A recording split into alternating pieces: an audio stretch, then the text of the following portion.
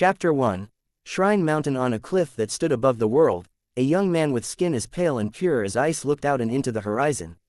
The beautiful yellows, reds and oranges of the morning sky shone without hindrance, dancing over the pristine white clouds below his feet.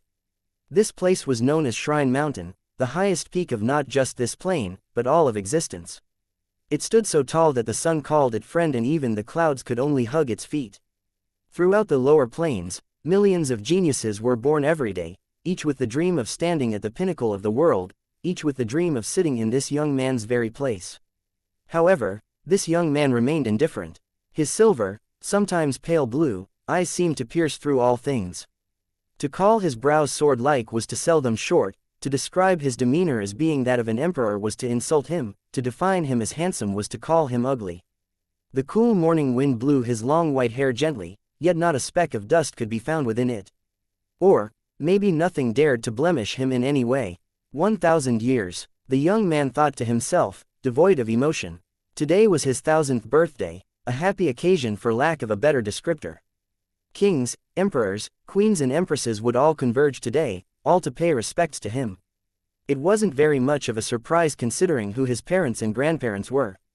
However, such a truth wasn't enough to require such fanfare. Simply put, the importance of this young man himself warranted respect regardless of his lineage. Elena. The young man spoke this name abruptly. His voice was soothing and calm but held a hint of biting cold that made them contradictorily sharp. Yet, it was very clear by how his eyes softened that he cared for the woman holding this name. You always know, a sound that seemed bestowed to the world by a fairy goddess filled the young man with a sense of comfort. The beauty floated to his side, descending onto his lap. Her violet dress wafted a heavenly fragrance toward him with its every flutter, matching his black robes to perfection. Holding onto her slim waist, the young man's nonchalant attitude toward the view rescinded as a light smile played his perfect features. His hand reached upward, caressing the beautiful strands of diamond pink hair that cascaded from Elena's head. She couldn't help but rest her ear to his chest in response, breathing in his scent. Ryu, what kind of gift would you like? A slight chuckle escaped from the lips of the young man. It was a laugh filled with warmth, but one he rarely showed anyone. Other than his parents and grandparents, Elena was the only other to have heard this laugh. This isn't proper etiquette, no. Elena pouted adorably, a sight that would have shocked the billions of subjects she ruled over. The heiress of the Holy Wing clan, behaving like nothing more than a little girl. I have everything in the world, do I not? Ryu sighed. The shrine plain dances at the palm of my hand, my woman is an unrivaled beauty and genius, my parents love and dote upon me, what else could I ask for? Despite his words, the undertone of sadness would never be missed by Elena. She knew her fiancé too well, well enough to know that these words were nothing more than self-mockery. In the martial world, there were 3 mortal planes and 3 immortal planes.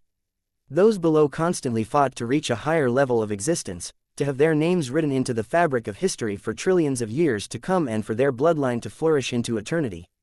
Yet, Ryu had no such aspirations. It wasn't that he was lazy or without drive. In fact, if a fool spouted such nonsense about Ryu Tatsuya, even commoners would swarm you with whatever weapons they could find, all to protect his name. The truth was that Ryu didn't have such aspirations because he already had it. The shrine plane wasn't just among the 3 immortal planes, it was the highest immortal plane. The Tatsuya clan wasn't just powerful, it was the most powerful. Ryu's life was comically easy. Still, he fought for it to have meaning. He delved into the world of archaeology, prying out secrets long since lost from ruins many clans had given up on. He studied botany with a passion few could match, even breathing life into long-extinct species. He even mastered arts of feng shui, applying them to create some of the most beautiful works of art and architecture to ever appear in the martial world. This was Ryu's life. He found meaning where there was none. When others would have resigned themselves to an existence of meaningless comfort, he sought for something more. At this point, one might think Ryu ungrateful. To be saddened when everything in the world was given to you on not a silver, but gold platter. However, there was a reason that despite having been betrothed to Elena for more than 600 years, they had never married. Ryu, a man who had everything in the world, a man who could command the waves with one hand and the sunset with the other, couldn't cultivate. His fiancée would live for billions, even trillions of years given her talent. But he, even with so many priceless treasures sustaining his life, would be lucky to live 1,000 more. Chapter 2. Nuri. How could Elena be unaware of how Ryu was feeling? Although they hadn't completed the traditional ceremonies and melded their souls together as husband and wife, Elena still felt like she could read her fiancé's mind just by looking into his eyes. In her mind, she would rather a few hundred years of bliss with her love than a few billion years of emptiness. Elena was a very pragmatic woman. While Ryu only reached his 1,000th birthday today, it wouldn't be very long until her millionth year of existence. Unlike Ryu, she was very much aware of how rare it was for her heart to be swayed. So what if you can only be by my side for a fraction of my life? These are moments I'll never forget, Elena thought to herself. Matching her thoughts, Elena didn't dwell on sadness. Today was meant to be a day of celebration. How about I allow you to take a concubine? Aren't I magnanimous? Elena said with a naughty grin. Ryu nearly choked on his breath, shattering his elegant demeanor. He had known Elena since he was born, yet he still couldn't combine her public persona with her private one. To the world, Elena was a holy princess, lofty and beyond mortal impurities. But, to Ryu, she was a lewd prankster and bona fide pervert. Ryu often found himself having to protect his chastity from her. It was almost depressing. Ryu could still remember the day Elena decided that she fancied him. She infiltrated his room at night and stripped down naked. Without any cultivation to speak of, how could Ryu have stopped her? Then, standing proudly without a hint of shyness on her face, she said, "You're the first man to see my everything, now you have no choice but to take responsibility. Come, put a child in me." Cold sweat matted Ryu's back when he recalled the memory. He still had no idea how he managed to weasel out of that situation. Still, in the end he took her as his fiancée. It had already been 600 years since then. There are many beauties comparable to me in the Shrine Plains. In fact, there are many with outstanding potential that we could pluck from the lower realms as well. Elena continued to rattle on as though Ryu's opinion didn't matter. My holy shrine alone has 3 subordinate clans and sects within the Blossom Plane who each have 8 or so more extensions within the pedestal plane. If I recall correctly, there are 9 holy winged saintesses born to them within the last 100,000 or so years. They have great potential. Ryu frowned. 9. That many? Now that you mention it, 9 is quite a lot. Usually, even 1 in 10 times that span would be pretty good. After acknowledging Ryu's point, Elena continued to ramble on about what must have been hundreds of viable candidates. While Elena spoke, Ryu looked up at the receding night sky, the faint flicker of stars just barely visible. His eyes flashed with a fierce light. Their silver hue waned, giving way to what could have been confused with the very depths of space itself. The stars became reflected within Ryu's eyes as he held his fiancée's delicate frame to his body. Fate. It was something even the greatest masters of karma struggled to understand. However, in the martial world, those who could read the alignment of the stars were all highly respected. It was this fate that gave Ryu almost unrivaled intelligence and constitution, yet also an inability to cultivate. Ryu found that the heavens had quite the sense of humor due to this. That said, it didn't mean he took the alignment of the stars any less seriously than anyone else. The moment he heard Elena's words, something fierce stirred within him. A normal individual might not understand what it meant to be a holy winged saintess, but he did. Within the martial world, the pinnacle of cultivation was found on the Shrine Plane. This namesake was earned due to the various hundreds of shrines that graced these vast lands, together representing the vicissitudes of life and death. Elena's Holy Wing clan presided over the Shrine of Light. To be named a saintess of any clan required acknowledgement of at least one such shrine. One could imagine just how rare it was for the representation of all light to choose you as an arbiter of its will. Yet, this happened 9 times in 100,000 years. It was too ridiculous. Ryu didn't like looking at the alignment of the stars. In fact, despite being born with the first-ranked heavenly pupils, mysteries of heaven and earth, he had only used its ability to read the lines of karma 2 times before. Once when they were awakened and once when his meridian awakening ceremony failed. The moment Ryu sunk into this state, the first star he saw was his own. It was larger than all those in its near vicinity, blazing with mercury-like fires and beautiful silver hues. Ryu sighed when he saw it. His fate star looked dazzling, but he knew what it represented. It would burn brighter and larger than the rest, but also dim and die sooner as well. Shifting his attention away, Ryu's view expanded, widening his scope. Ryu's breath hitched in his throat. Ryu, is something wrong? I just remembered that we don't need to go concubine hunting in the lower plains. I know of one lady here that would die of happiness if you took her into our bedchambers. Alina's sparkling pink eyes flashed with a hint of deviousness. Bringing up this lady was clearly her plot all along. Don't you remember your death guard? Nuri, I believe her name was. Hearing this name, Ryu was stunned out of his thoughts. In fact, he wasn't the only one. A shadow hidden in the void choked on air as well despite the fact there was no such thing to speak of within the void. Chapter 3. Father Elena sent a sly gaze toward seemingly empty space before winking as though to say, I have your back. Not every woman would be straightforward as Elena, backing Ryu into a corner and not allowing him to refuse her advances. In fact, Elena dared to say that if it wasn't for this personality of hers, she would have never become Ryu's fiancé. He was so young, but his heart was as stubborn as an old fogey. Of course, Nuri's presence couldn't be hidden from Ryu. Although he couldn't cultivate his body, his mind had reached a state few could match. In fact, his grandpa Kunin had once said a tribulation cloud could vent all of its anger within his mental realm yet still come out on the losing end. If others said it, it wouldn't mean much. But, considering his maternal grandfather was the priest saint of the Lightning Shrine, no one dared take his words lightly. However, the role of a death guard didn't allow cordial interactions between them. With a sigh, Ryu stood. He had tried to release Nuri of her duties many times, but she was more stubborn than he was. Elena defiantly dove into his arms, insisting that he carry her despite the weakness of his body. It was lucky that she was as light as a feather, otherwise Ryu would have collapsed. You think I don't know that you're purposely lowering your weight? How did I end up with such a fiancé? With those last thoughts, Ryu began a slow trek down the highest peak, his fiancé in his arms and a blushing shadow to his back. Within a delicate spring garden, nature's energy flowed with unmatched fluidity and swiftness. Precious heavenly medicines graced the lush green grass as nothing more than pretty fixtures. The small stream gushed with resplendent spring water, capable of extending a life by months with a simple sip. Even the meditation platforms, small chairs and tables were made of essence jade, the most valuable material in all of existence. Blending into the grace of this garden, a heavenly couple leisurely reclined. A man of bold presence sat on a high meditation platform, his every inhale and exhale seeming to match the breath of existence itself. His robes were a blazing red, matching his hair and eyes that danced with heavenly flames. His features were handsome beyond compare, looking like nothing more than a 30-year-old man despite having lived for billions of years.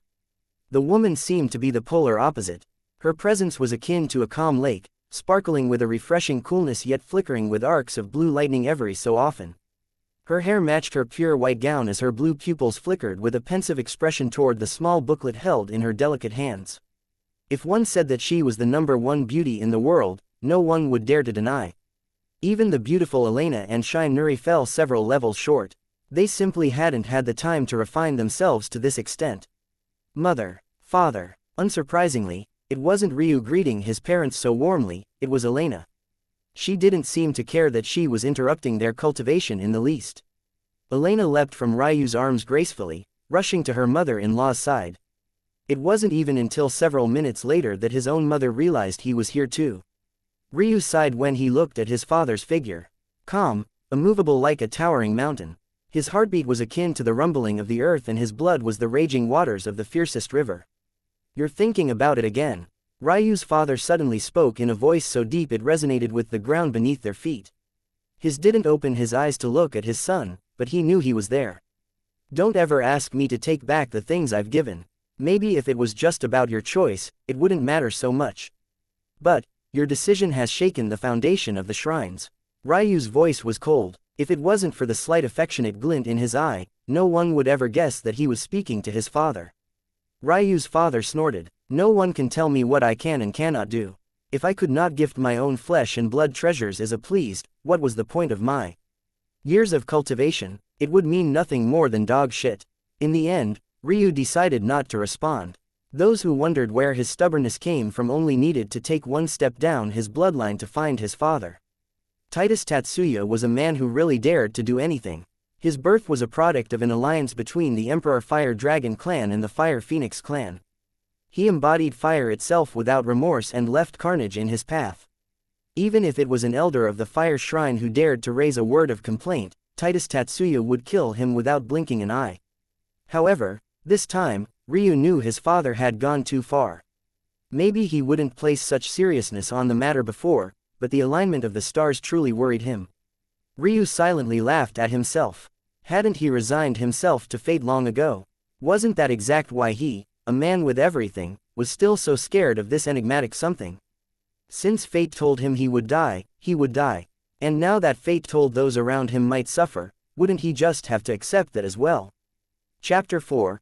Third Phoenix Clan. Later that day, guests began to slowly arrive, filling Fire Shrine with a lively atmosphere. Ryu, however, was content to continue to spend time with his family. Look at you, you've grown more handsome since Grandma saw you last. A beautiful woman who seemed to about in her late 50s lovingly caressed Ryu's cheeks. Despite her age, her looks could still topple a nation. Everything from her pure white hair to her demeanor was refined to an extreme. Tell me, has that little vixen vexed my little boy? Ryu smiled lightly, taking his maternal grandmother's arm as they strolled through the palace. Of course not, grandmother. Elena is lovely. HMPH. Those holy wing tramps are no good. My grandson deserves better. There are many nice young ladies in Grandma's Ice Phoenix clan. Grandmother will introduce you to them all today. HMPH, HMPH. Ryu knew quite well that this grandmother of his wasn't venting her hatred for Elena, but rather, Elena's own grandmother. The two of them had been rivals ever since their youth. It was their worst nightmare for their grandchildren to be bonded in such a way. Those of the Holy Wing clan weren't supposed to marry. Much like ancient-era Amazonians, they used men like tools to continue their lineage. If the child was a boy, he would become the property of the father.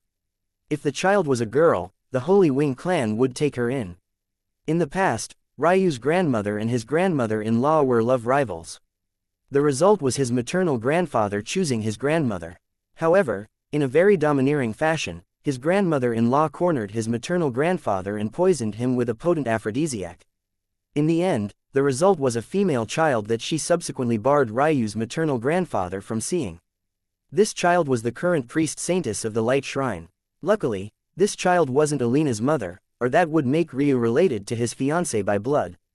Elena's father was actually unknown to her, or anyone, for that matter. For some inexplicable reason, his grandmother-in-law refused to tell anyone, something that was a far cry from her usual domineering openness. This aside, for obvious reasons, these matters sent his usual lovable grandmother into a rage whenever she thought about them. Such a culture was the darkest secret of the Holy Wing clan. On the surface, they were maidens of the light, unblemished by worldly affairs. But, in the dark they were suffused with ancient and outdated practices. Ryu only smiled, continuing to accompany his grandmother. Speaking of the clan, grandmother, I've found some clues about that ruin you asked me about. Oh, the mistress of the Kunin family, Verena Kunin, sighed. The ice flame has been in decline for a long time, yet the Holy Wing clan seems to pump out a new saintess every year. Grandma really might die of frustration. The heavens really don't have eyes. Ryu didn't need to meet his grandmother's gaze to know that she meant more than what it seemed by her last words. By all rights, Ryu had the perfect constitution for cultivation. Yet, his meridians lay dormant. If one couldn't say the heavens were blind because of this, then when could you? This ruin should have a small spark of hope. Ryu spoke with an eerie calm. It's actually not an ice flame ruin, but rather a phoenix ruin. A phoenix ruin, Mistress Kunin responded in surprise. Ryu nodded, his eyes lighting with passion that was completely out of place for his usual apathetic appearance. Mistress Kunin's heart warmed when she looked toward this grandson of hers. He was usually so cold, but it all seemed to melt away when he spoke about his hobbies. Ryu's comprehension of archaeology had reached a level that could no longer be properly classified. He put those ruin master old fogies to shame. As you know, Grandma, I have ice phoenix blood from mother and fire phoenix blood from father running through my veins. But, according to a few historical documents I've pieced together, there was a final, third species of phoenix that have been long forgotten. A third, usually, the elements are the simplest of heaven's laws to comprehend. There are only two exceptions to this rule: lightning and fire. Ryu nodded. Right, the flame, in particular, is quite enigmatic. It's the root of all life, however, it's also the root of all death. Mistress Kunin fell into a contemplative state. Her Ice Phoenix clan controlled the Ice Shrine and the Life Shrine. This was entirely due to the special characteristics of their ice flame. At the same time, Ryu's paternal grandmother's Fire Phoenix clan controlled the reincarnation shrine. If it wasn't for Ryu's paternal grandfather's Fire Dragon clan controlling the fire shrine, they would also monopolize it. Simply put, while their flames were known for the cold and heat respectively, their true root was control of life and reincarnation.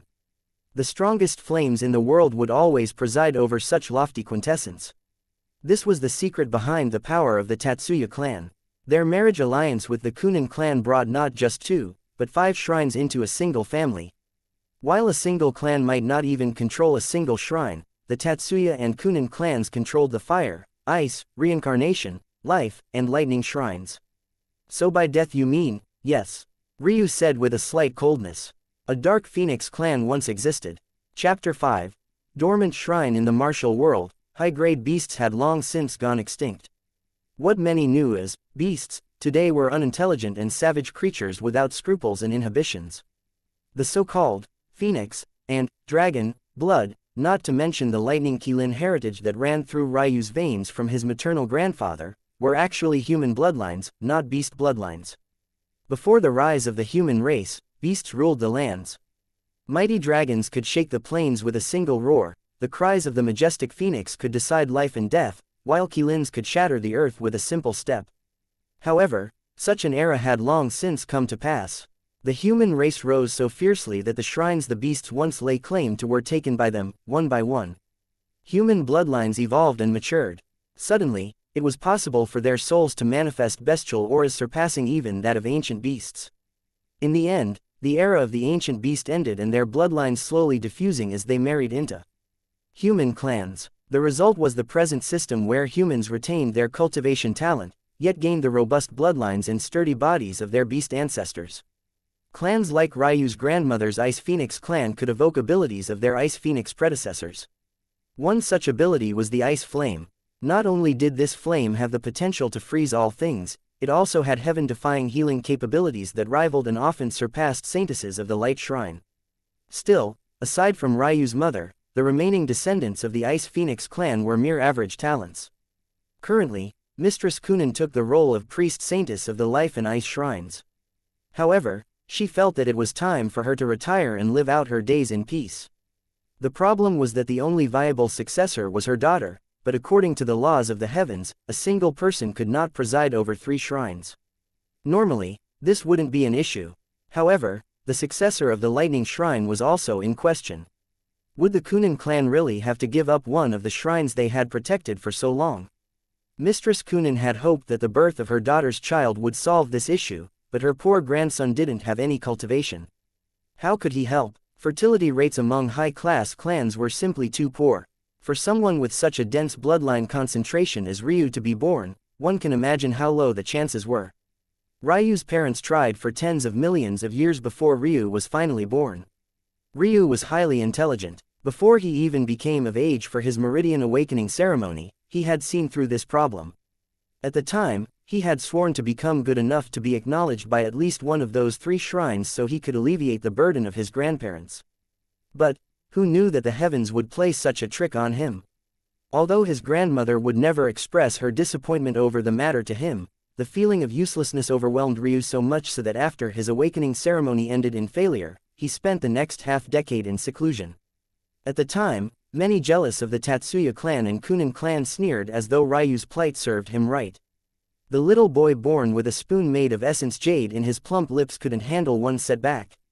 How pathetic. No one believed that Ryu had truly entered seclusion. After all, how could one believe that a 7-year-old could withstand such a thing? However, when Ryu emerged, he was a changed boy. Despite being only 12 years of age, his eyes had gained the depths of the world. For the last 5 years, he had spent his time within the shrine library, which had a repertoire of knowledge so dense that it stretched for thousands of miles long and wide, and tens of miles high. This was the place a 7-year-old boy had locked himself in. Those years fueled an endless desire within him. Alchemy, a waste of time. Why would I read about things I can't practice? Cultivation techniques, I'll ignore them, they have no use to me anyway. Formations, I'll only learn how to crack them, I would never be able to lay them down with my handicap. A little boy spent 5 years not gaining knowledge, but gaining an understanding of what paths he could take as a cripple. When he emerged, Ryu did so with determination in his eyes. There were so many things that he couldn't do, so he wouldn't waste his time. He'd pour his energy into what he could, he'd find ways to help his family even without an ounce of power. Ryu became a ruin master, learning several trillion years of history. He then learned botany. There wasn't a single plant in existence or non-existence that he couldn't recognize, not a single heavenly flower he didn't know how to grow and nurture. Soon after, he became a master of feng shui, grasping the world's beauty in his right hand. With his skills in botany, he revived long-extinct species, blessing the Tatsuya and Kunin clans with resources they could only dream of. With his skill in feng shui, he built the greatest cultivation rooms to ever exist. He reconstructed Tatsuya Palace to become the #1 martial world wonder, and he became famous for the heavenly laws within his paintings. And today, after more than 900 years of effort, he had finally found the path to reviving the Ice Phoenix clan. Today, he'd use this skill he toiled over to alleviate a weight on his grandmother's heart. Dark Phoenix clan. Mistress Kunin's beautiful blue eyes widened. Ryu smiled. If I'm correct, the key to reviving the Ice Phoenix clan fully is in these ruins. There's even a possibility of our clans gaining yet another shrine. Chapter 6. Forgotten. Mistress Kunin's eyes widened as she gazed at her grandson. She knew Ryu's personality well. He was cold, calculating, and treated his words like gold. In truth, she was worried that if she wasn't his grandmother, he might not speak to her at all. The fact that this very same Ryu was saying these words meant that if he wasn't 100% confident, he was at least 99% so. A dormant shrine. Mistress Kunin probed. Such shrines were coveted by clans of all kinds. With the system of things having been set for so long, dormant shrines were among the only resources capable of shifting such a stable situation. Shrines themselves not only provided clans with protection, they also dictated the faith tied to a lineage. Said faith is responsible for the prosperity of clan, its potential for growth, but most importantly, its longevity. The faith of the Tatsuya and Kunin clans were unrivaled. With such a level of protection, they had an unshakable foundation. Of course, one might then wonder just why such blessed clans birthed a cripple like Ryu, but this was an inappropriate way to view things. For one, the prosperity Ryu brought his maternal and paternal clans couldn't be underestimated. Due to his aid, his father, Titus Tatsuya, had already become the #1 expert of the shrine plane, with his mother acting as a close #2. Secondly, if one analyzed Ryu's body, you'd be shamed if you dared to say he wasn't a blessed young man. Not only was Ryu born with a perfect balance of 4 ancestral grade bloodlines, he awakened the #1 ranked heavenly pupils. And, although his meridian awakening ceremony failed, he was also born with ancestral grade meridians. How could a young man born with so much talent be classified as anything other than blessed? Ryu retracted the excited glint in his eye, his expression darkening slightly. Our next movements have to be extremely calculated. Do you sense something? Ryu looked off into the distance, gently holding his grandmother's arm. We have the most accumulated faith in the martial world, yet it seems that other clans are surging while ours have stalled. Something is amiss. Have you? Mistress Kunin hesitated. She knew quite well what abilities of her grandson's eyes. Oftentimes, elders of their Kunin and Tatsuya clans would attempt to exploit Ryu's abilities, but his grandparents and parents never had. They understood quite well how much Ryu hated reading fate, so they never forced him to do such things. However, judging by the way he was speaking, after what father did yesterday, I've felt uneasy. Ryu replied seriously, if it's for the sake of my family, any discomfort is irrelevant. Mistress Kunin's eyes glistened with unshed tears as she tightened her grip on her grandson's arm. Am I really cursed to live longer than my grandson? Her heart ached uncontrollably. If your father hadn't done what he did, I would have never allowed him to marry your mother. I want my grandson by my side for as long as possible. Ryu sighed. The heavens are in turmoil. So much so that even my eyes can't make sense of anything. There's a possibility that this is because I have no real practice reading the stars. But my instincts tell me that it wouldn't matter. Mistress Kunin shook her head. Reading the stars has never been entirely reliable. After a pause, Mistress Kunin continued, what have you understood about this ruin? Not much. Ryu lowered his voice. I've cross-referenced a few ancient texts and am fairly confident about its general location and its importance. That's all. A few. Seeing his grandmother looked at him skeptically, Ryu rubbed his nose. He had been working on this for hundreds of years, how could it qualify as a few? Just by virtue of the fact no one else knew about this ruin, one could understand the difficulty of finding this information. Mistress Kunin smiled knowingly. You've grown old now and think you can lie to your grandmother. With a cough, Ryu changed the subject. The location is very sensitive. It's not located in this layer, it's. Suddenly, Mistress Kunin's head snapped toward a particular direction. How dare you! An oppressive aura erupted from Mistress Kunin's frail-looking body.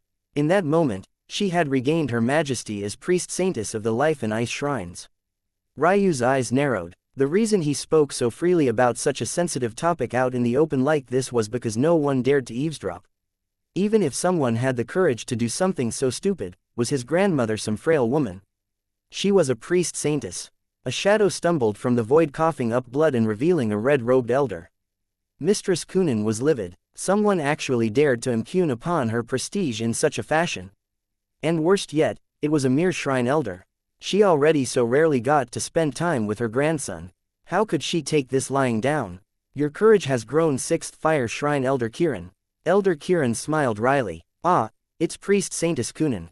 My apologies, I was simply in a rush and happened to encroach upon your void domain. The mistake is entirely my fault. The sheer lack of sincerity in his voice caused Ryu's grandmother's rage to shake the very foundation of the palace.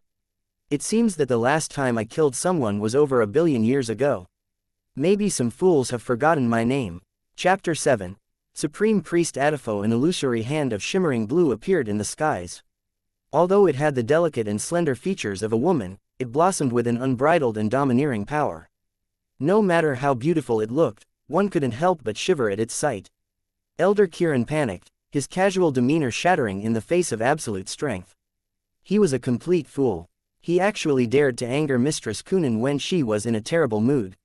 She had just been feeling helpless about her lack of ability to help her grandson, and now someone provoked her. This was no less than poking at a sleeping bear. Ah, Priest Saintess, please give me some face and stay your hand. Ryu inwardly sneered when he heard this newcomer's words. Wearing the same red robes as Elder Kirin, aside from the gold etchings, a seemingly young man appeared within the palace hallway. Although he seemed young, this was only because of the depth of his cultivation. In reality, he was several million years Elder Kirin's elder.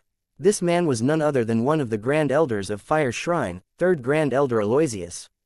As expected, this really does have something to do with father's actions.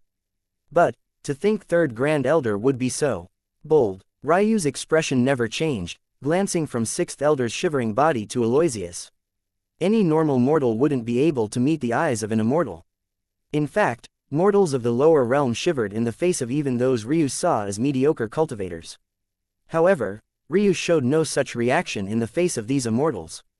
His pride was staunch even in the face of his quaking inner organs. Seeing that Mistress Kunin's technique hadn't paused, 3rd Grand Elder continued elegantly. Although your son-in-law is the priest saint of Fire Shrine, it wouldn't bode well for his mother-in-law to kill one of our elders, right? A small smile played his handsome lips.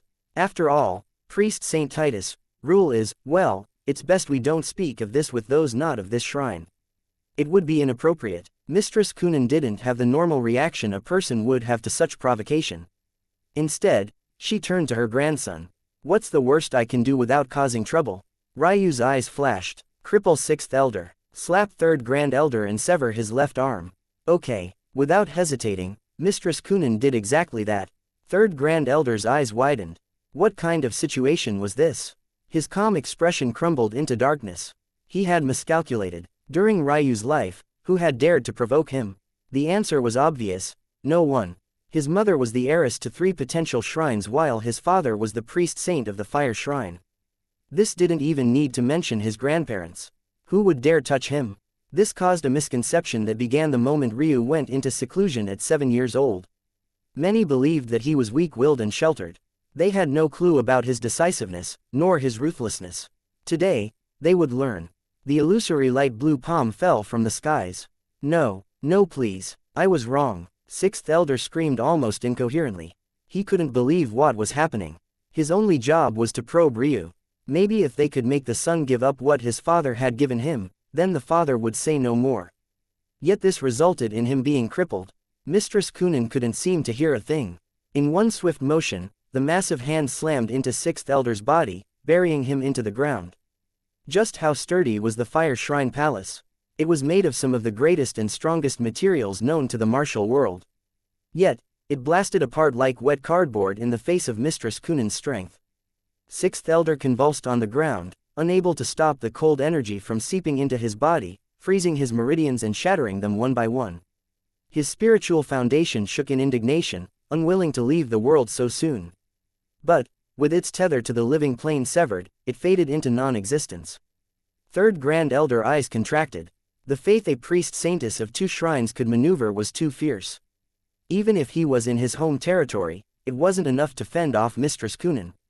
Entering the private property of the Tatsuya clan without permission, showing disdain for the heir of the Tatsuya clan, insulting the ruling priest-saint, eavesdropping on council-grade information.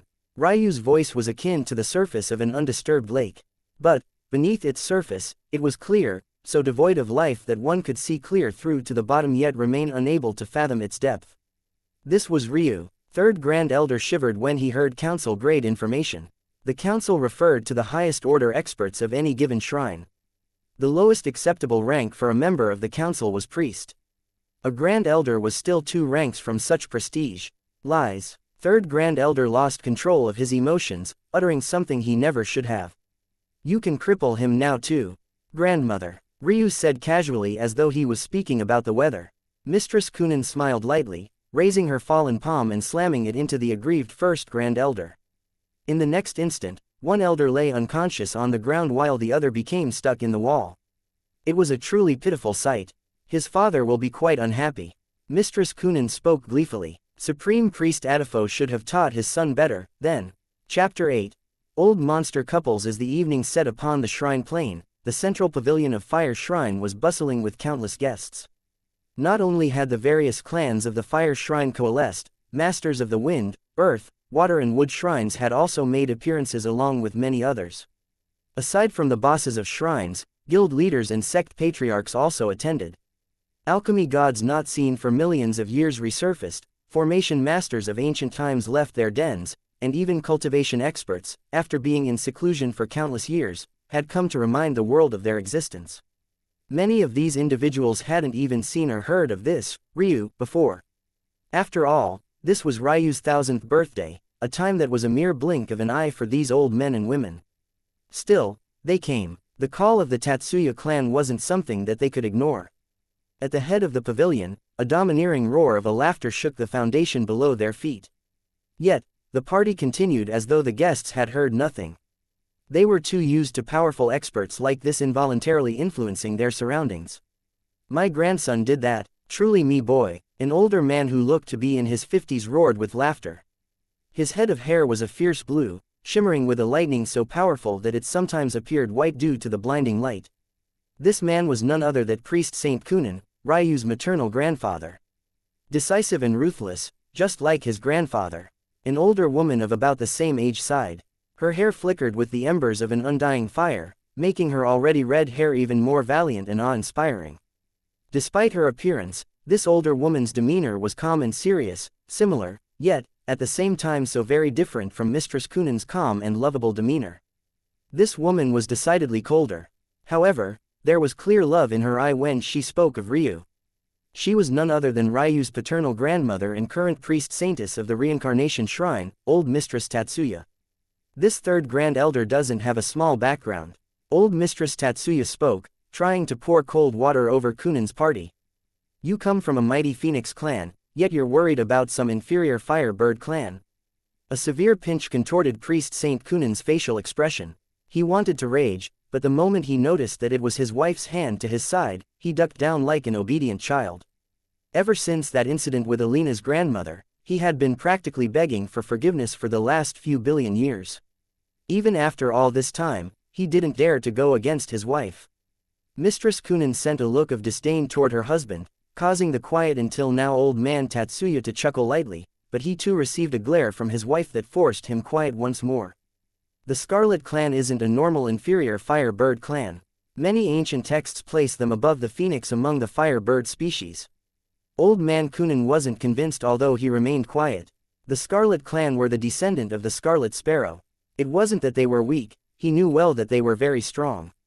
It was just that a phoenix's wings could cover hundreds of miles at maturity while a scarlet sparrow would never be more than 2 palm lengths. It was difficult for someone with his personality to take such a creature seriously. During ancient times, the Scarlet Clan once controlled the Blood Shrine. At that point, everyone had no choice but to take them seriously, despite their size. However, they hadn't birthed a descendant capable of taking the role of priest saint or saintess for many generations, forcing their legacy shrine into being a dormant shrine. They were quite amazing creatures. While ice phoenixes wielded life and fire phoenixes wielded reincarnation, scarlet sparrows were masters of vitality. Their flames had the ability to bestow and take away bloodlines. They were no less important to the structure of the martial world in comparison to phoenixes. Now, however, the Scarlet family was a subordinate clan of the Fire Shrine due to the fact their only remaining ancestral ability were their scalding hot flames. "Look at you," Mistress Kunin frowned, reprimanding her husband. "Didn't your Kunin clan lose the Tribulation Shrine? Just like the Scarlet Clan, you haven't birthed any descendants who can take it over. Why do you look down on the Scarlet Clan for a plight you yourself have?" "But, no buts," Mistress Kunin continued. "I know you want to say that little Hamari can gain the Tribulation Shrine's acknowledgement, but how is our little girl going to preside over 4 shrines? Aren't you a little too useless?" Old Mistress Tatsuya glared at her own husband as well. "What are you snickering for? I'm still not satisfied with the fact you handed your duties to little Titus so soon. You're his father, you should have bared the burden for longer no matter how talented he is. But, all you dragons are so lazy. You wanted to do what he did for little Ryu, but you didn't want to bear the headache, so you passed of your duties on him. What kind of father are you?" In the distance, Mistress Tatsuya and her husband Priest Saint Tatsuya coughed awkwardly as they watched their parents bicker, not daring to get in the middle of it. Even for experts of their caliber, billions of years of marriage wore on them. It would be impossible to find any couple that had been together for so long that weren't like this. "You won't ever treat me like this, will you?" Titus looked toward his beautiful wife, but only received a mysterious smile. Still, it made his heart flutter. "Will everything be okay?" Hamari suddenly asked, changing the subject. Titus snorted. "Since I've decided to give my son the origin flame, even the sky gods themselves can't stop me." Chapter 9. Loss, introducing the heir to the Tatsuya clan and his fiancée, Saintess Elena. A loyal servant of the Tatsuya clan happily introduced Ryu and Elena. In that moment, thousands of gazes had fallen upon the heavenly couple. Although Ryu preferred black robes, today, he wore traditional Tatsuya warrior garments. His robes were split into 3 layers, starting with an underlayer of golden cloth, partially covered with pristine white fabrics, before finishing with a fierce embroidered red. The design was simple yet exuded an air of majesty only a young man with the world in his hands could replicate. To his side, Elena's beauty was beyond words. Her diamond pink eyes sparkled with happiness, reflecting everything good about the world. Her hair shimmered like crystals, sometimes appearing as a soothing lavender, and at other times like a gentle pink, yet it flowed like calm stream. She was dressed in traditional Kori clan robes, representing the clan of Ryu's maternal grandmother. The elegant gown shimmered with light blues and pristine whites, exuding a graceful and comforting air. Ryu walked forward holding Elena's arm, his white hair falling with a beautiful sheen and reaching to the middle of his back without a speck of dust. His silver eyes were steady with a cold indifference as though he was completely unaffected by the numerous sensory sweeps that touched his mind. Still, he felt every single one. It was akin to an uncomfortable bombardment hands, each vying for space to greet Ryu. However, to those whose senses touched him, they felt his lack of a reaction was due to the fact he didn't realize what was happening at all. If Ryu had the cultivation of his father, would they dare to be so rude? It was clear that they all wanted to confirm whether or not the son of the mighty Titus Tatsuya and elegant Hamari Tatsuya really was a cripple. And it was just as clear that his reaction, or lack thereof, confirmed the rumors. Elena's brows twitched in anger. To her, an insult on her future husband was an insult to her. However, if she stepped forward to protect Ryu, wouldn't that just give these bastards capital to talk ill of him more? Giving her fiancé the title of a man who hid behind a woman would only harm him. "These fools have no idea how much he's done for you all," Elena thought with disdain. One would think that the birth of a child as a result of a union between the Tatsuya and Kunin clans would cause an uproar, but this was the case only for those of the younger generations. Those of the older generation didn't care for such matters. Well, this wasn't entirely accurate. This union affected them too, but their uproar had already occurred when Titus and Hamari announced their engagement. After this matter was closed, wasn't it a foregone conclusion that they would eventually be with child? Such a child wouldn't be worth the older generation giving a second glance to until he grew through several millennia. It wasn't too much of an exaggeration to say that of the older generation, only Ryu's grandparents had been aware of his birth. As a result of this, many of these old fogies weren't aware of Ryu's deeds. To them, the 1,000 years since his birth was nothing more than a nap to them. How much could someone accomplish in that time? This was how they thought. Since they often spent millions of years stuck at a cultivation realm, this was how they began to view time. If they couldn't accomplish much of anything in 1,000 years, how would a youngster, wet behind the ears, do so? If it wasn't for the Tatsuya clan's call, they wouldn't have even come here. A small smile played Ryu's lips.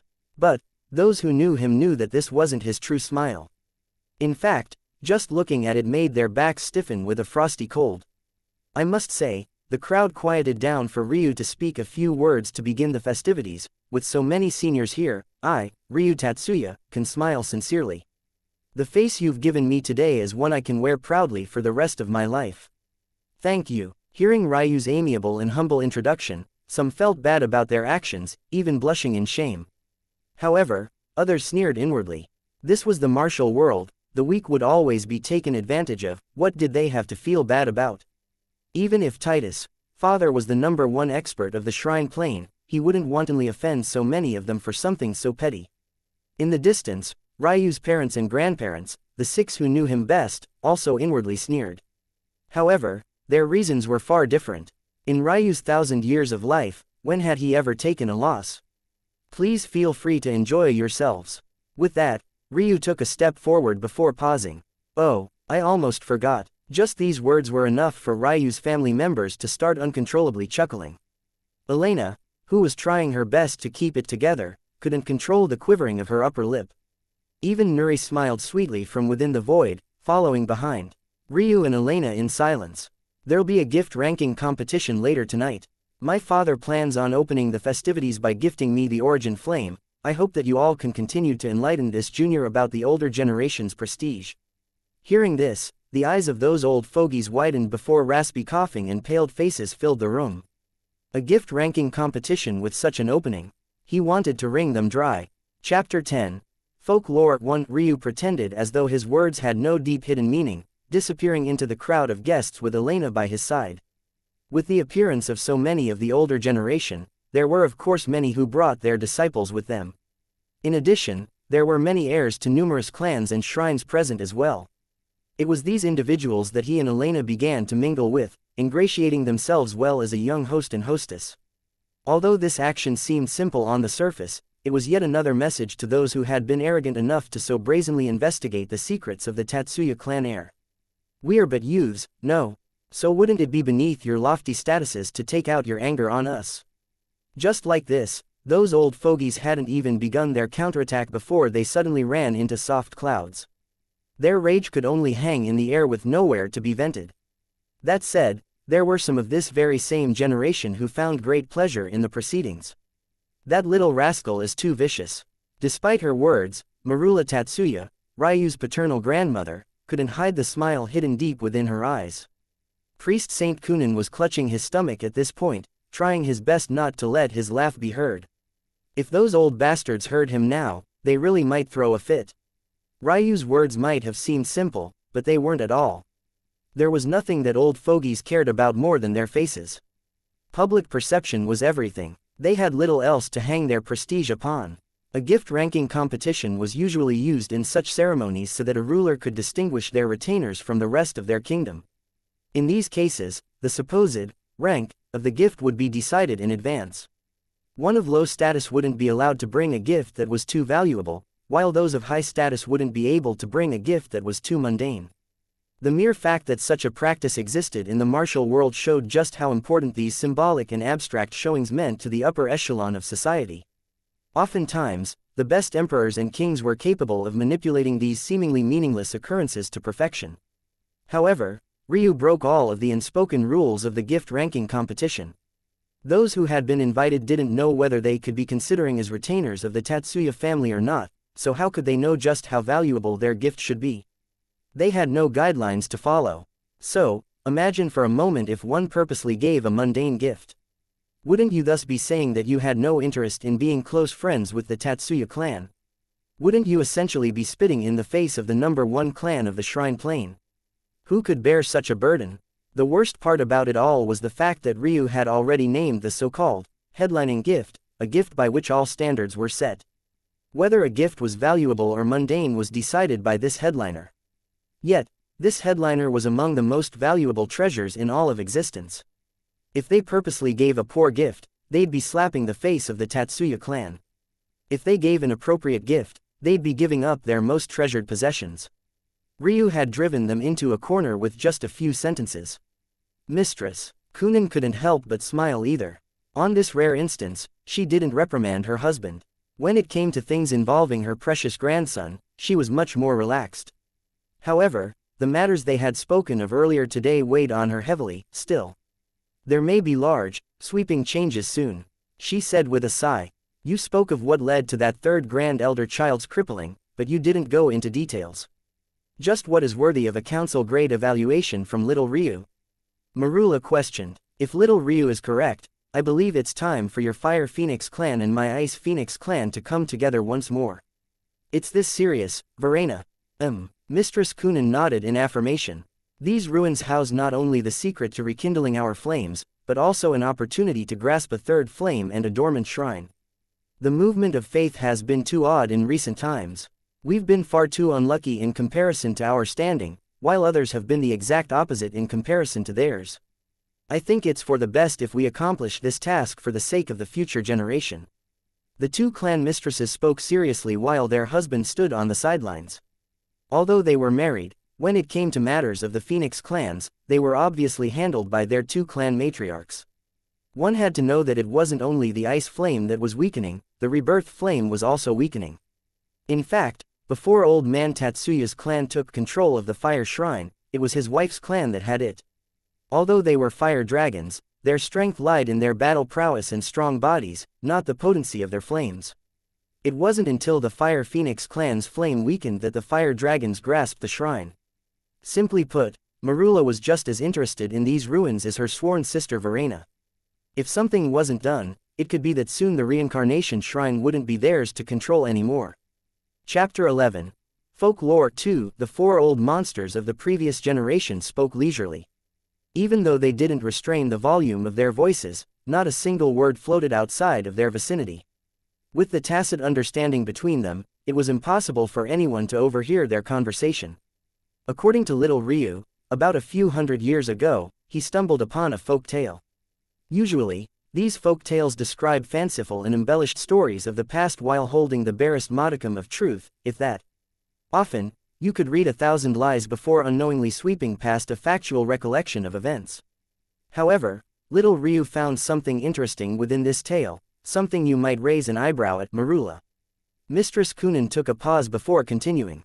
Like many other folk tales, this one recounted stories of the sky gods. In fact, there were hundreds of tales depicting adventures of at least half a dozen of these legendary figures. The one that caught little Ryu's attention was one about the fire sky god. According to the tale, unlike the other sky gods, Grachus was born feeble and weak. Not only was he unable to fend for himself, he was doomed to live a short life due to his frail body. Ryu's grandparents couldn't help but tremble when they heard these words. They were all experts who had lived through billions of years of life. How could they not immediately pick up why this story caught their grandson's attention? The reality of the matter made them feel powerless and weak. Taking a deep breath, Verena managed to stabilize her emotions. This folklore, instead of telling a tale of glory, it told one of sadness and despair. The story simply ended with the death of Grachus, alone and destitute, having committed suicide due to his own uselessness. But then, isn't it obvious to ignore this story as a lie? Priest Saint Kunin couldn't help but ask his wife. Sky god Grachus obviously became a great man. He was among the pioneers that led the human race to subvert the rule of the ancestral beasts. How could his life have simply ended like that? If finding the puzzle pieces that connected to this ruin was so simple, wouldn't someone have found it long before our little Ryu? Verena glared at her husband. She was trying to tell a touching story, yet this blockheaded man wanted to interrupt. One should never stop a grandmother when she's in the middle of praising her grandson. Kunin shrunk back, the blue and gold lightning flickers in his eyes and hair dimming considerably. Anyway, little Ryu also ignored this tale originally. However, a few decades later, he was doing research on spiritual foundations in order to help little Titus break through to the next stage. He wanted to find what heavenly treasures were capable of solidifying an already mature spiritual foundation. The three grandparents listened to Verena's tale intently, hanging on her every word, not because she was a good storyteller, but because they loved their grandson very much. His short lifespan only made them cherish him all the more. Even if he had turned out to be a useless debauchee, they would have loved him regardless. To them, the words, spiritual foundation, were practically taboo for that exact reason. Ryu was born with talent that could shake the very foundation of the shrine plane. The momentum of his birth was so momentous that the entire plane was shrouded in dark clouds for months. Yet, all of that talent was wasted on account of the fact he was born with a false spiritual foundation. In the martial world, it could be said that there were 4 pillars that decided one's future. The first was bloodline grade. The second was skeletal grade. The third was meridian grade. Yet, the place where all of these things took root, and the fourth and most important aspect, was one's spiritual foundation. As the legatee of 4 ancestral grade bloodlines, Ryu passed this first test with flying colors. For this same exact reason, his skeletal grade was off the charts, also being of the ancestral grade. Finally, his meridian grade fell behind in no way, also being evaluated at the ancestral grade. These rankings might seem meaningless to many, but for those of the shrine plane, this sort of event was unprecedented. Common grade, black grade, earth grade, heaven grade, sovereign grade, ancestral grade and the legendary origin grade. These 7 rankings alone decided the future of young geniuses everywhere, yet Ryu topped them time and time again. One had to understand that the origin grade was rare even among the sky gods. In fact, only one of them could claim to have reached such a level. Only a single person in history. For all intents and purposes, Ryu was unmatched in talent. However, the spiritual foundation was all-encompassing. It was difficult to explain in just a few words, but it was the method by which all cultivation took root. Those born with false spiritual foundations were doomed to a life of mediocrity no matter how profound their remaining talent was. During this research, little Ryu managed to succeed, of course, making little Titus practically unmatched in the shrine plane, but, at the same time, he came across something curious. Once more delving into folklore to find clues about these magical herbs, little Ryu found another tale about the Grachus. It was seemingly disconnected. In fact, it seemed like a completely different story entirely, as though it wasn't even the same character at play. The first portrayed Grachus as a poor, but loving boy. He couldn't bear the idea of his parents struggling to keep him alive, so he committed suicide when he realized that his efforts toward becoming stronger were useless. However, the second folklore described him as a cruel warlord. A man who took women as he pleased and killed men for leisure. The entire tale was disgusting and off-putting. However, the curious part was that at the end of his life, Sky God Grachus reached a level of being where his will was accepted and melded into the will of the heavens. Just like the other sky gods, he became immortalized and as such, became capable of choosing successors by spiritual foundation rebirth. What caught little Ryu's attention was the fact that the requirement for this second awakening was suicide. Chapter 12. Folklore 3. The old monsters collectively sucked in a cold breath. This so-called second awakening was an incomparably rare opportunity to gain the legacy of one of the sky gods. At birth, one would have a particular grade of spiritual foundation attached to you. This grade would decide your life in many aspects and often weighed heavier than the grades of your other talents. It acted as a bottleneck of sorts for how much potential you could glean from your abilities. In 10,000 out of 10,000 cases, it was impossible to change your spiritual foundation. The herbs that Ryu found to improve his father's foundation didn't directly raise the grade of Titus' spiritual foundation. Instead, it increased the strength of the cultivation he built atop of it, deepening their roots and allowing Titus to build higher. However, in very rare instances that only occurred once every several epochs, one would successfully undergo a second awakening, causing a qualitative change in their spiritual foundation. After this person would come to be known as a sky god descendant, gaining access to a door holding the understandings of their sky god. According to ancient texts, there were two facets to this second awakening. The first was to have been lucky enough to be chosen by a sky god. The second was to successfully complete the trial set out by this sky god. As for what these trials would be, there were numerous possibilities, most of which were lost in time. However, they all shared the characteristic of being mind-numbingly difficult. Even the number one expert of the Shrine Plane, Ryu's father, wouldn't dare take on these trials lightly. This said, there were a few trials that had survived the test of time. The lightning sky god required one to bathe in the highest form of tribulation lightning, white lightning. The wind sky god required her successor to breathe in the heavenly north, south, west and east winds located at the end of existence. In fact, the fire sky god's trial was thought to have survived as well. According to ancient texts, one was meant to immerse themselves in the core flames of an immortal plane. What was truly troubling about these trials, aside from their high fatality rate, was the fact that one wouldn't know if they were chosen until after completing it. Many had been forced to cast aside their lives on a simple gamble. I know what you're all thinking. The fire sky god's trial is well documented. There are even records of the last legend to successfully undergo a second awakening.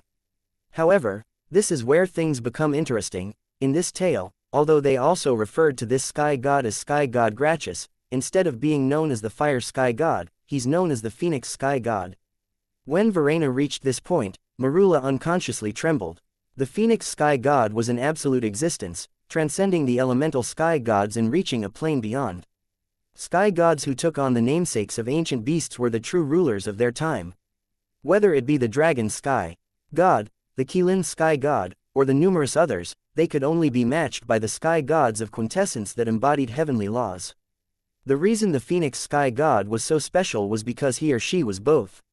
Not only did the phoenix sky god embody an ancient beast, he or she also embodied the three pillars of existence: life, death and reincarnation. Whether it was the ice or fire phoenix clan, they knew very little about this entity, but worshipped them regardless. How can this be? Any mention of the phoenix sky god has long since been taken into our families. How did little Ryu find this? And why is this tale so cruel? Marula muttered to herself. These old monsters didn't need much prompting. They understood very well how cruel a trial that required you to take your own life was. Since you had no idea whether you were chosen or not beforehand, how many people had sent themselves to death in vain? Although the other trials were difficult, at least there was a sliver of a chance for survival. The Phoenix Sky God's trial had no such backdoor. This was what little Ryu had to speculate about. Verena explained. The words Phoenix Sky God were never explicitly stated. Then, how did little Ryu know? When he explained, this old woman couldn't help but hold her grandson in awe. It was truly too shameful. Despite her self-deprecating words, Verena's smile was so wide you'd think she had just received a compliment. The first folklore was written in the Sky God era, but the second was written in the Shrine era, several trillion years apart, and the ancient characters were several dialects apart. In the first folklore, Grachus was spelt with the ancient characters for pitiful and weak. However, in the second folklore, Sky God Grachus was written with the characters for life, death and reincarnation. Little Ryu speculated that this was an embedded clue, so he began to cross-reference words that were similar between the two folk tales. Over time, he came to find that these weren't just two connected stories across eras, but exactly 9 of them. 9 tales, all about the same man, written across 3 different eras. The Sky God era, the Shrine era and the Blossoming era. What all 9 of these ancient texts had in common was that they didn't just detail 2 Phoenix clans, they detailed 3 of them. The Ice Phoenix clan, the Fire Phoenix clan, and the Dark Phoenix clan. Little Ryu believes that he's found the Death Shrine. Chapter 13. Ventus clan heir. While the old monsters spoke of serious matters, Elena and Ryu continued to float around from social group to social group. It wasn't difficult for Ryu to notice the jealousy in the eyes of the young men he interacted with, but not many dared to show it outright. Although Elena was a young maiden in many of their hearts, it wasn't as though Ryu was a country bumpkin. In fact, if there was ever a direct opposite of such a term, Ryu would likely be the first choice for such a title. Normally, after more than 600 years since their engagement, the hearts of these young men would have cooled off by now. However, it was exactly because it had been so long that such sparks relit. Who didn't know about Ryu's limited lifespan? Who didn't know about the light shrine's dissatisfaction with their young saintess? Many began putting pieces together and fabricating stories to help themselves sleep at night. Some believed that Elena was a kind-hearted goddess who simply pitied Ryu's plight. They thought that Ryu had likely confessed to her, causing her to feel uncomfortable rejecting him. To them, Elena just saw this as a small investment for her conscience. After all, this cripple wouldn't live that much longer anyway. Other, slightly older individuals remembered past, circulated rumors about Elena's grandmother. According to these stories, Elena's grandmother had forced Ryu's grandfather into a corner utilizing a potent aphrodisiac even after he had married Mistress Kunin. As the theory went, they believed that Elena wanted to repay the debt of pain her grandmother had caused to Ryu's family by promising herself to Ryu. Although these beliefs were somewhat reasonable, there were obviously foolish reasonings among them as well. For example, some thought that Ryu's parents, being blindly despondent with their poor son's plight, were willing to use their influence in evil ways. So, they had pressured the Holy Wing clan and the Light Shrine into betrothing their saintess to their son on threat of war. The worst of these conspiracy theories were always centered around Ryu being a good-for-nothing who only relied on his parents since he couldn't build up any power of his own. These foolish individuals didn't even realize that if the Tatsuya and Kunin clans were even a tenth as despicable as these rumors claimed, anyone even thinking these thoughts would be grinded to dust under their rage. Well, if it isn't Sister Elena and Brother Ryu, I have to say, you two truly match the image of a heavenly couple. This poor wind shrine heir toasts to you two. A young man with light green hair reminiscent of distilled tea bowed slightly toward the couple, his handsome features gleaming with arrogance. To his left and his right were two close friends of his. The young man himself was the leader of the current generation of his Ventus clan, Gale Ventus. As for his friends, one was the heir of a subordinate clan of the Ventus, similar to the relationship the Tatsuya clan shared with the Scarlet clan, the Eurus clan's Zephyr Eurus. The other had status equal to that of Gale, having a family that controlled the water shrine, the Unda clan's Lacus Unda. Ryu emotionlessly looked toward the three young men before him. Although they could be considered members of the younger generation, they were several million years older than Ryu. Truth be told, someone Ryu's age wouldn't normally be allowed to come to such events as they spent much of their early lives training. But, for obvious reasons, Ryu couldn't do this. The short of it was that these young men essentially grew up along with Elena, so the reason for their clearly fake smiles was evident. That said, Ryu didn't care about this. What he was actually noting was the arrogance of this young man. One had to understand that naming yourself the heir of a clan and naming yourself the heir of a shrine were two wholly different concepts. The fact this Ventus clan heir dared to say that he would inherit the Wind Shrine, and in front of one of his competitors, Zephyr, made this young man's personality clear and obvious. Calling himself poor, before directly contradicting this statement mere syllables later to raise up his status so high, this young man liked to lay traps within his words. I see, Ryu spoke slowly. I have long since heard the name of the Ventus clan's young rising star. I believe it won't be long before you surpass your elder brothers. A great talent indeed. It's unfortunate that I won't be alive to see you sprout your wings fully. Although Gale's face remained neutral, there was a clear flash of anger in his eyes.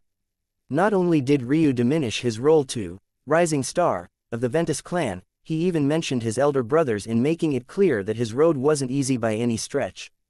Then, to top it all off, Ryu removed the best counter Gale had available to him by mentioning his inability to cultivate outright.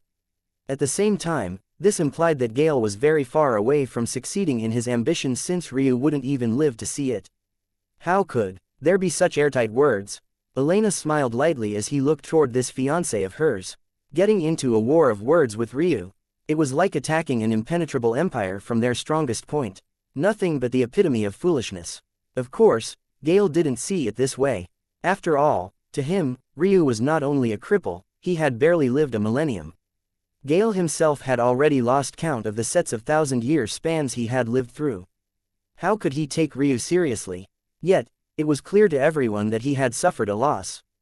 To the side, while Zephyr displayed a fiercer anger than Gale, Lacus' eyes shone with a sparkle of intelligence as he calmly gazed toward Ryu.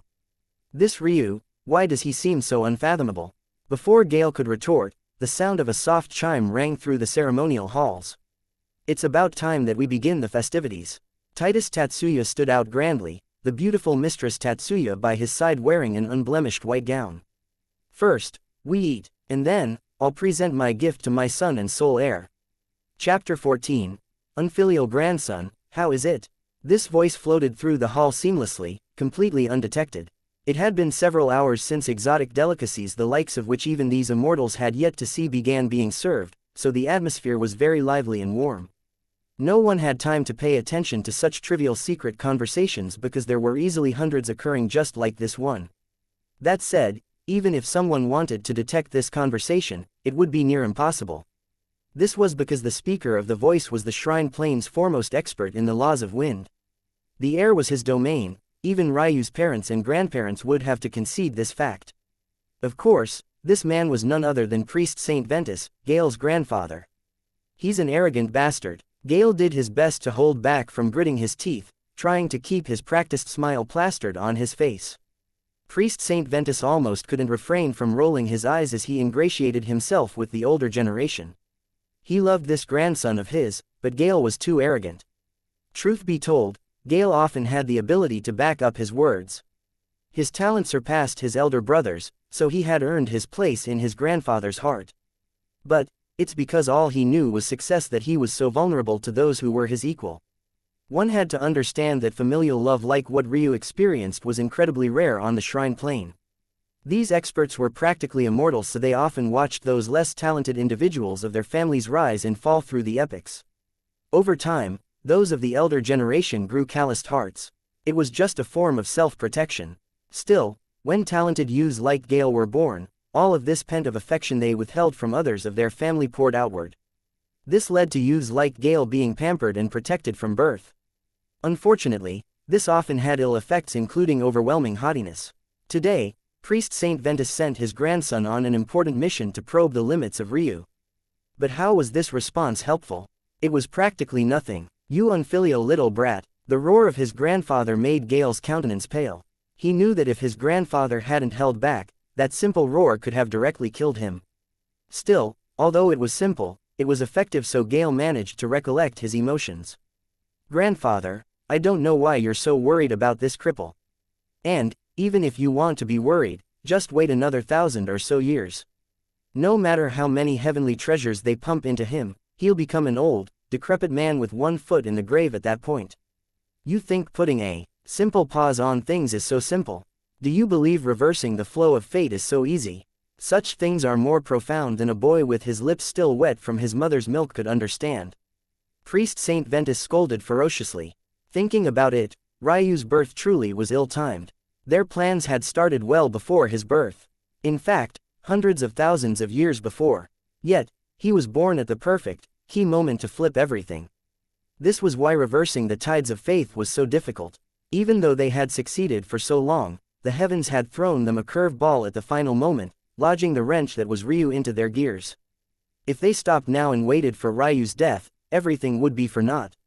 On top of this, they'd suffer a severe backlash that would result in all of their deaths.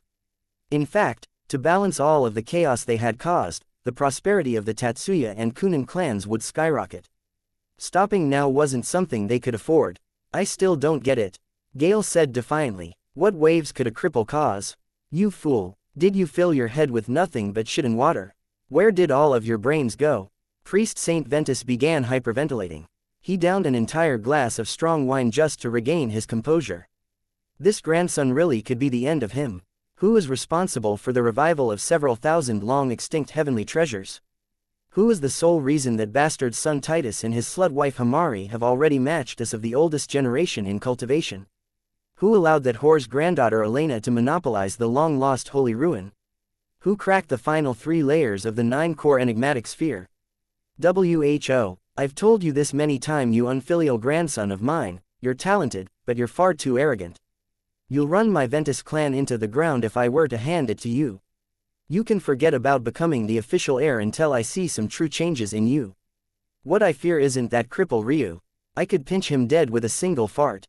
What I fear are the eyes he was born with. Do you believe that they're the first-ranked heavenly pupils for show? But grandfather, Gale's voice was decidedly softer. His grandfather's refusal to name him the heir of the clan had always been a sore spot for him. Don't you need profound cultivation to make use of heavenly pupils? He has none to speak of. That's exactly what's so fearsome about it, brat. He doesn't have an ounce of cultivation, yet he's accomplished so much. This is the prowess of the mysteries of heaven and earth pupils. Even the best fate readers would be unable to derive our plans. But everything is laid bare before these first-ranked pupils. Nothing can be hidden from them. Our only saving grace is that he is a cripple and as such, is unable to use their true abilities. However, he is still intelligent and resourceful. I need you to probe him appropriately.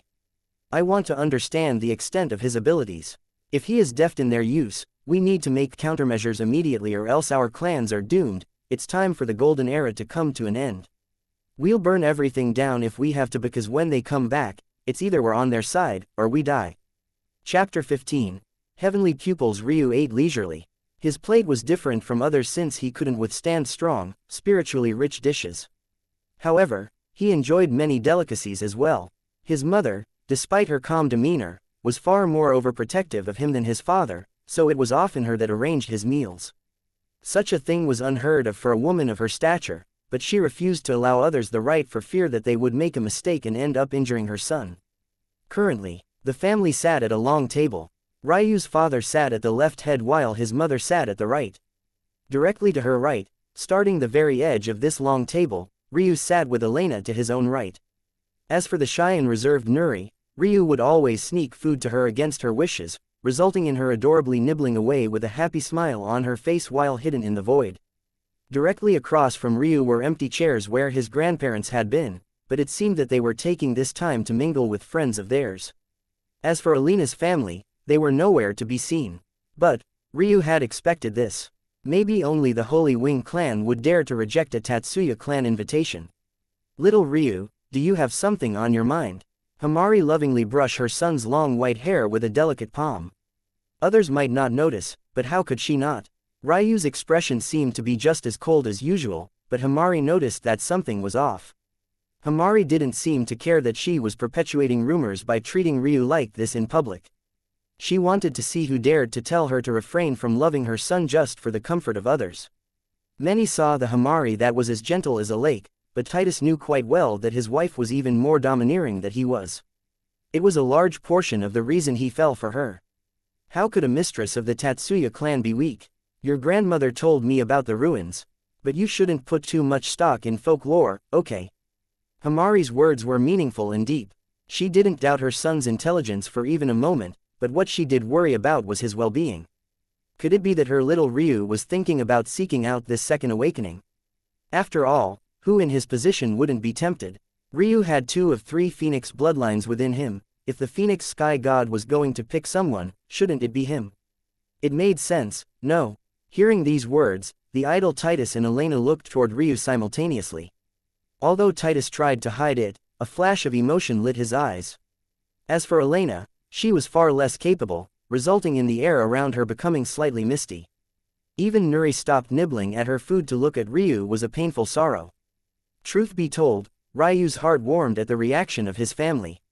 Other large clans would be clamoring to find out the details of such a large treasure trove, yet Ryu's family only wanted him to not lose himself.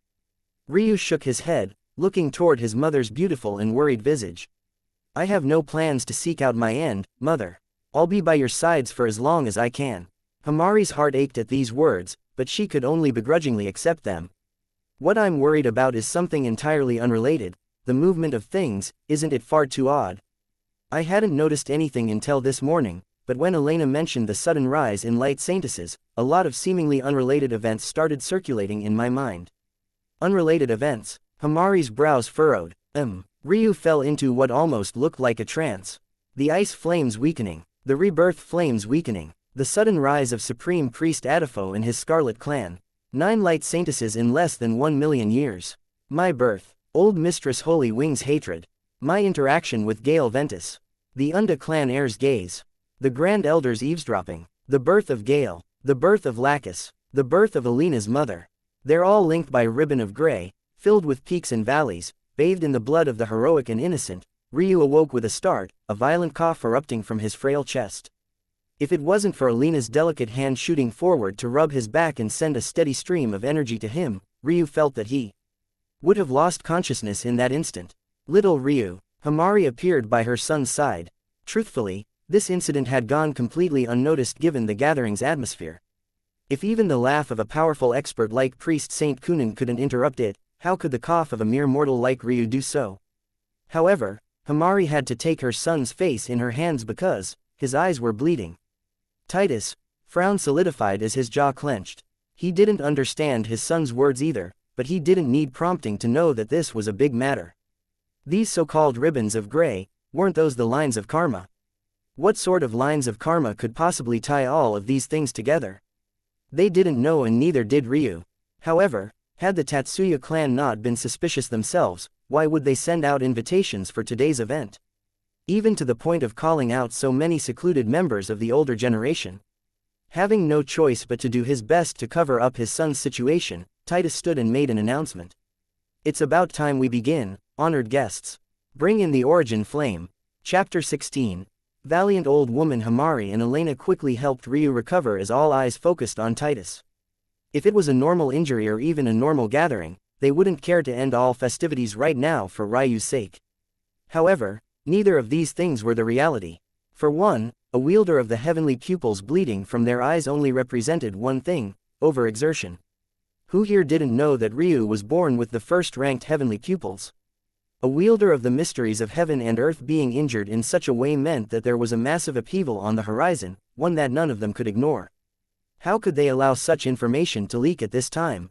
Secondly, this event was put together by the Tatsuya clan to probe the current Shrine Plains situation and solidify bonds. They all understood the importance of this. Whether it was for familial love or practicality, Ryu had to hold it together. I'm sure that many of you are wondering why the Tatsuya clan issued this summons. Truthfully, it isn't because this old man believes his son's birth date is so important. The matters of the younger generation are trivial and are unworthy for such esteemed and honored guests to be involved in. Rather, I called you all here to witness a moment in history and to benefit from this rare opportunity. Titus' words alleviated many of the doubts and pent-up frustration many there had. Honestly, they had forgotten this anger after seeing friends of old. However, Titus' words reminded them that these theatrics were actually all for a boy with his mother's milk still leaking from his lips. This said, the fact Titus was admitting all of this himself made them feel inwardly comfortable. Before, they had no choice but to come for fear of offending this powerful clan, but now it could be said that they were happy they came. It was clear that Titus had the charisma of a leader. After collecting himself, other than slightly reddened eyes that ached when he looked at the light, Ryu was fine. He couldn't help but look toward his father with a hint of pride in his eyes. Ryu was well aware that he didn't have the disposition of a leader. He was too cold, too calculating and completely unsociable. So, he had always admired his father's leadership talent. You may have all guessed reason since that silly brat of mine let the cat out of the bag, but today the Tatsuya clan will allow you all to be witness to the bestowment of a treasure we've kept for generations, the origin flame. As legends would have it, the origin flame is a source of enlightenment. Many tales claim that in the moment it chooses a master, it will release a wave of heavenly law, making comprehension of higher realms far easier. Titus smiled lightly, allowing the weight of his words to build up. He didn't have to fabricate these tales, these were truths everyone who had heard of this flame knew. The origin flame was a miracle of the heavens. It had the ability to bestow enlightenment to those in its presence, making resonating with the natural order far easier. The master of these flames would be the greatest beneficiary of this, allowing them to see through the essence of all things. This flame was by no means the greatest offensively, such a title was reserved for core flames. This flame was also not the best for alchemy or blacksmithing, such an honor was harbored by earth flames. It didn't have any special healing abilities either, such a thing was exclusive to holy flames. Not only could this flame not harm a fly, it was completely docile. However, what it did have was absolute control and sovereignty. Raging energies became as calm as a peaceful rivers. Impossible to comprehend concepts slowed before your eyes, awakening within your mind. Nature would grow fond of you, causing rampaging beasts to bow and heavenly treasures to present themselves. Origin flames were the last sparks that remained from the beginning of all things. Whether these rumored abilities were true extent of their capabilities, even these immortals were unaware. But, wasn't coming out of their secluded practice worth it for just the possibility? Our Tatsuya clan could have taken advantage of this moment alone, but the golden era of our shrine plain wasn't ushered in by selfishness. The foundation of this era is camaraderie and brotherhood. it's because we come together that the state of affairs today is so harmonious and peaceful. I share this opportunity with you all to continue facilitating this culture. The Tatsuya clan will never treat you poorly, so I hope that you take care of us as well. Those here were moved by Titus' words. They almost simultaneously hung their heads in shame for how poorly they reciprocated this kindness. Those who gone out of their way to humiliate Ryu earlier in the night felt even worse. None doubted Titus' word. Even if he was lying, they were certain that there weren't any malicious intentions behind his true purpose. Thinking to this point, those of the older generation who had been stuck at bottlenecks for an ungodly number of years couldn't help but sit up straighter. Servants with cultivation so profound that many raised eyebrows glided into the room, holding a box so black that it reflected no light whatsoever. This box was quite larger, requiring 6 such servants to hold. Yet, despite the number of them, the strain on their features was clear. Neutron star core. Those of the weapons forging guilds all but fainted in shock. The material this box was made out of was none other than the densest and hardest mineral in existence. A single cubic centimeter weighed millions of jin. Who could even imagine how heavy this large box was? However, to hold the origin flame, such measures weren't just warranted, they were necessitated. Haha, I hope I'm not late. Just as the black box was placed before Titus, the domineering voice of a valiant middle-aged woman shook the hall. Everyone could only look over to find old Mistress Holy Wing standing in gold, silver and pink diamond armor, a short sword to her hip. She strode forward as though she was walking into her own home, a domineering sneer hanging from her well-maintained cherry lips. Chapter 17. Old Mistress Holy Wing. Old Mistress Holy Wing was indeed valiant. Although she had retired from her position of priest saintess, handing it down to her daughter, Alina's mother's half-sister and Ryu's half-aunt, she was no older or less powerful than Ryu's grandmothers. Her beauty was clear. Despite looking about 50 or so years old, her skin was soft and supple, not to mention healthy.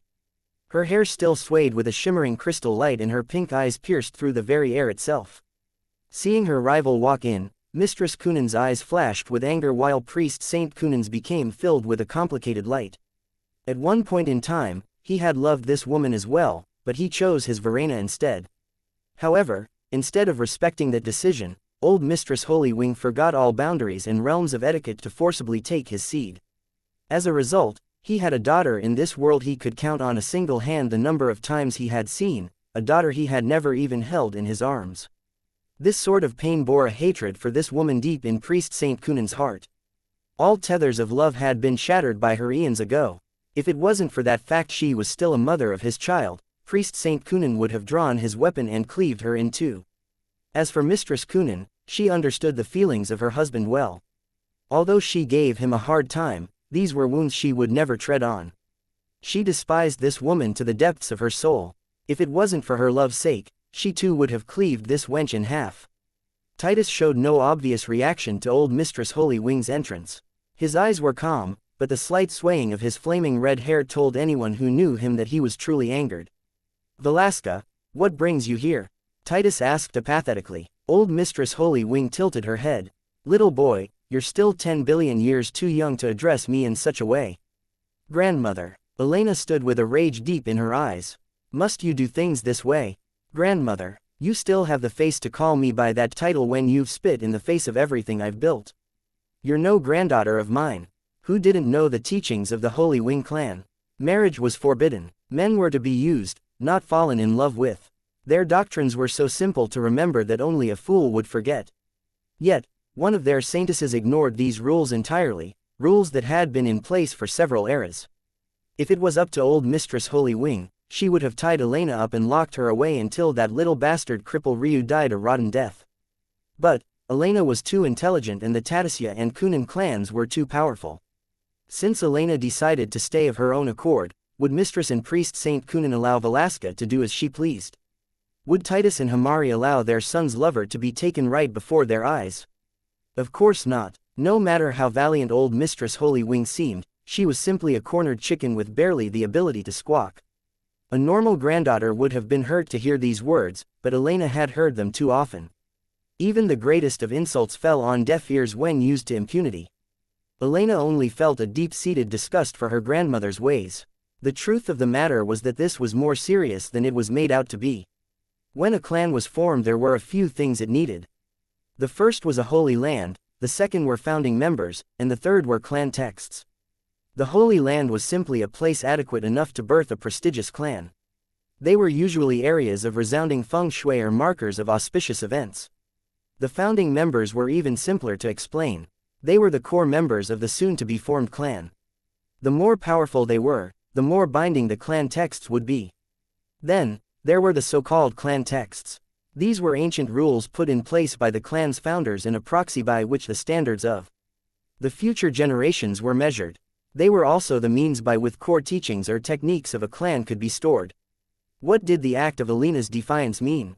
It was no less than slapping the faces of these founding members. If it was a small clan or if Elena was an insignificant branch member, this would hardly matter.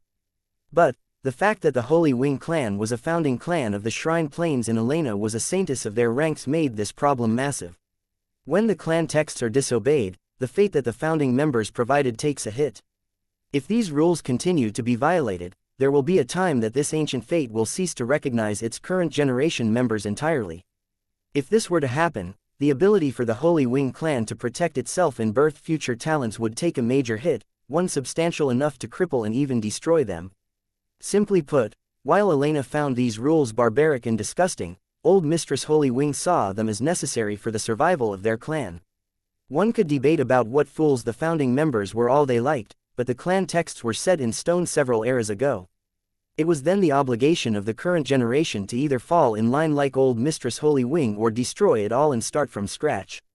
It might sound valiant and noble to choose the latter, but how many could really afford to do so? It simply couldn't be helped that the values of the past generations wouldn't be in line with that of those today, but, without the protection of these past generations, a clan's only option was to become a subordinate to others or risk destruction. Seeing that her granddaughter only sneered at her comments, old Mistress Holy Wing's gaze turned cold before snapping away entirely. "I've simply come to partake in the festivities, you wouldn't turn this old woman away, would you?" Chapter 18. Old Mistress Holy Wing 2. Ryu suddenly stood, his eyes closed, and his hands clasped behind his back. In that moment, he inexplicably became the center of attention. This was a dispute between the strongest cultivators of the highest immortal plane, yet a mere mortal took center stage. His footsteps were deliberate and slow, resounding through the hall steadily. The blood that had just coated his cheeks had long since been wiped away, revealing his devilishly handsome appearance to the fullest extent. If one didn't sweep their senses over his meridians, they would be certain that he was an expert of experts, a man who stood above the world loftily, a man who saw them all as nothing but ants. Priest Saint Ventus' eyes narrowed at this display. It was clear to him and those of the older generation that this wasn't an act, and even if it was an act, who could say they could fulfill such a role so perfectly? Although Priest Saint Ventus hadn't told his grandson this, the moment he heard that the origin flame was being gifted to Ryu, his probing became meaningless. This was why he didn't have his grandson continue. While others might not understand the full history of the origin flame, he and many others of the oldest generation did. Think about it for a moment. Why was Titus so certain that the origin flame would accept Ryu as its master? No matter how docile such a flame was, could it really be accepted by just anyone? Could it really call anyone master? Of course not. The reason Titus was so certain was because those with heavenly pupils ranked within the top 10 were said to be the masters of origin. Each were given a heaven-shaking ability that had existed since the beginning of time itself, allowing them to be the only ones an origin flame would accept. If the mysteries of heaven and earth pupils were paired with the origin flame, the results would be catastrophic for their movement. For Titus, giving this flame to his son was just another method of prolonging his life. It would bide them at least a few more 100 years to find a cure for Ryu's false spiritual foundation. However, to Priest Saint Ventus, this was akin to giving wings to a tiger. So, even without knowing what the full extent of Ryu's abilities would be after this event, he had resolutely decided that they couldn't delay matters any longer. The problem was that after seeing Ryu's current demeanor, he feared that it was already too late. Would such a man really need the origin flame? He seemed as though he already had the world in the palm of his hand. To Ryu, however, he didn't mind any of this. He usually restrained his aura to the utmost, not because he was scared to unleash it, but rather because he found doing so useless. His eyes always seemed to see much clearer when everyone thought he was a good-for-nothing cripple. It was just that right now, he was very angry. In fact, his blood was boiling. Why did you come here? Ryu made his way to the black box of neutron star core, resting his eyes on it. Although he was speaking to old Mistress Holy Wing, he wasn't facing her at all. The old mistress sneered. Didn't you hear what I just said to your father? Or are your ears crippled as well? He has no right to question me, so since when was it yours? Oh, he doesn't have the right to. I see. Ryu's hand glided across the exterior of the black box. It seemed smooth on the outside, but it was actually incomparably rough, like fine-grade sandpaper. Ryu's frail hands became cut in an instant, but he didn't seem to notice the blood dripping from his palm. There are 23 founding clans of the Shrine Plane. Of these 23, 6 currently control 9 shrines. Of these 9 shrines, my Tatsuya clans controls 2 and have a marriage alliance with the only other clan that supersedes this feat. Ryu spoke with an eerie calm. In fact, his speech was almost too slow, yet it somehow stifled others from speaking atop of him. You protect your clan texts for the sake of self-preservation. You're a coward who hides behind your bravado and childish heart. Yet, you dare to provoke a clan that could obliterate yours 10 times over. You tell me, is that valiant? Or is it the epitome of stupidity? I wonder how your founding members would feel, hearing about a descendant of theirs who seemed hell-bent on destruction. The temperature of the room dropped several dozen degrees. The words Ryu had just spoken were absolutely taboo. Speaking of war and the destruction of clans so nonchalantly. Wasn't he afraid of bringing about public outrage? Old Mistress Holy Wing's beautiful face contorted in anger, her ample chest heaving. However, her control over her emotions made it clear to everyone just how true his words were. Of course, a destruction of 10 times over was a massive exaggeration. In fact, the Tatsuya clan would have to ally with all 4 clans bonded together by marriage to have assurance of erasing the Holy Wing clan from their plane. Of course, these 4 clans were represented by Ryu's 4 grandparents. Such a movement toward war would be unprecedented. But, seeing the look of love and pride the 4 old monsters had when they looked toward this grandson of theirs, those in the surroundings couldn't help but shiver. Didn't you all like spreading rumors about how domineering Ryu's backers were in helping their precious son and grandson fulfill his wishes? How do you like it now that your false bullshit has become reality? Ryu lifted his hand, looking at his bloody palm. Of course, I don't say any of this seriously. I only felt the need to correct old Mistress Holy Wing about the appropriate seniority here. Age means nothing in the face of the larger fist, don't you think? In the end, old Mistress Holy Wing shook her head, her anger becoming replaced with a smile. So you mean to say that I couldn't have come simply to celebrate my grandson-in-law's birthday? You could have, Ryu said indifferently, but I seem to remember that you're very good at separating and cleaving families apart. In fact, thousands just bore witness to your severed relationship with my fiancé. Your face is quite thick to call me your grandson-in-law. Surprisingly, old Mistress Holy Wing ignored the jab toward her and Priest Saint Kunan's past. Fine, I'm here to recollect a debt. The oh-so-grand Tatsuya clan wouldn't be so shameless as to renege, right? Chapter 19. Old Mistress Holy Wing 3. Ryu's silver eyes flashed blue for a moment as they opened, swinging toward old Mistress Holy Wing's figure. And what debt is that? Ryu asked faintly. There are many. Old Mistress Holy Wing stretched her voluptuous body. The armor that covered her seemed flexible beyond reason, following her movements as though made of latex. For one, I heard my son was crippled by your cuckold grandmother today. My Holy Wing clan might have laws that bind us mothers to give our sons away, but does that dampen my motherly love? I'm truly hurting. Whore. The news that Supreme Priest Adifo was yet another man old Mistress Holy Wing had lured into her bed sent Priest Saintus Kunan into a rage. Lightning crackled ceremonial hall, followed by an overwhelming presence. The weak immediately foamed at the mouth, unable to handle such an expert's anger. A flash of pain lit Mistress Kunan's eyes. For her husband to still be so enraged by the actions of this woman, could it mean that he still had feelings for her? Losing control of his emotions like this before everyone, even if he didn't have such feelings, who would believe him? As for old Mistress Holy Wing, she didn't care about her old lover's outburst. Considering how many years her granddaughter and Ryu had been engaged, how could she not be used to sparring with this little cripple? The first time, she took a massive loss. But, would she continue to allow that to happen? Of course not. She adapted, learned how to push Ryu's buttons, learned to goad him, how to properly attack and retreat seamlessly. Her title of genius was not empty. The second debt involves my granddaughter. Since she's clearly been recruited by the Tatsuya family, the Holy Wing clan would like an appropriate price for her head. I've spent 600 years trying to change her ways, but it's now clear to me that this is impossible. I don't think my words are unreasonable, or is it that the Tatsuya clan is so big and strong that they can take the disciples of others as they please? Do remember that Elena has lived more than 9 cycles of 100,000 years. If we calculate the number of resources she's cost our Holy Wing clan in that time, it's quite a sum.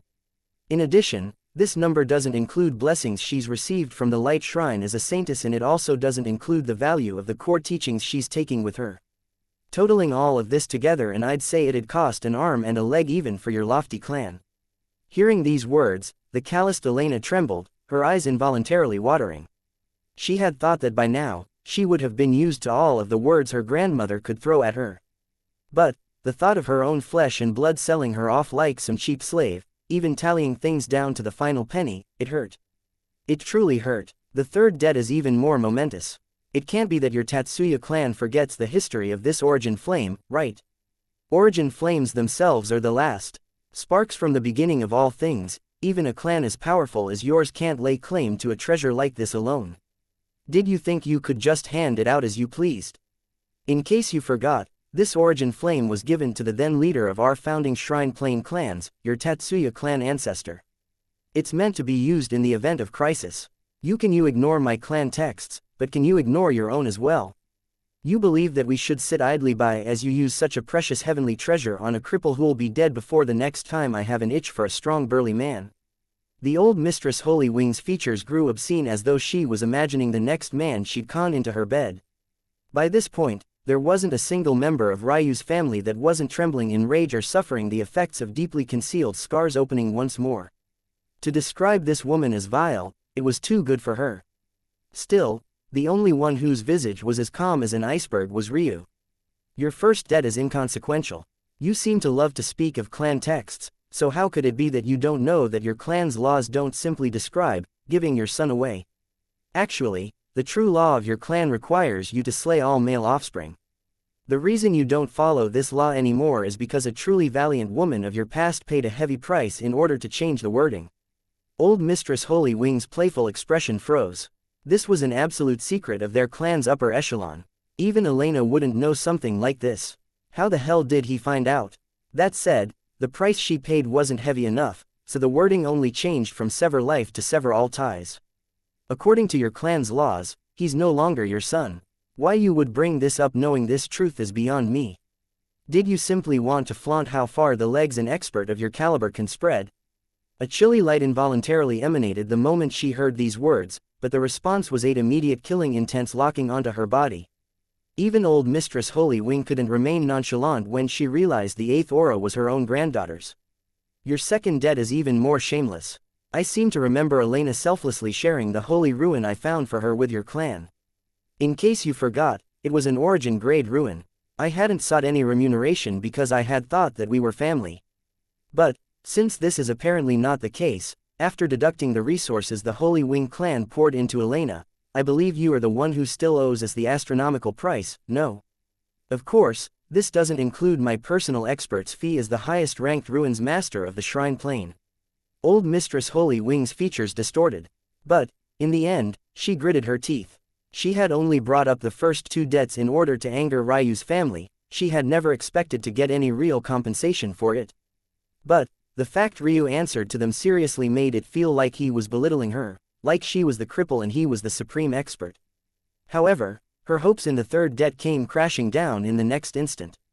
As for your third debt, unfortunately for you, this origin flame isn't the same one you speak of.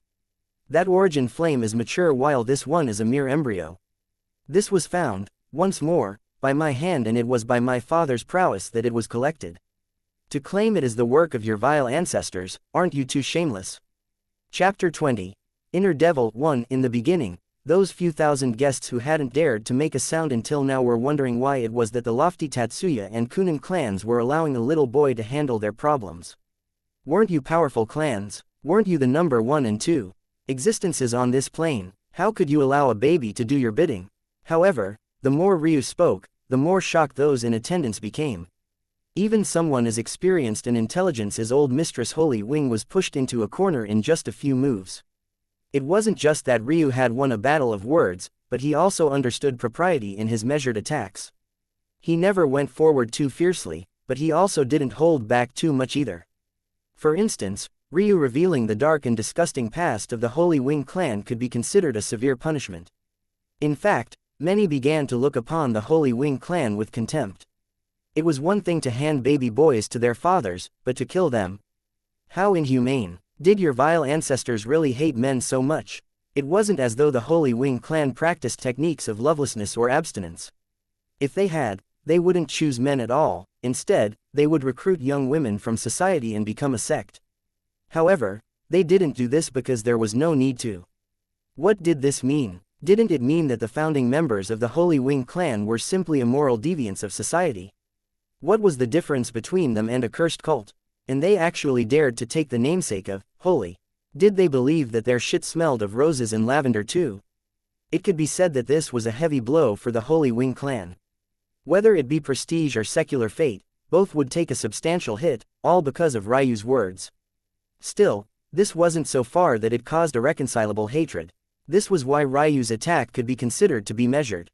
Didn't old Mistress Holy Wing dare to call his grandmother a cuckold? Dare to call him a cripple? Dare to sell off her granddaughter like a slave? It was clear to everyone here that Ryu's counter was what she deserved. At the same time, this meant that if the situation escalated, the moral high ground would still lie with the Tatsuya clan. These sort of trivial nuances about moral superiority and equivalent exchanges might seem meaningless to normal society. But, in an era where fate was the most important commodity, and public image was something it was heavily reliant upon, these things were necessary. At the same time, Ryu's family members suddenly felt incomparably comfortable, as though all of their grievances had found a dead and deader all at once. Their Ryu had protected not only their honor, but he had desecrated the honor of this vile woman. Since the debts have been laid out appropriately, why don't you tell me the real reason you came here today? Ryu watched as his once bloody palm dried, flaking with red and white before revealing a completely healed hand beneath. After eating so many heavenly treasures, it was quite easy for Ryu's weak body to heal. Ryu's words made those who heard them tremble. He's still unwilling to let her go. Isn't it obvious that she came to make trouble about the origin flame? Since you've already exposed the hoax, is there a need to continue? You'll just embarrass her more. Anyone with intelligence could understand Ryu's meaning. It can't be that someone of your stature came here to make trouble about something so trivial, can it? Go ahead, tell me the real reason you came. Ryu was pretending not to understand her true purpose, but if old Mistress Holy Wing admitted that this was all she came for, wouldn't she be slapping her own face? Old Mistress Holy Wing's face shook violently, but she didn't have a response. She could only feel the several thousand gazes on her as her skin flew through all the colors of the rainbow before settling on a deep black. She didn't want to take a step back, but at the same time, she didn't want to take a step forward. Had she really lost to a cripple again? However, that was when her eyes lit with a disgustingly contorted light. Young master is correct, I have been quite shameless and thick-skinned today. Your third grand elder can't be considered my son, I've cut ties to him. I also concede that you are an outstanding ruin master, I don't doubt for a moment that your words are the truth. Truly amazing, to actually find an origin flame on your own, I must say that I'm very impressed. Many felt like cleaning out their ears. Were they hearing all of this properly? Had she lost her mind? Or was she truly taking a step back? And finally, I lost my mind in anger. My precious Elena will always be my little granddaughter. It was I who held her small body in my arms, it was I who nurtured her and watched her grow. How could I ever sell her off to another family? Black lines grew on the faces of those watching this spectacle. She was clearly only saying all of this so that she wouldn't have to reimburse Ryu for the holy ruin. I apologize. I've never been very good at tempering my mental realm. In fact, it's a terrible weakness of mine. You're right, I did forget my true purpose in coming here. About 6 or so cycles of 100,000 years ago, I had a meeting with priest Saint Ventus. Of course, this was before I abdicated my position to my lovely daughter and Alina's mother, so we spoke as equals then. At the time, young Gale had just completed his core training and little Elena was just about to exit hers. Back then, we had decided little Alina's first male partner. Old Mistress Holy Wing paused. I'm aware that I've told you this story before and it was handled properly then. I wouldn't be so foolish as to bring the same issue before such a mighty ruin master once again. It would be an insult to you and me. Instead, I bring this up for the sake of little Gale. He's given way to young Master Ryu already, allowing the lady he saw as his own to be taken away, but the affair left a dark shadow over his heart, making his cultivation slower than it ought to be. Would the esteemed Tatsuya clan would allow this young man the chance to remove his inner devil? Chapter 21. Inner Devil 2. Hearing these words, even Priest Saint Ventus was caught completely off guard. It was true that Alina's first partner was slated to be Gale, but the last time they raised an uproar about this, Ryu had shamed them to no end. Although today was the first time Gale had met Ryu, his anger toward him had been brewing from long before. This so-called choosing of the first partner was a tradition of the Holy Wing clan.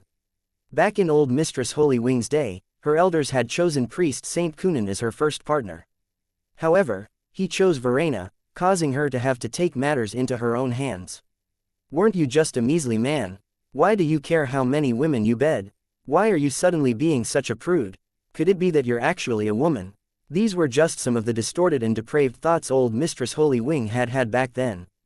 She felt enraged and embarrassed that a man had actually turned her down.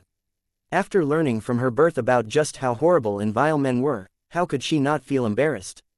One of those lowly creatures actually believed himself to be her better. As for the end of that story, everyone already knows it. This was the reality of this tradition. Since every Holy Wing clan woman before her had had her first partner chosen, Elena was obviously no different. This first partner was incredibly important because the first daughter had a special status and as such had to come from good pedigree. So, the talented Gale was chosen for Elena. Of course, even as a cripple, Ryu's pedigree was far better than Gale's. It didn't matter that he couldn't cultivate, he still had 4 ancestral grade bloodlines within him. In fact, it was this argument that Ryu used when this was last brought up. It was irrefutable. Back then, old Mistress Holy Wing had countered with the fact that this was no longer a matter of pedigree. After all, the agreement had been decided upon. You couldn't just switch out when you found a better candidate. Wouldn't that stain the reputation of their Holy Wing clan? However, this matter was irrelevant now. All that was important was the fact that old Mistress Holy Wing suddenly used a different approach entirely, one that played on the sympathies of everyone.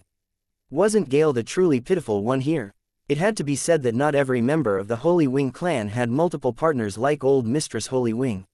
Many only have a single partner for life. It was just that old Mistress Holy Wing went out of her way to anger Priest Saint Kunin.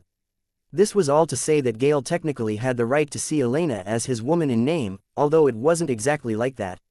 In fact, many men here had been chosen as the first partner of a young mistress of the Holy Wing clan. They understood the ins and outs well. Gale's face turned several shades of red, white and black. Would someone as arrogant as him agree to be portrayed as a pitiful lovesick puppy? Of course not, yet that was what was happening. Even his grandfather had grown angry. What is this whore doing? Involving my grandson is such nonsense. I'll have her head on a platter. However, neither he nor Gale had anywhere to vent their anger. If Gale or his grandfather called out old Mistress Holy Wing for her antics, it would come off as trying to hide behind their anger. Even if her words were untrue, many would start believing them simply because of their reaction. They had been caught between a rock and a hard place and it was all this wench's fault. She wanted to save her own face so badly that she decided to throw them into the fire with her. With nowhere to aim his anger, Gale stood, an eerie calm having taken over his features. Old Mistress Holy Wing is correct, this matter has been weighing on my heart.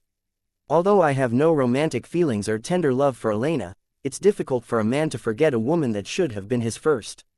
I agree that the clans that back me aren't as powerful as young Master Ryu's. My father is an average talent and my mother is practically immortal as well, so how could I look down on his plight? My only backer is my grandfather, a man who's given me all the love he has. It was because of this love that he did his best to find me a worthy first woman, and even though Elena chose another man, it is an objective fact that she is more than worthy. Gale's words were eloquent and heartfelt. He seamlessly played on the hearts of those listening, evoking his seemingly normal pedigree and inciting his grandfather's love. It made him come off as sincere. People could see portions of themselves within him. Plus, which man here didn't understand his words? Sometimes men even became territorial over women in brothels, disallowing their favorites from playing with others. They'd probably go on a murderous rampage if they ever found their favorite prostitutes in bed with another man. Compared to this, a young man's first woman was on an even higher pedestal. However, even with all of these pent-up feelings, I didn't dare to bring them up and only remained quiet. I hadn't expected that old Mistress Holy Wing would come for such a reason.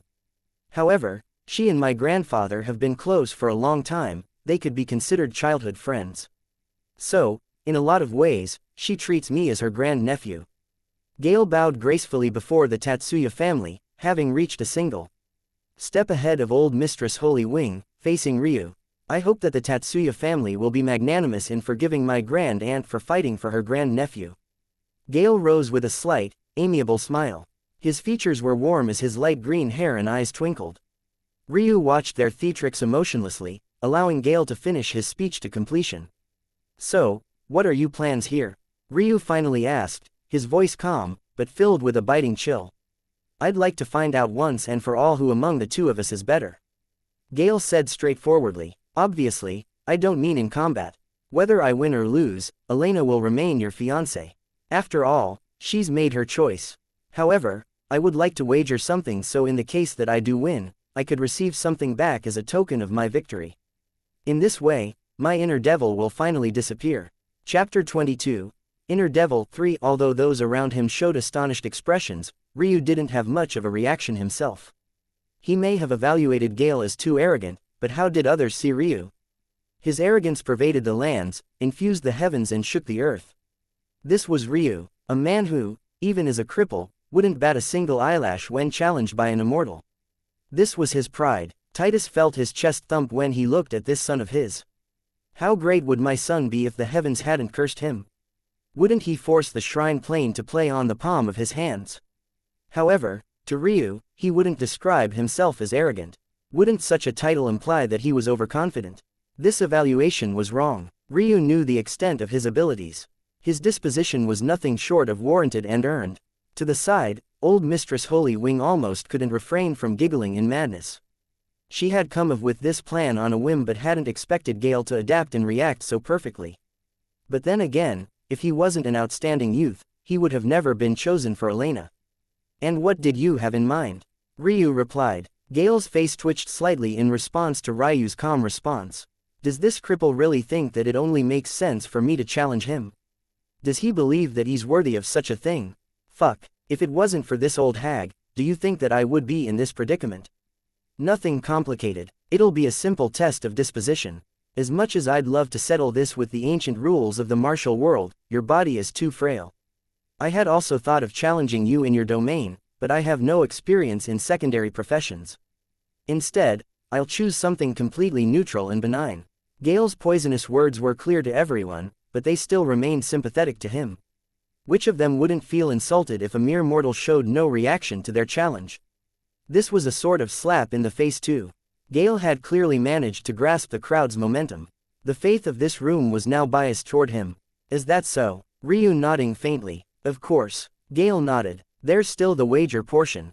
I would like you to wager this origin flame embryo. The room fell into such a devastating silence that even a pin dropping wouldn't dare to make a sound. This wager, it was too venomous. Did Gale believe an origin flame was a normal treasure? How could such a thing be used in a wager? All right. However, Ryu's answer was swift and decisive. He didn't even ask what Gale would bring to the table. In fact, he didn't care. The idea of losing never crossed his mind, even for a single moment. It's difficult to put a price on young Master Gale, and it's even more difficult to place a value upon your heartfelt emotions. In comparison to the origin flame, I fear that your plight heavily outshines it. As such, I have no qualms placing this small flame forward. In fact, I would feel ill at ease if you also wagered something. I would feel much better if you didn't. Ryu's words caused his family's lips to quiver. It was a serious matter, but Ryu's words were too funny. Gale had gone through all that trouble to make sure others knew that he didn't care for Elena. He was only doing this for what she represented, not her herself. Yet, Ryu's words had shattered that fabricated reality.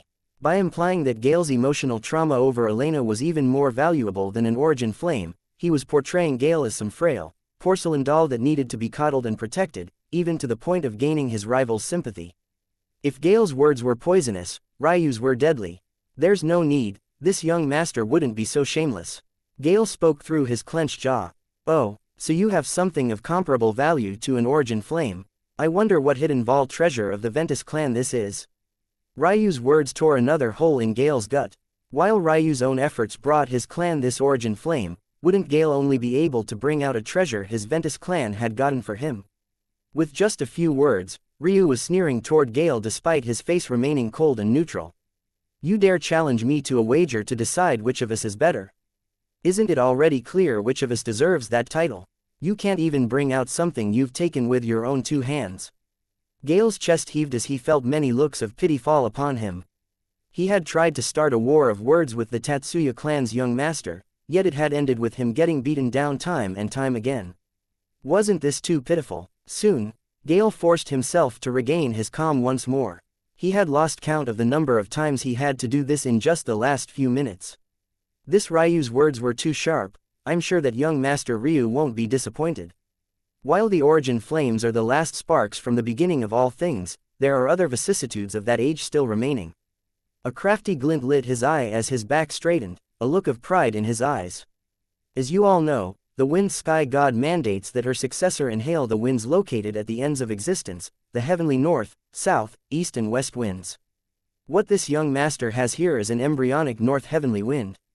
The guests began to clamor, unable to hold down their excitement. They had come here in low spirits, feeling it beneath them to attend the birthday party of a toddler. But, to think that they'd see so many great things. This was unprecedented, an origin flame and a heavenly wind. These 2 treasures were indeed comparable. Although the origin flame was actually a few tiers higher, when all 4 heavenly winds were combined, they wouldn't lose out in any way. This was truly a worthy wager. Chapter 23. Inner Devil. For not only did Ryu understand the significance of a heavenly wind, he likely knew more about them than almost anyone else. This was because the name of Alina's Holy Wing clan wasn't for show. They were descendants of a heavenly bird race and as such, were well known for their speed. Through his research, Ryu was able to find a lesser wind for Elena to incorporate into her spiritual foundation, causing an explosive increase in her sky dominion.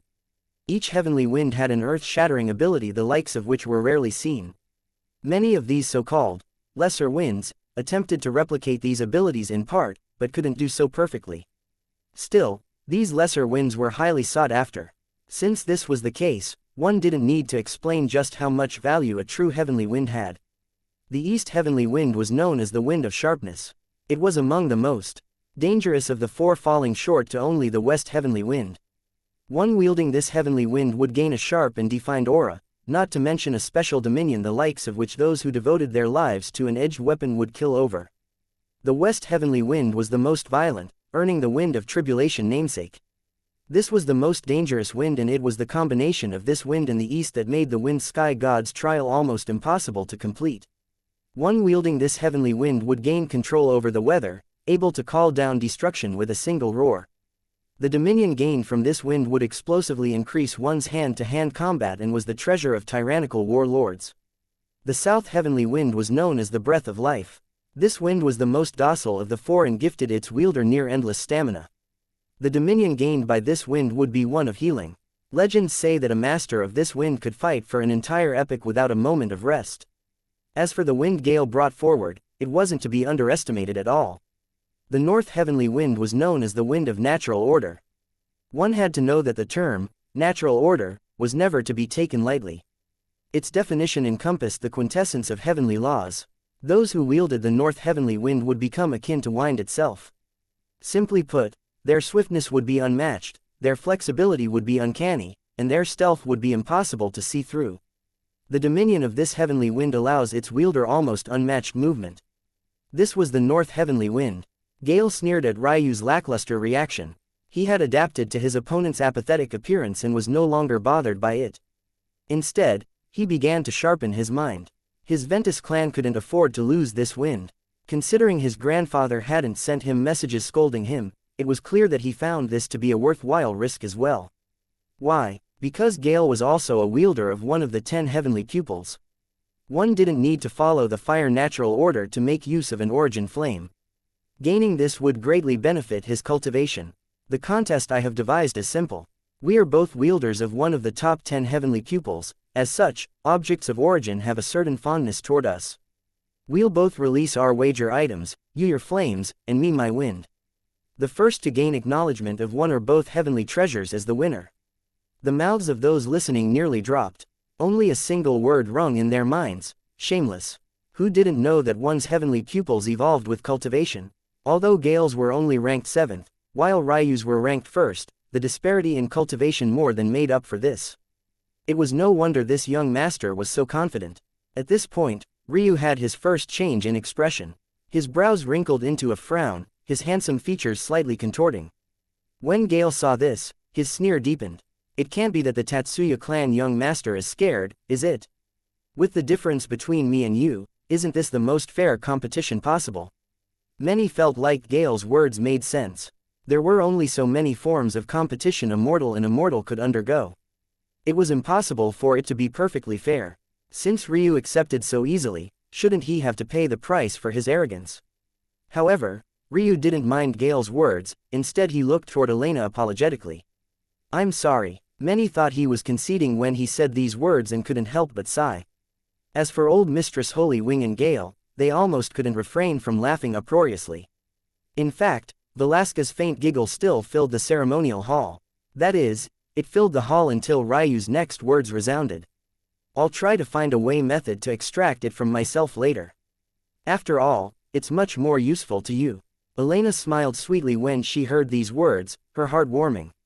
However, for others, they nearly fell off their seats, suddenly understanding what Ryu was trying to say. Ryu never had a doubt that he would win.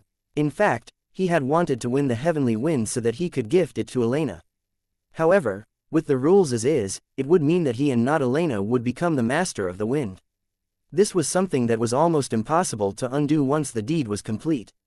The easiest way was to simply kill the host, but obviously, Ryu couldn't do that to himself. Let's begin. Gale roared, failing to control his anger once more. Wasn't speaking to this man far too infuriating? How could there be such a man in existence? With one movement, Gale and Ryu shifted simultaneously. Ryu pressed a hidden mechanism on the large black box, unleashing the origin flame embryo in the world.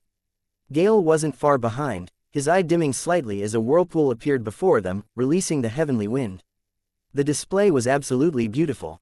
The heavenly wind released a fragrance that sent those present to another world. It was as though they had entered a land of fairies, fluttering with a golden and unblemished beauty. The origin flame fell behind in no way. It flickered in reds and pinks, before shifting to blues and violets, before touching upon golds and silvers. Its mere presence forced many into an involuntary state of enlightenment. Just looking at it made one feel as though they were riding atop a soft cloud. Chapter 24. Inner Devil 5. The two heavenly treasures floated into the air, exuding auras of absolute dominance. Lower caliber treasures would attempt to run at this moment, but these origin-grade treasures felt that it was far beneath them to do such a thing. They could sit completely still and still have the arrogance to say that no one could catch them. This was the pride of a heavenly treasure. As for the fact the Ventus and Tatsuya clans had technically done exactly that, this was ignored by them. To such sentient treasures, they didn't consider being claimed by a clan to be akin to being truly captured. To them, the only way to lay claim to them was to become their master. The heavenly wind sparkled with an arrogant gold, fluttering in the air aimlessly.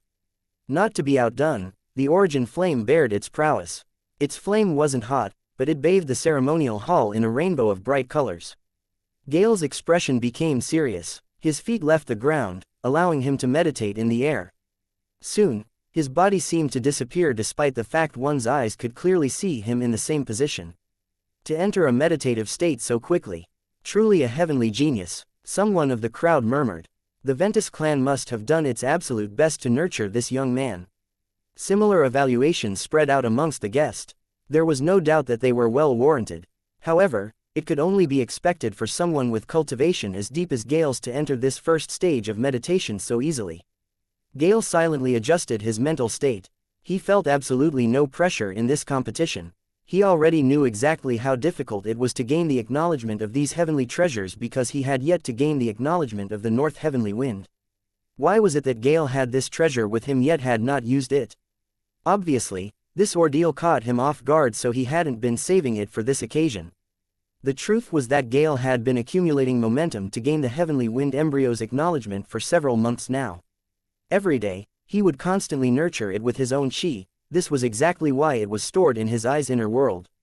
Of course, this was yet another shameless ploy. After all, Gale had specified that they could gain the acknowledgement of one or both. Those who hadn't become enamored by the presence of the heavenly treasures immediately realized that something was fishy the moment Gale evoked his inner world. This realization caused the anger of the Ryu's family to boil once more, but there was nothing they could do. No matter how shameless Gale wanted to be, it was Ryu who had already accepted the conditions. If he had had a problem with it, he should have said so before. Gale's eyes finally snapped open, flooding the room with an enigmatic presence only those with heavenly pupils could match. His eyes flashed with aggression, sparking with a fierce green light that seemed to carry the depths of the universe itself. One couldn't help but become hypnotized by his gaze. This was truly the 7th-ranked heavenly pupils, the eyes of truth. There was not a single pair within the heavenly pupils ranking that could be looked down upon. In fact, the eyes of truth could be said to be the most feared without exaggeration. The reality was that these pair of eyes were only arbitrarily ranked so low because their combat abilities were marginally lower than the 6 that outranked it. However, its abilities were wholly devastating. Some of the most devastating techniques of the martial world were those of the mind. These so-called mental realm masters were so taboo that clans banded together to eradicate them from existence entirely. In fact, to many, mental realm techniques were more atrocious than even fiend path ones. It may sound silly to compare sacrificing virgins for the sake of cultivation to mental tricks, but imagine this for a moment. What if a virgin was completely aware that the man they were with only wanted to use them as tools before discarding them, yet did so happily anyway, thinking that it was their own will? This was the devastation a master of the mental realm could inflict upon a person. One wasn't even safe within one's own mind. Today, the so-called mental realm that old Mistress Holy Wing referred to simply involved a calm mental state. It was about tempering one's will from within instead of projecting it outward. All of this said, there was one staple of the mental realm master that survived to this day, and that staple referred to the eyes of truth. With his eyes, the range of abilities Gale had was frightening. For one, his mental realm was perpetually far above what his cultivation dictated, allowing him more spiritual chi. This permitted him to meditate, maintain focus, and contemplate for values of time far exceeding those of his cultivation level. However, this wasn't the end of it. Gale's eyes had the ability to influence the mental realm of others, even peering into them. Not only did this allow him to tell falsehoods from truth, he could employ suggestive abilities on the psyche of others. Of course, he wouldn't dare to do the latter now due to taboos, but who's to say that he's never done so before in secret? If Gale was given a set of mental realm techniques, his abilities would soar far beyond imagining. In fact, it's because these techniques were all destroyed that the ranking of his pupils fell from the 4th rank to the 7th. However, legend has it that each set of heavenly pupils comes with a hidden legacy. Once Gale's cultivation reached a high enough level, wouldn't he gain exactly what he was missing now? Still, there were 2 restrictions on Gale's abilities that made Ryu not fear him in the least. The first was that those with cultivation far above his rendered his eyes completely useless. And the second was that the eyes of truth couldn't exert their dominance over pupils ranked above it. While the 4th, 5th and 6th ranked eyes were exceptions to this due to the fall of the eyes of truth from 4th to 7th, the top 3 heavenly pupils were completely unaffected. Unfortunately, this truth did nothing to stop the fact that the heavenly wind had stopped moving entirely, and it definitely did nothing to stop the fact that this very same heavenly wind then began to fly toward Gale at blinding speeds. Chapter 25. Inner Devil. 6. The heavenly wind reacted like a lost child who had just found its parent. How lucky was it? Not only did it find a wielder of the heavenly pupils, this person actually had such a high wind affinity. While many clans of the Shrine Plain were descendants of ancient beasts, there were other races that had their lineages survive until now. The Ventus clan, for example, were descendants of spirits. These were a legendary species that descended from humans to gain high affinity with the natural order. Spirits were born with special spiritual foundations that allowed them to accelerate along certain natural order paths far easier and further than those of other species. While ancient beast descendants were blessed with strong bodies and special innate abilities, the descendants of spirits had comprehension that made even the heavens themselves jealous. The Ventus clan were descendants of wind spirits. Knowing this, how could the heavenly wind not be excited? Gale was simply the perfect host. It also helped that it felt an innate familiarity with this potential master, as though it had known him all its life. Of course, this was due to Gale's nurturing. Seeing the North Heavenly Wind's near-ecstatic reaction, many felt that this competition was all but over. It had only been 30 or so minutes since it began, yet, Ryu's fate was sealed. What none of them realized was that there was a fog over their perspective of events. It was as though they only had eyes for Gale, as though he didn't have any opponent to speak of. But, was this correct? Why was it that they had been continuously commenting on Gale but hadn't spoken a single word about Ryu? Even Ryu's family didn't notice that their nervous expressions had been trained on Gale this entire time. Although their thoughts were filled with hopes that he would somehow fail, it was still a fact that all of their beings were focused on Gale. Whether it was realizing which heavenly pupils Gale wielded, or commenting on his meditative state, or realizing he had nurtured the heavenly wind for this very moment, everyone was entirely focused on Gale. The name Ryu hadn't crossed their mind a single time from the very beginning. It was in that moment, just as the heavenly wind was about to reach Gale, a sigh rang out from a completely unknown source. The sigh was filled with a sense of loneliness and sorrow, as though it was a peak that stood atop the world without rival, without foe and without friend. It held the vicissitudes of life and death, carried an arrogance of such unmatched proportion that those who heard it felt inferior. Whether it was the youngest genius here or the oldest monster, each felt their souls shake.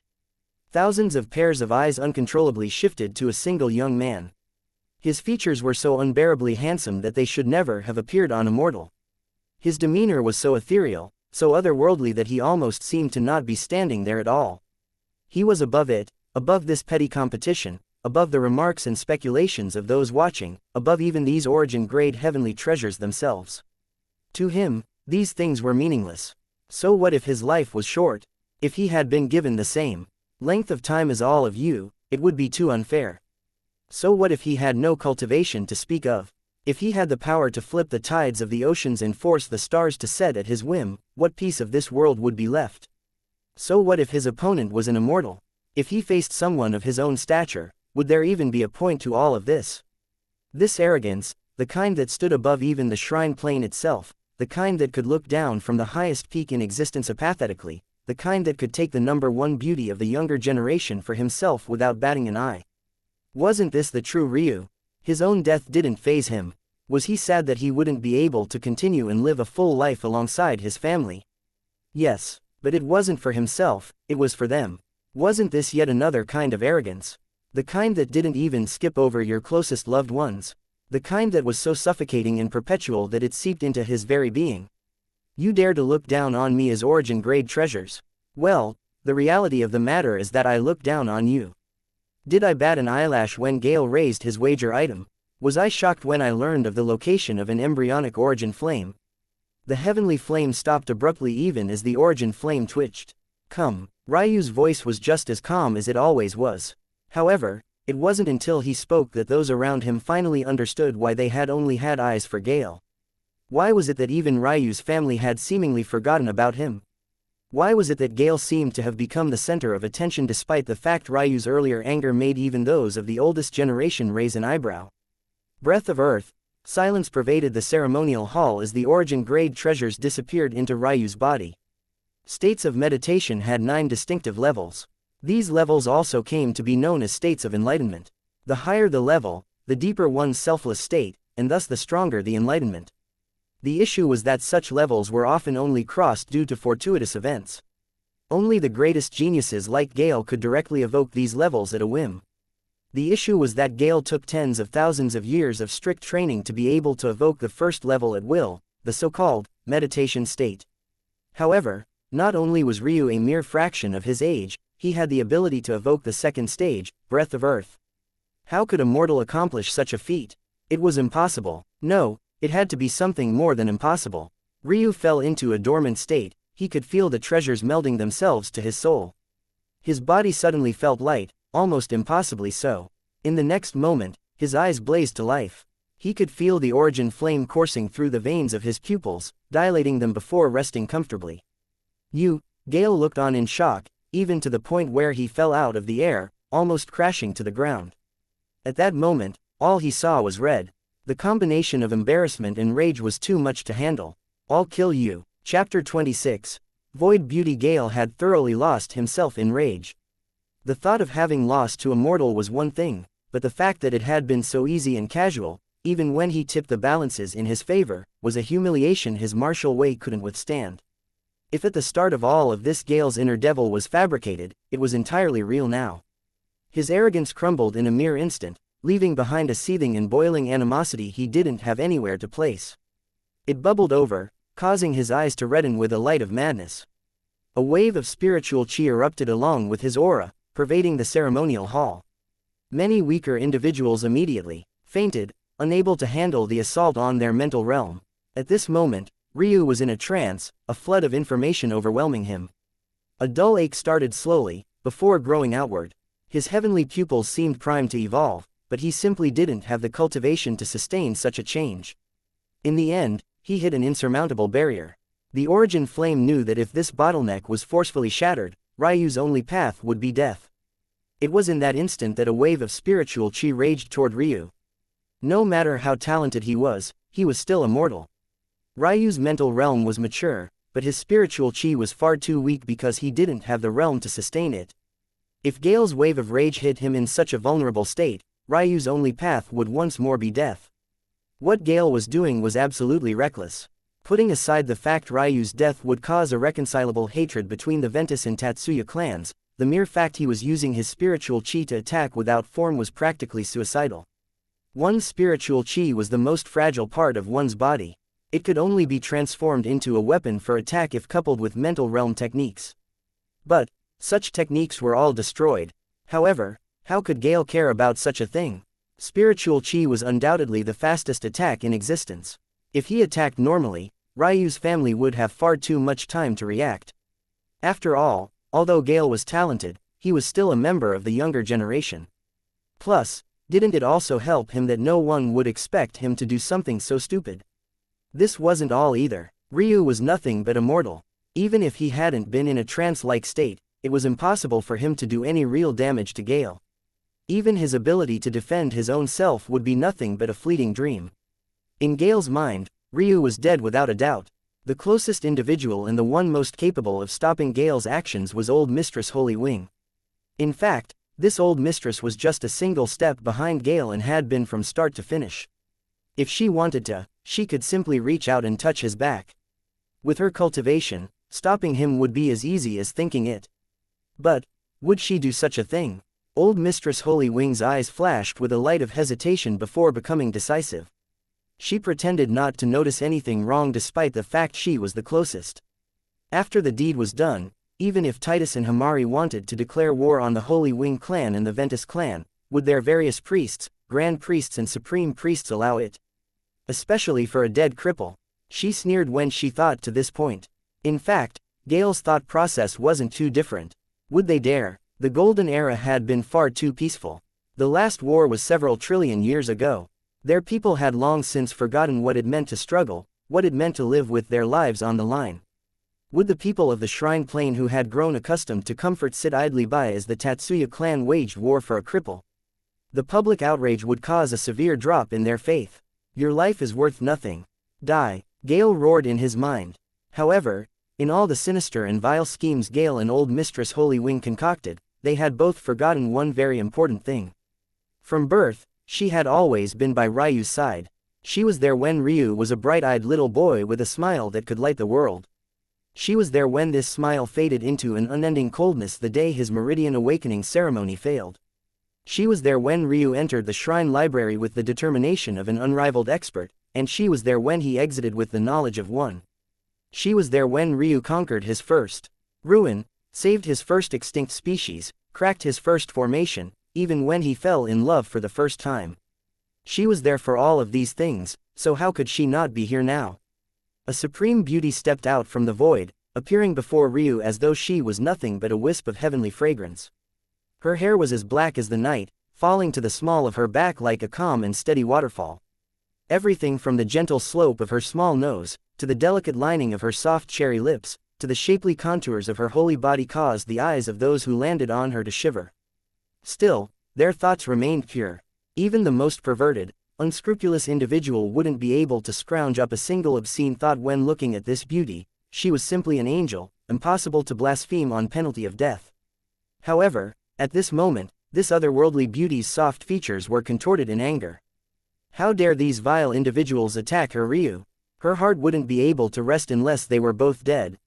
Nuri's sky blue gown fluttered as her aura rose, her face, even contorted and reddened with anger, the epitome of beauty itself. A small grunt of rage escaped her perfect lips, unleashing a torrent of chi Gale was no match for. Caught completely unawares, Gale hadn't even registered Nuri's appearance before his spiritual chi was sliced apart with vicious abandon. His face paled, blood flowing from his lips as he collapsed to his knees. His vision blurred, causing him to only be capable of seeing the faint image of the beauty before him. In his eyes, she looked no difference from the god of death. Chapter 27. Heavenly couple. Silence completely covered the ceremonial hall. The gravity of the situation was clear to anyone with half a mind to realize just what had just happened. Although an attack of spiritual chi was the fastest in all of existence, it also had very clear and obvious markers when so unrestrained. Everyone realized exactly what happened the moment Nuri's figure came fully into view. While some were stunned that Ryu had such a beautiful death guard, others were far more worried about exactly what the fallout of this situation would be. And, maybe exactly due to the gravity of the situation, they didn't need to wait very long for an answer. Elena paled with rage, immediately stepping to Nuri's side to protect Ryu to her back. However, she didn't even get the chance to attack Gale in her rage because the Tatsuya clan heavenly couple had completely lost their minds at the thought of how close they had come to losing their son. Today would be the day the shrine plane learned that as domineering as priest Saint Tatsuya was, Himari Tatsuya was even more so. A flash of blue and red erupted with a rage that shook Tatsuya Palace.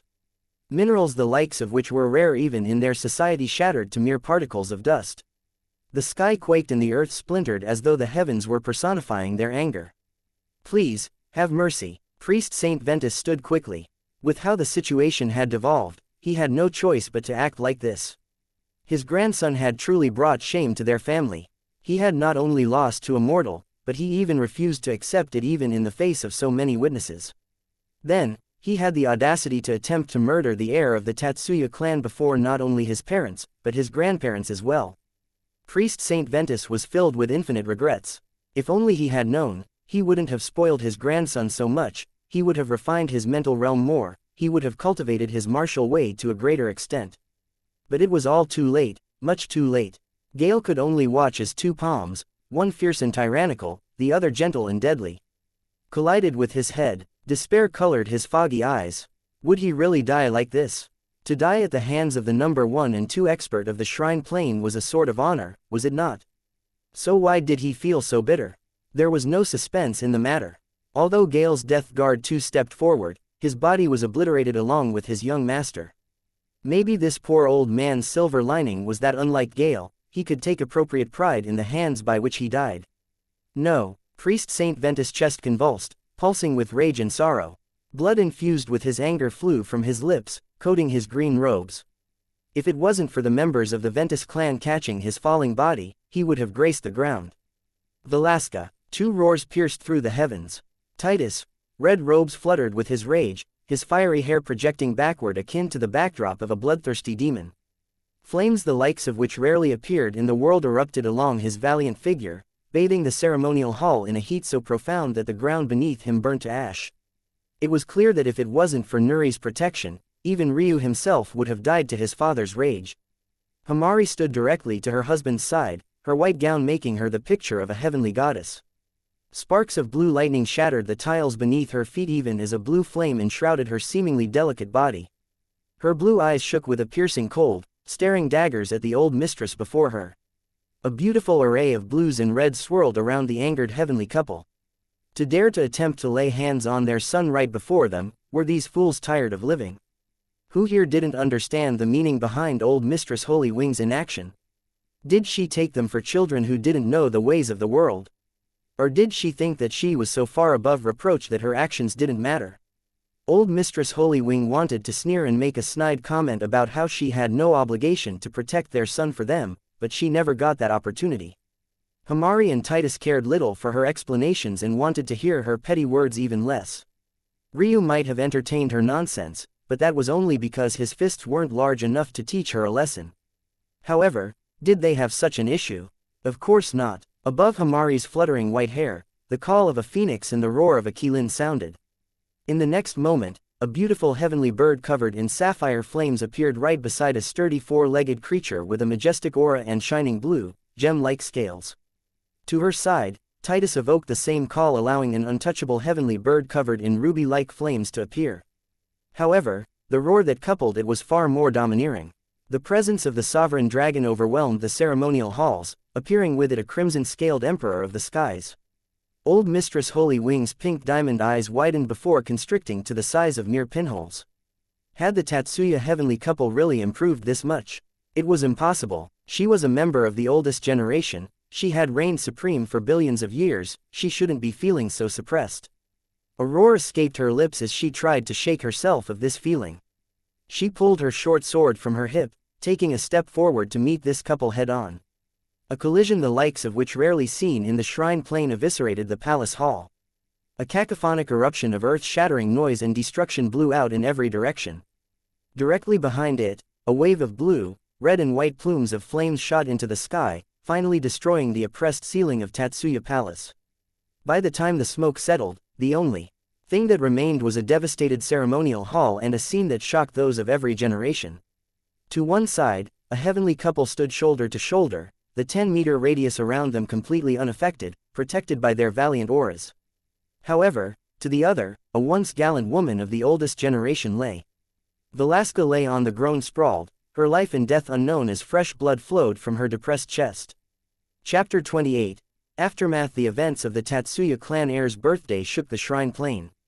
The death of a young genius and leader of the youthful generation, his loss to a mere mortal, and the fatal injury to an old mistress of the oldest generation, even alone these pieces of news would cause an uproar, but together, it was enough to light the world on fire. There were other shocking revelations even beyond this as well. The first was the news of the battle prowess of the so-called heavenly couple. One had to know that when Titus and Hamari were betrothed to each other, the entirety of the shrine plain became awash with elation and celebration. While there were a minority of jealous and callous individuals, the vast majority were genuinely happy.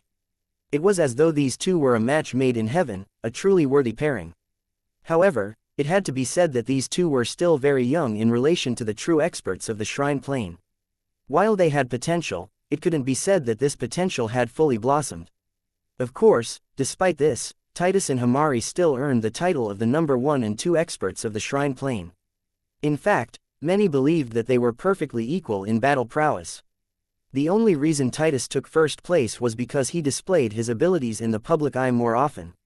This, also coupled with the fact that Titus took his father's mantle as priest saint while Hamari had yet to do the same, allowed the world to reach this conclusion about their ranking. One had to understand that these titles were meaningful, but only to a certain extent. They were passed along to members of the younger generation by the oldest because many old monsters had long since graduated from the need to take such titles for themselves. In one's youth, fighting for prestige was a matter of pride and a rite of passage, but after one passes a certain point, fighting it out with youths starts to become beneath them. This was the way of the martial world. Or, at least it should have been until Titus and Hamari shattered the notion completely.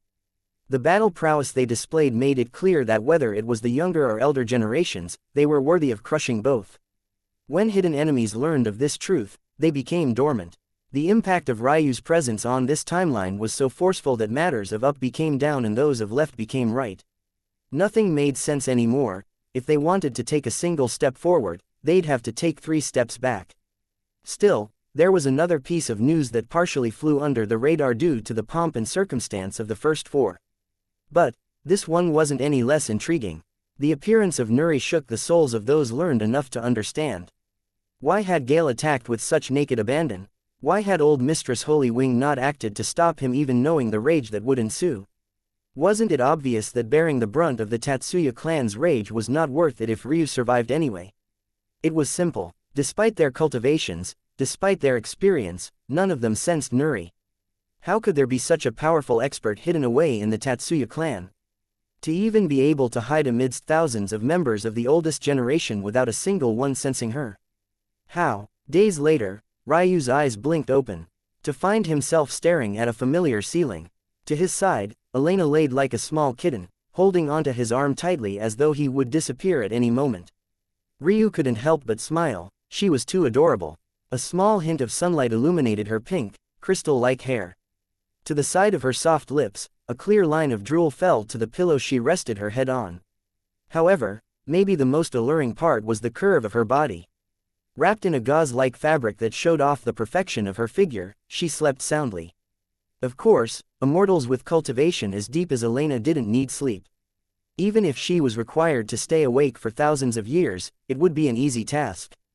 But she had gotten into the habit of doing so because Ryu was a mortal who couldn't do such things. Every night, without fail for the last 600 or so years, she had slept by his side. Elena shifted in her sleep, stirring awake before absent-mindedly wiping the drool from her face. "Hubby, you're awake." Elena's face lit up with elation, grabbing Ryu's face and kissing his cheek happily. With Ryu's frail body, how could he stop her from doing as she pleased? Even after so many years, Ryu couldn't get over Elena's free spirit, for lack of a better term. She was jumping around so fiercely, but didn't she realize that her bountiful chest was putting him under a hypnotic spell? No matter how cold he was, wasn't he still a man? Must she subject him to such torture? Her gown was incapable of hiding anything. Aside from the beautiful laced underwear that hid her most precious parts, her breasts were practically laid bare to Ryu. Everything from their soft elasticity, to the erect pink and healthy point that graced their center, it was all there.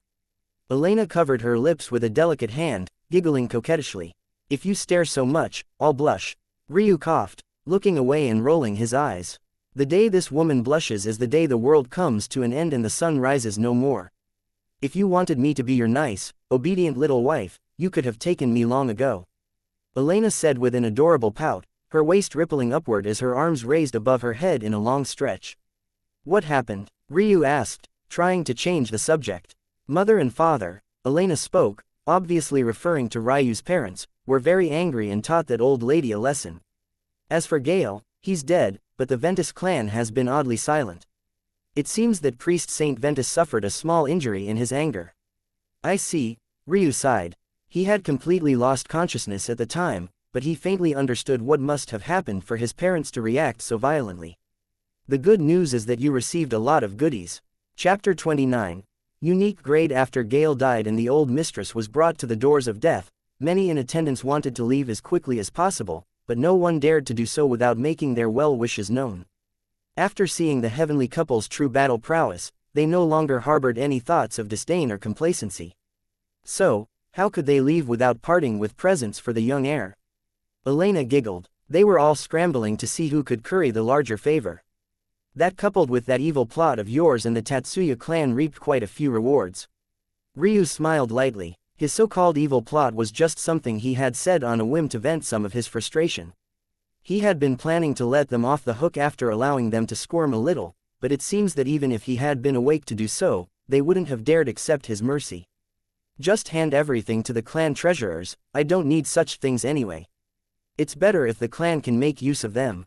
Ryu's words seemed nonchalant and light, but Elena frowned, catching a double meaning within them.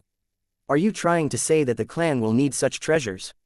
Ryu was a bit surprised by how sharp Elena was. Truthfully, he should have long since been used to this by now. Elena had always been a free spirit who lived life as she saw fit, but with that came a deep sensitivity to those around her. She was so in tune with herself that she often reached out to others to share. It was a subconscious dream of hers for everyone to taste the freedom she had. Her heart was simply that large. From the outside looking in, Elena and Ryu should have never been together. To call their personalities polar was inappropriate only because the description didn't go far enough. It wasn't a simple matter of opposites attracting one another because their dispositions were so different that they couldn't be considered mere opposites. Still, what brought them together was exactly this virtue of Elena's. She saw Ryu as a man who seemingly had everything, yet was shackled more than anyone else. While others saw a pampered young master, she saw a frail heir with a shadow over his soul. While for Ryu, maybe he was subconsciously attracted to this freedom Elena had, maybe he wanted to understand just what it meant. Ryu was arrogant. He felt that he was beyond this arrogance, believing that he deserved a loftier label. But, did he? Wasn't his disposition just as shallow as the 9-lettered title attached to him? How could such a seemingly strong individual could be so weak? Ryu seemed to take pride in his will to fight. He seemed to find light where there was none and victory where there was only defeat. He repeated these feats countless times in his mere 1,000 years of life. Yet, this very same Ryu feared his ability to read fate. This very same Ryu refused to take his woman into his arms and give her the love she deserved. This very same Ryu accepted his mortality without an ounce of resistance. How can both things be true in a single person? How can you claim to be above all things yet have such a profound weakness within you? How can you claim to be mighty when you're really so frail? This was Ryu's life. He was a man without freedom. A man shackled by his own insecurities. A man unwilling to fight. Ryu blinked at Alina's question, his vision slightly blurring. He felt a swarm of enlightenment bombard him. It was as though his life was laid out and its every scene could be easily picked apart by him. The first thing Ryu realized was that his memory was never this good. As a mortal, he had never had perfect recall. Such a thing was reserved for those with the highest levels of cultivation and was also restricted by the complexity of the material being remembered. For example, an expert of his father's caliber could remember a common grade technique with a single glance, but an origin grade technique was something even Titus wasn't capable of memorizing. Is this the origin flame's doing? Ryu, hubby. Elena lay a delicate hand on Ryu's forehead when she noticed his breathing quicken. Could it be that the origin flame isn't as docile as records say? Why else would her fiancé have been unconscious for 3 days yet still react like this? Ryu cleared his throat. I'm fine. His voice carried a slight weakness, but it had a foundation of firmness. I only meant that the movements of the clans during that night were too odd. The most obvious was Gale's recklessness. That has to stem from somewhere.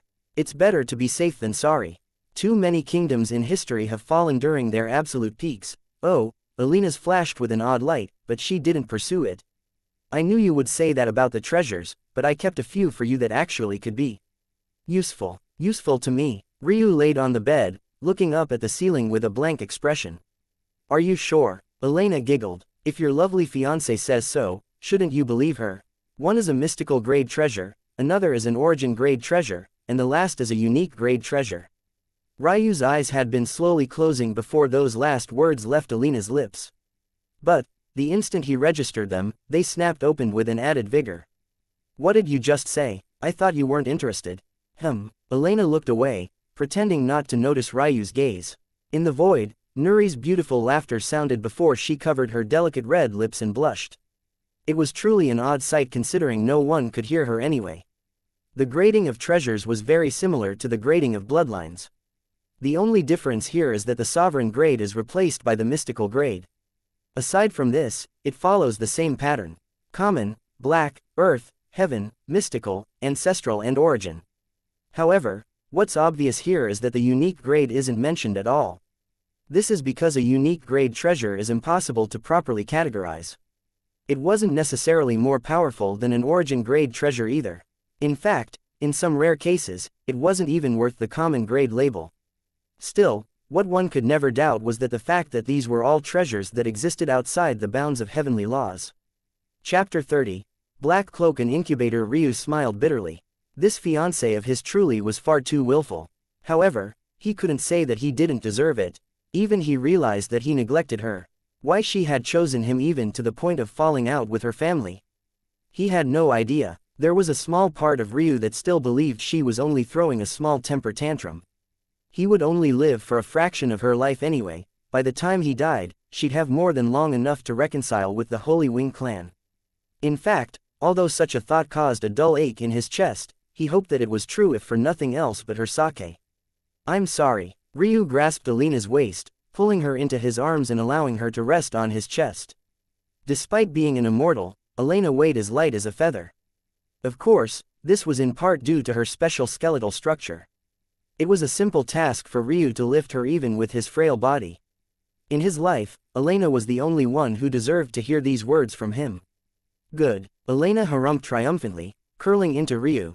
They're all very good treasures, even the mystical grade one. Although its rank is low, its abilities are very interesting. I believe it would be very difficult to make a treasure that replicated its abilities but also had a higher grade. Oh, Ryu would be lying if he said he wasn't intrigued. He was certain that if Elena picked these 3 out of the thousands that were likely given, they likely had the ability to give him an added layer of protection. Elena was obviously no less protective of him than his parents. The only reason it's not a higher grade itself is because its usefulness is reliant on both the skill and cultivation of the person who uses it. Ryu smiled wryly. I have no cultivation to speak of, how could I make full use of this? Silly hubby, how could I not know that? Although you don't have cultivation, what you do have is a very strong mental realm foundation. This treasure can feed off this as well, which was why it caught my eye. Elena reached her arm out, not bothering to sit up as a silver ring on her hand warped slightly to reveal a black cloak. Its fabric was incomparably smooth, almost like satin fur. However, the most intriguing part was that the cloak itself seemed ethereal despite the fact it was clearly laying on his chest. It's also good because I know how much you like to wear black. From my tests, if you entered the breath of earth state while wearing this cloak, it would be difficult for even me to find you as long as you remained still. Ryu took the cloak into his hands with a pensive expression. He knew that he could only enter the breath of earth state for only a few seconds because his spiritual chi couldn't sustain it, but to say that he could hide from an immortal as a cripple, even if it was just a few seconds, was astounding. Of course, there were numerous caveats such as remaining still and likely not allowing any intent he had to leak, but it was still an astounding feat, nonetheless. The only thing holding this cloak back from a higher grade was the fact it relied on its user. Higher grade treasures were amazing no matter how unskilled their master was. Don't think of using it to peep on me in the bath, okay? Elena stuck her small pink tongue out playfully. Ryu shook his head, involuntarily smiling himself as he took the cloak into his heavenly pupil inner world. He had never bothered to carry around a spatial ring because of this innate ability he and all other heavenly pupil wielders were born with. Of course, this ability was a big deal in the mortal planes where spatial rings were rare and expensive, but here, it was inconsequential. That first one is for your protection, but this second one is one I think you'll take a fancy to. It's an origin grade incubator. It's able to accelerate the speed of growth in both beasts and spiritual plants alike by 100 times. Ryu raised another eyebrow. Don't we have plenty of those already? What's special about this one? This origin grade evaluation seems a bit high for what amounts to only 100 times. Elena seemed to be enjoying this side of their interactions far too much. Usually, Ryu was the one with all the answers while she asked all the questions. She couldn't help but revel in this flip. This aside, Ryu wasn't wrong. The Tatsuya clan even had such incubators that multiplied maturing speed by 1,000, even 10 and 100,000 times. This seemed like a lot, but for some spiritual plants, it took several trillion years to fully mature. Cutting the time down by this much wasn't a luxury, it was a necessity. The issue was that even those incubators didn't receive origin grade evaluations. One had to understand just how rare an origin grade treasure was. Even their large clans would only have 2 or 3 and they were the highest existences in the martial world. How could such an evaluation be given out so easily? Elena smiled deviously. What makes this one special despite its low acceleration is the fact it can 1. Fuse into its master's body and 2. Directly process spiritual plants into pure chi to speed up anything from healing to cultivation. Also, you can directly control the pace of flow of the already processed chi. With it, you'll have no restrictions on the spiritual plant grades you can intake and you won't have to worry about exploding from excessive energy. Hearing this explanation, Ryu's heart warmed. Why else would Elena be so eager to give him this treasure if not to lengthen his life? The most troublesome part about extending a mortal's life was finding treasures docile enough to not directly kill them. This completely eliminated this issue. This was what it meant to be an origin grade treasure. This incubator had no need for Ryu to be some elite expert because it covered for his flaws itself. But who? Ryu suddenly said. Who would give up an origin grade treasure? Before, Ryu had been caught off guard by the unique grade title. But it had to be said that the origin grade should have been just as shocking to him. His own Tatsuya clan only had 3 under complete lock and key. Even he couldn't see them whenever he wanted. On the entire shrine plane, there were likely only a bit more than a dozen of them total. Elena's eyes flashed with an angered light. Mother and father forced the Holy Wing clan to cough it up in exchange for that old witch's life and in apology for her actions. Chapter 31. Blades. Elena's words alluded to a story Ryu knew little about. This incubator of the Holy Wing clan had long been known to his Tatsuya clan. Years ago, during Titus first stay at the shrine library and directly after his meridian awakening ceremony failed, his grandma Kunin had put aside her pride and hatred to ask if it was possible to trade for this treasure. One had to understand that although this origin-grade incubator was a heavenly treasure few could match, its use was still highly limited. In fact, the only way to make full use of it was to give it a single master. But, obviously, something like this was less useful for such a large clan. A defensive or offensive origin-grade treasure was simply far more valuable. However, old Mistress Holy Wing would never miss an opportunity to scorn her old rival. Even knowing that this involved the life and death of a child, even knowing that accepting this origin-grade treasure trade would greatly benefit her clan, she rejected the offer after humiliating Ryu's grandmother. Now, she was forced to exchange this treasure for nothing, simply to save her own life. It could be said that justice had been meted out. I see, Ryu said softly. Elena didn't need to say anything more. With Ryu's intelligence, he immediately understood what must have happened. Although he didn't have the exact details, the scenario he built in his mind wasn't far from the truth. Here, Elena's spatial ring warped once more, revealing what looked like a beautiful globe with a world hidden within. Even with his mortal vision, Ryu could see endless flowing rivers and grassed lands. But there were no trees or spiritual plants to speak of. Even the water was normal, without any special properties. Elena shook her head. It's only to be expected. The Holy Wing clan definitely took everything valuable out before handing it over. It should be fine though. With your abilities, you'll be able to fill it with even rarer spiritual plants. Be a little selfish for me, okay? Don't always hand your achievements off to those old council fogies. Keep some for yourself. A rare air of seriousness took control of Elena's tone. She didn't know why she suddenly felt so uncomfortable, as though a weight was slowly increasing on her chest, but she always believed in her instincts. It was part of why she always felt so free. Be a little selfish, huh? Ryu muttered to himself as he took the globe in his hand. The heavenly pupil inner world was quite bland. It seemed to be an odd gray box that increased in size along with your cultivation. Yet, even as a mortal, Ryu's space was about 10 meters in every direction. Aside from the cloak that now sat neatly folded in a corner, there wasn't much else to see. All that remained was the fire dragon emblem of the Tatsuya clan, the phoenix emblems of the ice and fire phoenix clans, and the lightning Kilin emblem of the Kunin clan. These emblems were mystical grade treasures that allowed access to the various clan holy lands, but other than that, they had no other function.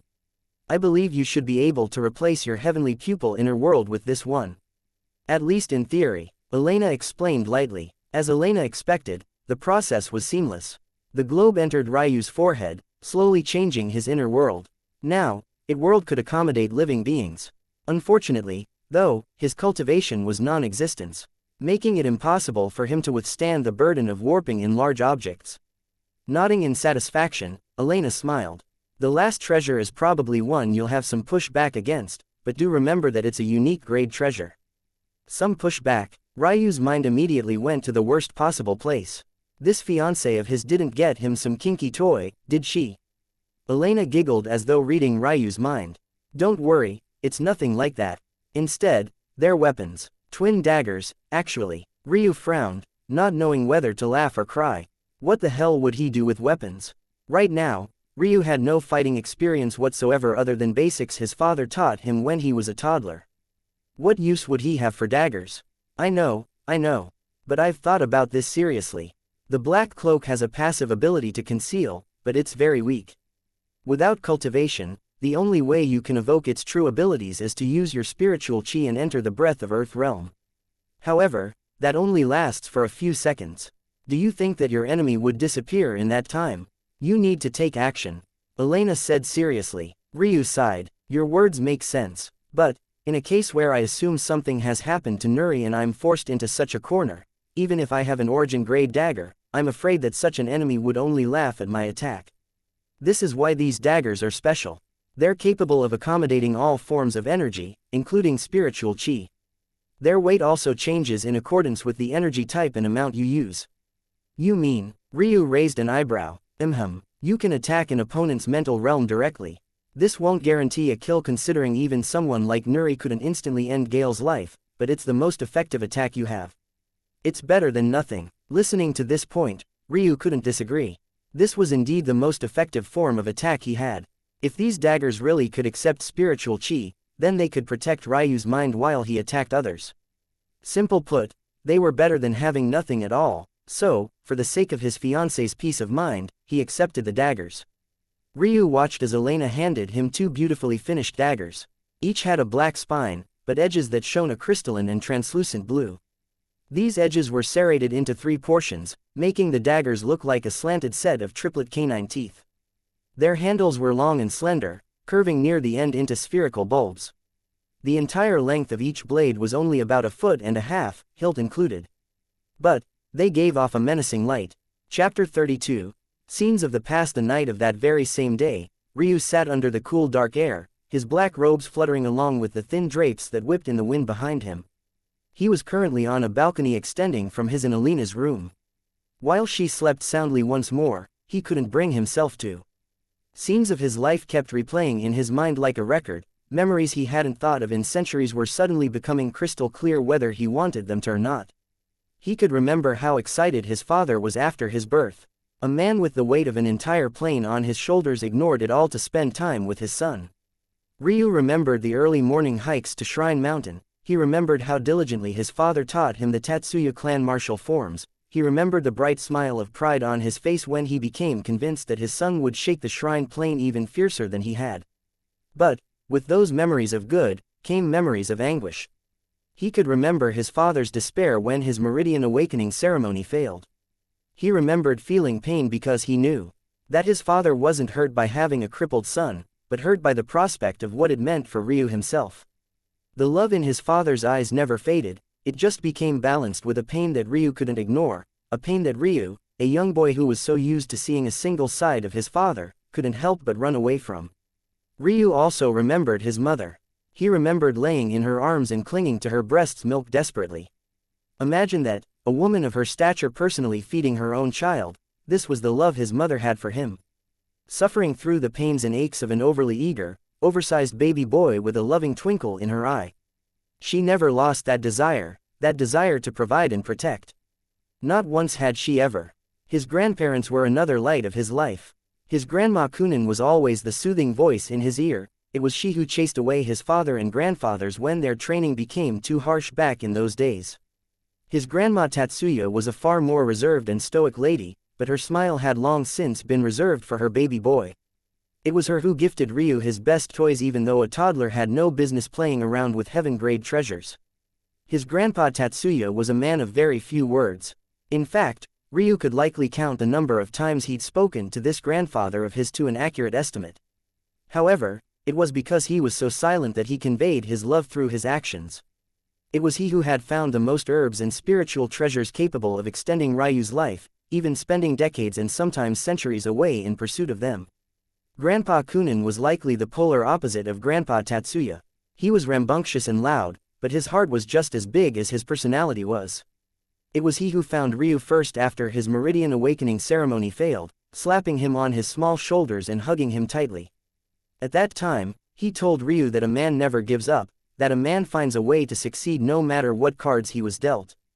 If it wasn't for Grandpa Kunin, Ryu didn't know if he would have recovered enough to set a new path for himself by entering Shrine Library. Then there was Nuri. Ryu had always seen her as his big sister, a woman always there to protect him. The truth was that Nuri was a little girl his parents had adopted before his birth. At the time, they had been trying for several millennia to birth a child to no avail. It was then that Nuri fell like a heavenly treasure from the skies. They fell in love with the little baby girl immediately, taking her in as one of their own. When Nuri grew and Ryu was finally born, she wanted to repay this debt of gratitude. Having never known her own parents, to her, the Tatsuya clan was the only family she'd ever recognize. She didn't even blink an eye when she swore a tribulation oath to protect Ryu for life. Ryu remembered patting his little chest as a boy no more than 3 or 4 years old, swearing that when he grew up, he would take Nuri as his wife, then it would be his turn to protect her. Nuri had smiled brightly, that beautiful smile of hers. She rubbed his small head and nodded with happiness. And Elena, she had a place in Ryu's heart that was unshakable. When she came into his life, he hadn't thought that he would ever open up that side of himself to anyone until his death took him from this world. Was it even fair of him to do so? How could he promise love to a woman he wouldn't be able to sustain? It was then that Elena had said those ill-fated words to him, "Be selfish."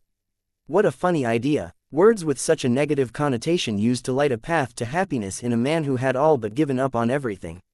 Ryu's face shifted up, allowing him to catch a glance at the 3 moons.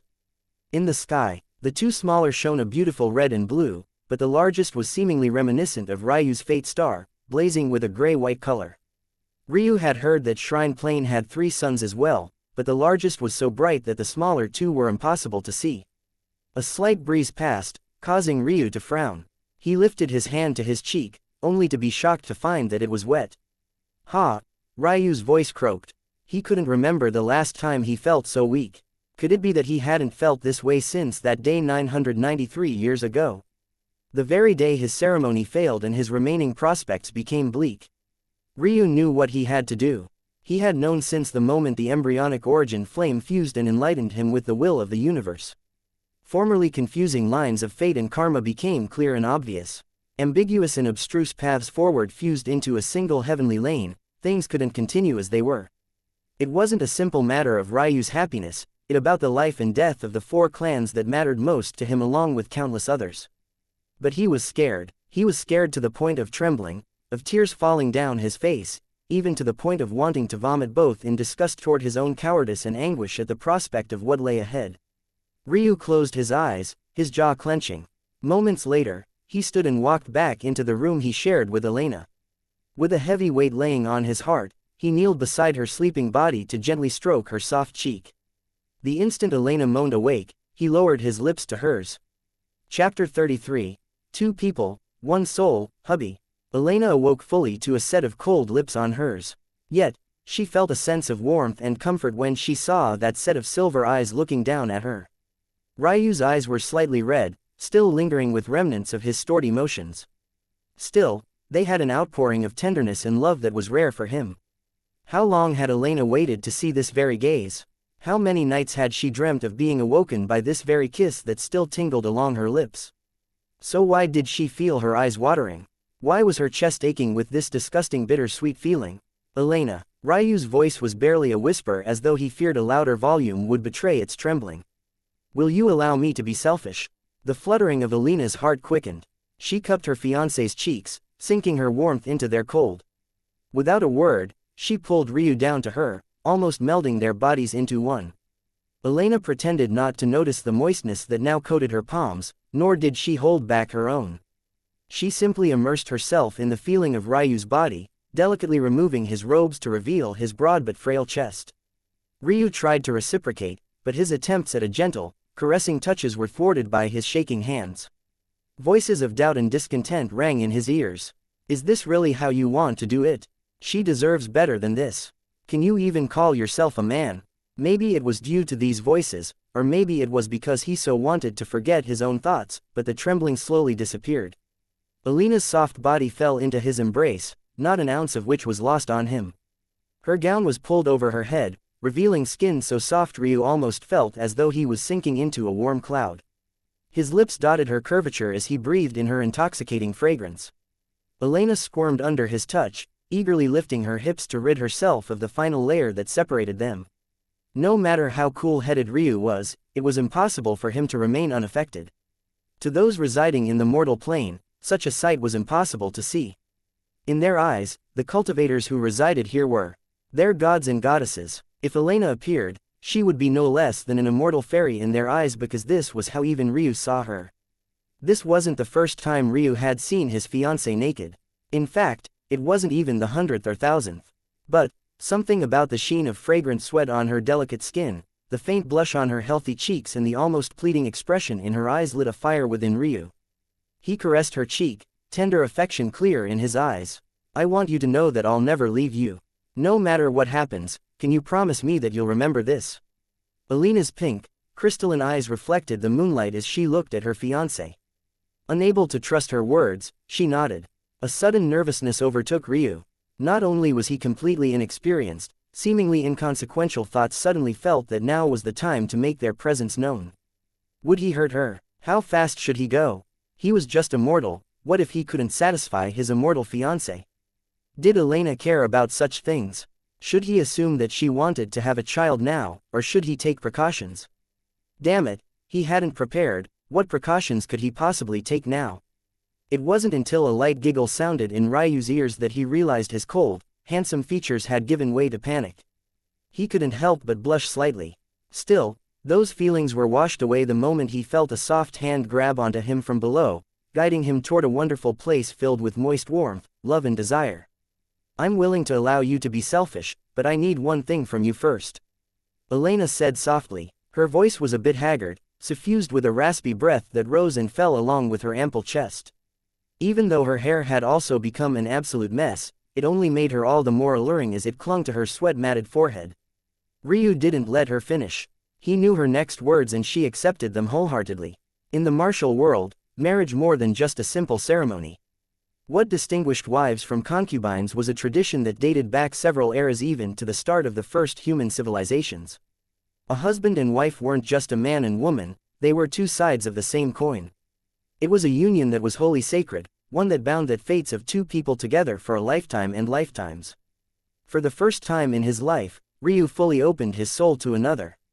Although Elena trembled at the sight she saw, she too reciprocated. In the next moment, their thoughts became one. Nothing of Ryu's was hidden to Elena, nor was anything of Elena's hidden to Ryu. They had come to have a perfect understanding of each other the moment a dull pain pierced Elena's senses. You, Elena Tatsuya, will forever be my, Ryu Tatsuya's wife. In life and in death, we walk together. In sadness and happiness, we feel together. In this reincarnation and the next, our souls will always be one. A swirling of turbid primordial yin and yang filled the room. Moans of passion and fervent desire ricocheted across the walls. Ryu's nervousness had fled as a sense of freedom pervaded his mind. Elena's wants and needs were no longer a mystery to him. In the end, Elena fell into his embrace and a satisfied sleep, once more clinging to her fiancé's arm as though she was afraid he would disappear. Maybe ironically, this fear that Elena had irrationally held for so long became reality the next morning. Nuri's shrill cry of sorrow and pain shook Tatsuya Palace. Elena didn't even need to open her eyes to know that her husband was no longer by her side. An empty void the likes of which seemed to encompass the whole of existence was all that was left behind. She knew exactly what had happened. She had felt his fear and hesitation, his tears and resolution. And finally, she had felt his death. Chapter 34. Contorted. The legacy of a sky god is not so easily attained. The next few chapters will be just as difficult to read. Whether or not you have the fortitude to make it through and watch Ryu rise, well, maybe only you have the answer to that. The matters of the Shrine Plain became a blip in history. However, this wasn't because Ryu was too insignificant, but was simply due to the fact that the occurrences after his death were simply far too tragic. An event the likes of which hadn't been seen since the great ancient beast war ravaged the Shrine Plain. In the face of such a reality, the death of a mortal man who had only lived to his 1000th birthday was inconsequential. While his death was absolutely devastating to a minority, in the grand scheme, he became yet another forgotten hero. These matters would remain unchanged for 9 cycles of 100 million years. The wail of a woman shook a grandly decorated imperial harem. One couldn't help but be shocked at the power hidden in her lungs. Who would have thought that a woman without much cultivation to speak of could make such a sound? 3 middle-aged doulas sprinted as fast as their chubby and short legs could carry them, rushing to Anne from the woman's bedside. One carried buckets of water, another brought fresh and replaced worn towels, while the last massaged the protruding belly of the wailing woman, her palms glowing as she muttered under her breath. It was clear by the expressions of the 3 doulas that they had never dealt with such a severe labor period. It had already been 3 days since first concubine Lalani had been appropriately dilated to begin actively pushing. Yet, in all this time, there had been no real progress. This was supposed to be a happy occasion. The king's favorite concubine was finally giving birth after more than a decade of failure. If they were on duty and became responsible for the king's loss of a son, execution would be the least of their worries. Who didn't know how much the king treasured his heirs? There was a long stretch of time, decades, in fact, where the king only had 2 daughters to speak of. Although this had changed in just the last 4 or so years, the king still retained some of that latent anxiety. They couldn't afford to fail. In the largest courtyard of the imperial harem grounds, a beautiful young woman leisurely reclined as though the wails of first concubine Lalani were nothing but music to her ears. It was at that moment that a shadow flashed into the room, appearing behind the woman silently. "Why have you come?" The young woman's eyes flashed coldly. "There's been a problem." "A problem?" Her eyes narrowed, clearly unhappy with these words. Although Imperial Doula Miriam is an insignificant creature, her skill in childbirth and rearing is unmatched in our Tor kingdom. With her pride, if the child had died, even if it meant her death, she would have announced as much. "Are you trying to tell me that a mere unborn child could survive such a poison?" The young woman sneered. It was obvious what she was implying. There was not a chance in hell such a thing was possible. If there was a failure, it was human. Meaning whoever administered the poison was the one responsible. And the one who was tasked with this was none other than the shadow that stood to her back. The shadow didn't know how to respond. His life and death rested on a mere word from this queen. If she truly decided to blame him, there wasn't a place in the entire plane he could hide. Wiping away his cold sweat, the shadow immediately explained himself. "Queen Tor, please understand. I am certain that I've done my job appropriately. If the child has survived the meridian-severing poison as an unborn, this simply means that he is, or rather, was, an astounding talent. Whether he is born or not, he will no longer be a threat." The young woman remained quiet for a long time. To the shadow, it felt like an eternity, but in truth, it was no more than a handful of minutes. "Return to the clan and give yourself 10 lashes of the punishment rod. I'll forgive this matter for now. Indeed, watching her crumble due to having birthed a useless son will be far more gratifying." The young woman laughed to herself as the shadow bowed and disappeared. No one noticed that fact. A man who wasn't a eunuch had entered where he shouldn't have. First concubine Lilani pushed with what remaining strength she had. In all honesty, she had long since wanted to give up. Why was she of all people given the trial of such a difficult labor? She had been pampered her whole life, nothing had ever been difficult, but suddenly an impossible-to-scale mountain had landed directly before her. She wanted to sleep and rest. She wanted to take a bath and wipe this crusted sweat from her body. But this old hag kept applying pressure on her womb. Why wouldn't she just stop? "Let me just lie here," she screamed in her mind. It was then that the cry of a child sounded throughout the imperial harem. It seemed that this child inherited his vocal cords from his mother. His loud bellowing was followed by the abrupt opening of the courtyard's doors. A man of imposing aura and will rushed into the room, ignoring all ceremony to reach the bedside of the now collapsed first concubine Lilani. "Your Majesty, it isn't the right time for you to enter. The poor boy still needs to be cleaned and prepped." Imperial Doula Miriam tried to explain. This wasn't the first time the king had had a child. He should know these things by now. Usually, King Tor would have awkwardly scratched his head at the berating of this older, middle-aged woman. Yet, at the moment, his face had contorted at the sight of his son. Imperial Doula Miriam panicked, looking at the baby in her arms to see if he had any obvious defects, but her only conclusion was confusion. Why did such a healthy baby evoke such a reaction? Chapter 35. Imperial Censors. It should have been a happy occasion. These were words many aware of the situation likely thought. The birth of the fourth prince of the mighty Tor kingdom. The king who had spent so long without an heir suddenly had 4 of them. He should have been ecstatic. However, there was a looming dark cloud over Tor Palace. It had to be said that even Imperial Doula Miriam was confused by this turn of events. She was well aware of her own abilities, as was everyone else. She had helped hundreds of noble women give birth over her lifetime. In fact, she had even waited on the previous queen in giving birth to the current King Tor. To say that she was experienced was a severe understatement. When she received the young baby in her arms, she found not a single defect. In fact, after a few days passed and the young boy's skin cleared and stretched, she was certain that he would grow to be even more handsome than his father. After some thought, she decided to do a deeper inspection. After all, the king's cultivation was far more profound than her own. The only martial techniques she knew were related to healing, while her cultivation was still at the pulse-opening realm. However, the seasoned Miriam was still very much confused. Even though the king's cultivation was deeper than hers, her sensory abilities, especially in relation to babies and their mothers, should have been unmatched. As she expected, after doing a deeper examination of the child, she found him to be the picture of health. His bones were strong, his blood was pure, and his meridians were actually a great surprise. Usually, the meridians of newborns were very frail. This was why the meridian awakening ceremony didn't take place until 7 years old. However, This young boy here seemed as though he could take his ceremony right this moment and come out perfectly fine. Of course, there were other restrictions as well, such as one's spiritual foundation. It was a combination of meridian maturity and this that made it general consensus to wait until the age of 7. The mother will survive. The boy is not only healthy, he's even far more talented than his elder brothers and sisters. Even though I'm just a weak old lady, I'm certain that if the heavenly body sect knew of this boy, they would come snatch him up immediately. So why did the king react in that way? Imperial doula Miriam muttered to herself. Shaking her head, she decided that matters of the royal family were no business of her own.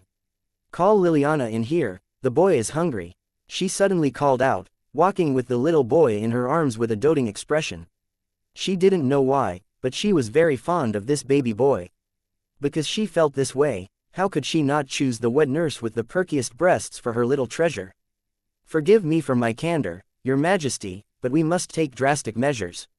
I understand that he is your son, but the heavens have blessed you with 3 other heirs. A minister of the imperial palace spoke slowly, standing within the imperial court. While the others of the palace had no idea why such a happy occasion had turned so foul, the upper echelons definitely understood. In fact, they had begun taking the utmost precautions in dealing with the matter. Although they hadn't said it, their eyes displayed their emotions clearly. Kill the boy. A baleful aura erupted from the king. Had these fools never fathered children of their own? What kind of nonsense was this? I have 3 others, so it's fine to kill the 4th. Censor Digby, Censor Orson, Censor Briggs, what are your thoughts on the matter? The king's expression was grave and his eyes were sharp. In just the last few days, his healthy black beard had become rife with strings of gray and white. It was clear to everyone how much this situation weighed on his mind. He was a handsome young man in his own right. Although he was already 50 or so years old today, his cultivation was deep enough to maintain his looks. He wouldn't have to worry about the end of his life for another 150 years. Yet, he had gained the heart of an old man in what amounted to less than a week. In reality, this meeting should have taken place immediately, but he had put it off. Censor Digby stepped forward first. He was an old, wizened man with a beard as long as his lengthy head of white hair. In truth, he was only 10 or so years older than the king, but he had no cultivation to speak of, so this was his appearance. Your Majesty, Censor Digby bowed deeply, you have known for a long time that the role of imperial censors is to uphold the moral code and culture of our wonderful kingdom. On the one hand, this old servant believes that it is morally reprehensible to kill a newborn child no matter the reason. On the other, there needs to be measures taken. The 4th prince cannot live a normal life, the cards he's been dealt are too cruel to ignore. Censor Orson was the newest of the imperial censors, having only recently been promoted from a certain minister rank. As such, he was relatively young, being only 40 or so years old. However, he suffered from the same lack of cultivation and frail body Censor Digby did. Your Majesty, Censor Orson bowed, I am young and rash, I hope that my words do not offend you. However, it must be said that the world is cruel and the time is nigh. Although the boy was born with this cruel fate, Imperial doula Miriam has reported that he's a heavenly talent the likes of which few have ever seen. If he is allowed to grow, I fear that Tor Kingdom will suffer from internal strife. The king's finger twitched. If he didn't know the fallout it would cause, he would have immediately killed this man for daring to speak such words before him. But, in the end, he simply allowed the morbidly obese Censor Briggs to step forward. Your Majesty, despite his size, Censor Briggs too made the effort to bow. This lowly servant will speak his opinion now. Although the matter is as dangerous as Censor Orson describes and is as sensitive as Censor Digby portrays, we must also not forget that a father killing his son will also stain the morale of the kingdom. In fact, even if this information never spreads and the 4th prince comes to be known as a stillborn, it will still have ill effects. This lowly servant suggests that we use more roundabout methods. Chapter 36. King's Garden. One might wonder why a king with so much power in his hands would ever care to listen to this opinion of those who amounted to simple mere mortals. However, it was important to understand just how critical the role of an imperial censor was. In fact, they're purposely chosen to be mortal so that they can maintain proper perspective. When a country or kingdom is formed, the most powerful strength its leaders can wield is nationalism. This fervent and almost basal instinct of a person born in a certain place to be biased toward their home. It is because of this nationalism and loyalty that governments can maintain themselves over generations, while it's often due to a lack of it that they fall prematurely. No matter how much individual strength King Tor wields, there would come a day where he would have no choice but to hand his life's work to the next generation. When this occurs, he needs to ensure that the people still believe in the royal family and are willing to pledge their loyalty for another ruler's span. After this, it then becomes the next ruler's duty to maintain this tradition. The date of this event was closer than one might think. Although King Tor's current lifespan was more than 200 years, this didn't mean that he would rule for 150 more. According to the rules and regulations of their plane, experts of a certain cultivation must recede from the so-called secular world. Given King Tor's talent, it wouldn't be much more than 15 to 20 more years before he would be forced by these ancient traditions to abdicate. Knowing this, King Tor couldn't in good conscience leave his kingdom in turmoil. Even if he slowed his cultivation purposely to match the upper limit of this time, something that was morally gray according to the rules they followed, his eldest son wouldn't even be 25 years old. This simply wasn't enough time to resolve this conflict. This wasn't the worst of matter either. Up until now, only abstract matters such as nationalism and loyalty were touched upon. However, there was a very real and tangible measure of this in the martial world, fate. This was the greatest task of the imperial censors, to ensure that Tor Kingdom's faith was always maintained at the highest possible levels. Without the protection of such faith, a kingdom could face many potential issues.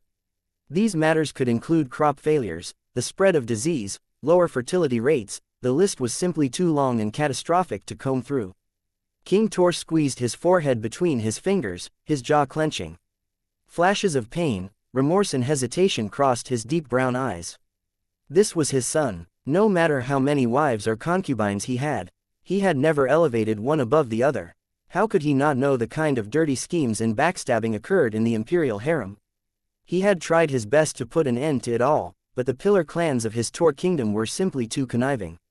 While he wanted to destroy them all from the root, such a thing would cripple his kingdom as well. Now, he was thrust into a situation where he was wrong no matter what he did. How could he ever look his son of his in the eye again? This matter concludes today. King Tor finally spoke, not looking up. No one will lay a hand on the fourth prince. The eyes of the ministers and censors widened. Your Majesty, silence. King Tor's roar shattered the floor beneath his feet, causing the mortals in front of him to bleed from their ears, unable to withstand his might. 7 years from now, King Tor continued solemnly, it will be revealed to the public that the fourth prince's meridian awakening ceremony has failed. He will live a simple life without cultivation. When the coronation games begin, he will not have the power or backing to succeed. His life or death will be up to his own luck. Should he survive, he will be allowed to live out the rest of his life in quiet. If I hear of him suffering even a single grievance, I will eradicate you and your families. King Tor's growl shook the scholarly ministers from head to toe. How could they withstand such killing intent? Should he die? King Tor didn't finish his words. He turned his back to the ministers, disappearing from the imperial court. It seemed like just a single step.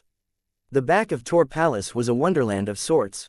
It didn't have any heavenly treasures or overwhelming chi density, but it did have a calm ambience that helped one to clear their minds. This place was the only area of the palace the king could come to be alone, as everyone else was barred from entry. That said, these truths were just by the standard of the shrine plane. To the higher mortal plane, this small garden was akin to heaven on earth. King Tor entered the Garden of Kings to stand beside a small stream of elevated water. This treasure wasn't too astounding, but it was definitely far better than a normal stream. It was charmed to have the capability of absorbing chi from the air before releasing it slowly over time in the form of a comforting fragrance. The result of this was increased chi density and purity in a given area. The king mindlessly stared at this stream, following its meandering and benign path of meaninglessness. It simply continued to do its job. Absorbing chi, storing chi, releasing chi, absorbing chi, storing chi, releasing chi. In a lot of ways, it was a reflection of the pointless lives they led. Why did he become king? To protect the kingdom. Why does he protect the kingdom? To secure his family's future. Why does he want to secure his family's future? For the sake of the kingdom. So why did he sacrifice his son today? For the sake of the kingdom. But wasn't the sake of the kingdom supposed to protect his family? Shaking his head, King Tor walked to the end of the garden to an unassuming fountain.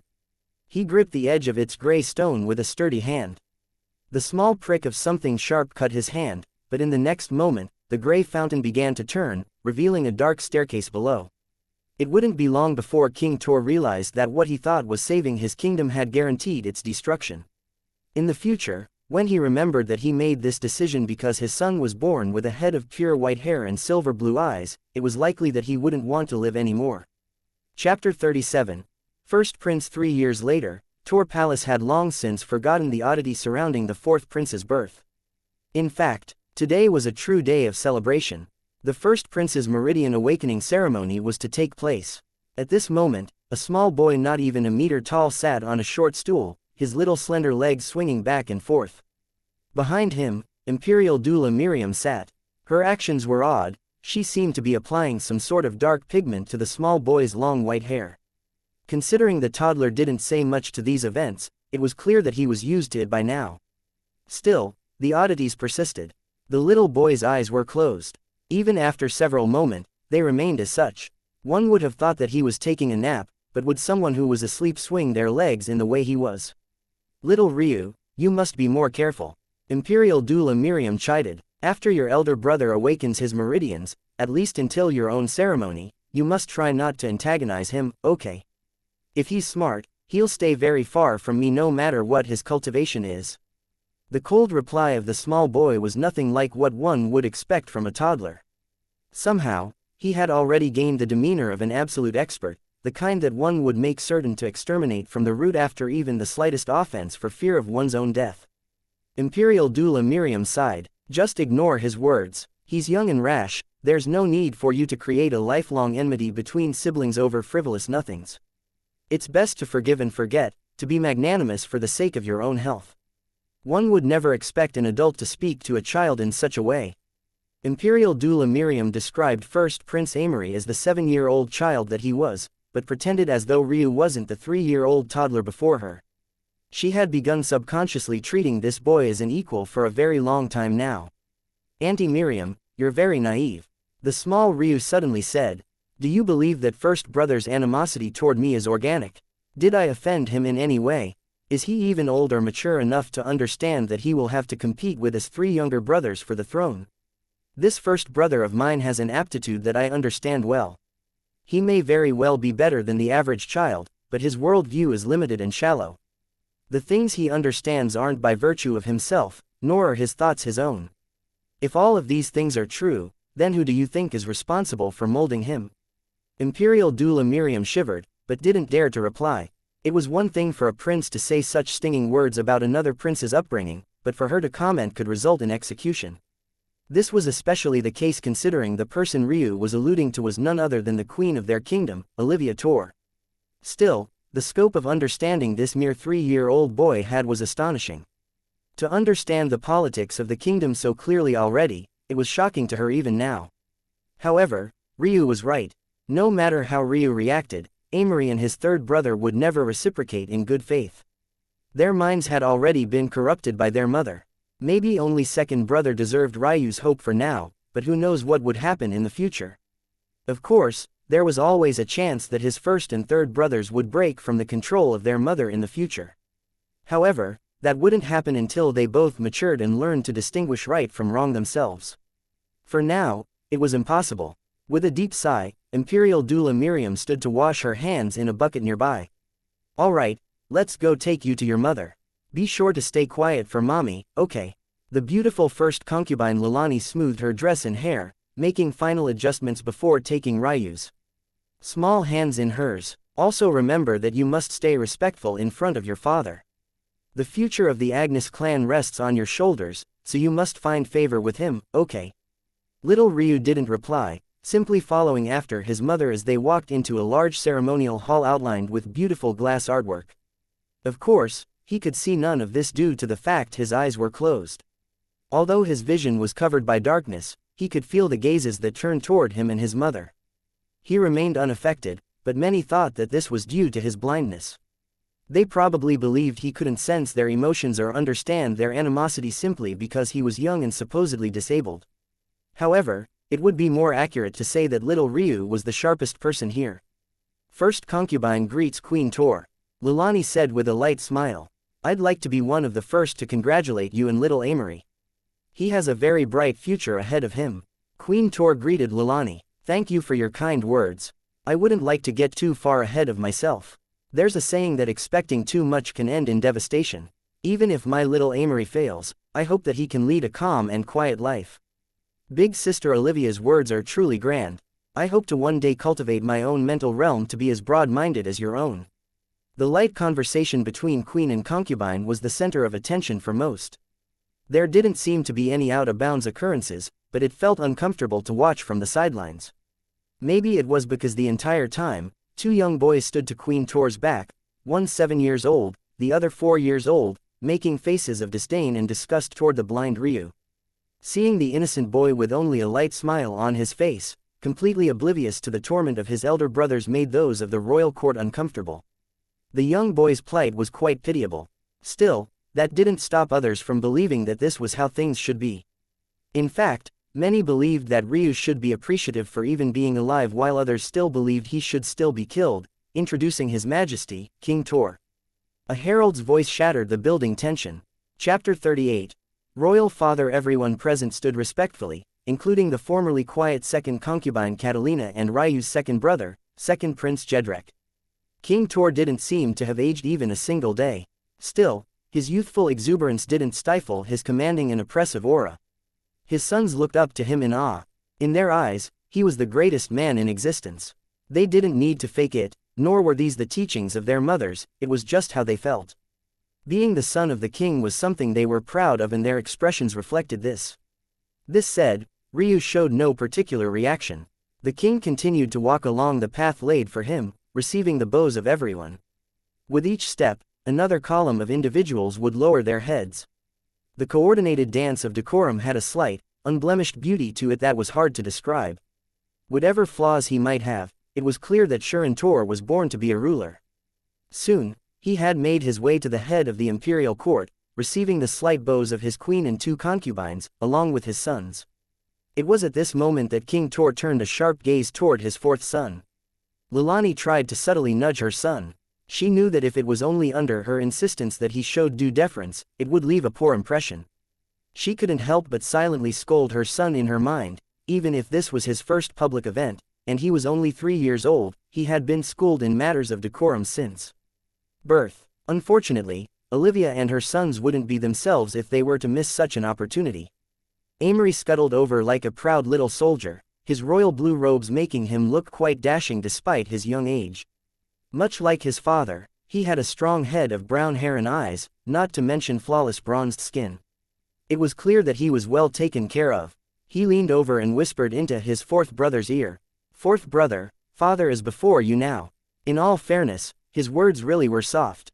However, in a quiet hall specifically designed to project the voices of those who spoke at its head, such precautions were inconsequential. To Ryu, it was obvious that Amory hadn't planned this. The simple optics of him whispering to Ryu was enough to convey the necessary message. But that didn't stop sycophant fools from relishing in the intelligence of the first prince as well as his kindness. Oh, Ryu responded with an embarrassed smile. Hello, father. Ryu's response caused black lines to form on his mother's delicate forehead, even as some ministers nearly fell from their seats. Did this young man forget everything he was taught? What had he been doing for the last 3 years? First, he hadn't bowed. Then he called King Tor father instead of royal father. And, even after his mistake was pointed out, he still didn't bow. It was one thing for First Prince Amory to call him father in what should have been a whisper, such a mistake could be forgiven. But to speak aloud in such a way was yet another breach of decorum. King Tor didn't react much to Ryu's words, or rather, he didn't get the chance to, because first concubine Leilani had no choice but to take matters into her own hands. The miseducation of a prince was never the fault of a father, but rather was always on the mother's shoulders. After all, a king had too many other matters to attend to. At the very least, she had to make it clear that Ryu's actions were innocent mistakes and not the occurrences of her teachings. Little Ryu, whenever you see your royal father in such a setting, you must bow. Okay. It's okay to treat him as a normal father in private settings, but in public, he is a king. Ryu tilted his head to side, displaying his confusion. But I can't see, mother.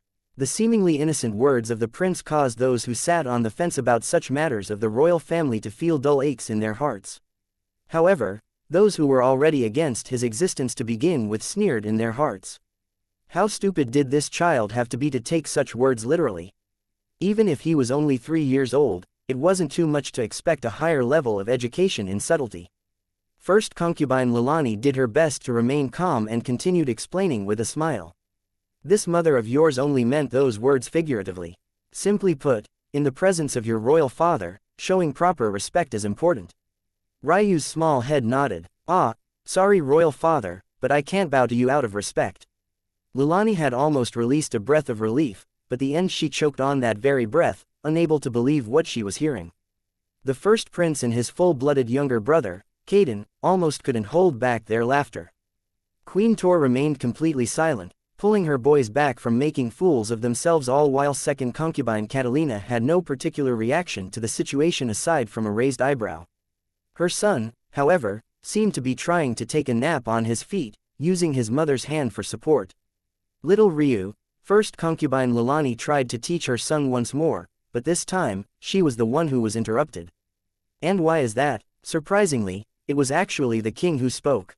His voice was filled with majesty and the smallest hint of curiosity. He really did want to know what this son of his would say. It's simple, really, Ryu explained, unperturbed by his father's presence. I'm blind. If I bowed, I have no way of knowing if I've done so in the proper direction. I could follow your voice, but if I miss by even a hair, and grace a prince's bow to the wrong person, wouldn't that be more catastrophic than not bowing at all? Isn't my not bowing the highest form of respect I could give you, royal father? A pin drop of silence filled the hall, stunned expressions coloring the faces of those present. This was the first public ceremony the fourth prince had attended. It could be said that Imperial doula Miriam and his mother were the only ones who interacted with him with any relative consistency. No one understood just what kind of prince he was. They had thought he was a fool, but did he just play them all? Was a 3-year-old making his dissatisfaction with the kingdom known in its imperial court of all places? Chapter 39. Good Pa. The crisp sound of a slap not only made Ryu's ears ring, but also caused his face to sting with a deep and reverberating pain. Maybe it was due to the fact his eyes were closed, but he felt every moment. The whooshing of the air, the vacuum that formed in his ear, even the shock of what happened were each multiplied many times over. He felt stuck in the moment, replaying the sensations in his mind again and again. Amory's Meridian Awakening ceremony had long since come to an end. In fact, the awkwardness of its start was washed over by the outstanding news related to his Meridian, skeletal, bloodline and spiritual foundation grades. However, it was clear that first concubine Leilani hadn't forgotten what happened. It had festered in her to the point where she hit her son for the first time in her life. Do you not understand the gravity of what you've done today? Leilani's shrill voice filled the mother and son's private courtyard. Do you believe that you were very clever? Did you think that even if you meant your words with the utmost sincerity that it would matter? Ryu didn't respond. His face didn't show the change in expression or borderline crying contortion a 3-year-old should have probably displayed. His eyes remained closed, his hands didn't even clench into fists, and aside from the gradual reddening of his left cheek, his features practically remained at their baseline. Even at 3 years old, Ryu had an arrogance that no one could shake. Today, he could have bowed, but he did no such thing. Since he was capable of beating up his elder brothers, something he had done on several occasions already, how could he not be capable of aiming a bow properly? He didn't do it because he didn't want to. According to their martial world's tradition, there was no shame in bowing to one's parents. In fact, it was dutiful and filial of a child to do so. The problem was that Ryu never saw King Tor as a father. He saw him as a weak and spineless man who didn't deserve his respect. His brothers saw the king as the perfect and best man in the world, but to Ryu, if this was what the pinnacle of manhood was, the human race would have been extinct long ago. Do you not understand that this isn't just about you? Leilani trembled at her son's lack of a reaction. She had half a mind to raise her hand and slap him again, maybe this time the message would ring true to his mind. However, something told her that even if she skinned Ryu alive, it would make no difference to his demeanor whatsoever. The years passed slowly. On the 4th year since Ryu's birth, his second brother's Meridian Awakening ceremony took place. On the 5th, it was his third brother's turn. And finally, the 7th year came. around, leaving just 3 days until Ryu's own. In these times, the kingdom was truly blessed. It seemed like all of the king's heirs were heavenly talents, the likes of which their plane rarely saw. However, there was an undercurrent of competition that shook Tor Kingdom. It could be said that this generation of Tor heirs had no choice to be great. If they had been any less talented, the threat of the six-pillar clans would have been too great to bear. Young geniuses sprang up not only in the royal family, but also Tor capital city's upper echelon. Not only were the prince's heavenly talents, but so were the young masters of those 6 clans. Still, the third prince shockingly stood above them all, including his eldest full-blooded brother. He was actually born with an earth skeletal grade. The moment this news became public knowledge, the various elders of the heavenly body sect practically tore each other apart in competition to be his master. According to tradition, there were only 2 ways to enter the 4 sects of their plane. The first was to reach a certain cultivation threshold. No matter which sect was in question, this threshold was the spiritual severing realm. One wouldn't be considered a true cultivator until this realm was reached. It was also those of this threshold that were no longer allowed to interfere in the matters of the secular world. The second method was actually far more difficult. This second path required one to be born as a heavenly and undeniable talent. Being of the earth grade in one of the so-called foundations of cultivation was the minimum requirement. In truth, King Tor was also born with an earth skeletal grade. In his youth, he had been taken away. But, after all of his brothers crossed the age of 18, he came back to participate in the coronation games. After this, he was crowned as king and had ruled ever since. This said, once he stepped into the spiritual severing realm, he too would have to return to the sect after abdicating. For the Tor clan to have birthed not just one earth-grade genius, but 3 for consecutive generations of them caused an uproar the other sects could no longer ignore. If it had just been the now abdicated Amael Tor, it was fine. Their sects also had 1 such talent each. But now adding Shuren Tor and his son, 3rd Prince Caden Tor, it was too much. On top of all of this, recent rumors had it that Amael Tor had just stepped into the half-step divine vessel realm. Even the sects of the immortal planes had started to show interest in recruiting him. Now, the Tor clan had only become far more untouchable. It was in the midst of this shockingly good news that Ryu's own Meridian Awakening ceremony approached. Using the former King Amael Tor's cultivation increase as a pretext, Shuren Tor took his 4 sons with him on a trip, waving Lilani off and claiming that he could handle his own son's awakening ceremony. After all, even the poorest of families could arrange such a ceremony for their children. Although it often failed due to their poor talents, that didn't mean that such unlucky clans didn't still treat their newborn children as potential lottery tickets to a grander life. Ryu didn't speak for the entirety of this trip. Even when he entered the heavenly body sect and met this shadow-like grandfather for the second time, he didn't show much of a special reaction. When the day of his ceremony finally arrived, Ryu stood before his brothers, father and grandfather, a cold expression on his small, immature face. While his brothers, especially his first and third, stood nervous, each entirely certain that this 4th brother of theirs was the most talented of them all, Ryu somehow knew exactly what would happen. When his father pretended to pull a long face as the ceremony fizzled out, he didn't so much as tremble. "To not even allow me a path to live. What a good father you are." Those were the only words Ryu spoke during the entire trip, and it earned him the second slap of his life. Chapter 40. Elder sisters like this, another 4 years came and went in the blink of an eye. The 3 eldest princes of the Tor royal family began to grow into their own, claiming milestones the likes of which few had ever seen. The first prince, although a far inferior martial talent in comparison to his full-blood younger brother, became a scholar of worthy note.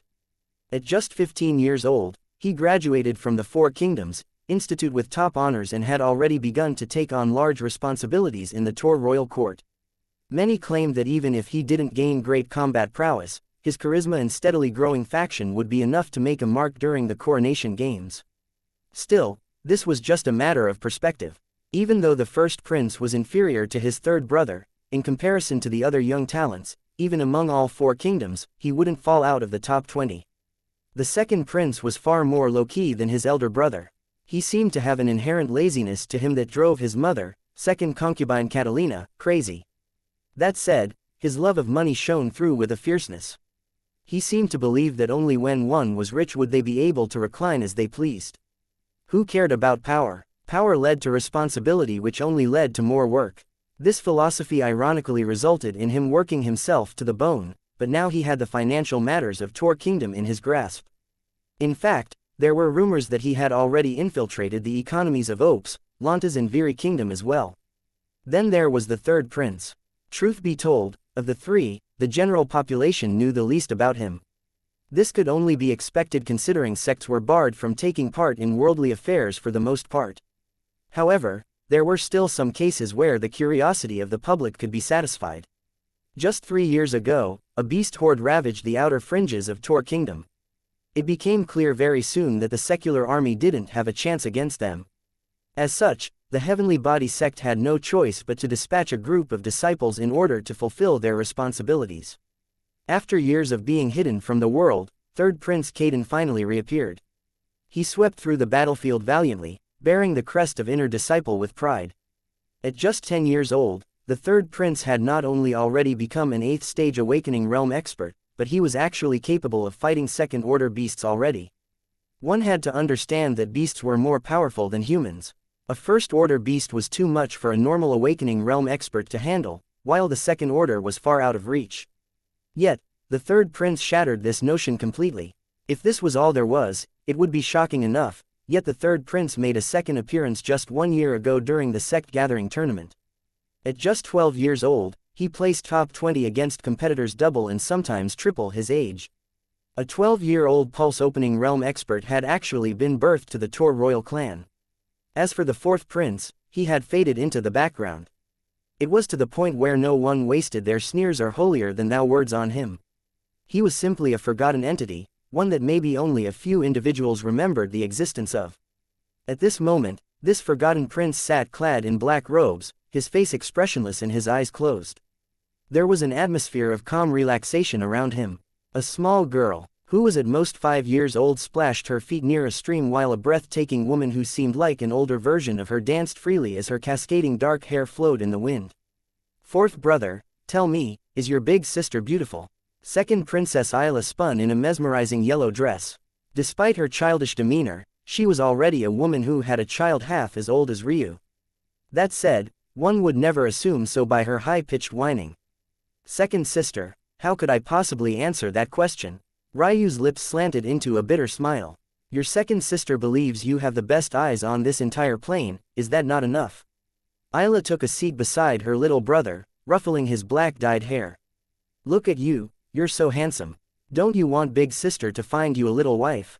In the corner of the courtyard, kneading away as God knows what, was Imperial doula Miriam. She smiled at the second princess's adorable nature. It was rare that the two princesses came down from the Heavenly Body sect, but when they did, the aging doula felt gratified. Among those of Tor Palace, they were the only ones who actually acknowledged little Ryu's existence. One might wonder which of the two requirements the princesses of the Tor Kingdom met to be allowed to enter the sect. Well, the truth was neither. Instead, they actually both married experts of the sect, thus fulfilling the requirements for an unspoken third rule for allowed entry. Their husbands were quite powerful also, having both become outer elders of the sect at relatively young ages. Ryu smiled lightly. And which little girl would you sentence to become a widow? The second princess pouted, knocking Ryu on the head. Don't say such depressing things. Does this big sister of yours look like the type to allow you to die? Now be serious. The little girl of second brother's Garrus clan is quite cute. She's only a year older than you and this big sister's intuition tells her that she's taken a liking to you. There's also the Kunal clan's young miss. She's already 5 years older than you, but that's okay. When you two get older and she gets droopy, big sister gives you permission to take a young and ripe concubine. Ryu didn't know whether to laugh or cry. Were these really the kind of words a mother should say when her 5-year-old daughter was just a few meters away? The value system of this kingdom really was too backwards. Before Ryu could answer, the gate of his courtyard banged open, revealing the disheveled appearance of a beauty that lost out to the second princess in no way. In her arms, a small boy clung to her neck, clearly perturbed by his mother's erratic behavior. First sister, Ryu and Isla spoke simultaneously. First Princess Dahlia did her best to catch her breath, taking in a deep gulp of air before speaking. The Natural Order sect has been destroyed. Chapter 41. Natural Order. Ryu's forehead wrinkled as he allowed his first sister's words to sink in. But, Even after a few moments, even the premise was difficult to accept. In the martial world, there were 6 planes, 3 mortal and 3 immortal. The plane the Tor kingdom resided on might be mortal, but it was the highest of the 3 mortal planes. This meant that among mortal cultivators, the experts of the natural order sect were the very best.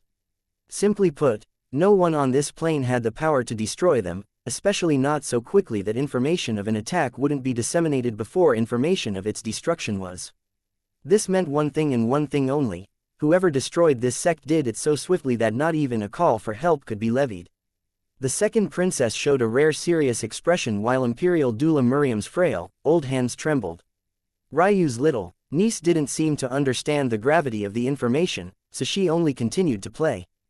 But it was clear that her demeanor didn't speak for everyone. The first princess released her son, allowing the 2 little cousins to play with one another as a tight frown took over her beautiful features. Who could have done this? Isla finally asked. How could Dahlia have an answer? The only reason she knew this information was because their husbands had sent a messenger beast.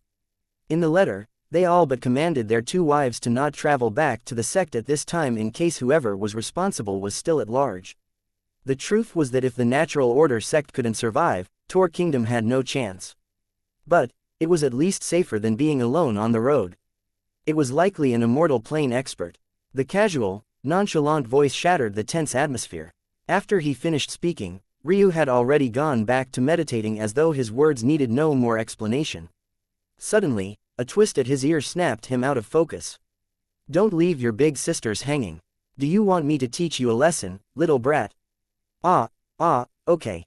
Ryu rubbed his ear, full of grievances. One of his sisters was a toddler in a woman's body while the other was still a school bully. When would they ever grow up? There's not much explanation needed.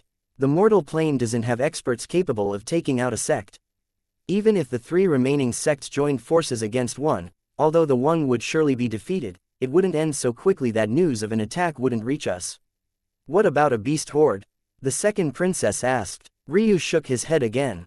That's even more unlikely. Even the so-called king beasts of this plane are only of the 4th or 5th order at most, while not even a 6th order beast could fulfill the task so cleanly and quietly. How can you be so sure? First Princess Dahlia couldn't help but asking. Although she loved this little brother of hers, he was a blind cripple who hadn't cultivated a day in his life. To top it off, the strength of individual sects was a closely guarded secret. No one but they knew their limits. Their secrets aren't so hard to see through. Ryu calmly explained. The 3 sects, or now, I guess, 2, were both wary of your heavenly body sect because our Tor clan birthed 3 Earth skeletal grade experts. This is public knowledge, everyone knows it. Father is turning 63 soon yet hasn't been taken away by the sect, which means he hasn't entered the spiritual severing realm. This is also public knowledge. Everyone knows it. Judging by that, we can say that Earth grade talents are rare. We can also judge their cultivation speed by using third brother, father, and grandfather as measures. If we factor in their lifespans, a good estimate isn't impossible. Even if I overestimate, I'd still be correct. The 2 princesses and Imperial doula Miriam sighed. Why was it impossible for them to have one conversation with this little boy without being odd? Was he really trying to convince them that such closely guarded secrets were easily revealed simply by using public knowledge everyone should be aware of? Wouldn't those old ancestors of the sect commit suicide if they understood this? Doesn't this mean that we're all doomed? The second princess said worriedly. If this matter was caused by the immortal plane, what chance do the rest of us have? Ryu remained silent for a moment. The truth was that the immortal plane would never get involved in conflicts of the mortal plane as long as a certain balance was maintained. In fact, the current system of the mortal plane was put in place by immortal sects and clans in order to facilitate a greater flow of talents to their pool of experts. Many epochs ago, the mortal planes were awash with war and blood. In the beginning, the immortal plane ignored these matters as it had nothing to do with them, but soon even the immortal plane became embroiled in their own struggles. As a result, various immortal clans and sects began to seek out talent from lower planes. However, with them all dying so frequently, it was impossible to do so with any sort of efficiency. It was in response to this need that the immortal plane set out to reform the mortal plane. In the end, the 4-kingdom and 4-sect system was put in place. Each kingdom would be backed by a single sect, thus separating the matters of cultivators and mortals. Kingdoms would funnel resources to the sects by various means while the sects would provide a baseline of protection. This system set a delicate balance, allowing sects and kingdoms to compete within their own lanes, but also controlling the level of bloodshed to acceptable levels. So, it was obvious why, while his elder sisters worried over the potential attacks of this mysterious sect destroyer, Ryu was more worried about the impact the unbalancing of this system would cause. With its backer gone, what would happen to the Opes kingdom? How would the other kingdoms react? Would the now ancient laws still be followed? Eventually, Ryu shook his head, suddenly laughing. "Why are you laughing?" The first princess frowned, pulling on her little brother's already reddened ears. Ryu coughed lightly, pulling himself away. "I just had a funny thought. Wouldn't it be amusing if the only reason the Natural Order sect was destroyed was because their name was too arrogant?" Chapter 42. Unknown Consultant. When the kingdom learned of the reason surrounding the destruction of the Natural Order sect, the three women who had been with Ryu when he said those ill-fated words nearly died of shock. To think that even the words little Ryu said in jest could still be so bone-chillingly insightful. According to spies hidden with the Opes kingdom, the wreckage of the sect only included the destruction of their sect's entrance stone. It had stood for thousands of years, yet now it was nothing more than ash. Although normal humans couldn't cross the barrier to the sect, reports stated that the inner structures were completely untouched. However, dead bodies of experts filled the paved roads with blood and a terrible stench. Still, the ones who took this news the worst were the noble clans of Opes kingdom and the Opes royal clan themselves. To have lost their backer in such a way and for such a frivolous reason, how heart-wrenching was that? The worst part was that until their current king crossed into the spiritual severing realm, access to the sect and the treasures they left behind were completely barred to them. As a result of this, several greedy eyes trained toward the east, each with various thoughts of their own. However, there were too many barriers to satisfying this greed. For one, only those of the Opes clan and the descendants of the Natural Order sect knew how to breach the barrier to the sect. Secondly, even if they were able to pry such information out of King Opes, it would require war with the Opes kingdom. Thirdly, if one assumed that this war ended swiftly and didn't raise the ire of the immortal plane experts who built their system of balance, how would the treasures of the Natural Order sect be split? For now, peace was kept. The fear of breaking ancient rules set by the immortal plane clans and sects weighed heavily on their minds, wiping out whatever greed they might have had. That said, who knew how long such peace would last? Even in the face of danger, humans always found a way to justify their actions for the sake of wealth. Grandpa. 2. Adorable 5-year-old children sprinted into the arms of King Tor, the little boy monopolizing his right arm while the little girl took over his left. A rare smile graced the king's face, the likes of which hadn't been seen in public for decades. Behind the two children, Princess Isla and Dahlia walked into the king's study, neither of them surprised by this side of their father. Whenever it came to matters not pertaining to succession or the betterment of the kingdom, he left such kingly matters behind. Since their children would never be in line for the throne, King Tor had no reservations toward them. Okay, you two little mushrooms. Go off to the garden and play, Grandpa has something to speak with your mothers about. The two toddlers ran out without a worry in the world. Soon, with how powerful their fathers were, they'd be given their own awakening ceremonies and soar into the skies. The best resources of the mortal plane would be funneled into them and they'd soon become pillars of the sect themselves. Even with how tumultuous the times had suddenly become, it was doubtful that they'd ever be affected. They deserved to be the envy of many. How are Adorjan and Kato? The king asked absent-mindedly, taking a seat. Our husbands are doing well, father. First Princess Dahlia responded, a light smile on her face. At first, her and her younger sister hadn't been too excited to be married off into the sect, but their husbands were good men who treated them well. Just like there were clans to manage in Tor Kingdom, the Heavenly Body sect also had various clans that had grown over the years. The ancestors of such clans had once come from nothing, but due to their cultivation talent, were accepted into the fold by the upper echelons of the sect. Over time, they gave birth to their own factions that had grown to this point today. Back then, two princesses had no choice but to marry into these factions in order to consolidate the Tor clan's power in the sect. Of course, this was well before third Prince Caden's birth. If Caden had been born earlier, their sacrifice wouldn't have been needed at all simply by virtue of his talent. With 3 Earth-grade experts, the Tor clan would be unshakable. That said, although this matter was slightly unfortunate, it couldn't be said that the two princesses were unhappy. That's good. Has the sect done anything special in response to the Natural Order sect's destruction? If you want to ask us how little Ryu thinks you should respond, then just be straightforward. Second Princess Isla responded. Her voice didn't have any odd fluctuations to it. In fact, it sounded just as light and playful as it usually did. But the weight of her words was fairly clear. King Tor shrugged. If he can predict the reason for its destruction without ever taking a step outside, then his insight really is frightening. That's why us monitoring him is useless. If we waste even a single word trying to lead the conversation, he will realize it. The Agnes clan has already forever earned his bad side, even his foolish mother is no exception. I don't know how you could expect us to help you. The first princess interjected. That's where you're wrong. King Tor shook his head. No matter how intelligent the fourth prince is, he is still only a child. Every child is the most susceptible to manipulation at this age, and not a single one is indifferent to living a life without warmth. His IQ is irrelevant to the matter at hand. You haven't interacted with him much. Speaking with that child is like walking into a lion's den. Dahlia's eyes flashed with a complicated light. Why were they tasked with treating their little brother like an enemy? For years now, these two princesses would visit their fourth brother, only to bring news of their interactions to their father. Who knew how many kingdom matters Ryu had unknowingly consulted on? While others assigned the rise of Tor Kingdom to his three elder brothers, these three here knew exactly who should be thanked, a boy who hadn't experienced a sliver of true familial love in his pitiful life. My asks of you two are simple. It's okay if he believes that I sabotaged his Meridian Awakening ceremony, but it isn't okay that he confirms it or finds proof. You must also ensure that the Agnes clan cannot make a secret attempt of their own to redo the ceremony. The best case scenario is that he trusts you two enough to ask for help. In that case, you know what you must do, King Tor said softly. After a moment of complicated silence, the two sisters nodded. For the good of the kingdom, they had already sacrificed themselves.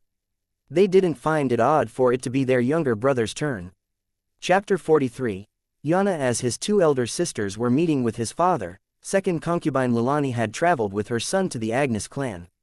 Unfortunately, this change in title was not a mistake. Within a kingdom's imperial harem, there was a hierarchy.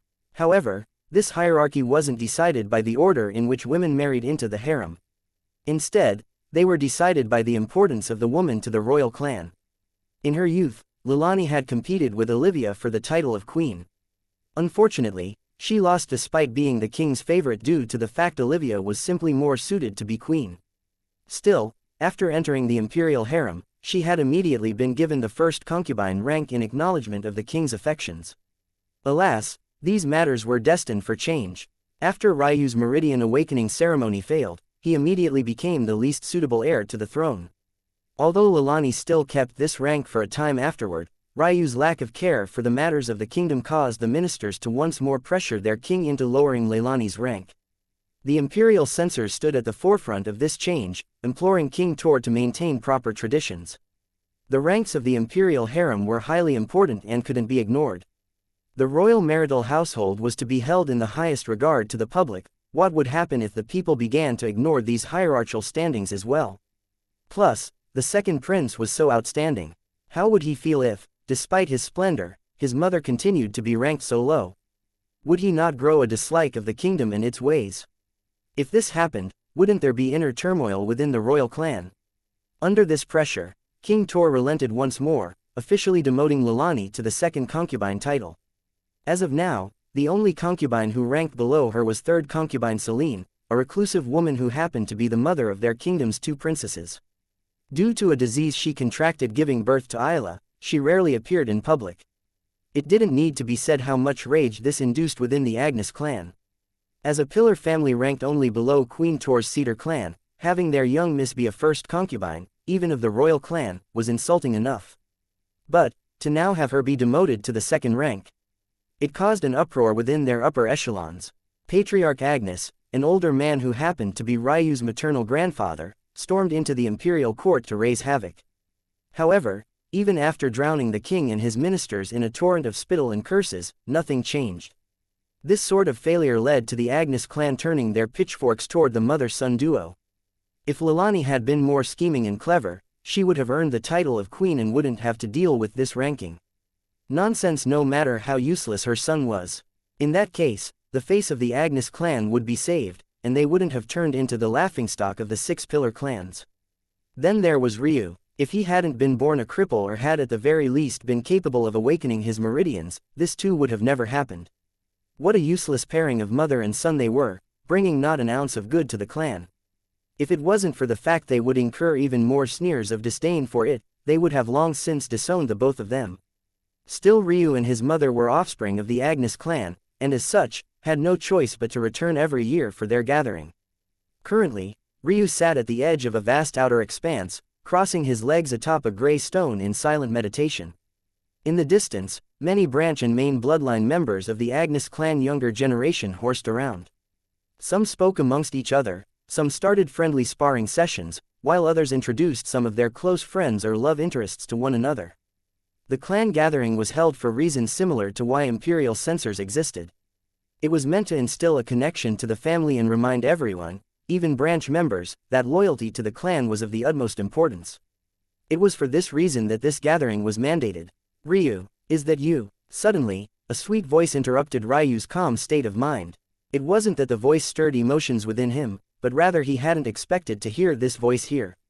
This was because it was the voice of the Garrus clan young miss and cousin to his second brother Jedrek.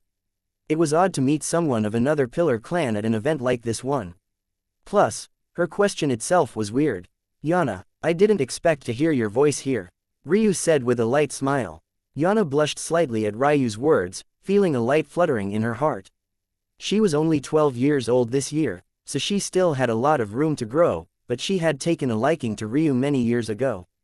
It was at this moment that she felt gratified that Ryu was blind so he couldn't see her in such an embarrassing state. "You remembered the sound of my voice. Yana is very happy," she said, her words almost dripping with honey. They hadn't seen or spoken to each other in more than a year now, so she had been prepared for the worst. But, hearing that Ryu not only remembered the sound of her voice but also her name made her happy beyond compare. Ryu almost chuckled. It seemed his second sister's intuition when it came to the hearts of young girls was fairly spot on. He didn't know what he had done to gain this little girl's affections, but he seemed to have cast a shadow over her heart. Those around could almost see Yana's young maiden heart fluttering before them. Her fairy-like appearance had been the object of their hopes and dreams for several years already, but it seemed she had already found someone she liked. Clearly, they hadn't bothered to ask Ryu's opinion on the matter. None of them thought he was worthy of her to begin with. How could they fathom a reality where he would reject her? Still, technically speaking, since Patriarch Agnes only had one daughter and no other children, even if Ryu lost the coronation games, he could still become clan patriarch if he renounced all rights to the throne. So, among their generation, he was still the highest rank no matter how much the upper echelon hated him. Simply put, if he wasn't worthy of her, then neither were they. The clan patriarch summons young master Ryu to his study. Before Ryu could properly respond to Yana, a servant came to deliver a message. Chapter 44. Old General Yana felt saddened as she watched Ryu slowly follow the servant away, but there was nothing she could do about the matter. She was far too young to understand what love was, but she knew enough to know that she enjoyed being around Ryu. Was that not enough for now? As for Ryu, he had no such things on his mind. He was too mature to fall for someone like Yana. At the same time, he felt that her endeavors would only lead to her own heartbreak, something he cared little for. Of the young mistresses of this generation, Yana and the Kunal family Miss Ryu's second sister mentioned were number 1 and 2. Simply put, they were almost guaranteed to marry into the royal clan as tools for their families. This was almost written in stone considering the Garrus and Kunal families fairly low ranked among the 6 clans. While this sounded like good news for Yana, it wasn't. The top young maidens of a generation almost always married the king. Whether they became queen or concubine was the only matter up for questioning. This was exactly what happened with Ryu's mother and Olivia of the Cedar clan. And, obviously, as things stood now, Ryu would never become king. Truth be told, even if Ryu had the power to fight for kingship, he had no interest in the title, nor did he have interest in collecting beauties. He didn't fully understand why, but every fairy-like lady he interacted with, no matter how beautiful or elegant, seemed plain and uninteresting. None of them were capable of moving his heart. It probably also didn't help that he never actually laid eyes on them, he only listened to others describe how beautiful they were. He found the whole affair meaningless and uninteresting. Ryu silently followed servant who continuously looked back with an expression of curiosity. The servant boy couldn't help but wonder how it was that Ryu followed him so easily. He suddenly thought of fantastical stories he read about heavenly cultivators capable of seeing an ant crawling along the grass from hundreds of yards away, but he immediately shook his head. Didn't their young master fail to awaken his meridians? How could he be such an expert? Soon, the two of them had made their way to the Agnes clan's main house, a towering structure with ancient aesthetics and a tall set of wide stairs to its front door. It just so happened that as they were making their way in, an escort of 5 was making their way out. Ah, Patriarch Garrus. The servant boy bowed hurriedly. A bold elder gentleman walked ahead, sweeping a cold glance over the servant boy and Ryu who followed behind him. Despite being his grandfather's age, Patriarch Garrus only had a few streaks of gray in his reddish-brown beard. Plus, his valiant appearance was only helped by the fact he stood well over 6 feet tall. The servant boy looked toward Ryu nervously. He had purposely said this patriarch's name aloud to help out Ryu so he could only panic when he saw that Ryu didn't react appropriately. Ryu smiled lightly. Patriarch Garrus, I hope you've enjoyed your stay at our Agnes clan. Forgive this blind young master for being unable to see you out. The brows of the 4 guards who followed the patriarch frowned. They were all middle-aged men of decent cultivation, so they knew ways of the world well. Although this young man's disposition was clearly quite good, he didn't have the power to back up his arrogance. In the case that this was true, the best course of action was to lower one's head. The fact that this young master of the Agnes clan refused to do so would only ensure his demise.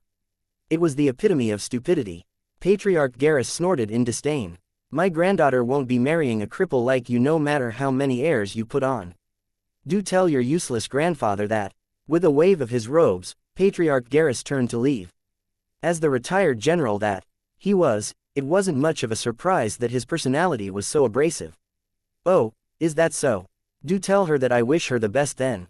Ryu said without care. Where did these people get off? Did everyone assume that Yana falling for him was his own blessing? Did they really never consider the idea of him not wanting her love to begin with? What did you just say? The former general's temper flared. It was one thing for his granddaughter to reject Ryu, but the words this young man just said made it sound as though it was the opposite. Had his ears heard incorrectly? Ryu didn't seem to be listening. Instead, he had patted the servant boy's shoulder. Do remember, Brother Parios. Within the Agnes clan, even pigs and chickens must have their own pride. If I find that you've bowed to another person not of the Agnes clan, I'll be forced to punish you. A cold sweat dripped down Parios' forehead and back. On one hand, his heart warmed that their clan's young master remembered his name and even called him brother. But, on the other, he couldn't help but steal glances toward the 5 valiant men who had stopped in their tracks at Ryu's words. He started praying to the gods above. Please save me, O sky gods. I've lived a good life. Other than 1 or 2 trips to the local brothels, I swear I've committed no other wrongs. I don't deserve to die so young. However, Ryu didn't sense his plight. In fact, he had already continued up the stairs, passing by the general as though there wasn't a murderous rage locked onto his body. Before any could even realize what had happened, he had already made it to the top of the stairs without incident and was headed toward the doors. Before he entered, he paused once more. I have to say, Commander General Garrus, I'm quite disappointed. The fact you allowed me to reach the top of these stairs could only mean that you've dulled in your old age. Ryu's words were like a resounding slap to the face of the 5-man escort team. Weren't they just thinking about how misplaced Ryu's arrogance was? Weren't they just thinking about how he didn't have the power to back it? Yet, he was blatantly disrespectful to their clan patriarch and they hadn't dared to retaliate. Wasn't this the clearest form of contradiction? Parios scurried up the stairs, almost falling to all fours multiple times before he finally dived through the large double doors to duck behind his knees and hands as though an explosion was coming. By the time he came to, not only had Ryu disappeared, but the Garrus clan escort had left in defeat. Chapter 45. Disown. The enraged roar of Patriarch Agnes shook the clan's main house. His cultivation couldn't compare to the king, but he was still a chi refinement realm expert. When he was angry, the trees swayed and ground shook. This was the way of the world. In the corner of his study, second concubine Lilani stood with her head lowered, unable to face her father's scrutinizing look. After holding in his anger until he was sure the Garrus clan bastards were gone, old man Agnes couldn't control it any longer. What did I do to deserve this? A useless daughter, a useless grandson. My entire main bloodline is filled with useless fools. Do I really have to hand the clan to my younger brothers? By now, Leilani's good looks had begun to slowly fade. She was still an outstanding beauty due to her cultivation, but the war age waged was one it always took victory in. Coupling this with the stress she faced due to her own son's inability to help the clan, and the process only sped up. She was already 40 years old with nothing to show for it. All her life, she had done nothing but lose. She was raised to become queen but had failed. She was then tasked with at least birthing the king's first son, but she had failed once more. Then, her own son was finally born and she thought it was finally her time to shine. Ryu was not only handsome, but a child with rare intelligence. But that had ended in failure once more. She couldn't help but feel that the entirety of her life was meaningless. Just now, her father had tried a last-ditch attempt to revitalize Ryu's potential usefulness to the clan. At the very least, if he could leverage the Yana girl's apparent affection for his useless grandson, the Agnes clan would gain the backing of a third of the kingdom's military. This would solidify their rank for at least one more generation, where hopefully a worthy successor would be born. However, it was clear how that attempt ended. Patriarch Garrus had all but laughed in his face. The Garrus clan was eyeing the queen position for themselves. How could they allow themselves to become tool of the Agnes clan? Why, just so that they could remain ranked last while the Agnes clan remained the second-ranked clan.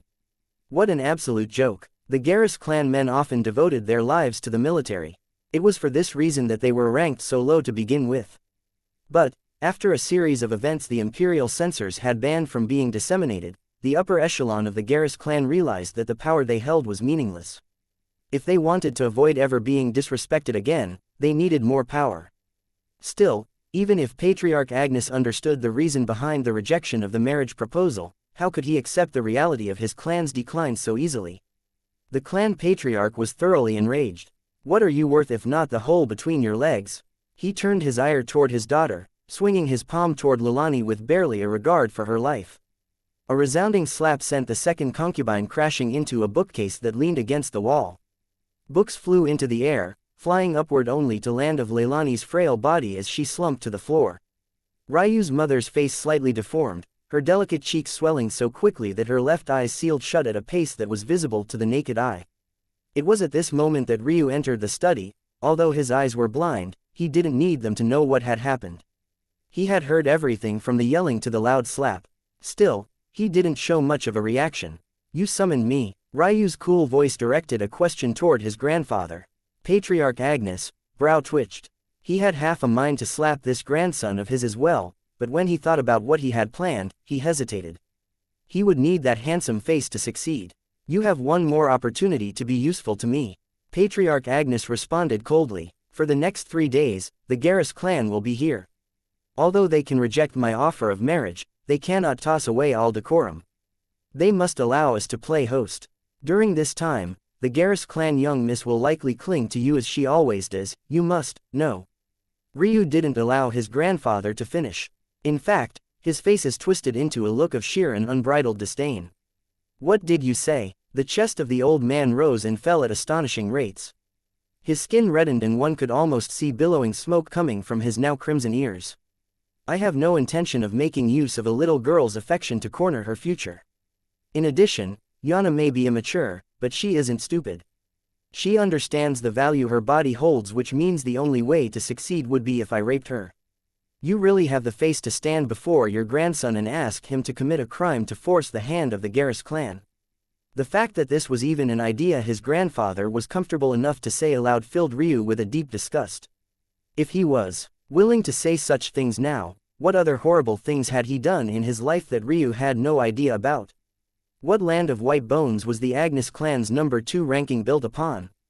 These thoughts caused a searing pain time to climb up from his stomach with such ferocity that Ryu almost vomited from where he stood.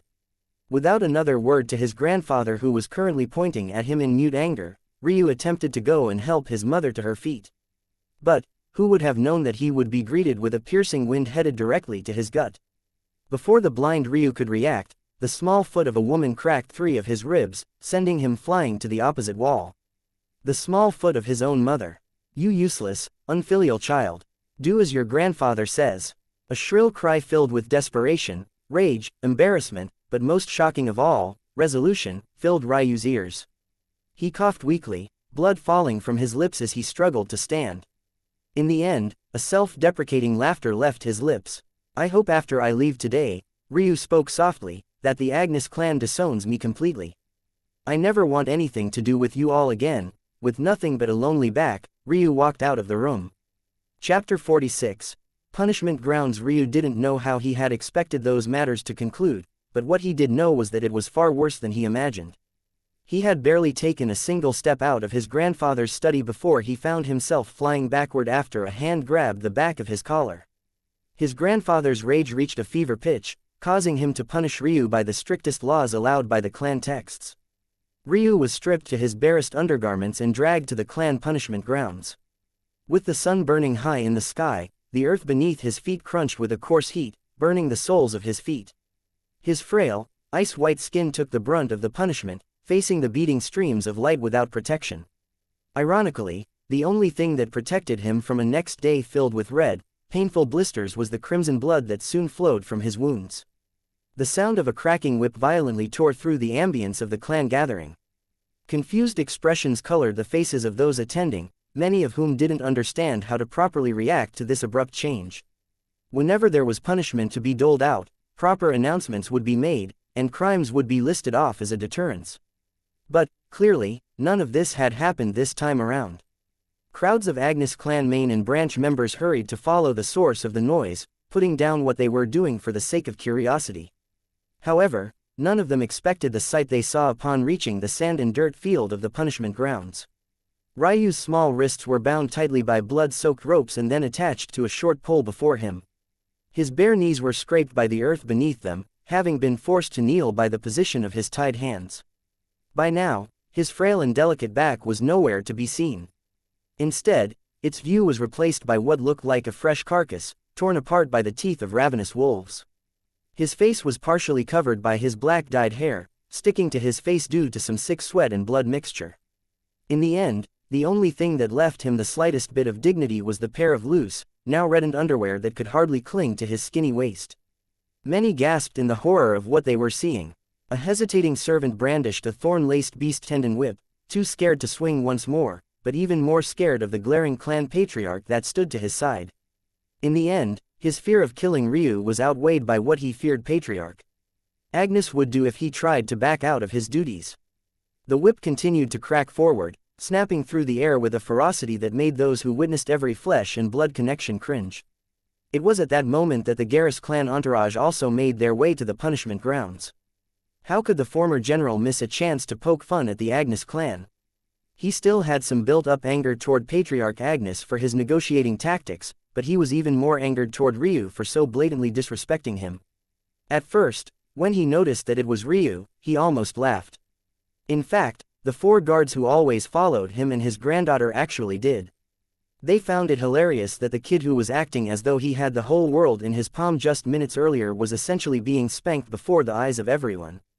However, Patriarch Garrus somehow didn't find this scene funny at all. To his side, Yana nearly fainted in horror. If it wasn't for her grandfather's palm stopping her fall backward, the frail beauty would have collapsed entirely. The sounds of the cracking whip didn't cease even as the crowd grew. Maybe it was only after 10 whips became 20, and 20 whips became 30, that those watching suddenly felt that something was off. What could a clan heir have possibly done to earn such a severe punishment? It simply didn't make any sense. Even for the worst crimes committed by those of the main branch, things like thievery would only result in 10 lashes at the most. Of course, matters were different if you were of a branch family, but this was the young heir they were talking about. Plus, he was a young man that only came back to these ancestral grounds once a year for a week at most. Up to now, he had only been here for a few hours. What crime could he have possibly committed in this time frame? Tears fell like torrential rain from Yana's small face. "Grandfather, help him." Her voice was drowned out by the sound of the cracking whip, but it was obvious what she wanted by how she tugged on her grandfather's sleeve. Patriarch Garrus frowned. He came here to laugh, but it wasn't his place to interfere in the matters of another clan. Even if their trajectories were different, the Agnes clan was still far more powerful than his Garrus clan, especially within the capital city. The truth was that even if Patriarch Agnes wanted to kill his grandson right before him, he'd still have no right to interfere. Still, it was clear that the old man had lost his mind. Even if Ryu's mother was an Agnes, Ryu's last name was still Tor. You couldn't simply whip a prince like this in public without facing consequences. What do you think would happen to the Cedar clan if they suddenly found out that the first prince was punished by his mother's clan? All hell would break loose. At this thought, the former general hesitated. Would the royal clan really react the same way for this fourth prince of theirs? Who would ostracize such a powerful clan for a useless prince? If it was a lesser clan, it could be justified to protect the prestige of the royal family, but the Agnes clan was no normal family. By the time the 50th crack resounded through the clan's land, even those who had been laughing began to feel their smiles freeze. Wasn't this too far? Come to think of it, they hadn't heard this boy make a single sound from beginning to end. Could it be that he was already dead? The mixture of sweat and blood dripped from Ryu's body. Eventually, the dye that coated his hair couldn't withstand the onslaught of tortured liquid, causing a dense blackness to join them. The darkness colored the ground beneath his lowered head as his hair's true whiteness began to slowly shine through. Stop. It was only then that Patriarch Agnes called for the servant to stop. He didn't do this to protect Ryu's dark secret, but rather didn't want such a stain to attach itself to his Agnes clan. Toss him into the dungeon. Chapter 47. Bloody Cross. When the former general heard these words, his frown deepened. You don't think this is too far, old man Agnes? A rage prickled the old patriarch's brow. It isn't your place to question the matters of the Agnes clan. This roar was filled with such a deep anger that Patriarch Garrus said no more. There was simply no point. He had clearly already made up his mind. The servant stepped forward, untying the ropes from Ryu's wrist and being perfectly prepared to have no choice but to carry the young heir's body away. But, before he could, a bloodied hand connected to a contorted wrist of blood and mangled meat pushed his hand away. Under the astonished gazes of those present, Ryu slowly stood. His legs wobbled beneath him, nearly collapsing more times than they cared to count, but in the end, he raised up to his full height. An ugly bruise of purples, greens and blacks covered his chest, making it obvious at a glance that several of his ribs were broken. His back was so mangled that pieces of whole flesh fell from his exertion, leaving a path of meat chunks behind him. His lips formed a thin line, but his jaw somehow remained relaxed. His eyes remained closed without a hint of tears or quivering. Even his steps were far steadier than they should have been. A deep pride and disdain for the world followed his slow pace. He didn't sweep his head left or right, he simply followed a singular straight line. However, this straight line wasn't to the dungeon as his grandfather said, instead, it was very clearly toward the outside of the clan. Where do you think you're going? Patriarch Agnes roared. Ryu's steps paused. Pressing his thumb firmly against the side of his pointing finger, he caused his nail to protrude as far out as it would go. Without a hint of hesitation, he stabbed this thumb over his heart, drawing a cross upward before crossing back once more to form a bloody X. There were no more words needed. The reddening then subsequent blackening of Patriarch Agnes' face was all that was needed to understand the gravity of what Ryu had just done. In the martial world, there was no fiercer symbol than this bloody cross. It signified the cutting of ties to the deepest level. Without a look back, his steps continued forward, crossing a sea of spectators unable to withstand his steady steps. Still, his grandfather's rage reached a fever pitch. The eyes of those spectating could only widen as a sword appeared in his hand. You unfilial, die, you fool, the former general stepped forward, slapping old man Agnes, attack away. Do you even understand what it means now that he's cut off ties from the Agnes clan? He's solely a member of the Tor clan now. Do you think the imperial censors could allow you to trample on that truth? Before old man Agnes could even understand the gravity of his own actions, Ryu's back view had disappeared from the eyes of many. The events of today, it was impossible for them to remain hidden. Your Majesty, this has gone too far. The imperial court had once more descended into chaos. The last time it suffered such a tsunami of complaints was just after Ryu's birth, and now, ironically, just 11 years later, it was facing another dispute surrounding the very same young man. King Tor sat on his throne with yet another deep frown on his face. As much as he'd like to summon Ryu here to explain himself, the boy had slipped into a coma the moment he closed his courtyard door. He spoke to no one, he made no sounds, and in the end, it was just a few hours later that the news spread like wildfire. To think that not only had he cut off all ties to the Agnes clan, he had made his way back to the palace by walking the streets of the capital city. A matter that would have already been terrible became even worse by the news of a bloodied, half-naked prince bleeding through the streets of Tor City. Shouldn't you look into why the prince is in a coma before you start complaining about his actions? A minister who stood in a minority faction retorted. He and his colleagues had long been dissatisfied with the way the Tor imperial court functioned. The prince comes back to the palace half dead and your first reaction is to scold him for cutting ties to the clan that likely did this to him. You naive fool. The other ministers pounced on this man like a fresh piece of meat. How many miles are there between the Agnes clan grounds and the royal palace? Over a dozen. You expect me to believe that a critically injured blind boy without an ounce of cultivation made his way such a distance alone? Imperial censor Orson sneered. This is obviously another temper tantrum being thrown by the fourth prince. He doesn't understand matters of importance and can only act like a selfish and petulant child. He'd rather see the Tor clan burn to the ground than face the fact he simply isn't as good as his elder brothers. This matter of the Agnes clan was no joke. In fact, it was quite serious. This meeting was called immediately after everything was brought to light. What was the purpose of the king marrying the young mistresses of the pillar clans? Was the purpose not to solidify ties for future generations? If a prince unceremoniously cut off ties with the clan his mother had married into the royal clan to connect them with, then what was the point? Ryu's actions could cut off an entire generation's worth of carefully planned politics. Although they didn't say the words aloud, many ministers couldn't help but look forward with an "I told you so" expression. If they had killed Ryu at birth, how could this mess have happened?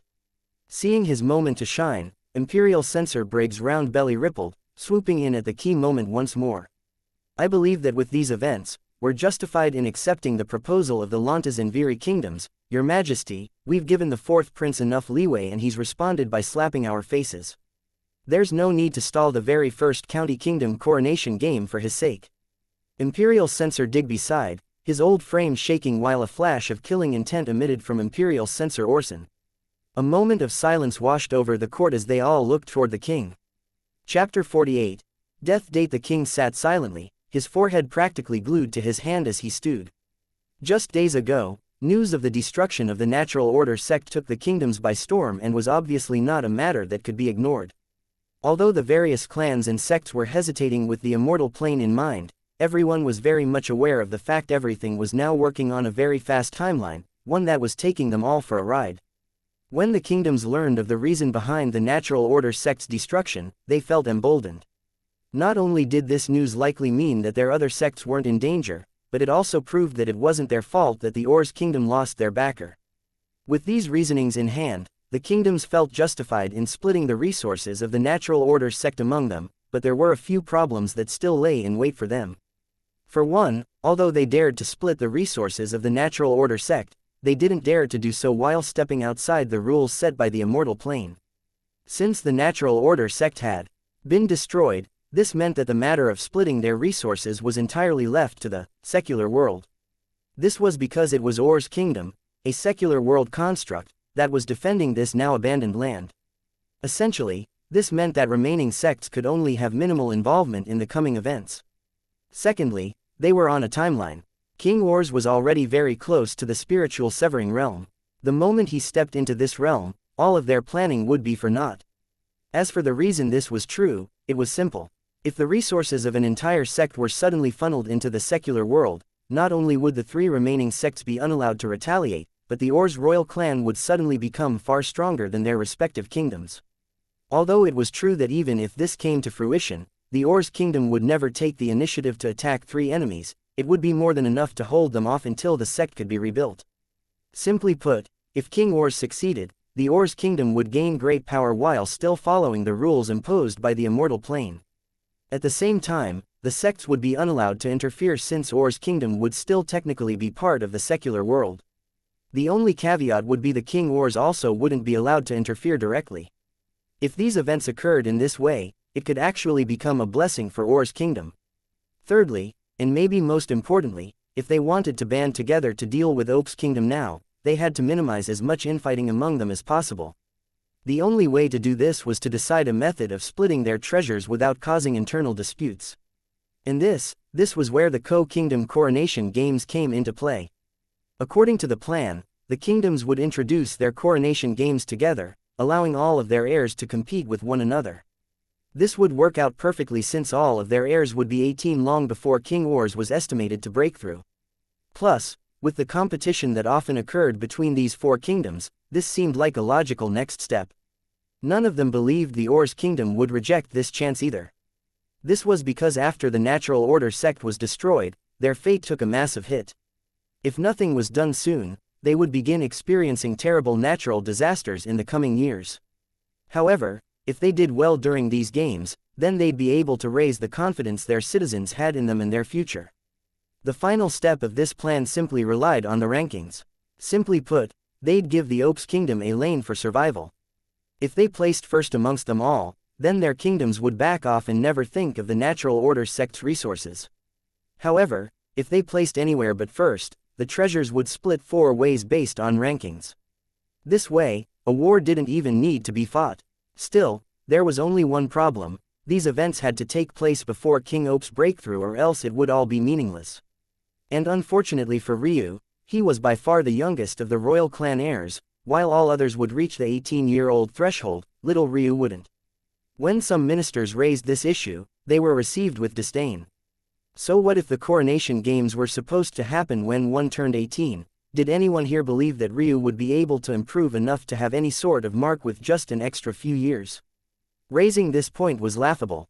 After multiple rounds of debates, many pointed out that the third prince was only 2 years older than Ryu, yet no one was worried about him. Clearly this was a matter of lackluster abilities and not youth. Why would you pity a young man born with everything who decided to do nothing with his life? Such an existence shouldn't be allowed in the royal clan to begin with. Others still argued that the third prince was actually closer to 3 years older than Ryu, having been born slightly more than 2 years and a half earlier than Ryu. If they went through with the timeline as it currently stood, Ryu would be by far the youngest at 15, while the third prince would have already crossed the appropriate 18-year-old boundary. But these arguments fell on deaf ears. By the end, King Tor managed to push off such talks until today. And obviously, this now had an evident ending. Finally, King Tor spoke solemnly. "Tell the kingdoms that we accept their proposal. 4 years from now, the first county kingdom coronation games will take place. It's best to not tell the fourth prince about this in order to avoid any more mishaps. Write it into law if you have to." With those words left lingering in the air, the king turned and left. While his death date was being decided, Ryu had slipped into what would become a coma of several months. By the time he awoke, he would find only Imperial doula Miriam by his side. The old doula was so excited when Ryu's eyes finally fluttered open that she almost threw a small party for the two of them. It was only under Ryu's insistence that she gave up on the idea. Still, Ryu felt a comforting warmth. Maybe others would be hurt by this reality, but, at least in the endless cold he faced, there was at least someone who was by his side. Chapter 49. Dream. Imperial doula Miriam slowly helped Ryu sit up. Slowly. You've been asleep for so long that you're definitely suffering from more than a few bedsores. Also, your muscles have significantly weakened. It's okay to rely on this old lady. I might look frail, but I'm still a pulse-opening realm expert. Ryu coughed slightly under the strain, but still managed a small smile. Aren't there babies out there who need your help far more than me? I'm retired. This old lady can spend her time as she pleases. She spoke dismissively, raising a cup of water to Ryu's dry lips. She had tried to keep him hydrated during his coma, but it was extremely difficult. In the end, she had no choice but to sustain his life with her own energy. She felt gratified that she had given her life to the medical field. Taking Ryu's weak body into her arms, she carried him into the bathhouse, meticulously stripping away his dirtied clothes. Ryu didn't seem too embarrassed by this prospect, as he had long since treated the old doula as his grandmother. Plus, if he didn't receive this help, he didn't believe that he could do it alone. Imperial doula Miriam sighed when she saw the sight of Ryu's bare back. His spine protruded outward along with his ribs, and his skin had become so sickly that thin veins of blue and green were clearly visible. But, by far the worst part was the visage of terrible scars that ran across his shoulders and back like the trenches of a muddy battlefield. "Is it that bad?" Ryu said through a pained chuckle. How could a mortal body not scar in the face of such torture? Ryu had already expected as much. It's bad, but it isn't the end of the world. A man with battle scars is the dream of any woman. Having learned that lying to her little Ryu would accomplish nothing, she used a different tactic. Maybe if the scars were earned on the battlefield, Ryu said softly. I'm not sure if there's a market for men who gained scars being beaten by their own grandfather and mother. A pained expression colored the old doula's face as she brought a warm, moist toilette to Ryu's back to begin wiping the accumulated dirt and grime from him. Although a sort of phantom pain, overwhelming Ryu as he felt each bump of every one of his scars, he bit the inside of his lip to stop himself from crying out. Maybe in the face of his pride, keeping silent was easier for him. But he had always been the most vulnerable around Miriam. Would you like to listen to a story? Imperial doula Miriam asked. The truth was that Ryu had been banned from the royal library ever since he was old enough to read. Of course, this didn't make too much of a difference considering he was blind, but there were many sections of the library he was still unallowed to send his own servants to. In the end, much of his entertainment came from the old doula telling him stories. Truth be told, it was because of Miriam that Ryu was able to gain a scope of what the world held. He learned about concepts he had never experienced himself, broadening his horizons to new heights. Maybe the only thing the old doula had never told him was just why he was ostracized by his family. Still, Ryu was intelligent. Was he really born blind? Why did he have such vivid memories about what things looked like, then? Plus, why was it that his hair was forcibly dyed every day? Why was it that his third brother had called his mother a whore back then? Anyone with half a mind could begin to piece together the meaning behind all of these things. Even without knowing the true story, Ryu's guess wasn't too far from the reality. It was a truth he found hilarious if not utterly enraging, but it was somehow his truth, nonetheless. How about I tell you a story instead? Ryu smiled. Where did you come by this story? Miriam said with a surprised expression. Ryu looked off into the distance.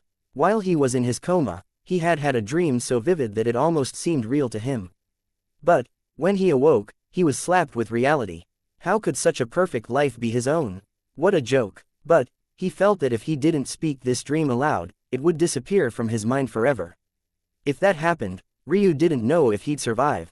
Although he hadn't broken down yet, he was akin to a tattered feather blowing in the wind, still unable to grasp his own future. Let's just say it was a dream of mine, Ryu said lightly. Oh, the old lady is listening. On the highest plane of all of existence, there exists a mountain so tall that even the clouds can only hug its feet. 3 moons shine among the stars at night, and 3 suns blaze in the morning air. Within this highest plane, there was a family that stood above the rest. The father could shatter the earth was a single step. The mother was gentle beyond compare, lighting the world with her beauty and smile. The grandmothers were phoenixes who soared through the skies, protecting their family with a feverish might. And the grandfathers could pierce the clouds with a single roar. To this family, a child was born. Although he was weak and frail, he was cherished like a treasure. In return, he blessed this family too. They rose to a greater height together, relying on one another as a family should. Hundreds of years into this child's life, he met a valiant woman who understood how to fight for her own freedom. She stood before him and demanded his love not only for her sake, but for his as well. Over time, these two fell in love. She blossomed into a great expert, while he learned to fight for his own freedoms. They were a star-crossed story that should have never come together, yet they formed a bond unbreakable even through lives. Unfortunately, even this heartfelt story had its own ups and downs. The greed of those on the outside caused jealousy to be aimed toward this family. In the end, the child was forced into a corner where he was forced into making a decision he labored over. In the end, for the sake of his family, the child took his own life, leaving behind a promise to his beloved. Imperial doula Miriam wiped her cheeks with a free hand. How could she not sense the longing in little Ryu's words?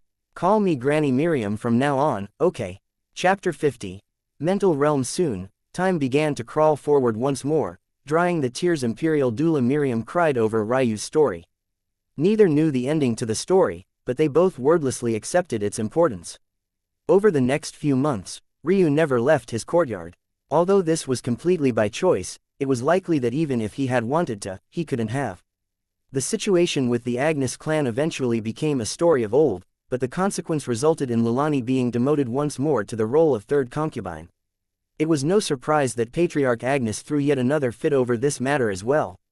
Everyone knew that the former third concubine Selene and mother of both princesses would be bedridden for the rest of her life, yet Leilani had been relegated beneath her.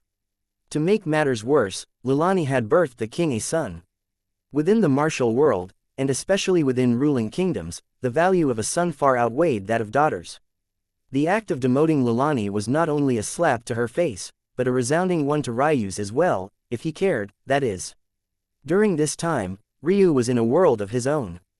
To those on the outside, looking in, he seemed to have given up on life entirely.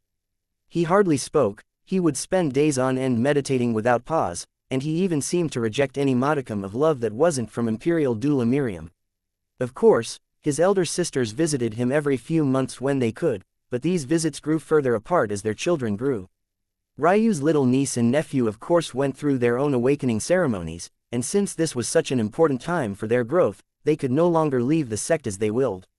Although they weren't born with Earth-grade talents, they both had black skeletal grades, making them far more talented than the average cultivator. In a few decades, they would soon become backbones of the heavenly body sect. As for Ryu, his days were simple. He would eat, listen to Granny Miriam's stories and meditate. He had lived a life of darkness until now, and at first, it had been a source of pain. But now, it was an escape. Ryu felt that the longer and more fiercely he meditated, the more real those visions of his dream became. That huge mountain, that familial piety, that first true love, it all, almost in tragic humor, felt like his. All of these images made Ryu's own life seem like nothing more than a joke. Could his family even be called one? He suddenly felt that it made sense his heart had never been swayed by the women here, how could any of them compare to even a tenth of his pink-haired goddess? But the reality was that Ryu was awake now. When his eyes opened, his heart shattered into pieces he still hadn't found even now. He had never felt such a fierce pain in his life, not when his mother hurt him, not when his father abandoned him, not even when he was whipped before hundreds of spectators. That heart-wrenching, soul-tearing pain was unlike anything he had ever experienced. Him staying indoors became about more than escaping the sneering voices on the outside, it was about settling within an environment he, himself could control. Maybe if he thought hard enough, maybe if he meditated and reached a deep enough state, he could forever sink into that reality and make it his own. He didn't know what kept him going, but a small voice in that back of his mind kept telling him that this was his last chance to make something great of himself. Ryu couldn't help but laugh at the voice. Even in his fanciful dream, the man who had everything still couldn't fight against fate. He ended up attempting a second awakening only to die just like millions who had tried before him. If even that lofty figure failed, a man who was capable of far more than him, then what chance did he have?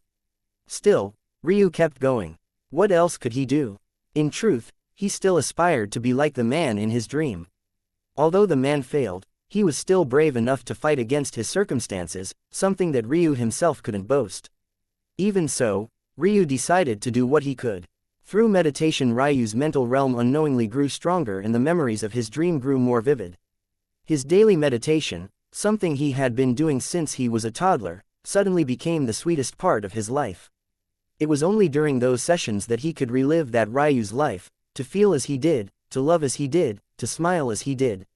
In truth, even Ryu didn't know what path he was headed down, he could only piece things together from what he had heard. One's mental realm wasn't just about seeking out energy like other paths of cultivation. In fact, Ryu didn't even know what spiritual chi was at this point. All he knew was that those around him often used the concept of mental realms and mental fortitude interchangeably. He could still remember his mother mentioning wanting to cultivate her mental realm to the point of Queen Tours back when he was just 3 years old. Then, she hadn't been referring to energy, she had just meant a state of mind. These ideas weren't much, but it was what little Ryu grasped a hold of. He began to steadily grow his patience, learning to clear his mind for longer and longer periods of time. He had no purpose in mind other to sink deeper into that dream of his. What Ryu didn't know at this point was that all the hardship he had faced in the life was steadily building a path towards something great, gradually refining and tempering his mental realm. Whether he would be able to grasp this opportunity would be entirely left to him. As Ryu meditated as he had done all his life, the 4 kingdoms and their citizens were moving around excitedly. The first ever county kingdom coronation game had been announced and the banners of national pride had never been risen with such ferocity and passion. Everyone from the poorest to richest man animatedly discussed the odds of victory. Soon, profiteers opened gambling establishments, accepting bets even though the event was several more years away. However, this was when an old woman the king hadn't accounted for caught wind of the news. Or rather, he had, but he hadn't accounted for her willingness to risk her life for a child that wasn't her own. Chapter 51. To run, come little Ryu, you've spent too long sitting in one place. You must exercise your body. Imperial doula Miriam's once soft and lovable features suddenly became stern, surprising Ryu. He couldn't see her face, but he could very clearly hear that she was leaving no room for objection. Ryu's brow furrowed slightly. He was too intelligent to not pick up on the fact that something was wrong. But he somehow felt that asking now was useless. The old doula had become used to his intelligence long ago, so he lost the ability to corner her with words anymore. Whenever she felt like he would succeed, she would simply break whatever rules of engagement he lay by using her seniority. Smiling triumphantly, Imperial doula Miriam helped Ryu stand. Look at you, you're even more frail than before. You've lost what little muscle mass you had before. We need to start slowly, overdoing it will only harm you. How do you expect to bring me little babies to play with like this? Up you go. Thus, just like this, little Ryu was forced into a training regimen he wanted no part of. Still, the old doula was right, his body really was too weak. In fact, his muscle atrophy had only gotten worse in recent months due to the fact he sat in silence for such long periods of time. This was a good change of pace for him. In the beginning, simply walking around his courtyard would cause Ryu to gasp for breath. Despite being ostracized by his family for reasons still largely unknown to him, he still had more than 100 acres of land to himself. Just a single trip around was just slightly under 2 kilometers. Heaven knows how he covered the distance between the palace and the Agnes clan. However, even throughout his tortuous walks, Ryu discovered something interesting. His ability to delve into his world of dreams became greater the more he pushed himself. Could it be that it was possible to train one's mental realm through physical exercise as well? A new world was opening up to Ryu. What had begun as an effort to appease the only person he cared for in this life had suddenly become something he strove to do even without her persistence. Some mornings, Imperial doula Miriam would come by to find that Ryu had long since awoken. Although she was used to the young boy being awake by dawn, he would usually be meditating. But who knew that hell would have frozen over and the fourth prince would have found a love in physical torture? Over time, little Ryu progressed from only being able to walk, to briskly quickening his pace.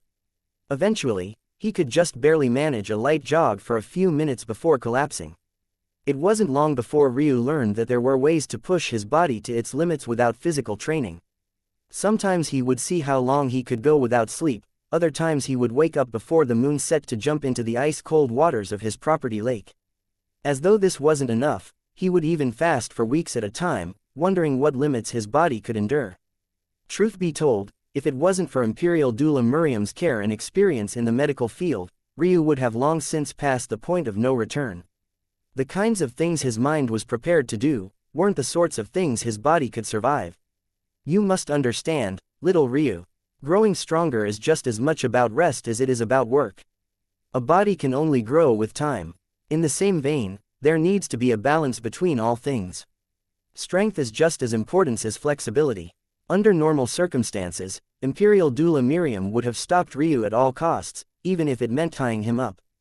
But she suddenly realized that if she didn't allow him to punish himself now, there was only death waiting. She had to prepare Ryu. It wasn't that she had any faint hope that he could survive the coronation games. In fact, she had no such hope at all. She only wanted his body to grow strong enough so that he could run. He needed to run. There you go, reach down as far as you can. Your elastic and well-stretched muscles will thank you later. Always emphasize this balance. What is the use of big muscles you can't make proper use of? Little Ryu reached toward his toes as best he could, grasping a hold of his feet. The strain on his face was clear, but he continued to persevere, making use of the breathing technique the old doula taught him. Another one of her sayings was about the importance of oxygen, but that just made Ryu wonder if he could train his mental realm by holding his breath for extended periods of time as well. By now, it had been almost 3 months since Ryu had begun his training. He made about as much progress as one could expect in such a short period of time. Still, He had begun to fill out his immature body to a certain extent, at the very least, his spine didn't protrude from his back like it once had. Truth be told, the old doula was shocked by Ryu's recovery ability. But this realization only made her sigh. He had such a good constitution for cultivation, but it had been barred from him. Are you ever going to tell me why you had me start training my body? Ryu's question was perfectly timed, spoken just as Imperial Doula Miriam displayed a slight mental weakness and pity toward him. It was a bit underhanded, but Ryu felt like he needed answers. The old doula sighed. She knew she couldn't keep this from Ryu forever, but she felt like telling him would have no use. What would happen? Wouldn't he just hate his family more? Disdain his life to an even greater extent? Lament his misfortunes and scorn the heavens? What good would that do? Ryu shook his head, realizing Miriam had no intention of telling him. What about the reason why this is my life? Can you at least tell me why my father hates me? Why my brothers don't treat me as one? Imperial Doula Miriam trembled. This was yet another story she withheld from Ryu. The truth was that she wasn't born on this plane, so its history wasn't at the forefront of her mind when little Ryu was born. But when she found out the truth, she couldn't help but hold a deep disgust for the methods of the royal family. At first, she had wanted to spare Ryu this pain, but if little Ryu succeeded in running away from this depraved life, he needed to know the truth so that he could protect himself. You're very good at cornering this old lady, a breath escaped Miriam's wrinkled lips. I don't know how you'll react to this story, but you must stay strong, okay little Ryu? Never blame yourself for the narrow-mindedness of others. The old doula paused, collecting her thoughts. As you know, many years ago, the mortal planes were embroiled in war. What many don't know is that this war was a trickle-down effect of matters that occurred in the highest immortal plane. Chapter 52, White Devil Like This, Imperial Doula Miriam's story progressed. Several cycles of several 100 million years ago, a world-changing event took place on the highest immortal plane, the Shrine Plane. In an instant, a world that had been awash in peace for so long became embroiled in war. The details were unknown to those of the lower planes, but the Shrine Plane essentially became sealed before being replaced by a new highest plane. As matters stood now, there were still 3 mortal planes, but the immortal planes had become 4, 3 open, and 1 sealed. Of course, if there was a war, there was a victor. This winning army marched on the lower planes, uprooting the previously laid foundations of fate and building their own. In the end, old factions fell, and new ones rose up. However, this army never bothered to step onto the mortal planes. Considering it beneath them, they allowed mortals to wallow in chaos. Without the familiar structures of fate above them, mortals lost their belief systems, essentially becoming cut off from the world above. Although those with stronger foundations raised their families and sects to the higher planes to escape, the weak had no such option and could only bask in their own inferiority. With this pain and strife came more, starting a vicious cycle of planes bathed in blood and gore. Since the immortals had abandoned them, they had no choice but to forge their own paths, leading to masochistic wars for supremacy. Unfortunately, they were naive to believe that they were in control of their own destinies. The structure of fate in any world was highly important. In the same way mortals benefited from immortals, the opposite can also be possible.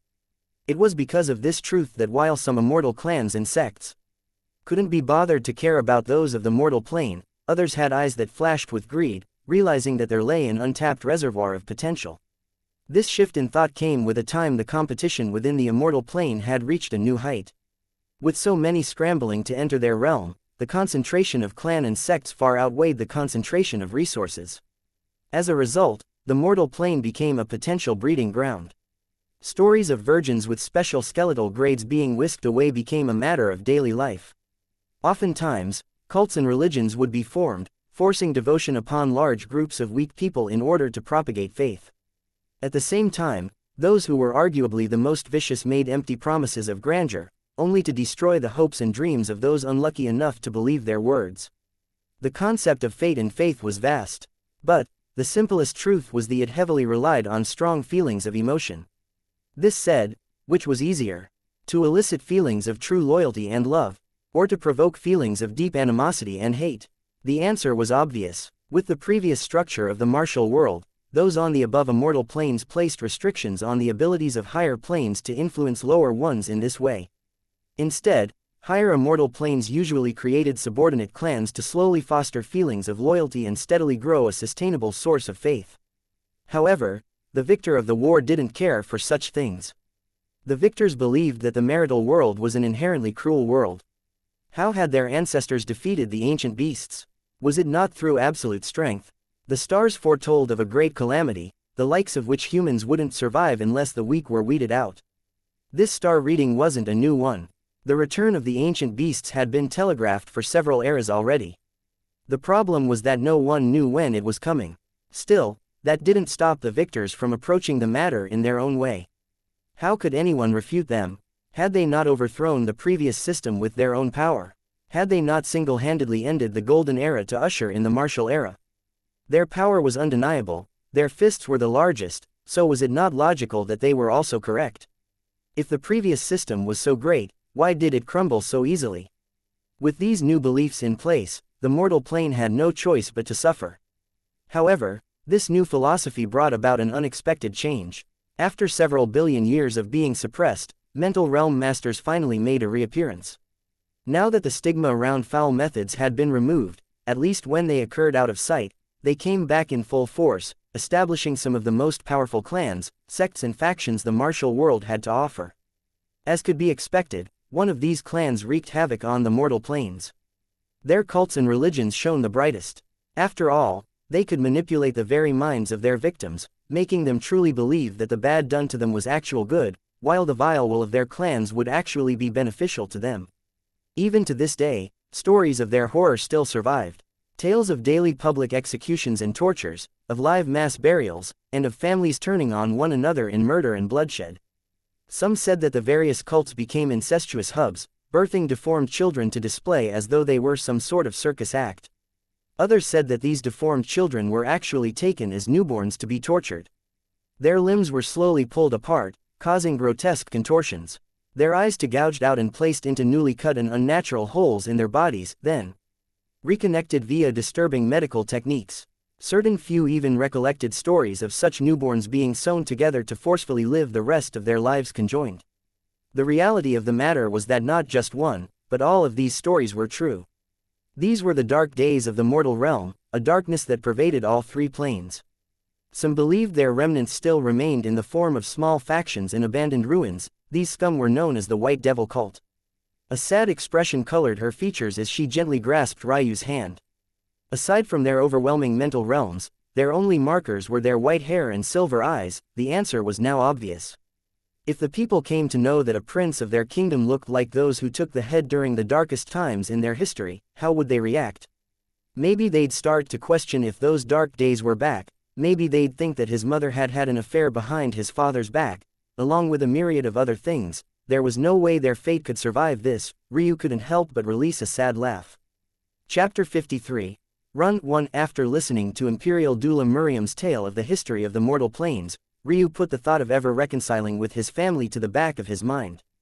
If they could treat him like this for the sake of a history so old it was practically more legend than reality, then he had no interest in ever treating them family.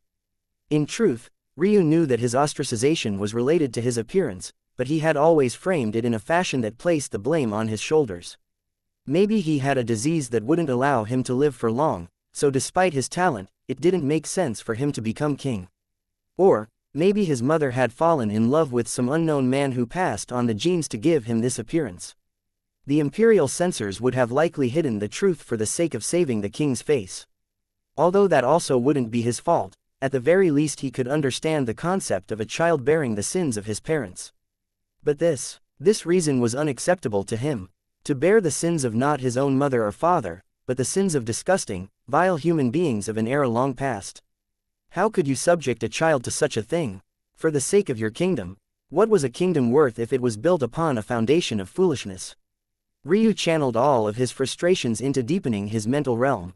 Every bit of emotion and rage suddenly became a rushing fall of energy that fueled his training.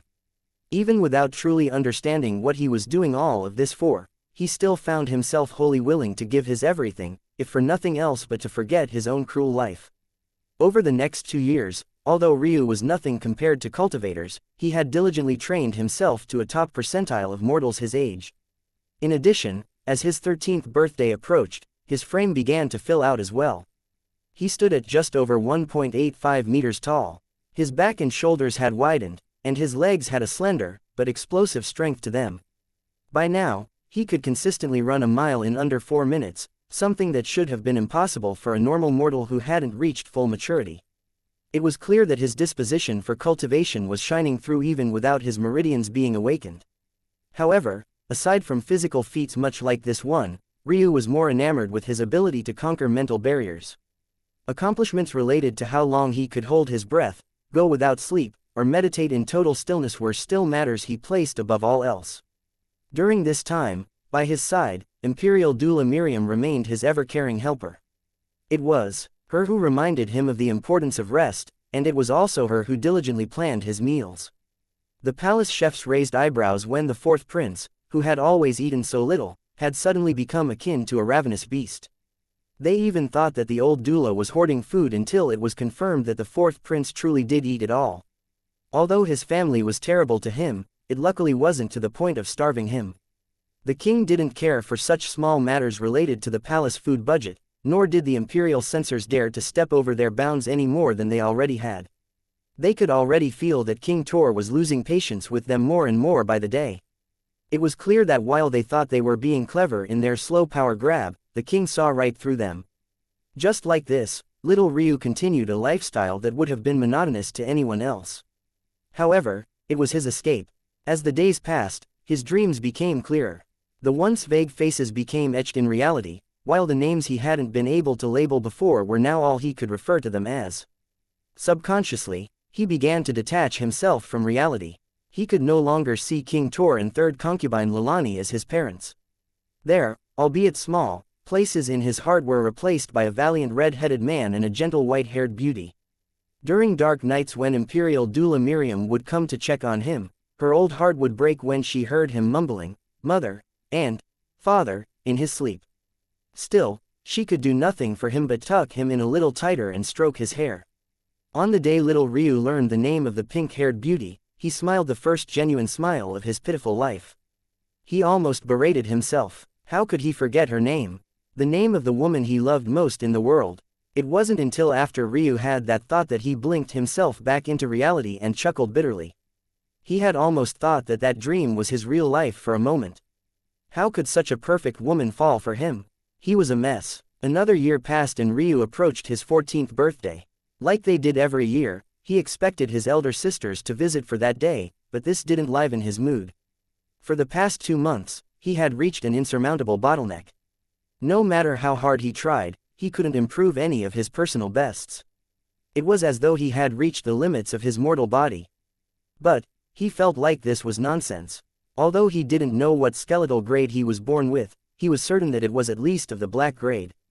This essentially meant that even without cultivation, his body should be able to withstand far more than a normal mortal. So, why were his so-called personal bests still within the normal limits of reason? What little Ryu didn't know was that it was impossible to improve his mental realm any further with his current mind state. How could a person more invested in a fake reality than his own be considered of strong mind? Ryu wanted to deepen his mental realm to delve further into the dream, but it was exactly for this reason that he was weak. Although his approach had worked for some time, there was no further path to be followed along it. Like this, Ryu's 14th birthday approached. He sunk into a helpless void he was unable to climb out of. Even in continuing his daily training, he found little to no joy in it. It was as though he was an addict who could no longer deepen his high. "Elena," he mumbled in his sleep, tossing and turning. "Little Ryu." Suddenly, a warm, aged hand shook Ryu awake, startling him. He knew that the old doula came to check on him sometimes, but she had never gone out of her way to awaken him. "Quickly, get dressed. Today is the day we leave this place." Chapter 54. Run to. Little Ryu sat up from his bed, shocked at the words he just heard. But he immediately calmed down. He had been so focused on deepening his mental realm for the sake of some fake reality that he hadn't thought of something so obvious. Why else would Imperial Doula Miriam insist that he train for so long and hard if not for this purpose? Listen to me very carefully. The old doula tried to slow her beating heart. She had been consistently coming to Ryu's room like this for years for this very moment. There was no reason for her to feel so nervous now. It was just that she couldn't settle this uncomfortable feeling she was getting. You're a very smart boy, so I know I only need to repeat myself once. First, here. Ryu felt the old doula's hand slip something onto his finger. When he looked down, he couldn't help but be shocked. A spatial ring. On the mortal plane such an item was almost impossible to come by. Even the Agnes clan didn't have a single one, maybe only the Cedar clan or the royal vaults would have such a treasure. Aside from that, they were practically all monopolized by the upper echelon of the sects.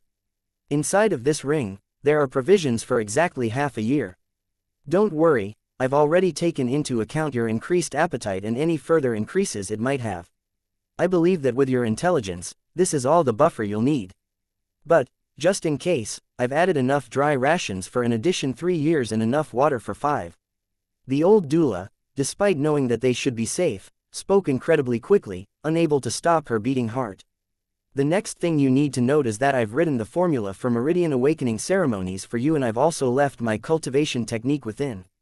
Although it won't be perfectly suited to you, it will be good enough for now. I unfortunately wasn't able to procure the materials for you because I'm definitely being monitored, but you should know that even poor families can afford such a ceremony.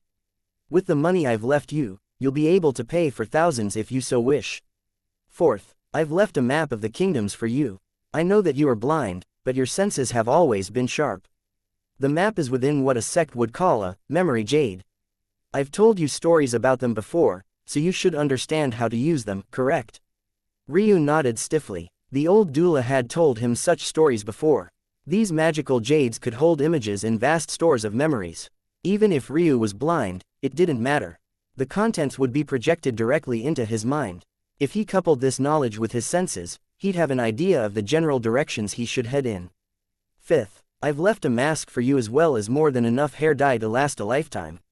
Never bathe where you might expect to come across people, and always make sure to apply it once a day.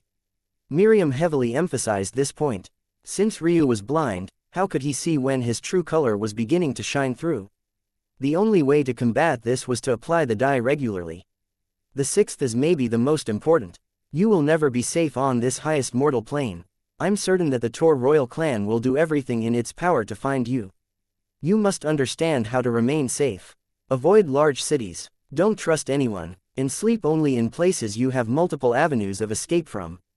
Within this ring, I've left you a letter. If it turns out that we are correct and your ceremony was sabotaged, I am certain that not only your skeletal grade, but also your meridian and bloodline grade will be of the heaven grade at an absolute minimum. Such a talent is unconscionable on the mortal plane, and the outer ring sects of the immortal plane will fall over themselves to take you as a disciple. Ryu's eyes flashed at these words. The old doula had told him that she wasn't of this plane long ago, but he had assumed she was from a lower mortal plane.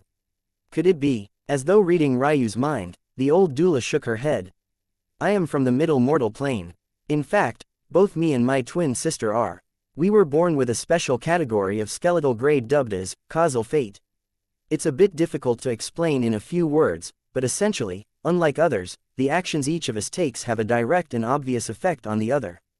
But these effects aren't always predictable. We were both born with earth-grade meridians and bone structures. However, my choice to pursue the medical field to help others resulted in the first instance of our causal fate. She ended up receiving my talent as I had no interest in the martial way. This resulted in her gaining a heaven skeletal grade and heaven grade meridians. It wasn't long after that she was recruited by an outer ring sect of the pedestal plane. It likely won't be long until she gains a place among the inner ring, as dual heaven grades are very rare. If you give the letter I've given you to my sister, I know that she will protect you. Although I've described the story as such, there is no animosity between my sister and I, we simply walk different paths. Remember that the location of her sect is the outer ring and that its name is the Awoken Moon Sect. Bide your time, strengthen your cultivation in hiding, and I'm certain that there'll come a day when you will be capable of crossing the immortal barrier. In fact, a master of the immortal plane might find you beforehand in acknowledgement of your talents and bring you up him or herself. However, little Ryu, the imperial doula turned serious. If I am for any reason wrong, if your talent is worse than expected, or if your ceremony wasn't sabotaged, you must give up on going to the immortal plane. Go to the middle mortal plane and find my family. They are very well off and will be able to protect you for a time. Even if I die, They won't dare to do anything to you because my will is my sister's will. They know this and won't harm you out of fear of her. Do you understand everything I've said? Do you need me to repeat anything? The quick flow of the old doula's words had hit Ryu like a brick, but he forcefully soaked them all in. In the end, he could only weakly nod. Unknowingly, his eyes had started to glisten with unshed tears. All his life, no matter what horrible things he suffered, he had never cried, not once. But, why was it that he felt the need to now? Why was it in all the words she had spoken, Imperial doula Miriam hadn't said a word about her coming with him? Why? Good. The old doula wiped her tears. I've spoken to your elder sisters. With their cultivation, they'll be able to take you out of the castle safely. After that, you'll be on your own.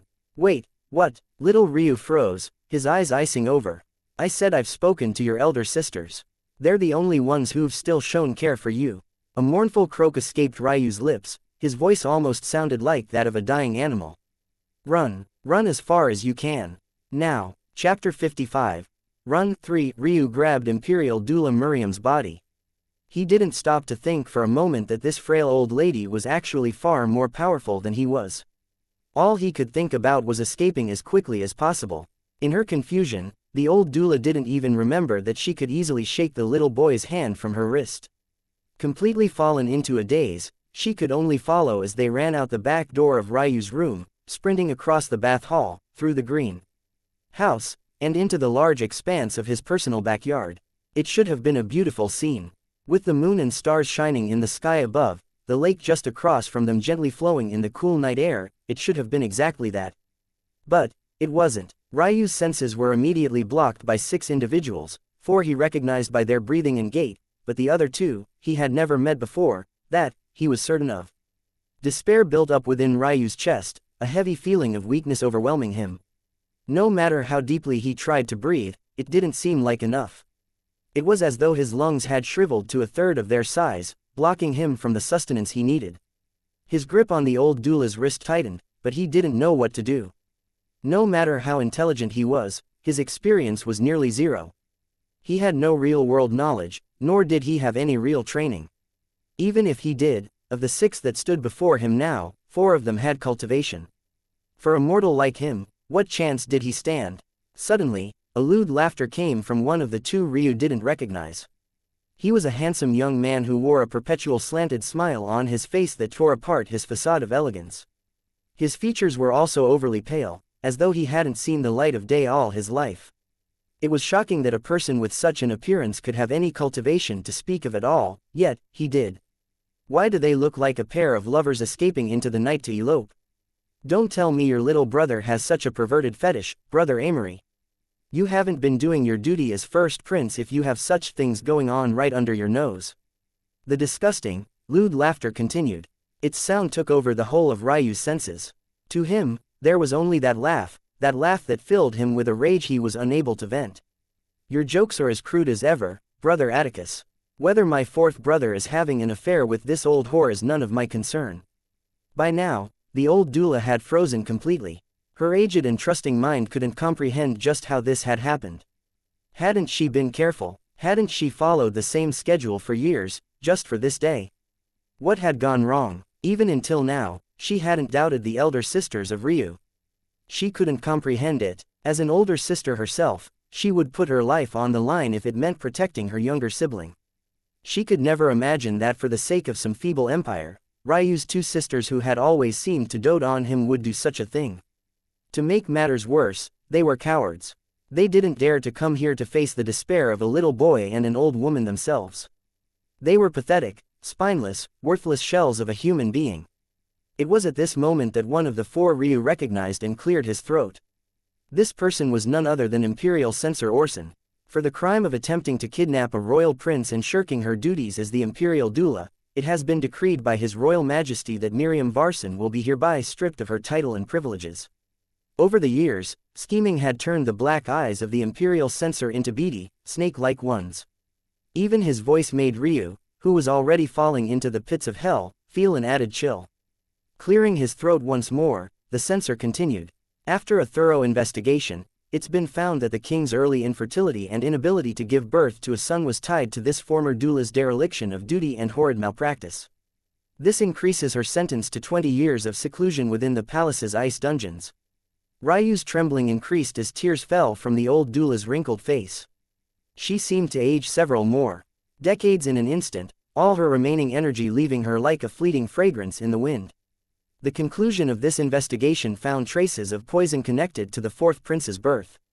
This meridian-severing poison is likely tied to the prince's blindness, his odd hair color, and most definitely his inability to awaken his meridians. For the crime of an attempted assassination on a prince of the royal family, the sentence is execution by beheading. No, the rush of emotions Ryu felt were so fierce that he vomited on the spot. A horrible, gut-wrenching stench erupted from his lips, coating the dew-covered night grass with his hatred and animosity. Aya, he really must love her. What a sad sight, such a handsome young man falling for an old hag. You really have closed off this little brother of yours to the world too much. You should have at least bought a few women from the local brothel for him. Would it really make that much of a difference? The second person Ryu didn't recognize interjected. His voice was so lazy that Ryu almost mistook him for his second brother, but their tones were too different. He's blind. It's probably all the same to him. Atticus made an aha sound as though he had finally understood. As expected of a top graduate of the Four Kingdoms Institute. You impress me more and more every day, Brother Silas. If you please. Imperial Censor Briggs, who had been in the background, motioned toward the fourth individual Ryu recognized. He was none other than his father's personal aide and death guard. His actions represented the king's will. If he was here, that meant King Tor sent him. The execution of a person, the only person that Ryu had ever felt something for in this life, had become the sideshow entertainment of three princes and two censors. Little Ryu's mournful struggle became akin to an ant fighting a tidal wave.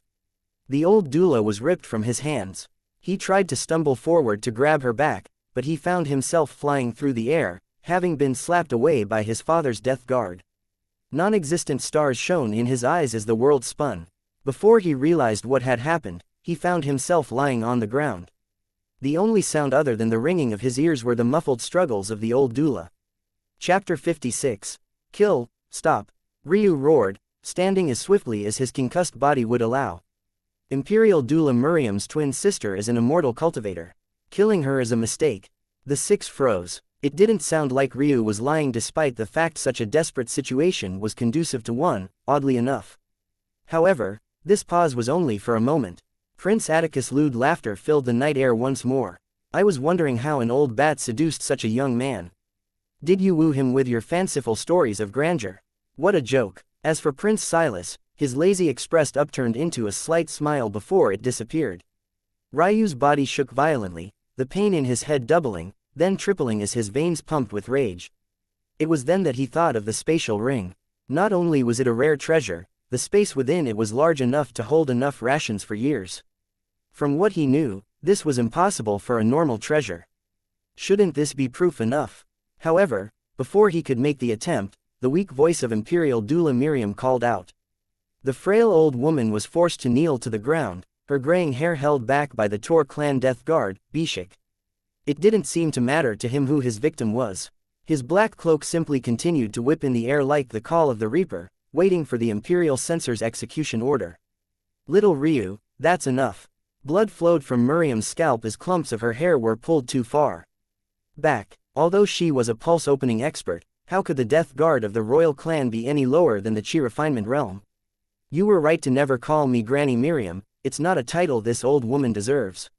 Ryu's brows furrowed, his figure stumbling as he struggled to orient himself. He was already blind to begin with, trying to use his senses while his ears were ringing and his mind was aching was too much for him. In the end, he fell to his knees, grasping his head, unable to make sense of much of anything.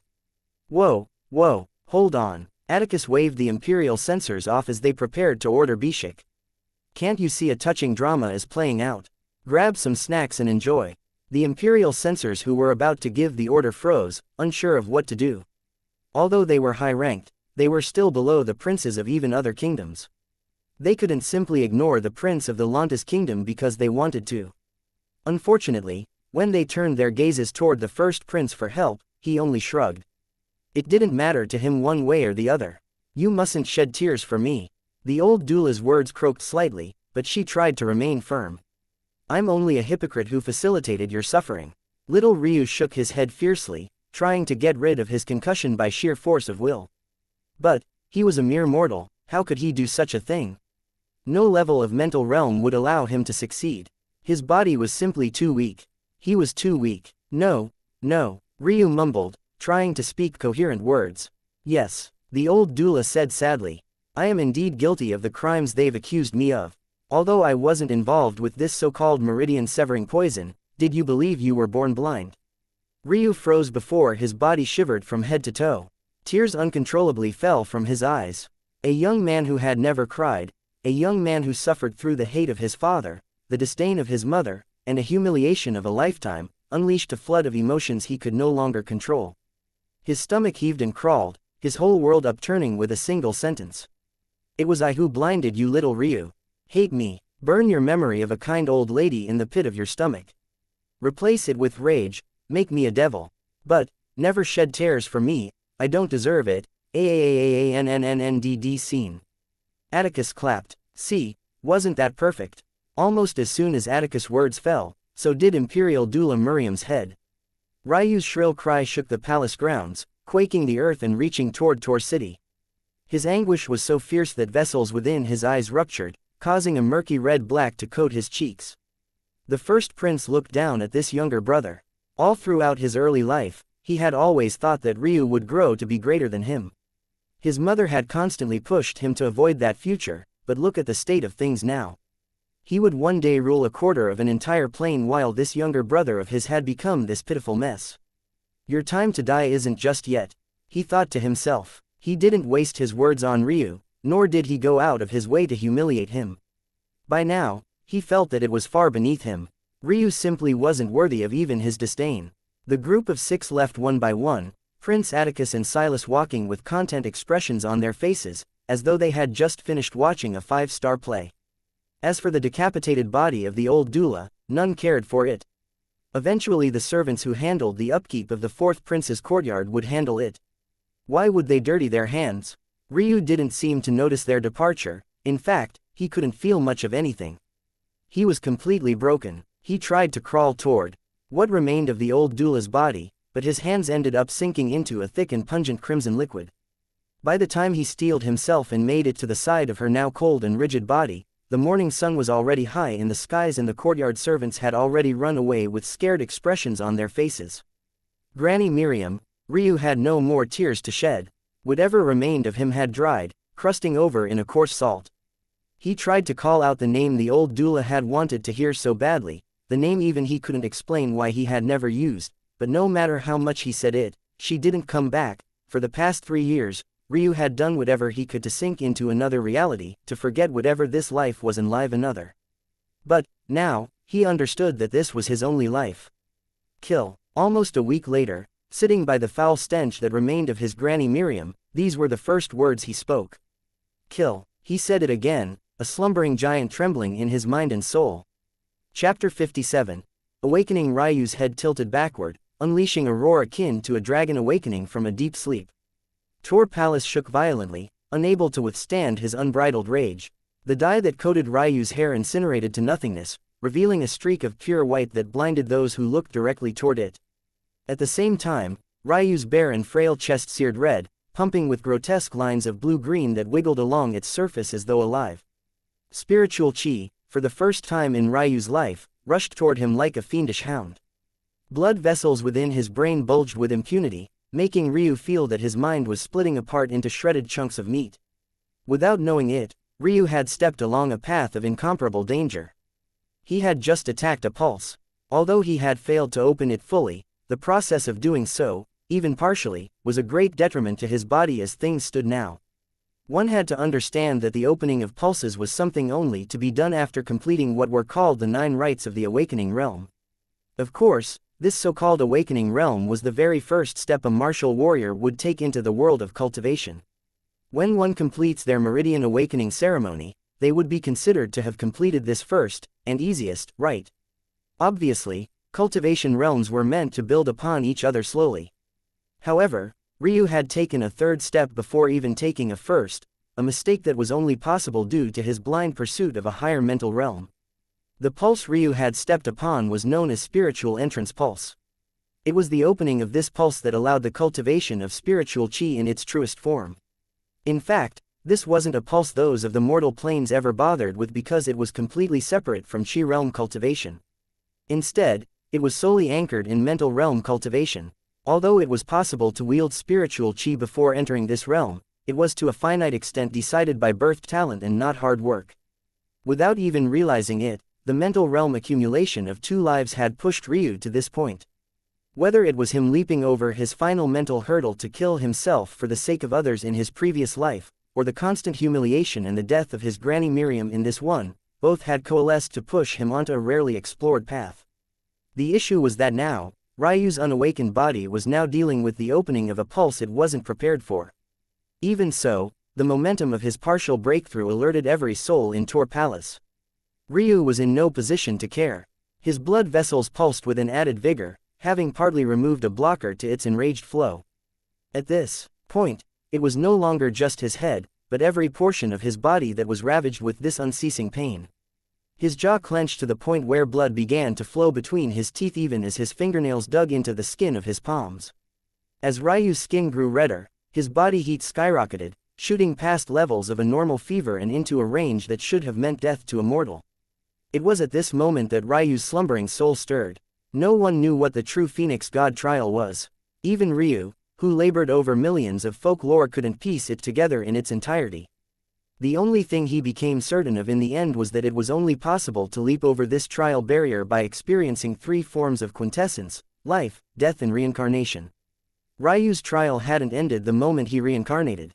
What he had to prove was that even when born into an entirely new life, he could make the same tough decision twice.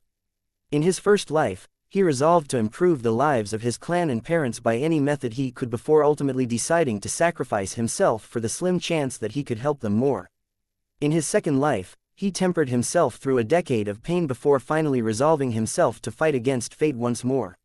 Whether it cost him his life or not, it didn't matter. He would seek revenge not for himself, but for his granny Miriam. The true Ryu had begun to awaken. Memories of a life he had thought was nothing more than a dream etched into his mind as though he himself lived it. In the next moment, he awakened fully, understanding that that life he had pined for, the one he thought he would never deserve, was actually his own. He had a true father and a kind mother. He had grandparents who viewed him not as a tool, but as a child to be cherished. He had a wife, a beautiful, loving wife, one that was waiting for him even now. His promise, he remembered it so clearly that it was as though it happened yesterday. Blood roared through Ryu's veins, pumping through with such a vigor that it was audible even from the outside of his body. In response, his clothes burnt to ash, revealing his scarred back and the faint etchings of a once bloody cross over his heart.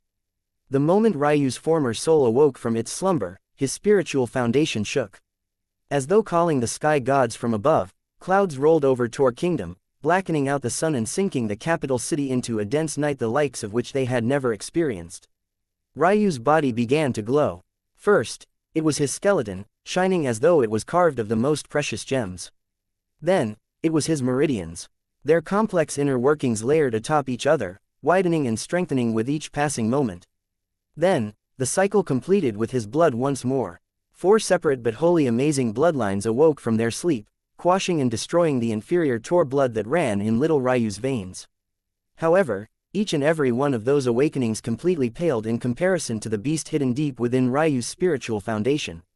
A sea of white flames danced, growing fiercer as the seconds ticked by. Suddenly, they surged upward, shattering a barrier that had held Ryu down for not 1, but 2 lives. Ryu's eyes flashed open, the disgusting scars that had coated his back falling away to reveal an incomparably smooth figure. His muscles rippled with vitality, his eyes shone with killing intent, and his frame had grown another size. His white hair fluttered in the wind behind him, his expression no longer like a little boy lost in the world, but rather like an expert who had lived more than 1,000 years. With a thought, a pool of spatial energy bloomed from his silver eyes, causing a black cloak to wrap around his body. Then, he disappeared. Chapter 58. Regret. The experts of Tor City converged onto the palace. Each and every one of their souls were shaken. Never in their lives had they felt so inferior. One had to understand that until now, The fiercest awakening these so-called experts had ever experienced was that of a heaven-grade talent, and even that occurred several dozen generations ago. On the day that occurred, the auspicious signs lasted for but a few minutes before dissipating into nothingness. Still, it had a profound impact on them all. However, Ryu's awakening made that moment seem like a story retold in a children's book, petty, shallow and uninteresting.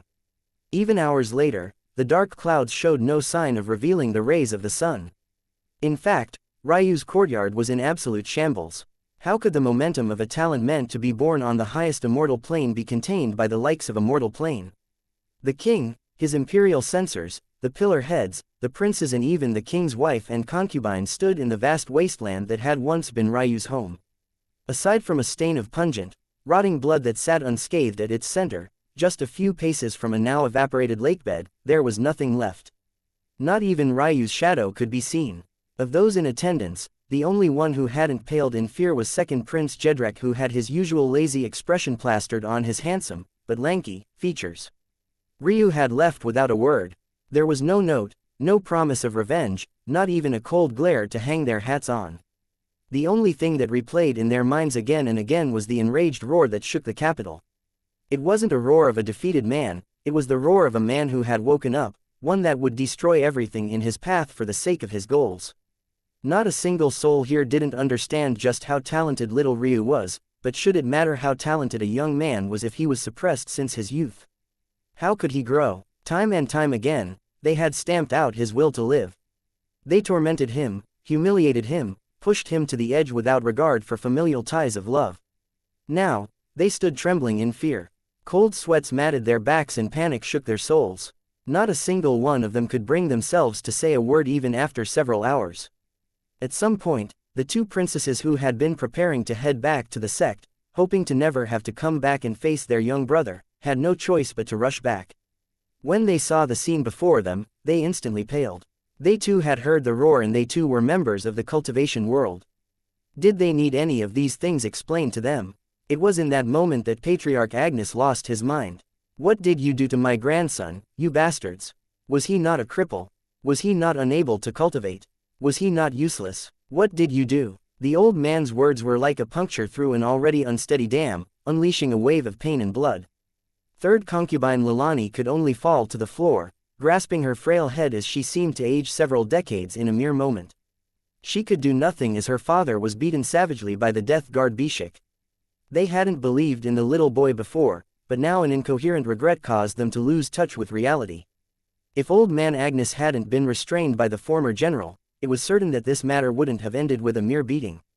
He was allowed to live simply because of the rarity of the matter and the fact the king was truly wrong. But he didn't escape several broken bones and a pain his old bones could hardly withstand.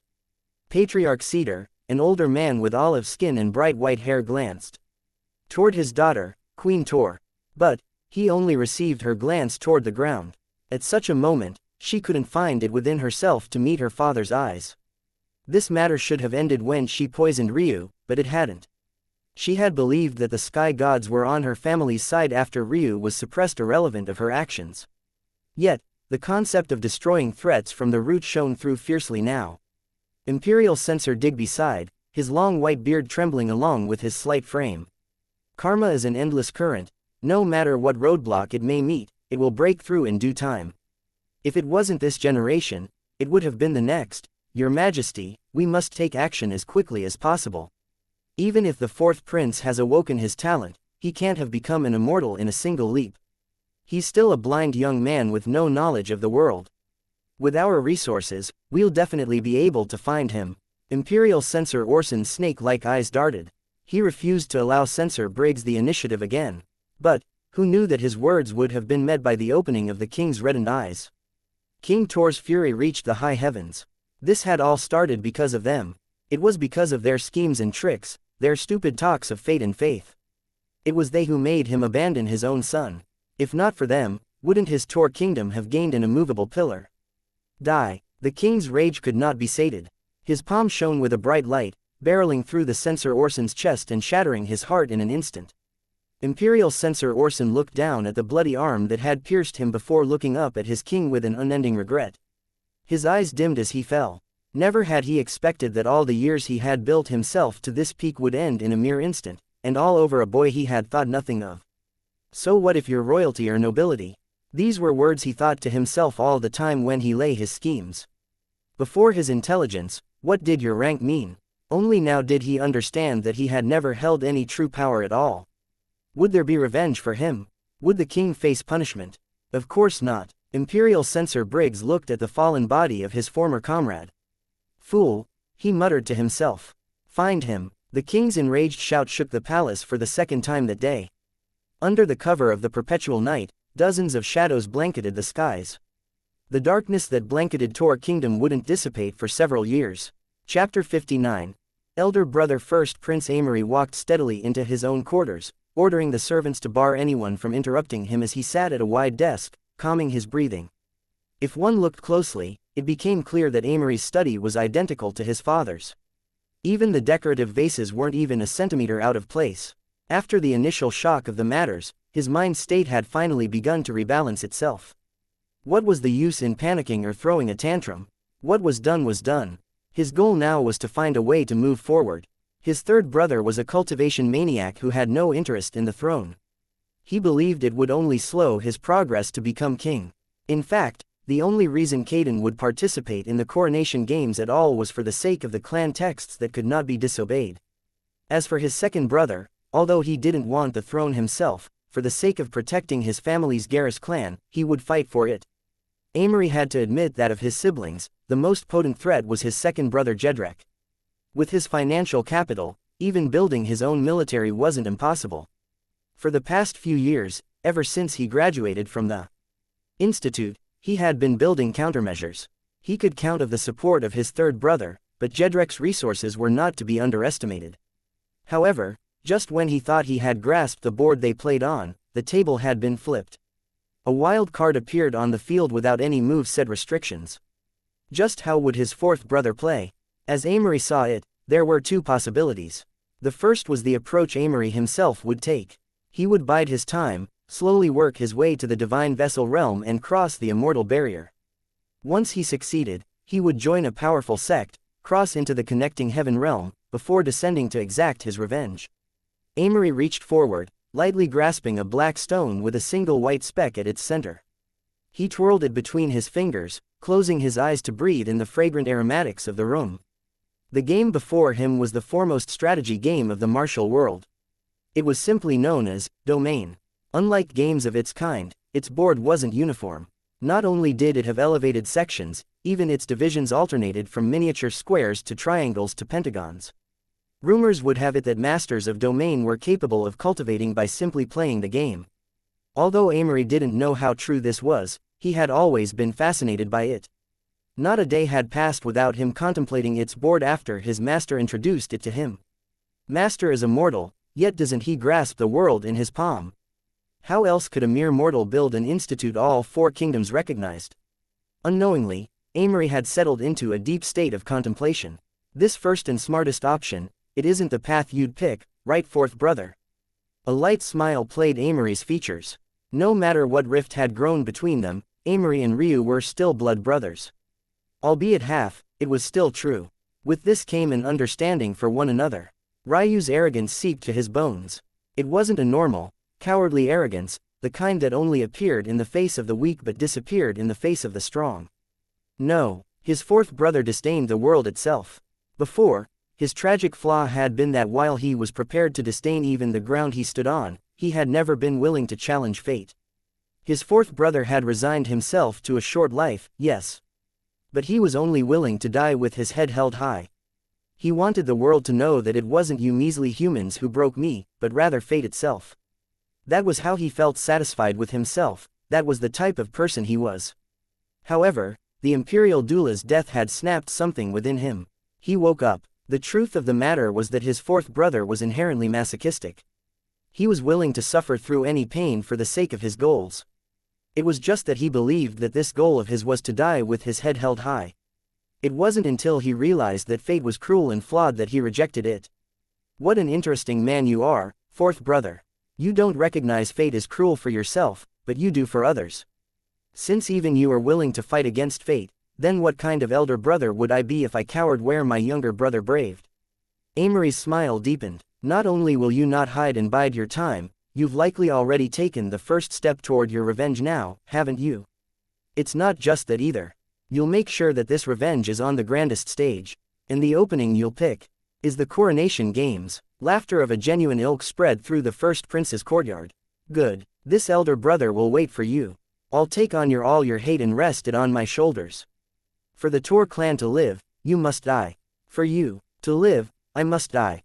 Currently, Ryu had no idea what his first brother was thinking. He simply wasn't focused on such things. However, it was true that he had already taken his first step. Ryu sat at the center of a slowly flowing river, his naked body almost breathing as he allowed the cool and clear water to wash over his body. The moment his spiritual foundation awakened, his blood surged, and he had distinctly felt several popping noises emit from his forehead, cheeks and eyes. When he realized just what it was, he couldn't help but release a deep sigh. Ryu had no doubt that King Tor ordered his granny Miriam to blind him as a child. But the old doula was too kind to do such a thing.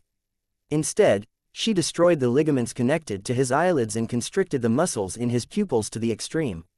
The result was Ryu's inability to register light or open his eyes. The old doula died filled with regret even after that, but she didn't know just how much pain she saved Ryu. Had she not done this, his mysteries of heaven and earth pupils would have been discovered long ago. Who knew what kind of trouble that would have brought? Even in death, she had saved him. Chapter 60. Martial forms. Ryu owed his granny Miriam more than he could express into words. Yet, she had never heard him accept her as one of his family. Despite having gained another 1,000 years of memories, this weighed heavily on Ryu. The truth was that he was right to be skeptical. Hadn't he been correct about the betrayal of his elder sisters?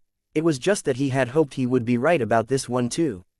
But he wasn't. In the end, the only thing he could do for his granny Miriam was make sure she didn't die in vain.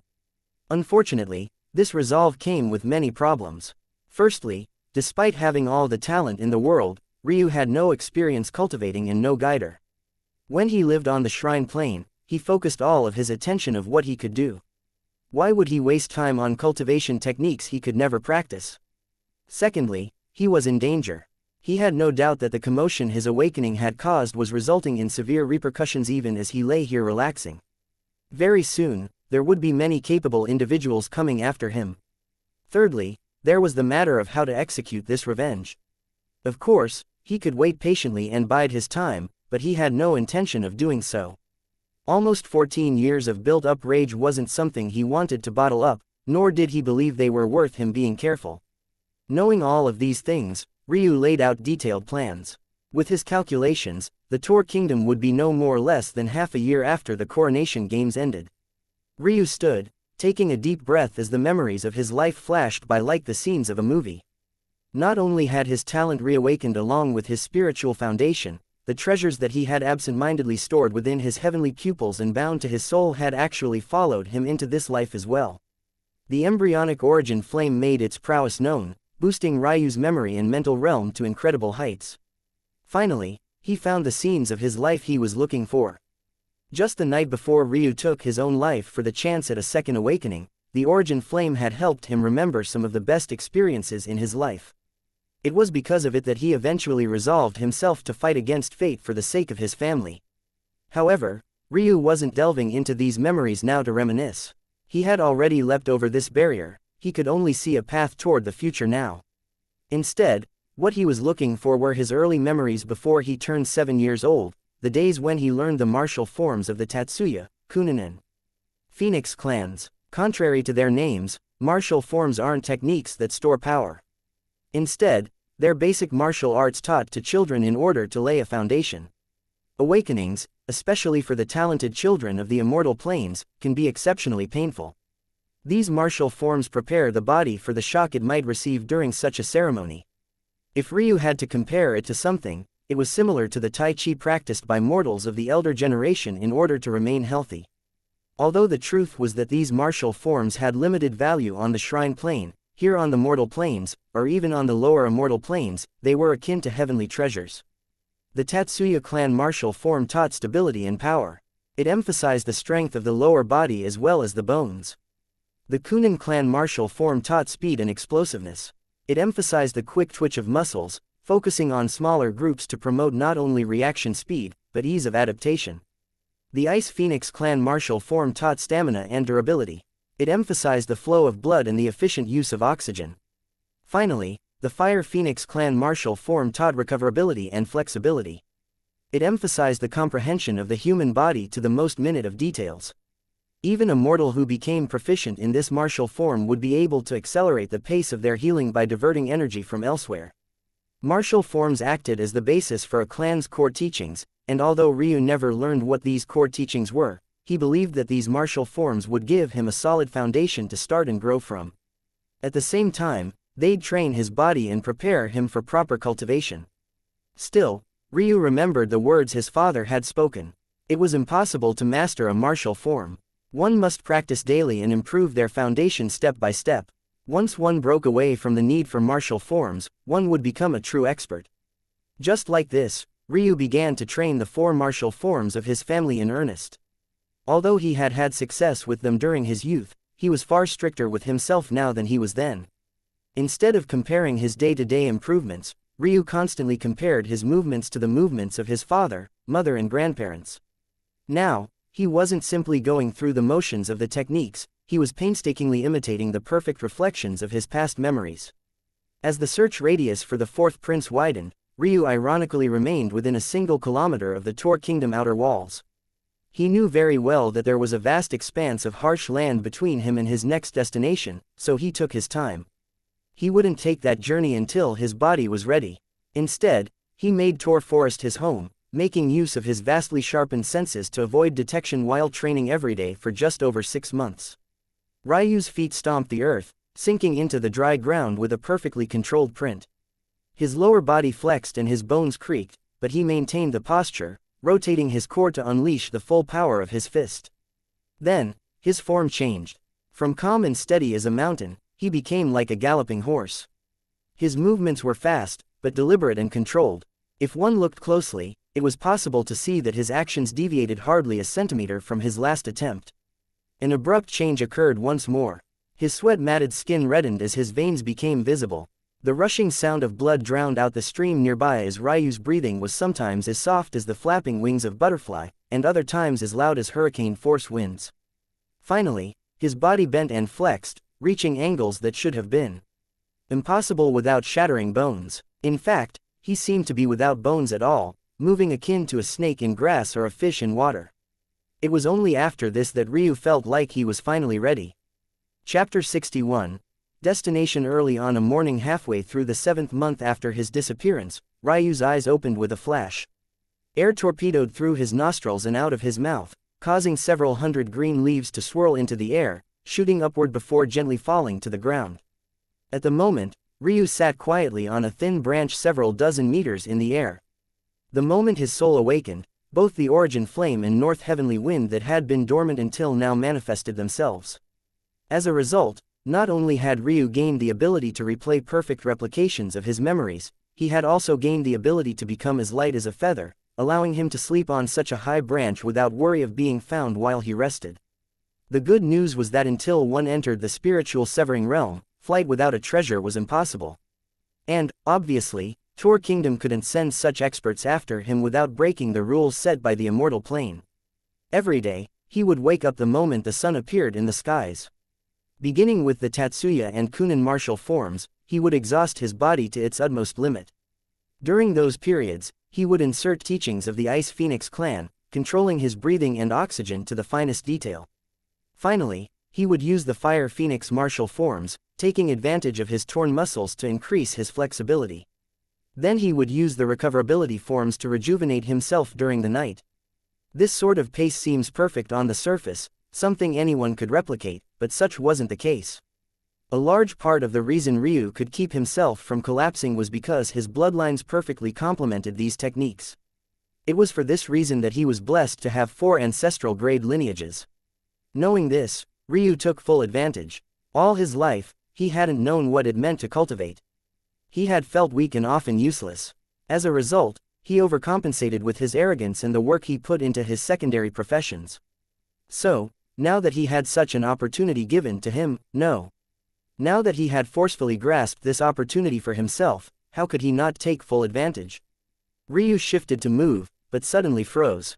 A few dozen meters away, the sounds of quickly moving feet caught his attention. Smiling coldly to himself, Ryu remained absolutely still. It seemed that they had finally realized that he must have remained close to the kingdom.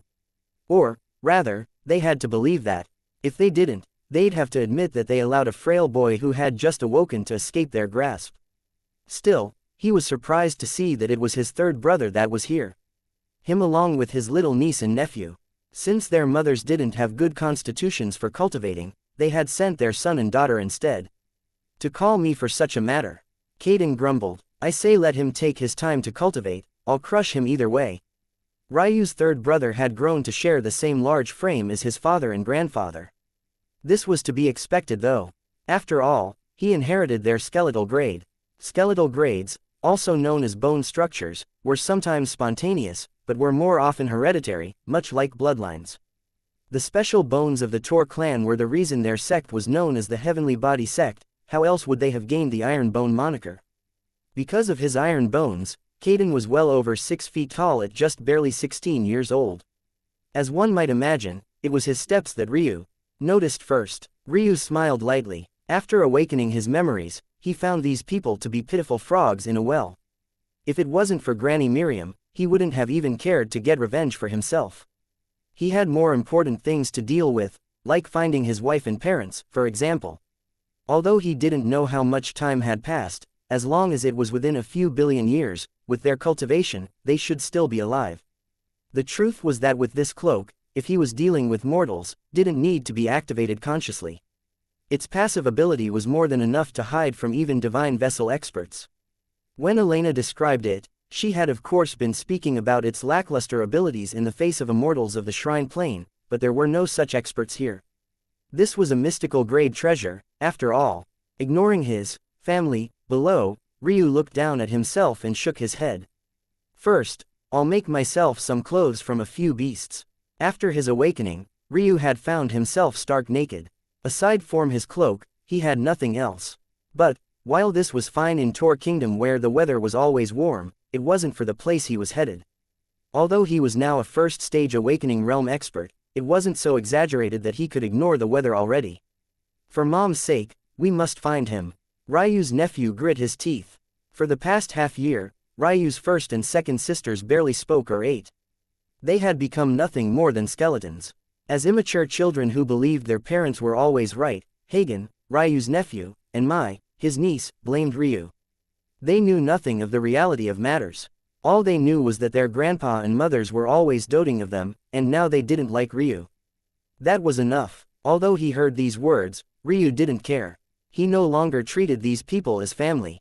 His only thoughts were of his task at hand and how he would find out what truly happened in his absence. Though Granny Miriam had shed some light on these matters, it wasn't the full story. The shrine plane is sealed, but are you all okay? Ryu closed his eyes, taking a deep breath. Ryu's soul was connected to Alina's, but it was still too weak to sense her over large distances. Unfortunately, it was also too weak for her to sense him.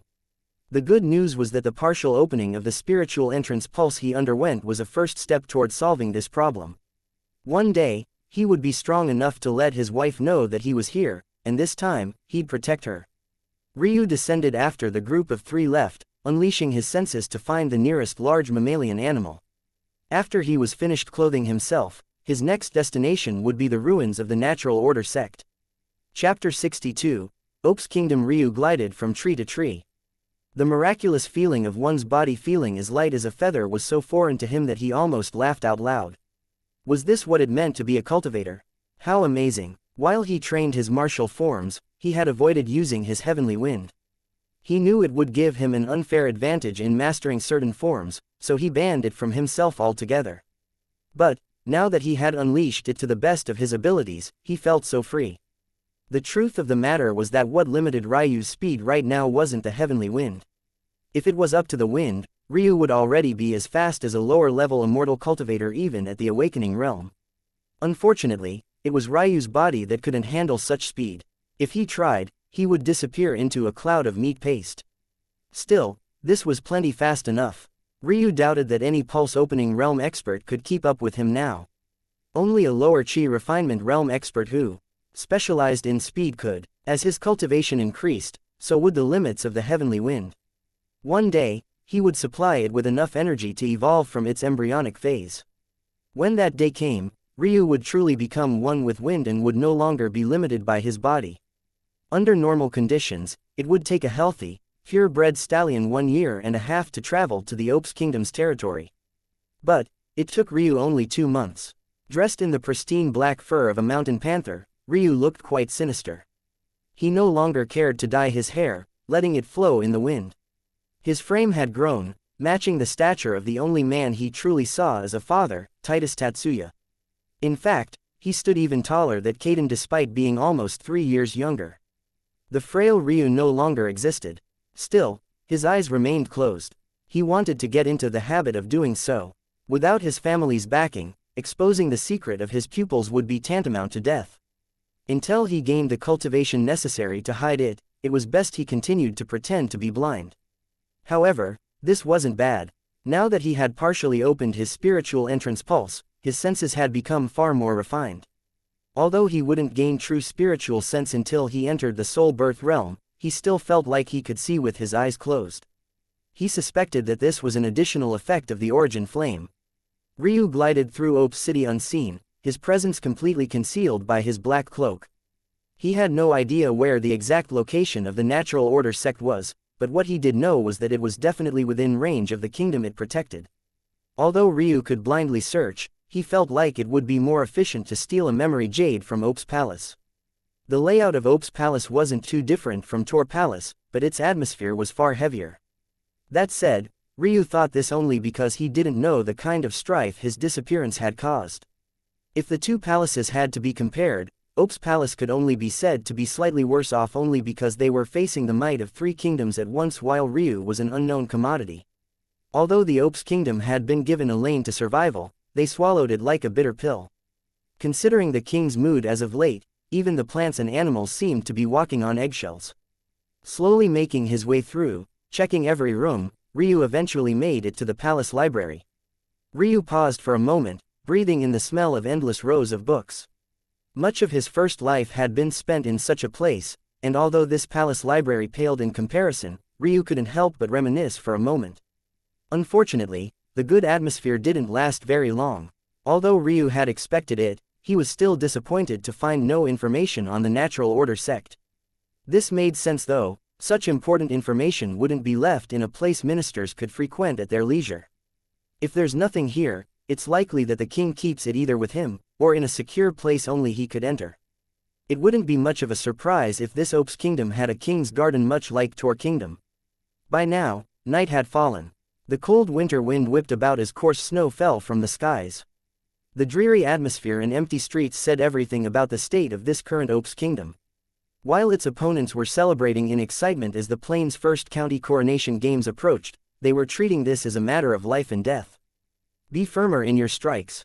The booming voice of a man used to wielding power filled a snow-covered garden. Before him, 2 young men stood in the barest of clothing, brandishing a spear and sword. Respectively, feel the will of your weapon, learn to fade into the environment around you. There is nothing more important in cultivation than the natural order. It was obvious to Ryu that this man of grand stature was King Opes. The 2 young men before him were none other than his sons. The spear wielder, first Prince Kalman. The sword wielder, second Prince Quan. The hopes of their kingdom rested on the shoulders of these 2, so it was no wonder that even deep into the night, their father trained them to the bone. Although the coronation games seemed to encourage the building of your own faction, oftentimes, it was those with the strongest cultivation who won. Unlike the princes of their 3 rival kingdoms, these brothers seemed to be close. It wasn't that Ryu could tell just by watching them for a few moments, but rather that they had to come together for the benefit of their kingdom now. They weren't stupid. It was obvious that if they experienced infighting, their slim chance of victory would only grow further out of reach.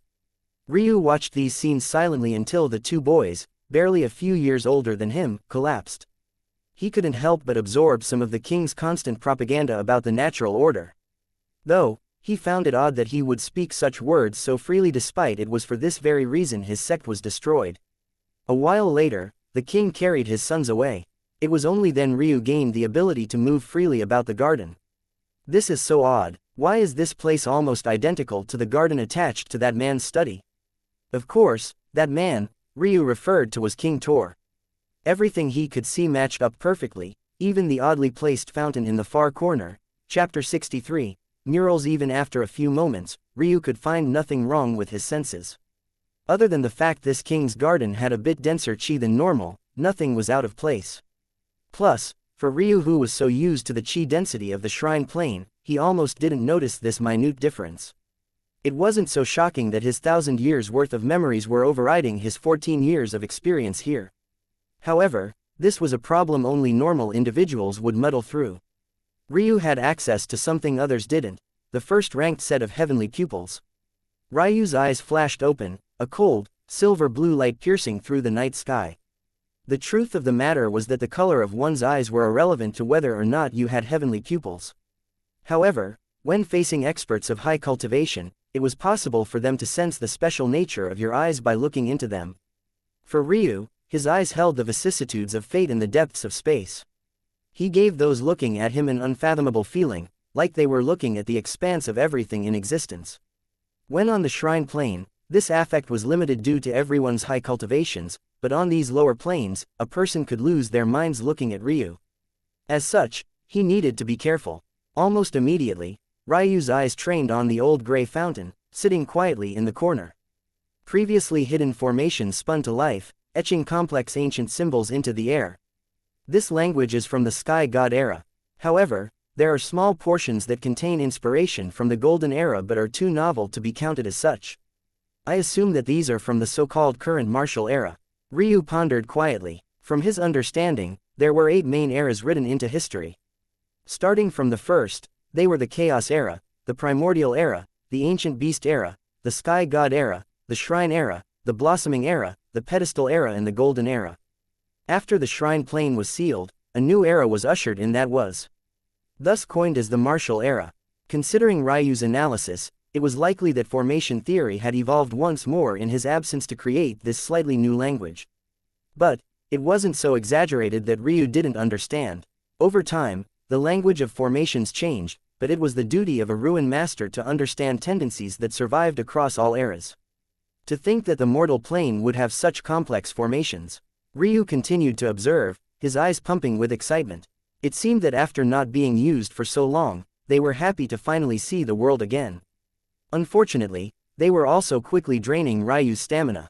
Ryu had never been able to use his eyes for very long, but now it was even more exaggerated. Without immortal grade chi to supplement them passively, his pupils were essentially starving. But it would be enough to complete this job. This seems to be a half-step mystical grade formation. It would normally be impossible for me to crack without my usual tools, but, with a thought, a pool of spatial energy appeared from his eyes, revealing a single beautiful dagger that shone under the moonlight. Its spine was completely black, however, its jagged edges were a see-through crystalline blue, making it seem like more of a work of art than a blade.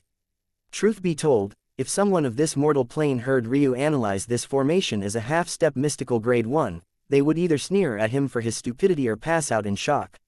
One had to understand that mystical grade formations were the likes of which the largest sects of the immortal planes used to protect their most priceless possessions.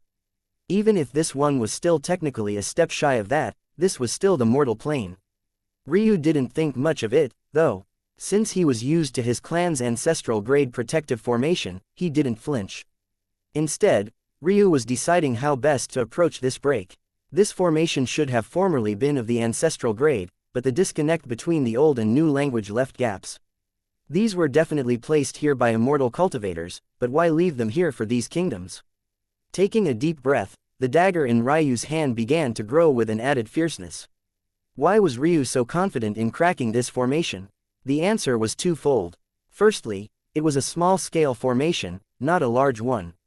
Although this meant its gaps were smaller, it also meant that its flaws had a larger impact. Secondly, spiritual chi was the basis of formation theory.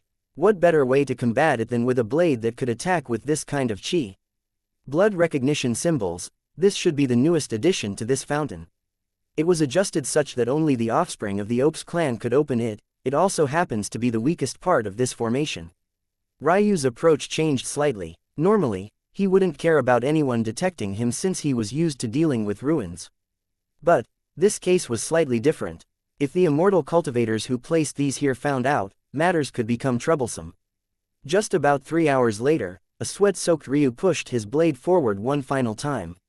Like an expert lockpicker, his hands remained uncontrolled, moving his tools to a concentrated rhythm. He was tired and his body ached, even his spiritual chi had run dry multiple times, further slowing the process. But his diligence was rewarded. The gray fountain slid back without a sound, revealing a set of stairs below. After checking to make sure there weren't any more hidden formations, Ryu made his way down, the fountain closing above him.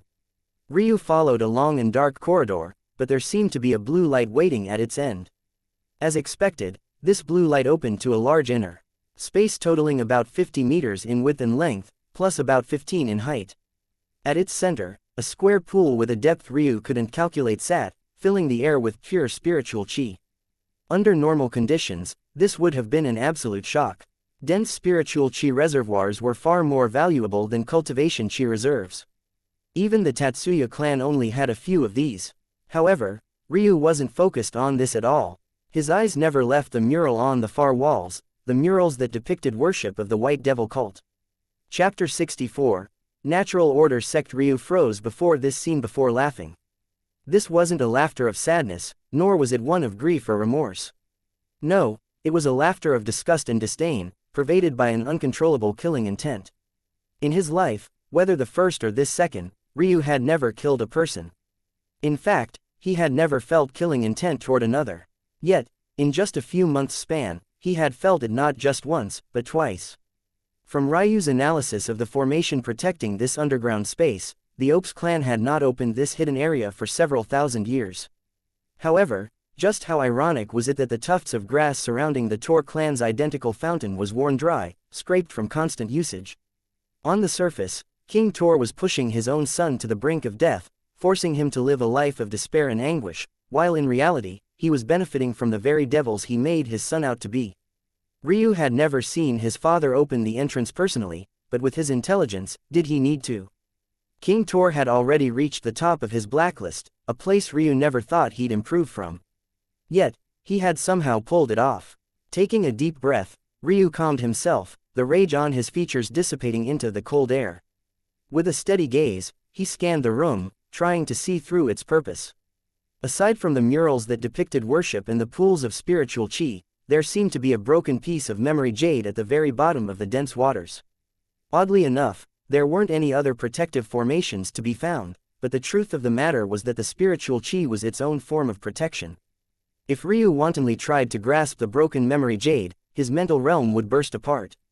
Similar to how substances tended to flow from most dense to least dense areas, so too did spiritual chi follow this rule. By giving it an area of low density to flow to in his own mental realm, Ryu would be giving himself over to the Reaper. It was an ingenious and simple protective mechanism. By Ryu's calculations, the spiritual chi pool was 5 by 5 meters. However, it was difficult to tell its depth from how clear the waters were. It could be anywhere from 50 to 100 meters deep. Such an influx of spiritual chi would even shatter the mental realm of an expert who had cultivated to the soul refinement stage. As Ryu saw it, there were two methods a normal individual could use to reach the memory jade. The first was to exhaust the spiritual chi. Over time, the chi would eventually dissipate. In fact, this was already happening considering the fact there was about a 10-foot gap between the edge of the pool and the water's surface. One could also speed up this process by cultivating one's mental realm near this source. Once the level of the spiritual chi lessened to an adequate degree, the memory jade could then be retrieved relatively painlessly. However, this would take a very long time, millions of years, potentially. The second method was one always available in the martial world, and that was to simply be more powerful than the protective mechanism could withstand. If one was at the soul quintessence realm, even if this pool was 10 or 100 times deeper, it would still be child's play. Obviously, Ryu had none of these options available to him. He had only just begun his mental realm cultivation and couldn't even be considered to be at the true spiritual entrance realm. I do not have the time nor the strength to use a third method, Ryu thought to himself. Looking around, he smiled lightly. I'll be back. Ryu leapt across the pool, using the northern heavenly wind to clear the 5-meter distance with ease. Making his way to the White Devil mural, his large hands glided across its surface before almost coincidentally pressing downward. The sound of shifting mechanisms creaked beneath Ope's palace. It was clear that this hidden path hadn't been used for several thousand years. Although Ryu wasn't certain of the details, he had a good guess that this was how things were meant to be. A burst of cold air greeted Ryu as he walked up another flight of ice-covered steps. This time, however, there was no gray fountain at the other end. Instead, there was an inconspicuous stone, the kind that seemed to have aged for countless eons in the very same spot. If it wasn't for the snow covering its surface, Ryu was certain that the green of moss and various fungi would coat it. Harsh winter winds whipped against Ryu's frail cheeks, reddening them as he looked into the distance. He couldn't help but feel very content with the results. As expected, that long path had led him to the remains of the Natural Order sect. To a casual observer, Ryu was simply smiling toward 7 mountain peaks covered in pure white snow. However, Ryu's heavenly pupils saw different. In his eyes, those 7 peaks became 7 martial pavilions. Brilliant architecture dotted these natural phenomena, turning an earthly wonder into a paradise of cultivation. As expected of a top sect, the Natural Order sect was quite aware of its own appearances. Despite being a mortal sect, it still held its own pride as a member of the highest mortal plane. Ryu felt like he would find great use for this place. There was a little less than 2 years until that fateful date, so this would be his home for now. Ryu's feet began to move in odd patterns. Not wanting to destroy the formation, and also not having the time or strength to manipulate such a large one as he did before, Ryu could only use another method. Every formation had a backdoor. This so-called backdoor was put in place by the creator just in case anything went awry. It was also a method of self-protection for formation masters to ensure that their creations were never used against them, and, at the same time, it was also a sort of signature akin to what an artist would leave behind on his works. Small-scale formations rarely had these backdoors as they were too small to accommodate them. However, they were frequently found in large-scale formations like this one. And, for Ryu who had eyes that could see through the mysteries of all things, taking advantage of these backdoors was as easy as breathing. Just half a day later, a Ryu's sweat-matted body appeared in what seemed to be a complete other world. While the outside was layered in cold and coarse snow, the Natural Order sect was experiencing a midsummer's day. Unfortunately, that made the stench of its corpses all the more unbearable. Chapter 65. Paths. Ryu gasped for breath, unable to mind the terrible smell that assaulted his senses. The illusory formation that protected the Natural Order sect was of the Middle Earth grade. Unless one was a divine vessel realm expert capable of forcibly breaking the formation, or a spiritual severing expert recognized by the formation, you could only use the method Ryu just did. Unfortunately, such a method was very taxing on Ryu's body even after a half-year of cultivating.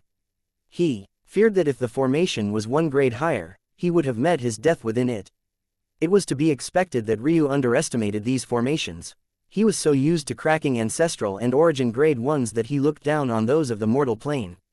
But he needed to realize that he no longer had Nuri by his side to help him, nor did he have his normal tools. After collecting himself, Ryu began to walk around the sect, covering his mouth and nose with the sleeve of his cloak. It was a sad sight to see.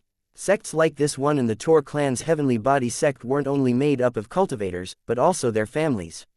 While there were plenty of adult bodies, there were plenty of the elderly and children strewn around as well.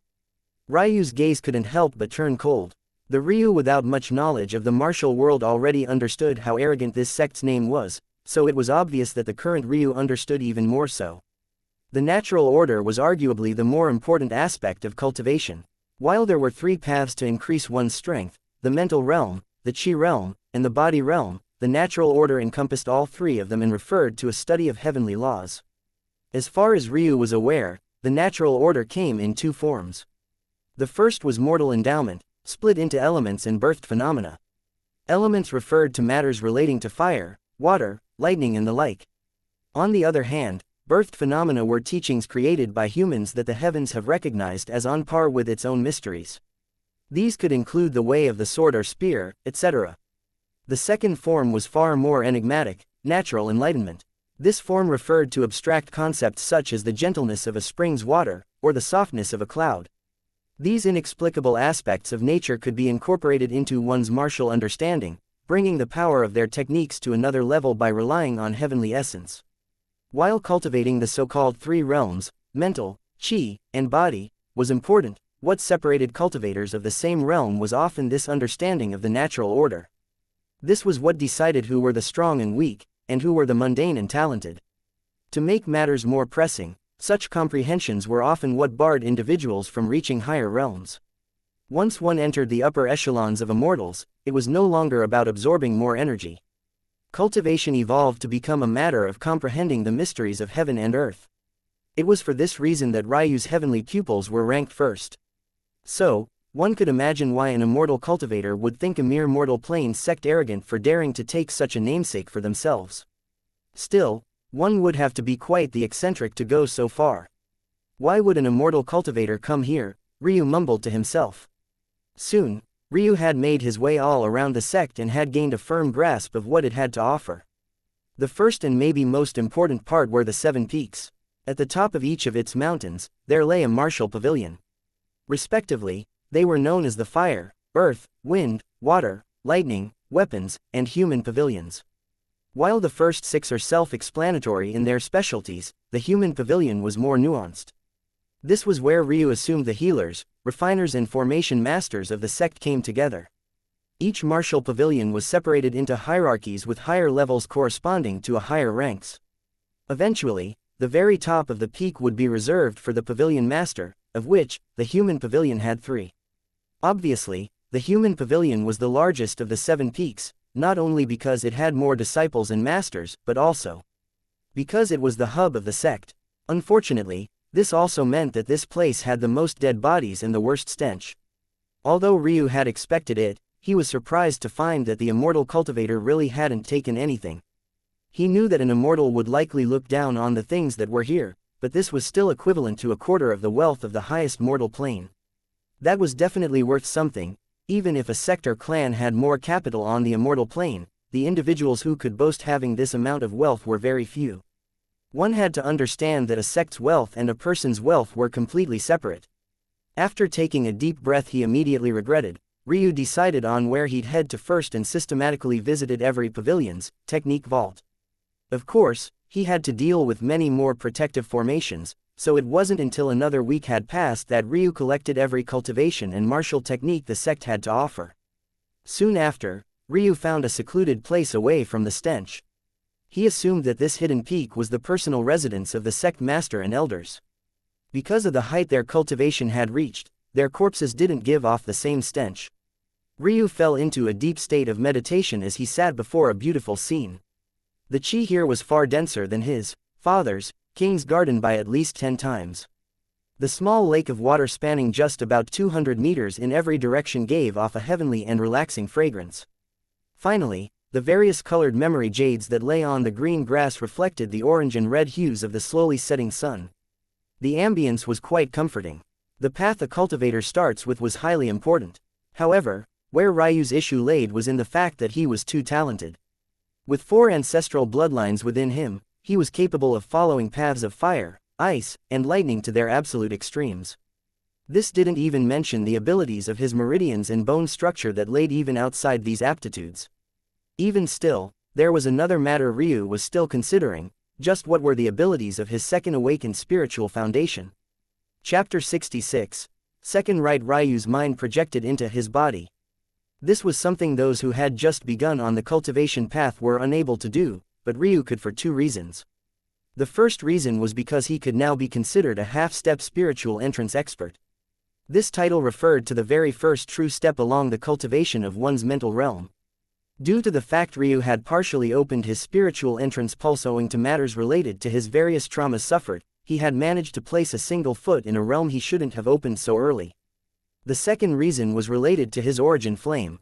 Although this flame had no offensive or defensive abilities to speak of, and couldn't even be used as an alchemy flame, its supporting abilities made it so that Ryu didn't care about such disadvantages. Not only did it give him unmatched memory and recall, it made entering states of enlightenment far easier as well. To top this off, it gave passive boosts to its owner's mental realm. Until now, Both the origin flame and the northern heavenly wind had been sealed within Ryu's dormant soul. But, now that he had successfully transcended the trial of the Phoenix Sky God, he had been given the advantages he gained in his past life as well. A moment later, Ryu was opened to a startling sight. When he had spiritual foundations described to him as a child, or when he read about them in his studies, they were always referred to as a solid mass akin to the most precious metals in the world. Some cultivators had clear foundations that could be seen directly through. Others had foundations made of jade or gold, shimmering with beautiful rays of light.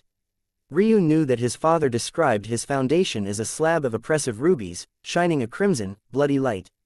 However, Ryu's didn't seem to match any of these descriptions. Although he could tell that there was a solid mass hidden beneath, his foundation was a sea of white flames. Not only did it not fit the description of the spiritual foundation, it also didn't perfectly align with what Ryu knew about Phoenix flames. As far as Ryu was aware, there were 3 flames of the Phoenix clan. The first was the ice flame, the second was the rebirth flame, and the last was the dark flame. Respectively, these natural wonders colored blue, red and black. Ryu had never heard of a white flame. There was another matter that was curious about his spiritual foundation as well. Depending on grade, one's foundation varied in size. A common grade foundation would be about a half meter across at awakening. This diameter became 1 meter for a black grade foundation, before increasing by 1 meter for every above grade until the 5-meter diameter of the ancestral grade was reached. One might think that these values were too small of a difference between grades, but do consider for a moment that these are the sizes upon awakening.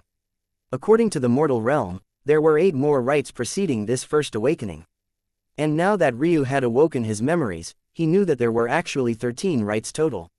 For every so-called rite a cultivator succeeds in, their spiritual foundation will double in size.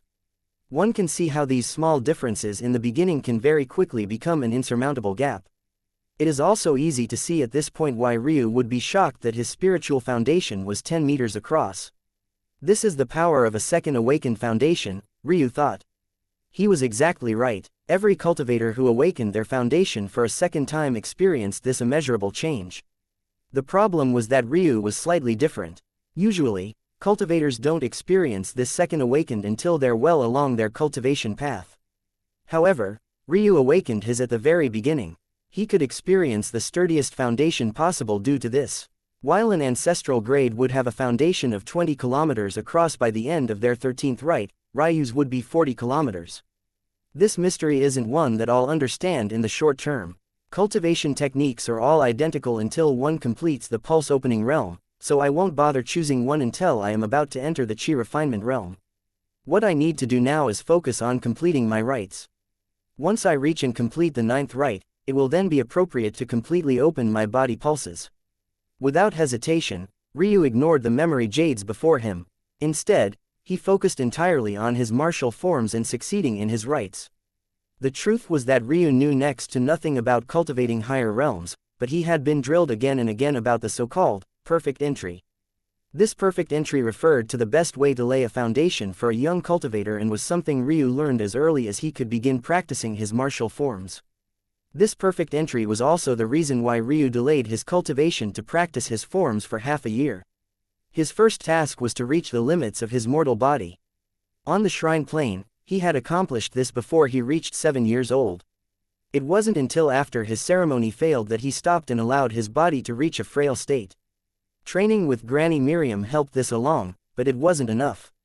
The reason reaching the limits of the mortal body was important was due to the fact that rites weren't a simple matter. The more talented you were, the fiercer and more dangerous a rite will be. For Ryu, who had a second awakened foundation, it was clear how much pressure he was under. The next task was to begin body realm cultivation after reaching the 9th rite. This was especially important because the mortal body was incapable of withstanding the final 4 rites. Each of them was a devil of its own. It was to the point that unlike the formerly unnamed 9 rites, the 10th, 11th, 12th and 13th, all had monikers of their own. To enter the body realm, one also had to open pulses. Each of the 3 realms had their own set, combining for a total of 13. Those of the Chi realm were known as the 6 heavenly Chi pulses. However, they could not be opened until one completed their rites. Once one opened a Chi pulse, it was impossible to go back and finish rites. Pulses of the mental realm only totaled one, so it had its own namesake, the spiritual entrance pulse. Finally, pulses of the body realm were known as the 6 heavenly body pulses. It was the opening of these pulses, 2 of which were located in the spine, and 4 of which were located in the heart, that allowed one to survive the final rites. Even as he went over these matters in his mind, Ryu felt a surprisingly thin barrier shatter as cultivation chi surged toward him. He had begun his second rite. Chapter 67. Rites and Foundation. Ryu grit his teeth slightly as his body began to undergo another wave of refinement. Why was the spiritual foundation so important? It was because it was through it that cultivators communicated with the heavens. When a human cultivator was born, they would be gifted with a set talent. But, how could a baby boy or girl withstand such valiant potential? Their bodies are too frail and their experience too thin. As a result of this, humans evolved to have a sort of stopgap measure. Spiritual foundations were able to act as a lock and key, storing away a body's potential until it was ready to accept it. For Ryu, who was born with a seemingly impossible ancestral grade circle, a term used to refer to one born with ancestral grade talents in all 4 pillars, this was exceptionally important to him. At the same time, though, the pain he underwent was manifold that of his peers. Ryu's ancestral grade meridians roared to life, accepting the baptism of his foundation and shearing apart to rebuild themselves once more. According to Ryu's parents, he was born with chaotic silk meridians. If one peered into his body, it was possible to see his meridians being destroyed and rebuilt by lines of spinning black silk.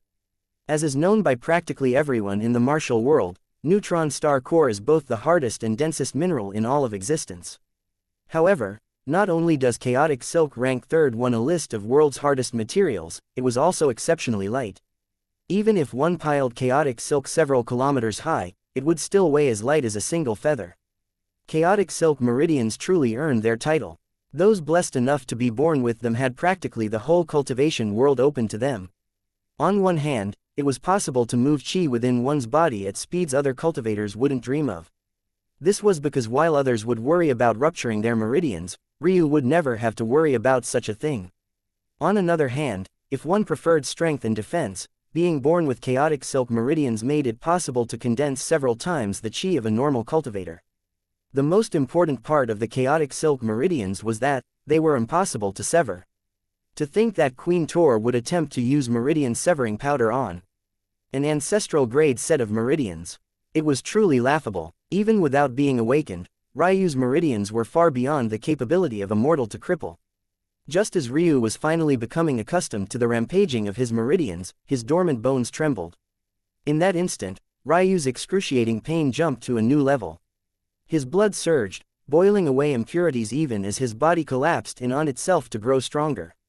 Pungent impurities even more putrid than the sect of corpses coated Ryu's body, but the pain continued to rack him. No matter how uncomfortable he felt, he was forced to endure. Much to his father's sadness, Ryu didn't inherit his tyrannical emperor bone structure. Instead, he inherited his mother's ice jade crystal bones. It was for this reason that Ryu's body and features seemed carved of ice. He also had this bone structure to thank for his handsome features. If Ryu inherited from his father instead, even if third concubine Leilani was 10 times more powerful, she wouldn't have been capable of breaking Ryu's ribs. This aside, although Ryu lost in strength and durability, he gained greatly in recoverability and dexterity. Those born with the ice jade crystal bone structure were blessed by heavenly energies. Not only did this allow them to cultivate faster, it also allowed them to heal much quicker as well. At the same time, this blessing by the heavens made those with this body structure loved by nature. As a result, heavenly treasures that had gained sentience were less likely to be hostile or hide, and beasts felt comfortable around you. Hours later, Ryu collapsed. Even while covered by a thick layer of impurities, his body shone like a crystal. Maybe it was a good thing that his features were blocked by such grime, or else the improvement in his looks would be blinding. Ryu chuckled bitterly. To think just the second rite would be so painful. Pulling himself together, he discarded his now ruined beast fur clothing, inwardly praising himself for having put his cloak away ahead of time. Then, he began to bathe in the spiritual lake before him, something that the upper echelon of the natural order sect would have coughed up blood seeing. In the following 3 days, Ryu reaffirmed his foundation, practicing his martial forms to his peak abilities. Even after just the second rite, their rate of improvement was astonishing. Just one example was his Ice Phoenix martial form. Before, he could only inhale the air within a meter of himself instantly, but now he could do so for 5 meters.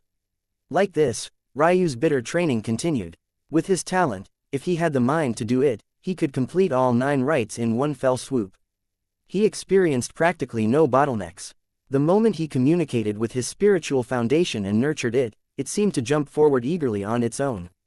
But he had to hold back to reaffirm his foundation. Luckily, because he had spent 6 months honing his martial forms, it only took him 3 additional days every time. In just 1 month, Ryu completed his 9th rite. Truth be told, he looked like an immortal already. His features that were previously carved in ice became more perfect, his jaw strengthening and his nose sharpening. On the other hand, it was good news for Ryu that his lightning Qilin and fire dragon bloodlines didn't allow him to become too feminine. Instead, his stature grew to just over 2 meters tall, his shoulders and back widening. Because he had given up on making himself new clothes due to the constant growth and impurities, his body sparkled under the sun. He really did look more like an ice statue than a real man. Now, Ryu felt like he was ready. He knew that entering the body realm would take more time, not because he was lacking talent, but because the hurdles were simply higher. This was the perfect time to begin practicing martial techniques. Ryu wanted to keep these matters simple, but he didn't want to choose at random either. He needed a movement technique to supplement his heavenly wind, a defensive technique to make up for his frail bone structure, and he needed to decide what offensive path he would take. Would he become a master of palms, of the finger or fist? Or would he choose a weapon? The whole world laid bare for Ryu, each path eagerly awaiting his decision. Chapter 68. Nature's love of symmetry. Ryu's breath became peaceful, yet cyclones of visible wind entered his lips and nostrils before beaming outward in a strong stream. The more he thought about which path to take, the more confused he became. First, there was his grandma Kunin. She was an absolute master of the palm. It was rumored that she could blot out the skies with a single strike. The power she showed in crippling the 3rd Grand Elder wasn't even 5% of her true strength. However, Ryu's grandpa Kunin was a god of the bow. Even during Ryu's lifetime, he would often hear stories about how he used to stand on the clouds like a god of the skies, his blue hair whipping about violently as he passed judgment with a single pull of his bowstring. His grandpa treasured his bow almost as much as his wife. Then there was the Tatsuya clan. Ryu felt that his father and grandfather alike would be more disappointed than words could describe if he didn't master the 3 Tatsuya saintly weapons. Of course, these referred to the dragon god weapon, the halberd, the god emperor weapon, the spear, and the war god weapon, the glaive. Ryu's grandma Tatsuya was a master of the saber. Fire Phoenix clan women were usually taught the whip, but Marula disdained to follow suit. Instead, she forged her own path. In fact, legend of her shimmering rose gold saber didn't lose out to Grandma Kunin's palm at all. Last, but not least, there was his mother. After Himari was born, her mother and father thought it would be a shame if she couldn't make full use of her bone structure. Although she had great potential along the palm and bowman paths, they allowed Himari to forge her own. In the end, Ryu's mother chose the most difficult of the weapon paths. This so-called most difficult path didn't refer to a specific kind of weapon, or weapon length, or weight. Instead, it referred to a particular form. This path was known as the dual-wielding path. Because of the dexterity gifted to her by her bone structure, Himari became the twin sword demoness. Neither one of her blades fell behind the other in either speed or power. Obviously, Ryu couldn't choose all of these paths. No matter how much he wanted to pay homage to his lineage in its entirety, attempting to become a master of all always ended in becoming a master of none. In a world where comprehending the natural order was so important, Ryu needed to maximize his talent, not dilute it. The first choice Ryu made was to take a first step along the path his mother chose. Since they shared the same bone structure, he would be wasting his talent if he didn't make use of it. There was a reason dual wielding was so difficult. Even for immortals, one would be born with a dominant hand. Not only would this hand be less awkward to use, but it often had wider and more robust meridians as well. Training one's offhand would require a lot of effort that didn't always bear fruit. Even for Ryu's grandmother who practiced palms, the strike of her right palm had always been more powerful than her left. However, all of these problems disappeared into the ether for Ryu and his mother. Their bodies were born with perfect flexibility and dexterity. Now that Ryu had gone through 9 rites, he could feel the flawless balance of his body. It was this symmetry that nature loved so much. Still, even after picking this path, Ryu remained undecided. Should he learn the twin swords as his mother did? Was it even possible to dual-wield something that wasn't a sword or saber? But, he was a Tatsuya clan heir at the end of the day. How could he disappoint his father and grandfather? Although his grandpa was a very quiet man, he always showed his love by his actions. Ryu didn't like the idea of letting him down. He had already done so once, he couldn't do it again. Ryu's jaw clenched. Even if it's impossible, I must try. Dual-wielding two-handed weapons is a fool's dream. But, Ryu Tatsuya, will do it. With a thought, Ryu's body flashed. Even without a movement technique, his speed was blinding. Since his body was far stronger now, it of course followed that he could use his heavenly wind in a more unbridled fashion. Moments later, Ryu reappeared within the human pavilion, scanning a large room filled with weapons. Weapons followed the same grading system as treasures. There were 7 divisions which were each broken into lower, middle, higher and peak subdivisions. From what Ryu could see now, most of this first floor was filled with various common grade weapons. Lowers were found at the front, while peaks were further toward the back. There were also a set of stairs that led to floors with better weapons. However, Ryu didn't go there just yet. When one was within the first 2 cultivation realms, the awakening and pulse opening realms, it was only possible to use common grade techniques. Following this line of logic, it was also impossible for one of these 2 realms to pull out the full potential of a weapon above of the common grade. Until Ryu entered the Chi refinement realm, using a weapon of too high a grade would only serve to drain his stamina more quickly. At the same time, using a weapon of too high a grade before one was ready would also hinder one's comprehension of the natural order. Ryu remembered that the first weapon his father gave him was a wooden stick. Of course, this wooden stick was still of higher quality than even the peak common grade weapons here, but it still served to ingrain the concept within Ryu's mind. Without feeling any doubt or regret, Ryu immediately chose 2 mass-produced lower common grade halberds, and repeated the process with 2 spears, and 2 glaives. Truth be told, this was a blessing in disguise. Because these weapons were inferior to the point of being mass-produced, Ryu didn't need to worry about imbalances. The pairs of weapons were more or less the same weight, balance and length. After completing this task, Ryu appeared within the pill storage rooms of the Natural Order sect. Taking a moment, he ignored the Chi realm pills to find a set of body realm ones known as blood congealing pills. These pills agitated one's blood and forced it to coalesce. Doing so pushed out impurities and also made attacking body pulses much easier. Of course, Ryu didn't need these pills for forcing out impurities, his rites could do that. Plus, his bloodline was of the ancestral grade and thus was near a realm of perfection already. These mere 40% pure pills couldn't hope to refine it, but they could help him enter the body realm. Chapter 69. Basic stances. Ryu sat in meditation, adjusting his state to its peak level. Before him sat 6 pill bottles, each with 20 or so blood congealing pills. There were far more of these, several thousand, in fact. However, Ryu had no interest in them. The truth was that he was reluctant to take such impure pills to begin with. Unless a pill reached an almost unheard of 100% purity, it would leave behind ill effects within its taker's body. There were some exceptions, but they were incredibly rare for obvious reasons. Unfortunately, Ryu had no alchemy skills, so he was unable to make any of his own, nor did he want to waste any time learning. The only reason Ryu was willing to accept these pill impurities into his body was because he planned to rely on the final 4 rites to force them out. The good news was that Ryu didn't plan on relying on pills forever. The origin grade incubator that fused with his heavenly pupils had traveled to this life with him as well. Therefore, he would be able to make use of its ability to refine heavenly treasures into pure energy in the future. The only reason he wasn't using this ability now was because there were certain limiters on what he could absorb due to the fact the Natural Order sect was lacking in body realm type spiritual plants. There was another method of improving in the body realm as well, but it was far more dangerous. In the martial world, beasts of this era evolved differently from humans. Instead of being born with spiritual foundations, they were born with spiritual roots. These roots gave beasts all sorts of hidden abilities from birth and was also where they stored their cultivation. Essentially, the spiritual roots would absorb qi and dispense it to the body via its various connections to the beast's meridians, blood vessels, muscles, etc. When one killed a beast, drinking or soaking in the blood of the spiritual root was highly beneficial to cultivating the body realm.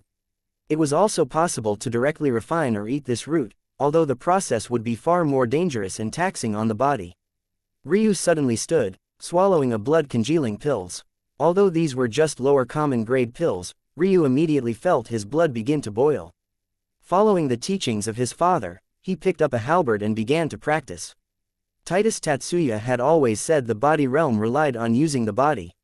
One couldn't simply sit and meditate like they could for the chi and mental realms. Much like every other aspect of cultivation, comprehending a weapon was all about the firmness of one's foundation. Therefore, Ryu didn't hurry to choose a domineering technique. Instead, he practiced the basic stances his father and grandfather taught him from youth. Unlike his martial forms, there was nothing special about these stances. They were taught everywhere, whether it be the mortal or immortal planes. When Ryu asked why he had to learn such boring stuff, his father had replied with a hearty laugh. "Do you believe that things last forever, little Ryu?" He had said. "Of course not." Yet, somehow, from the Chaos Era to our Golden Era, these same basic stances have weathered the test of time.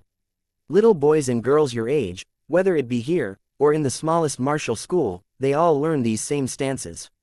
Do not look down on something that has survived so long, because chances are, you'll perish before it does. After that day, Ryu no longer asked his father questions of why and continued to practice with his wooden stick. His father could tell that he still didn't have his heart in it, but there was nothing more to be said. Whether Ryu grasped their importance was up to himself and himself alone. Ryu smiled lightly at this memory.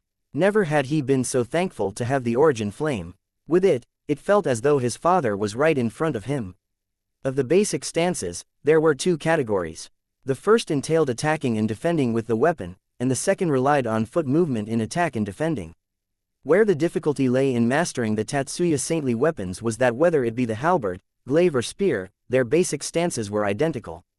What a Tatsuya was tasked with was understanding the nuance of the weapon and where their character differed even in executing the same movements. Ryu began with the first category. He allowed his instincts to carry his foot placement while executing the three basic attack stances. These were sweep, slice and pierce. He would then continue to the three basic defense stances, push, parry, and skim. Finally, he began to slowly incorporate the proper foot placement denoted as advance, retreat, sidestep, lunge and steady. As he carried on with his practice, he almost forgot about his burning blood. The aching in his muscles and lungs took priority as he pushed himself to his limits. Unlike during his childhood, Ryu put his everything into these movements, copying the image of his father to the best of his abilities. When Ryu felt that he had gained a basic understanding, he flipped his stance, practicing steadily with his left hand as his dominant.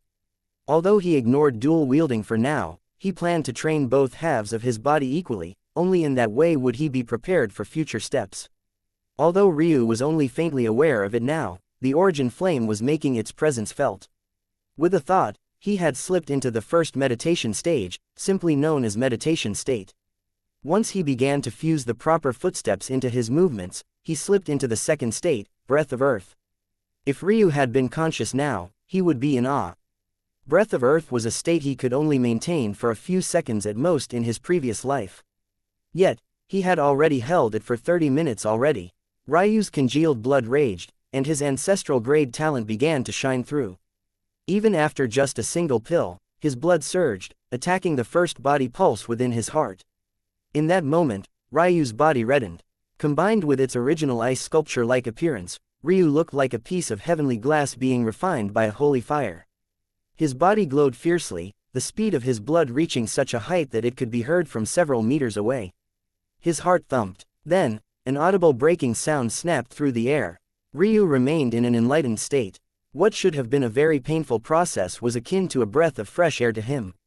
Impurities of his body forced themselves out, but Ryu didn't notice as his arms continued to swing without pause. He lunged forward, piercing through the air. A moment later, he seamlessly retreated, pushing the butt of his halberd away from himself, and he sunk into a stance immovable as a mountain. An ancient aura seemed to seep from his body. He had touched upon the first barrier to mastery. Chapter 70. Limitations. Almost a month later, Ryu continued to practice the same basic stances. Other than to eat, he never stopped. Although his chi realm cultivation wasn't deep enough to go without sleep, his mental realm cultivation was, despite only have a half foot into its first step. By relying on this, Ryu was able to stay awake for weeks at a time, something that shouldn't have been possible until he became a chi refinement expert. However, this month wasn't without its problems. For techniques, their level of mastery was denoted by the so-called 4 levels of mastery. These were small success, large success, great success, and circle of perfection. For someone with Ryu's talent, especially with the help of the origin flame, he should have already reached the circle of perfection after a month of training the same movements, especially since these basic stances couldn't even be considered of the lower common grade. Yet, he was stuck at the barrier to small success. This realm was so pitiful that it wasn't among the 4 levels of mastery and was simply known as the entry level. That said, with Ryu's intelligence, he also understood the reason why his progress was so slow. For the past few weeks, he hadn't been trying to perfect the basic stances using his own interpretation of them. Instead, he was relying on the images of his father and grandfather. What a Tatsuya man would denote as small success wasn't something those of the lower planes could fathom.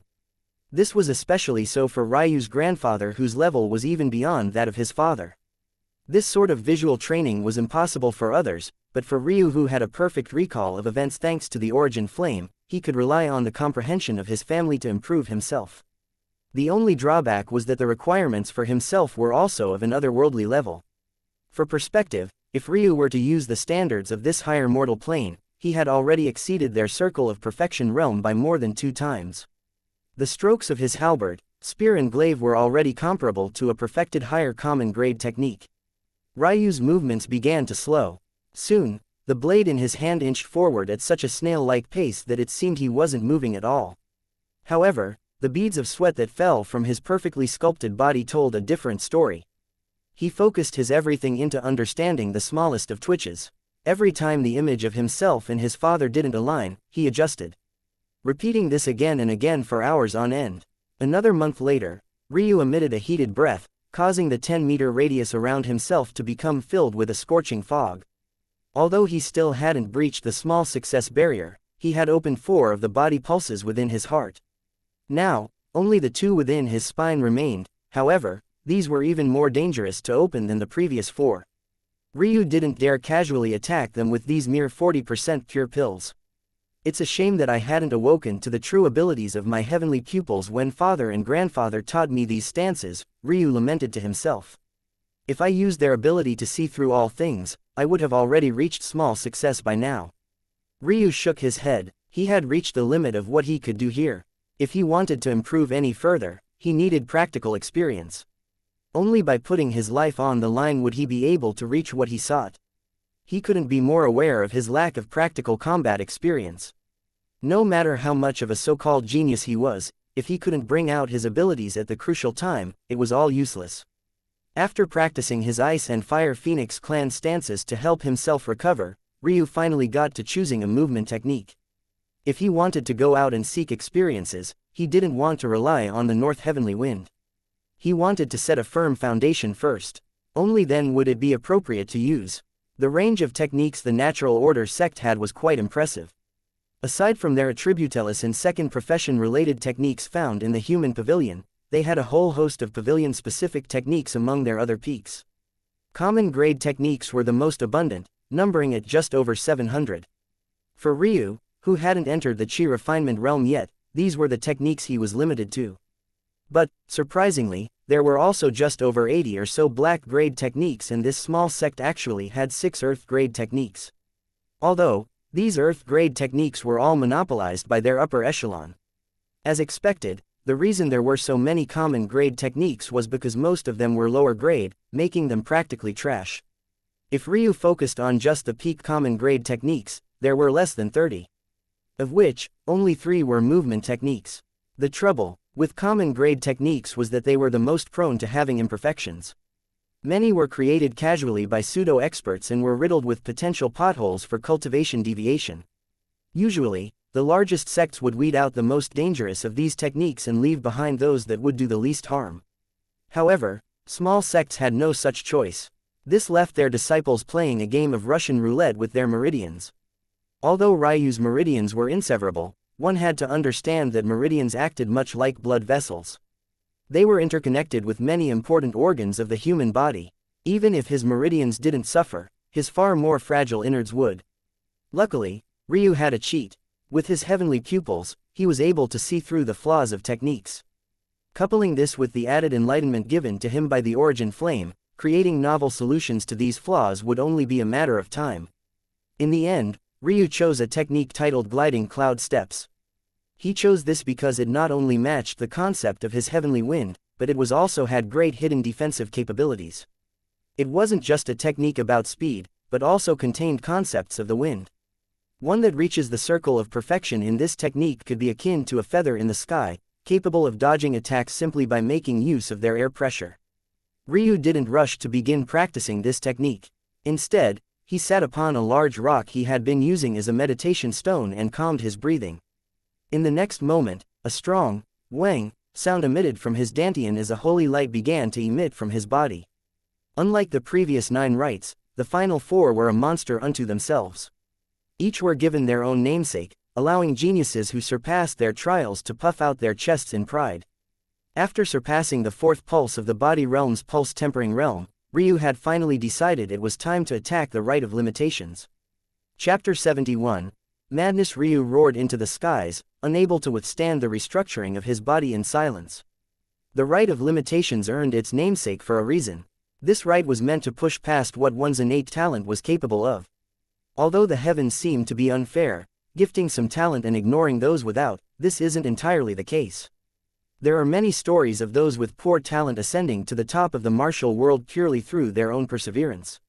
Why was it that one's mental realm was so important? It wasn't just that cultivators must live for a long time and thus must have strong spiritual chi in order to not lose themselves to madness, it was also because one's mentality in cultivation was incredibly important. The Rite of Limitations allowed cultivators the chance to exchange their pain for greater potential. Although this wouldn't directly boost the grade of your talent, what it could do is awaken hidden potential you didn't know you had. If this opportunity is continually grasped, it isn't difficult for the lines of karma to spin in your favor and provide you with a chance to advance in the future. It was for this reason that this rite was so painful for Ryu. Within the martial world, he already had what could be considered the peak-most talent. He was birthed with an ancestral great circle. Seeking to break outside the limitations of such talent would be akin to enraging the heavens. However, he did so anyway. Ryu was pressed for time.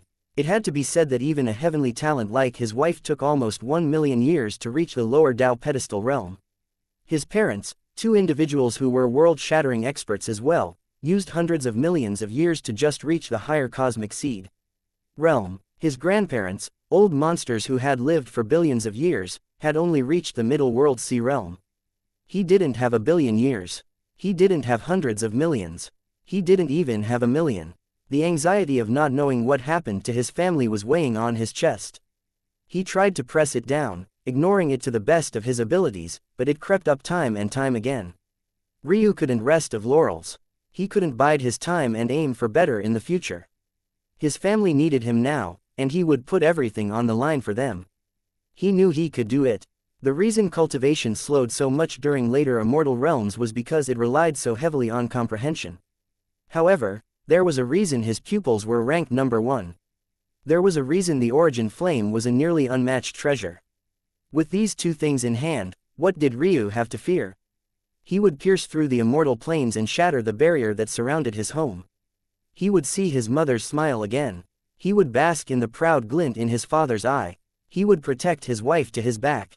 He would do all the things he had only been able to dream of before. This was his resolve. A second holy light descended from the skies, this one more than 10 times the size of the former. This was the rite of perseverance. Ryu's spiritual foundation expanded madly in size, doubling once more as impurities of black mixed with the crimson blood that poured from his ever-growing wounds. In the next moment, yet another pillar of holy light descended from the skies. However, this couldn't be considered holy at all. The light was a blood red, wafting with death and dense yin. It was as though the world had flipped and the rivers of the underworld rained down upon him. This was the rite of death. If Ryu's parents could see him now, they would have been shocked into a state of horror. Before Ryu turned 7 years old, his father and mother had implored him to never attempt this 12th rite. With his talent, it simply wasn't worth it. What need was there for someone of the ancestral great circle to put their lives on the line? It was simply foolish. Ryu laughed into the skies as this red light descended upon him. The higher mortal plane shook under his madness. Not a single soul missed the sight of this crimson pillar of light. Almost all his life, Ryu had been cold and withdrawn. However, there was a time when he was a bright-eyed little boy with a smile that could light up the world. His little chubby cheeks and large watery silver eyes were once the sun that lit up the otherwise bland Tatsuya clan palace. Unfortunately, his hardships had changed him. He always had loving parents around him, but he felt that he wasn't enough. Everything was perfect, but himself. This sort of mentality turned him into what he was. He didn't dare to fight against fate because it seemed selfish to do so. He had everything in the world, so what if he missed out on this one thing? He would live a short life with his head held high. This was the old Ryu's resolve. However, it was then that the lines of fate began to change. The tides of the Tatsuya clan's superiority seemed to be shifting and everything pointed toward their eventual collapse. It was at that point that Ryu realized that fate wasn't magnanimous or fair. It wasn't all-knowing or perfect either. Since it could dare to cause hardship to his loved ones, people who had loved him despite his faults, how dare it flaunt itself before him as it pleased? A look of recklessness took over Ryu's emotionless features. His face was bloodied by his sheared skin, bruises of black and blue coated him, making it clear that his inner body was just as devastated as what could be seen on the outside. And even his pure white hair became coated in crimson liquids. He looked no different from a demonic emperor, descending into the world. He looked up into the skies, his silver eyes opening with a fierce glint. Their light seemed to pierce through the pillars, reaching into the skies and attempting to scatter the clouds above. I no longer fear death. Ryu's voice was resolute, filled with the roar of a Tatsuya man. Fate will never chain me again. The clouds in the skies trembled, flashing with arcs of golden lightning as Ryu's tenacity reached a new height. Come, Rite of Origin, Chapter 72, Essence of Origin. 2 pillars of white light. 1 pillar of crimson light. And, finally, 1 pillar of golden light to shatter them all. Ryu practically felt as though his body was shearing apart at the seams. Although he had felt similar type of pain going through his previous rites and even while opening his body realm pulses, this was on a level he had never experienced before.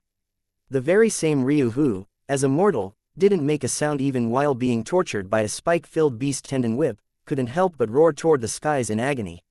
His spiritual foundation doubled in size, then quadrupled.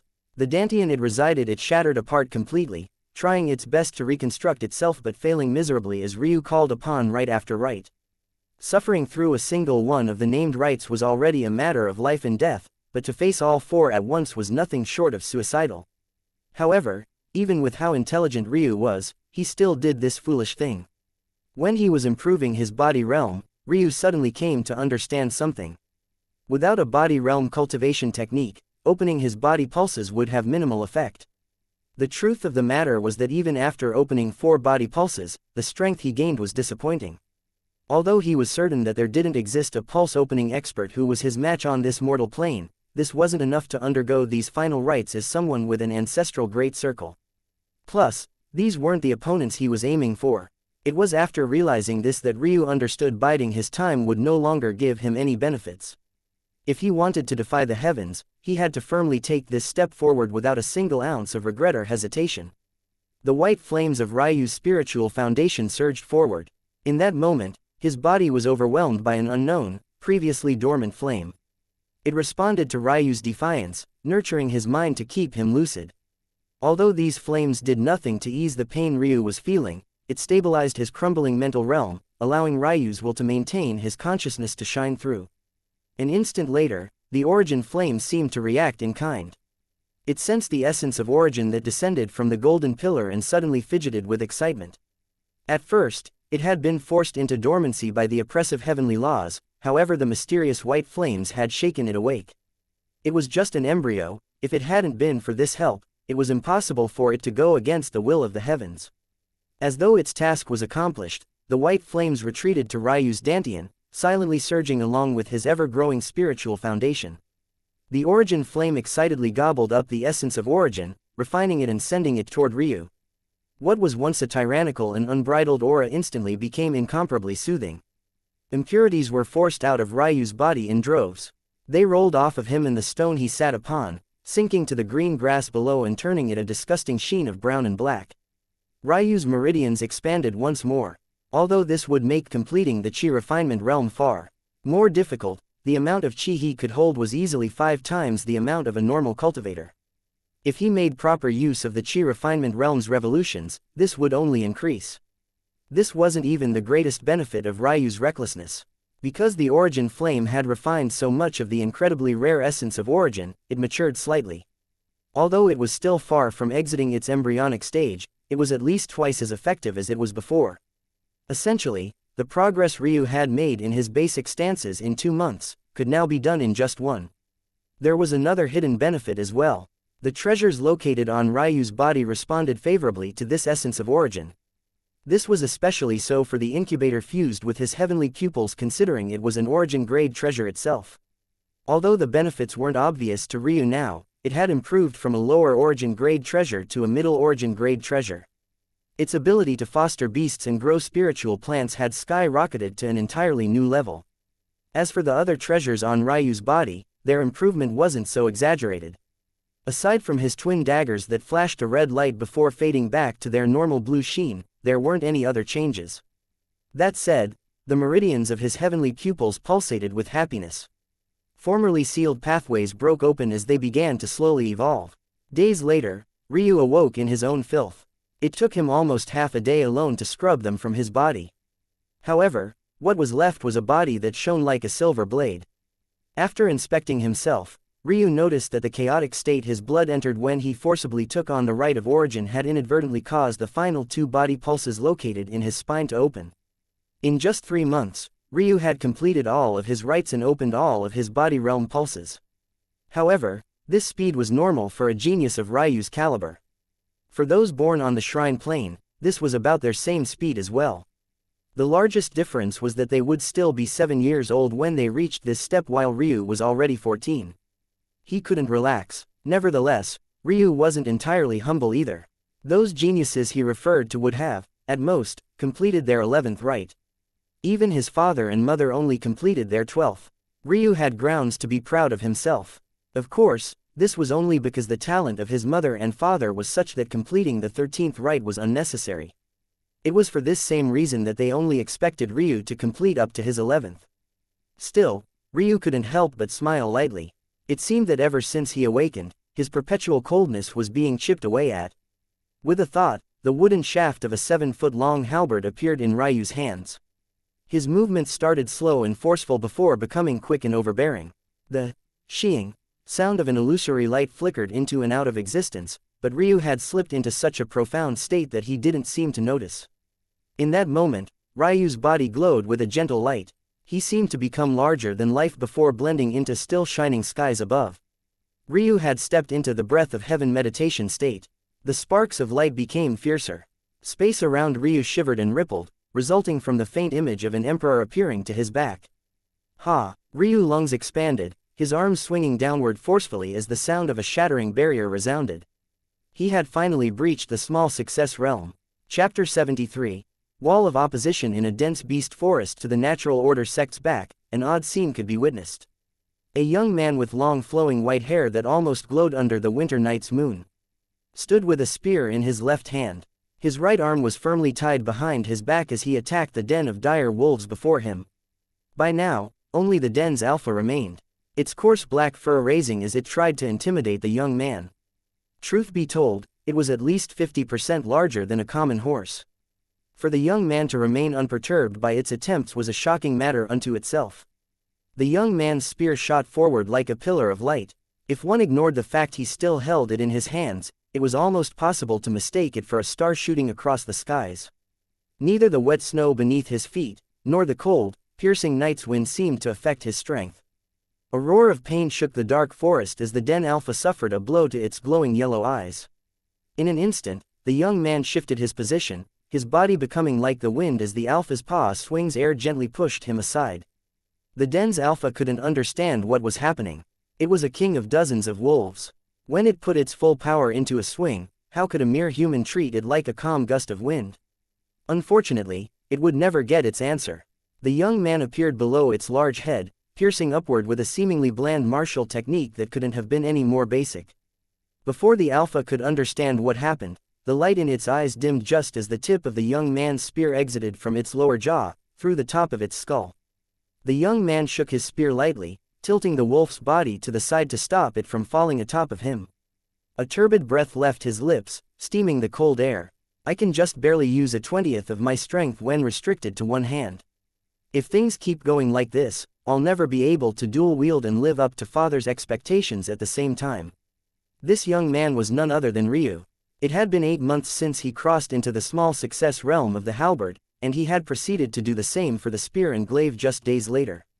In fact, in this time, he had opened all 6 chi pulses and surged to the peak pulse opening realm. It could be said that his gains were great, but he was wholly unsatisfied. Although Ryu knew his initial goal was a bit foolish and fanciful, he still wanted to make an attempt. But it seemed that infusing the will of a two-handed weapon into just one was a task too great for even him to accomplish. Ryu shook his head as he looked toward his bloodied spear. The moment he untied his right hand and held it as a two-handed weapon should be, his aura skyrocketed. It was almost as though he became a completely different person. The air around him trembled and the faint image of an emperor appeared to his back. The illusory man was so vague that it was impossible to make out his features, but his imposing momentum was unmistakable. After months of contemplation, Ryu understood what this emperor was. When one trained a mortal endowment of the birthed phenomena category, like the spear, glaive or halberd, there were innumerable paths possible. For example, if one took the sword, it was possible to become a master who was tyrannical, or it was possible to become a master who emphasized flow and elegance. Even further, it was possible to emphasize sharpness or speed. Each one of these paths had varying difficulties unto themselves, but some paths were far more refined than others, especially those passed on as an inheritance.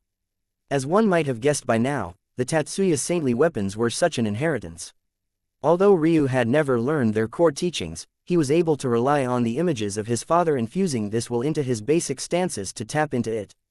There was a reason this branch of mortal endowments was known as birthed phenomena. If such an inheritance was practiced to a high enough level, it was possible to evoke a phenomena much like the emperor that floated to Ryu's back. The greater the inheritance, the more quickly this phenomena will make its presence felt. For Ryu to have just barely started cultivating, yet to have already evoked such a matter, it was clear how great the Tatsuya's saintly weapon inheritance was. The trouble was that this inheritance was so great that a mere Ryu had no ability to manipulate it to his will. He wanted to fuse the quintessence of the inheritance with his weapon while using a single arm, but even after almost a year of attempts, he failed again and again. He thought that tempering himself with this beast forest was the key to improvement, but although his battle sense had improved by leaps and bounds, he had met a hard wall of opposition toward his true goal. Ryu sighed, releasing his aura and allowing the phenomena to fade. There is only 1 week until the coronation games. I no longer have the time to idle. If one could see the image of Ryu sighing at his lack of strength while standing amidst a pack of dead second-order beasts, they might faint in anger. To make matters worse, the Den Alpha was actually a lower third-order beast, yet it had been completely toyed with by Ryu. The ranking of beasts was incomparably simple. The 1st through 12th orders referred to the 12 stages of human cultivation. A first-order beast was the equivalent of an awakening realm expert, while a third-order beast was the equivalent of a chi refinement realm expert. So on and so forth. For Ryu to eliminate a den of dozens of second-order beasts supported by a third-order alpha while restricted to just 5% of his strength, his improvement was clear. This matter only became more shocking when it was considered that he was a mere peak pulse opening realm expert. Looking down at himself, Ryu realized that he was still naked. He hadn't been able to find suitable clothes and was unwilling to wear the Natural Order sect's disciple robes, so he simply trained in the nude. Considering the glow of his body, it wasn't very good for stealth in the night. These dire wolf corpses can make me some nice and sturdy leather robes. The defense will be decent as well, Ryu thought to himself as he began dissecting the corpses. Although he wasn't exactly an expert tailor, due to his inability to cultivate, Ryu often passed time in his last life dabbling in the 4 arts: calligraphy, painting, music, and domain. So, he was confident that with some practice, he could make something decent in a week. Like this, His days of training were coming to an end. Chapter 74. 14 Rings. Ryu entered the bounds of the Natural Order sect once more for the first time in months. By now, the foul stench of rotting corpses had disappeared due to Ryu digging a mass grave for the fallen disciples and families. This left the sect smelling of its normal natural air, the kind only possible when dense chi congregated in an area. Knowing he didn't have much time, Ryu sped to the upper echelon gardens of the sect, finding a familiar scene of sweet water and refreshing nature. However, what dampened this atmosphere were the over 50 barrels, each standing at over 1 meter tall. It wouldn't have been so bad had it not been for the fact that all 50 were filled to the brim with beast blood and spiritual roots.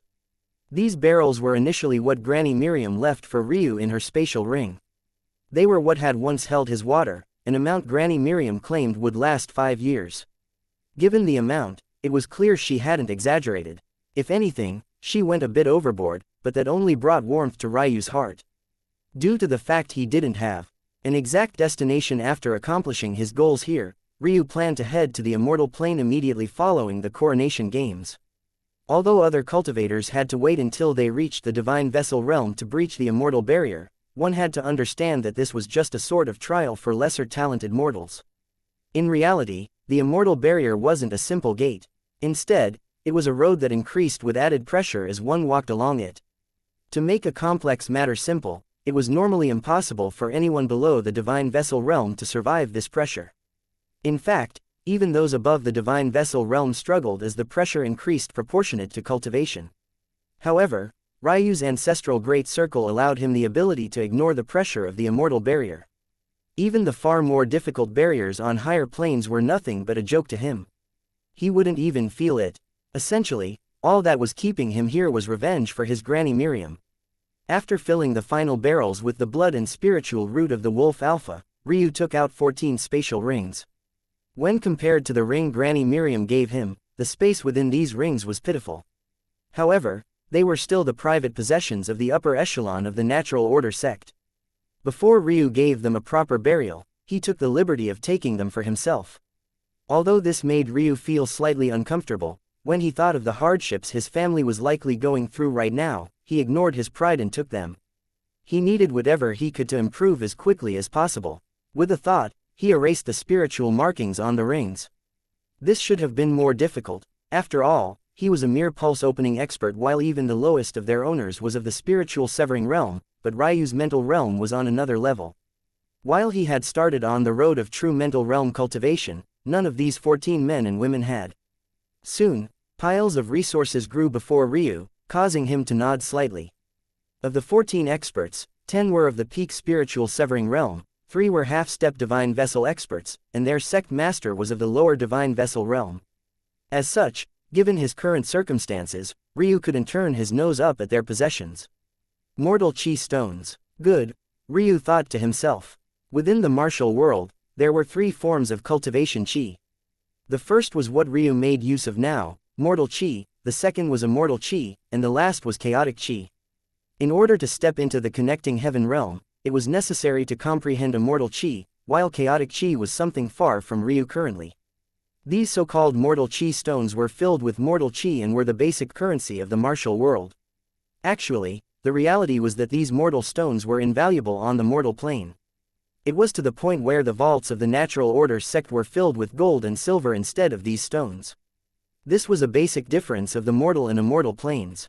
So the upper echelon monopolized the chi stones and only distributed gold and silver to their disciples. Considering their scarcity, this makes sense. Luckily for Ryu, the lowest immortal plane, the pedestal plane, used these mortal chi stones as their currency. Gold and silver were useless to them. Unluckily, as expected of a rare resource, the upper echelon of the sect hardly had much. 1,000 inferior chi stones and 20 medial chi stones. This should be enough for now. What Ryu didn't know was that although the immortal plane used chi stones as their basic currency, this was mostly for the inner regions. For the outer ring, which would be his first destination, gold and silver was still highly prevalent. This fortune he had accumulated would make him among the richest in the outer ring. Especially considering that one medial stone was worth 100 inferior stones. Aside from these chi stones, Ryu found 3 lower earth-grade treasures. Unfortunately, They were all swords, so he set them aside to sell. Continuing on, he found a few precious spiritual plants of the earth grade as well. These were treasures these elders likely fought 4th and 5th order beasts for, but in the end, they landed in Ryu's hands. There were 6 chi whispering stalks, but what caught Ryu's attention was the singular stalk of bone-separating root. This was the first valuable body-tempering spiritual plant Ryu had found. Although Ryu had spent months in the beast forest, he had only fought a single 4th order beast. At that time, he was forced to abandon his training and use his full power. Even then, he almost died and was forced to take half a month to recover. Back then, all he received in return was yet another 3 chi whispering stalks. He only hadn't used them yet due to certain restrictions he was facing. This is good. Once I find a body cultivating technique, this earth grade root will definitely help me at a crucial time. Ryu carefully put the spiritual plants away before carelessly tossing the endless piles of gold and silver into one of the 14 rings and into a corner of his own. Just when he was prepared to begin tailoring clothes for himself, he froze. Beneath his feet, the crunching that undeniably meant he stepped on something caught his attention. Ryu's eyes shot open. He had gotten used to pretending to blind for his own protection, but what could have escaped his senses? Chapter 75. Both paths. When Ryu opened his eyes, he found that he had stepped upon a bow that was as black as obsidian. There also seemed to be a dainty black glove attached to its string.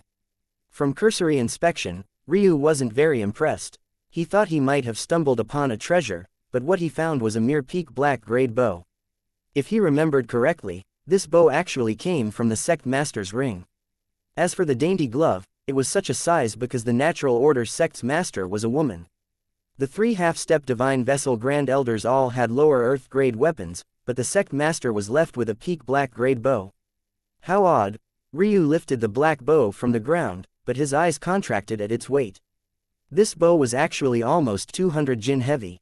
That was easily 20 times the weight of his current lower common grade spear, glaive and halberd for a weapon that wasn't known for its heftiness. After Ryu opened his 6 body pulses, his base strength had increased to about 2000 jin, so there was no problem lifting this bow with his raw strength. It was just surprising because bows weren't usually so heavy. To make matters odder, the size of this bow was incredulous. The attachment of the dainty glove completely didn't match the bow's over 2-meter long arc. It stood as tall as Ryu himself. It was only then that Ryu decided to intently inspect this bow. The truth was that he had already abandoned the path of the bowman. He had his hands full with trying to comprehend the Tatsuya saintly weapons. Although it would make his grandpa Kunin sad to hear it, it was the truth. However, when Ryu realized that the true treasure wasn't the bow, but rather the dainty glove, his eyes couldn't help but light up in interest. At first, he had thought that the glove was simply the habit of a woman. Even as their leader, the sect master might have been enamored with her looks even in her old age. The glove, or so Ryu thought, was likely a method of protecting her fingers from becoming calloused. But who would have known that this dainty glove was actually a unique grade treasure? This glove is most definitely the heirloom of this sect. Ryu's eyes shone, delving into the secrets of the glove. A unique grade treasure fell into a special category of its own. It was possible for it to be even better than some origin grade treasures, but it was also possible for it to be inferior to even a common grade treasure. Unfortunately, it seemed that this glove was closer to the latter than the former. However, surprisingly, Ryu wasn't disappointed. What an amazing crafted treasure. Truly the Natural Order sect. Ryu plucked the glove from the bow string, turning it in his hands. By relying on the nourishment of its master's understanding of the Natural Order, this glove is able to form an arrow of corresponding power. It seems that despite calling themselves the Natural Order sect and passing this glove down for generations, the sect was never able to make this glove into the treasure it should have been. Up to now, Ryu had comprehended a mortal endowment.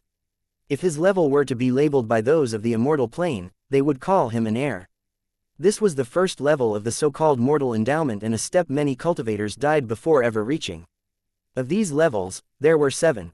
The first was Ryu's heir level, the second was the impose level, the third was the rule level, followed by the small realm level, the dominion level, the divinity level and finally the deity level. Each of these realms had their own associated titles. Heir was associated with the inheritor title, a step forward and one would be known as a lord, then a ruler, then a monarch, then a sovereign, a minor god, and finally a god. So, Ryu could be called a spear heir, or a glaive inheritor. What this black glove needed was Ryu's steady improvement in these realms, not just the mortal endowment realm alone, but also the natural enlightenment realm which followed a different system. With a thought, Ryu ignored the black bow for a moment and tried to slip the glove on. At first, it resisted, causing Ryu's brow to furrow. But it was only then that he realized that the spiritual mark left on this glove was reinforced over many generations, making it more powerful than normal.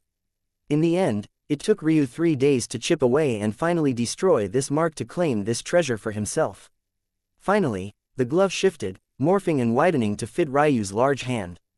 In that moment, it trembled with excitement, feeling that Ryu's essence was very deep, or at the very least, deeper than it was used to. As though it was a hungry child, it greedily gobbled up this essence, glowing a faint translucent light. This essence wasn't Ryu's own energy. The energy used to cultivate was known as mortal chi, but essence was a natural energy of the heavens. This was the energy that Ryu's comprehensions were rewarded with.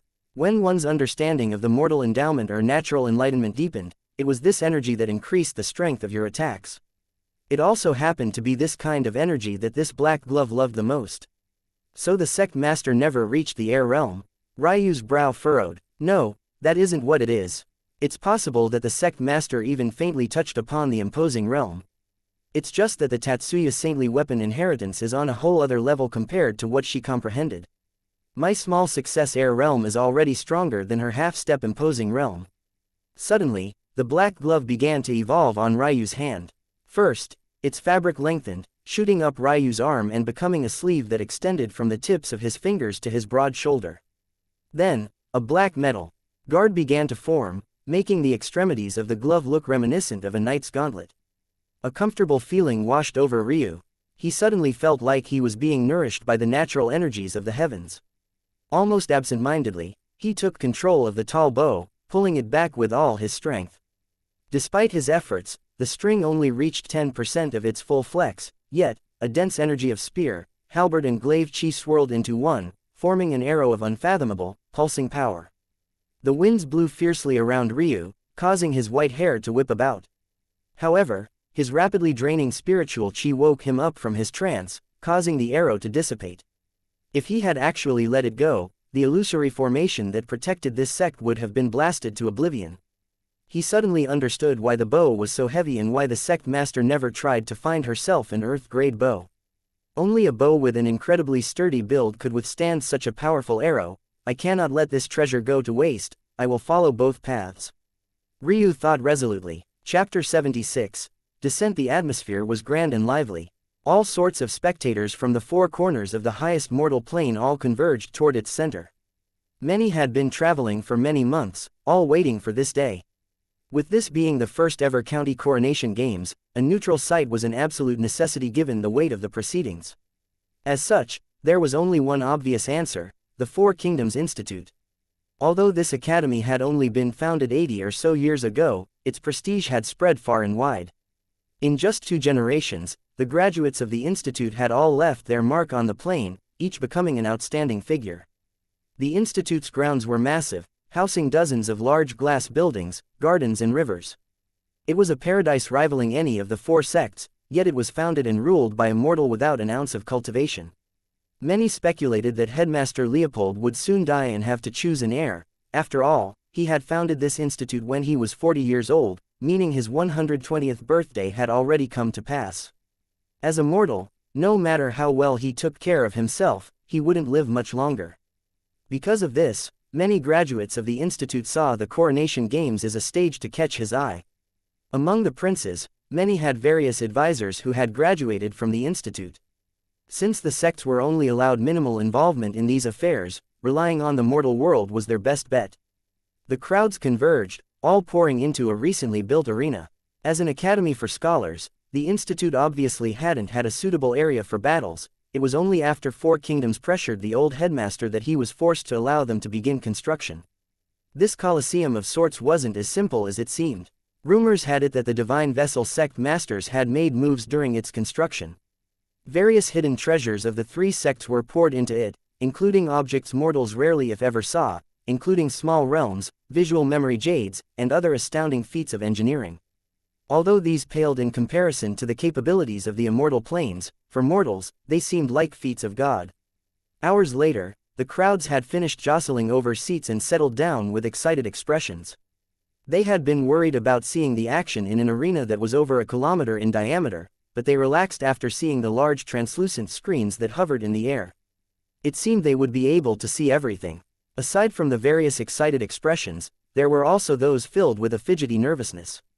These were the individuals that bet large amounts of money and resources.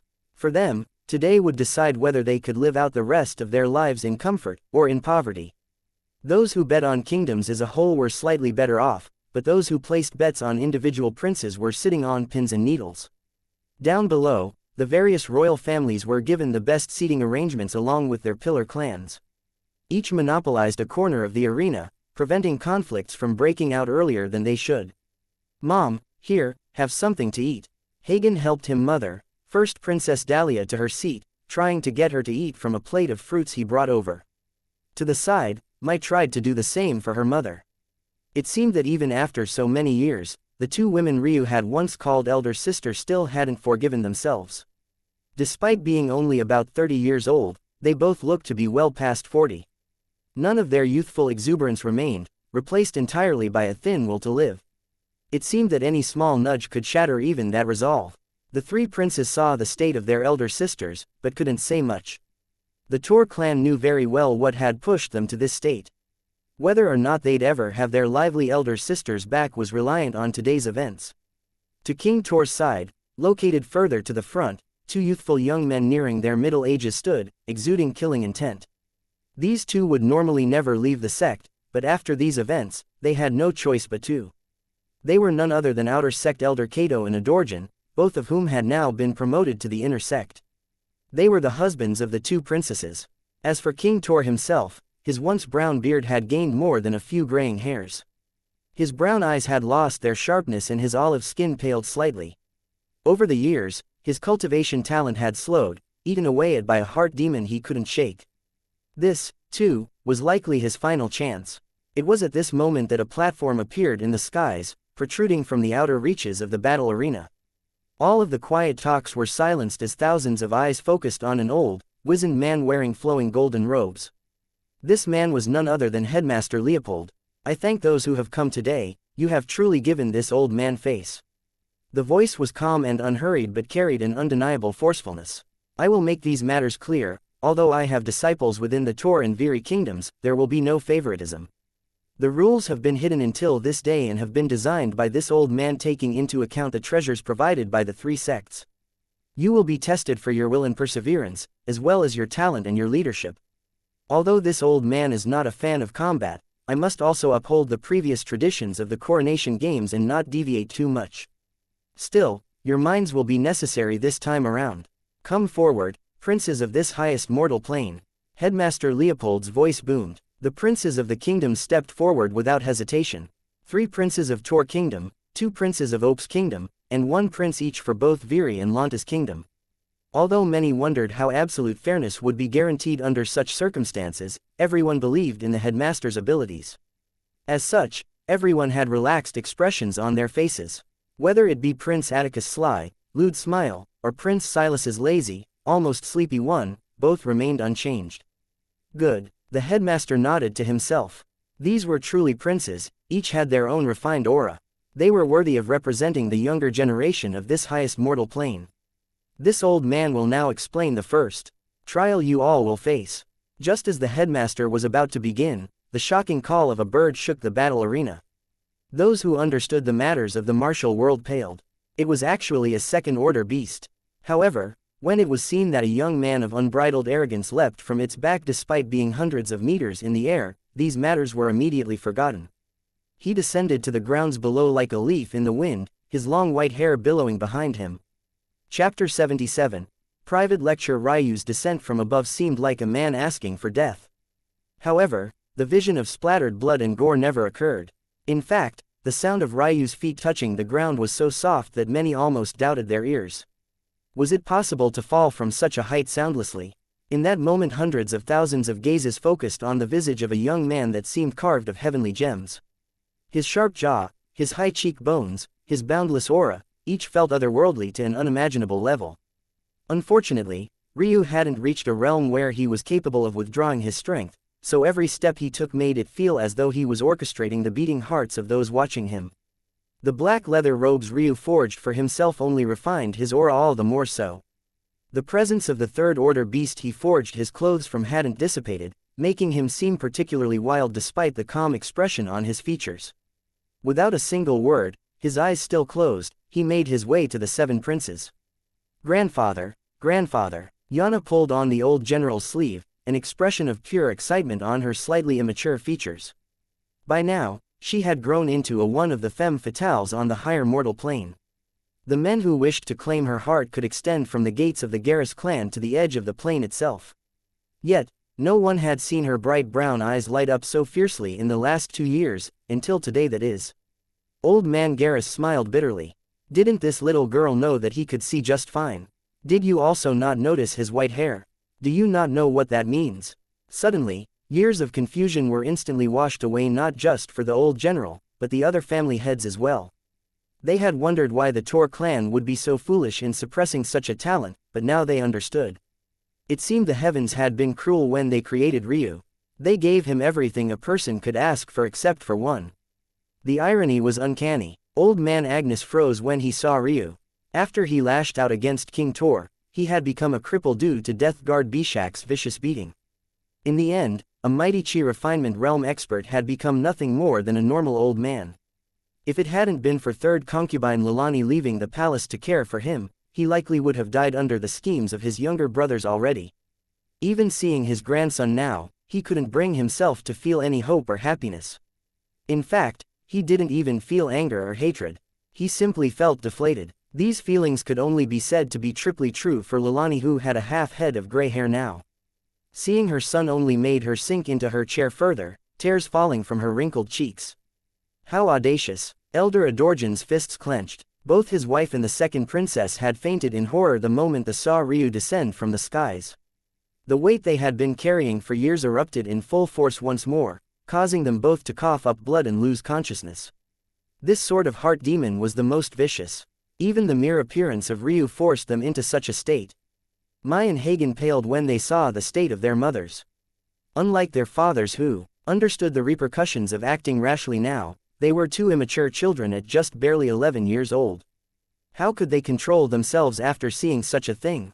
"Ryu, it's all your fault. You hurt my mother." Hagen's immature voice spread across the battle arena. Although they were only 11, both had broken into the pulse-opening realm just a few weeks ago, making them some of the better talents of the sect. He and Mai both believed that the two of them together were enough to deal with Ryu. They were merely children. Their thought processes were too simple. They had long since forgotten about the strength of the beast Ryu used to come here. All they remembered was the pain of their mothers and the fact they had been cultivating for longer than Ryu. Neither King Tor nor the two elders moved to stop them. According to clan texts, it was the right of every young man of the Tor main bloodline to participate in the coronation games. If King Tor directly acted against Ryu, it would affect the fate of his kingdom. Ryu knew this well, which was why he dared to appear. However, none of this meant that they couldn't rely on others. Unfortunately for them, despite crossing the several hundred meters that separated them from Ryu in just a few seconds, the two children suddenly stopped when they were just 10 meters away from him.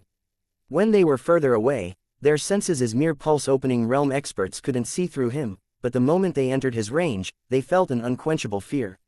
Not only was Ryu's own aura too domineering after slaughter beasts for months on end, the third-order beast fur and leather he wore bore down upon his little niece and nephew, making them plop to the ground in a heap. Fear shook their small faces as the putrid scent of urine wafted from them. Ryu, however, never paused his steps. He claimed the last and empty 8th platform, completing the circle of the princes without a single change to his expression. It was as though he didn't notice the gazes of his three brothers land boring holes through him, nor the amused expressions of Prince Atticus and Silas. With a subtle signal from Headmaster Leopold, the visual memory jades tactfully missed the scene of the two children, focusing entirely on Ryu's entrance.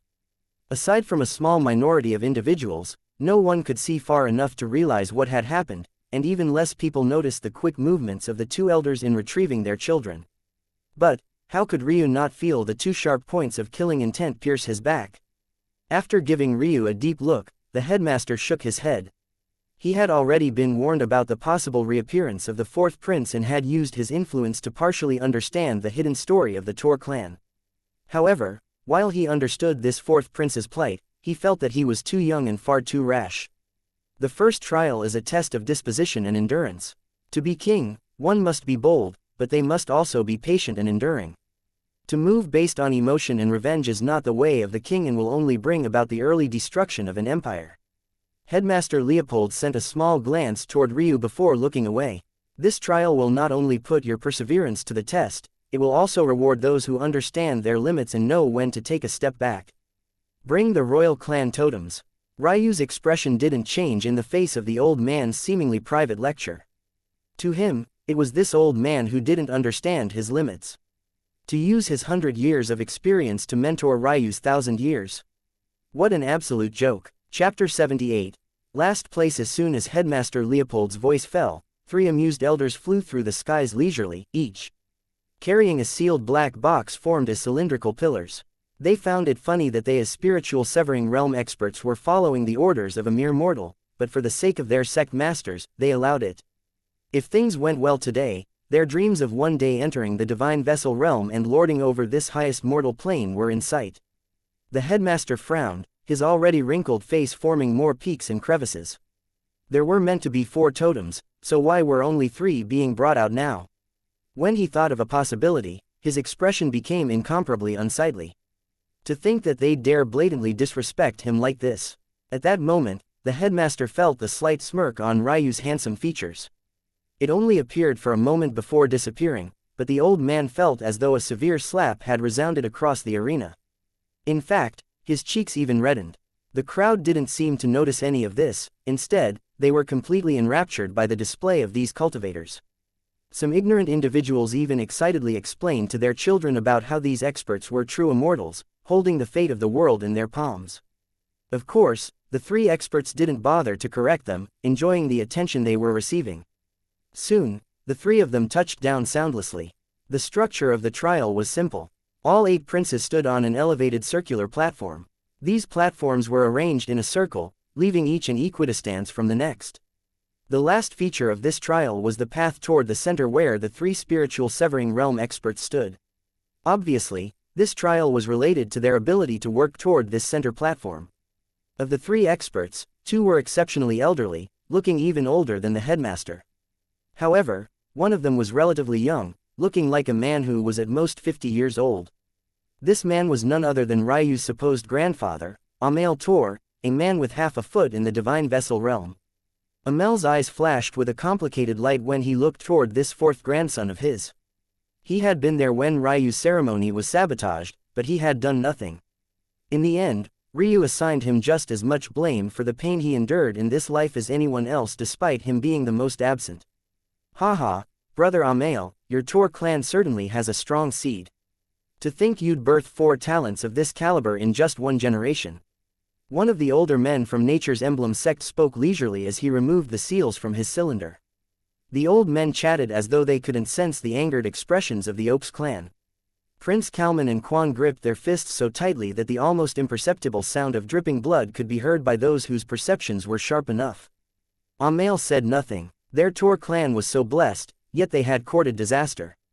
In less than 2 years, this 4th grandson of his had cultivated to the peak of the pulse-opening realm and could enter the chi refinement realm any moment. On top of that, it was clear that his body realm cultivation was already more profound than Caden's even without using a body refinement technique. That can only mean that his talent far outstripped that of his 3rd brother. But, now, there was no regaining Ryu's favor. The fact he had appeared here with his true hair, yet no one had reacted at all showed just how foolish King Tor had been. Still, while others might not be aware, Amel understood why King Tor made the decision he did. The matters of the White Devils weren't over. Soon, 3 blinding auras shot up into the skies as the clan totems were revealed to the world. 2 of the older gentlemen shamelessly bowed toward the Oaks clan and their pillar families. We old men apologize for not being able to bring the Oaks clan totem here. Only someone above the chi refinement realm can ignore the pressure these totems exude, but we do not have such experts to spare. King Oak's veins bulged, rage building up in his heart. But there was nothing he could do. Normally, the coronation games would take place within one's own kingdom, as such, the totems wouldn't have to be moved. Unfortunately for the Opes kingdom, the three sects that had been commissioned to handle this had used it as an opportunity to suppress the two Opes princes. One can imagine the kind of disadvantage they'd be at facing the auras of these kingdom ancestors without the support of their own. It would be shocking if they could take even one step. In the skies, Headmaster Leopold's already aged features turned green. He had promised absolute fairness just moments ago. In fact, he had lectured Ryu on the propriety a ruler should have. Yet, in just seconds, he learned exactly why there was no recourse in the martial world. He could do nothing about this because he was immortal. His fists were not large enough. Calming himself as the spiritual severing realm experts flew away, the old headmaster smiled bitterly. It seemed that he had also become too used to wielding power. To think he had allowed himself to feel so noble. His mental realm still needed tempering. My apologies. This was all the headmaster could say. His reputation had taken an untenable blemish today. He could only continue as though nothing had happened. Young princes, during this trial you will have to face the auras of your ancestors. In the past, this trial would occur last as the chance of injury is very high. However, I have decided to place it first. As I've said, a king must know when to advance and when to retreat. Your mind is just as important as your strength. Never forget this. Those who understand their limits will benefit in future tests. Begin. In that moment, Ryu's grandfather was the last to leave the central platform. He gave Ryu a deep look before turning. With his aura no longer protecting the princes, they were suddenly assaulted by a wave of unending pressure. It felt as though they were facing the vicissitudes of hundreds of generations. Prince Quan and Kalman immediately paled, the younger Prince Quan coughing up blood and flying backward. Tears streamed down his face, but there was nothing he could do. He was too weak. Without the protection of his ancestors, he couldn't last even a second. The sounds of jeering from citizens of other kingdoms filled the ears of the two brothers. A cruel reality overwhelmed them. There were only 3 trials to this county coronation game. By placing last now, they had already lessened their chances of protecting their sect's legacy to near zero. Chapter 79. Soft-hand Prince Quan's fell to his knees, blood leaking from his leaps as the jeers of the crowd rained down.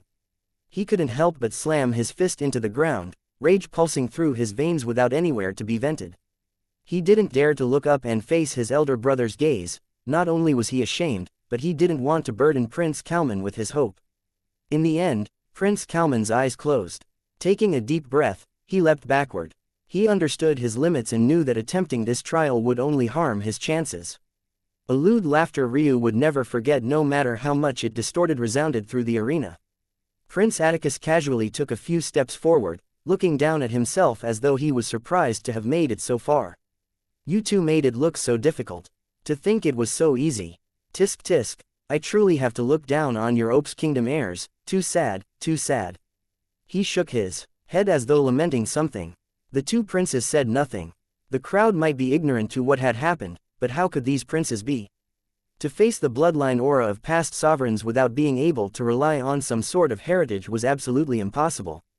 However, it seemed that everyone was unaware that there was another besides the two Opes princes that didn't share the bloodline of any of these totems. Ryu's expression remained indifferent and cold, basking in the pressure these totems gave him. When his soul awoke from its slumber, his 4 bloodlines completely eradicated the Tor blood within him. It could be said that at that moment, Ryu was no longer related to the Tor clan at all.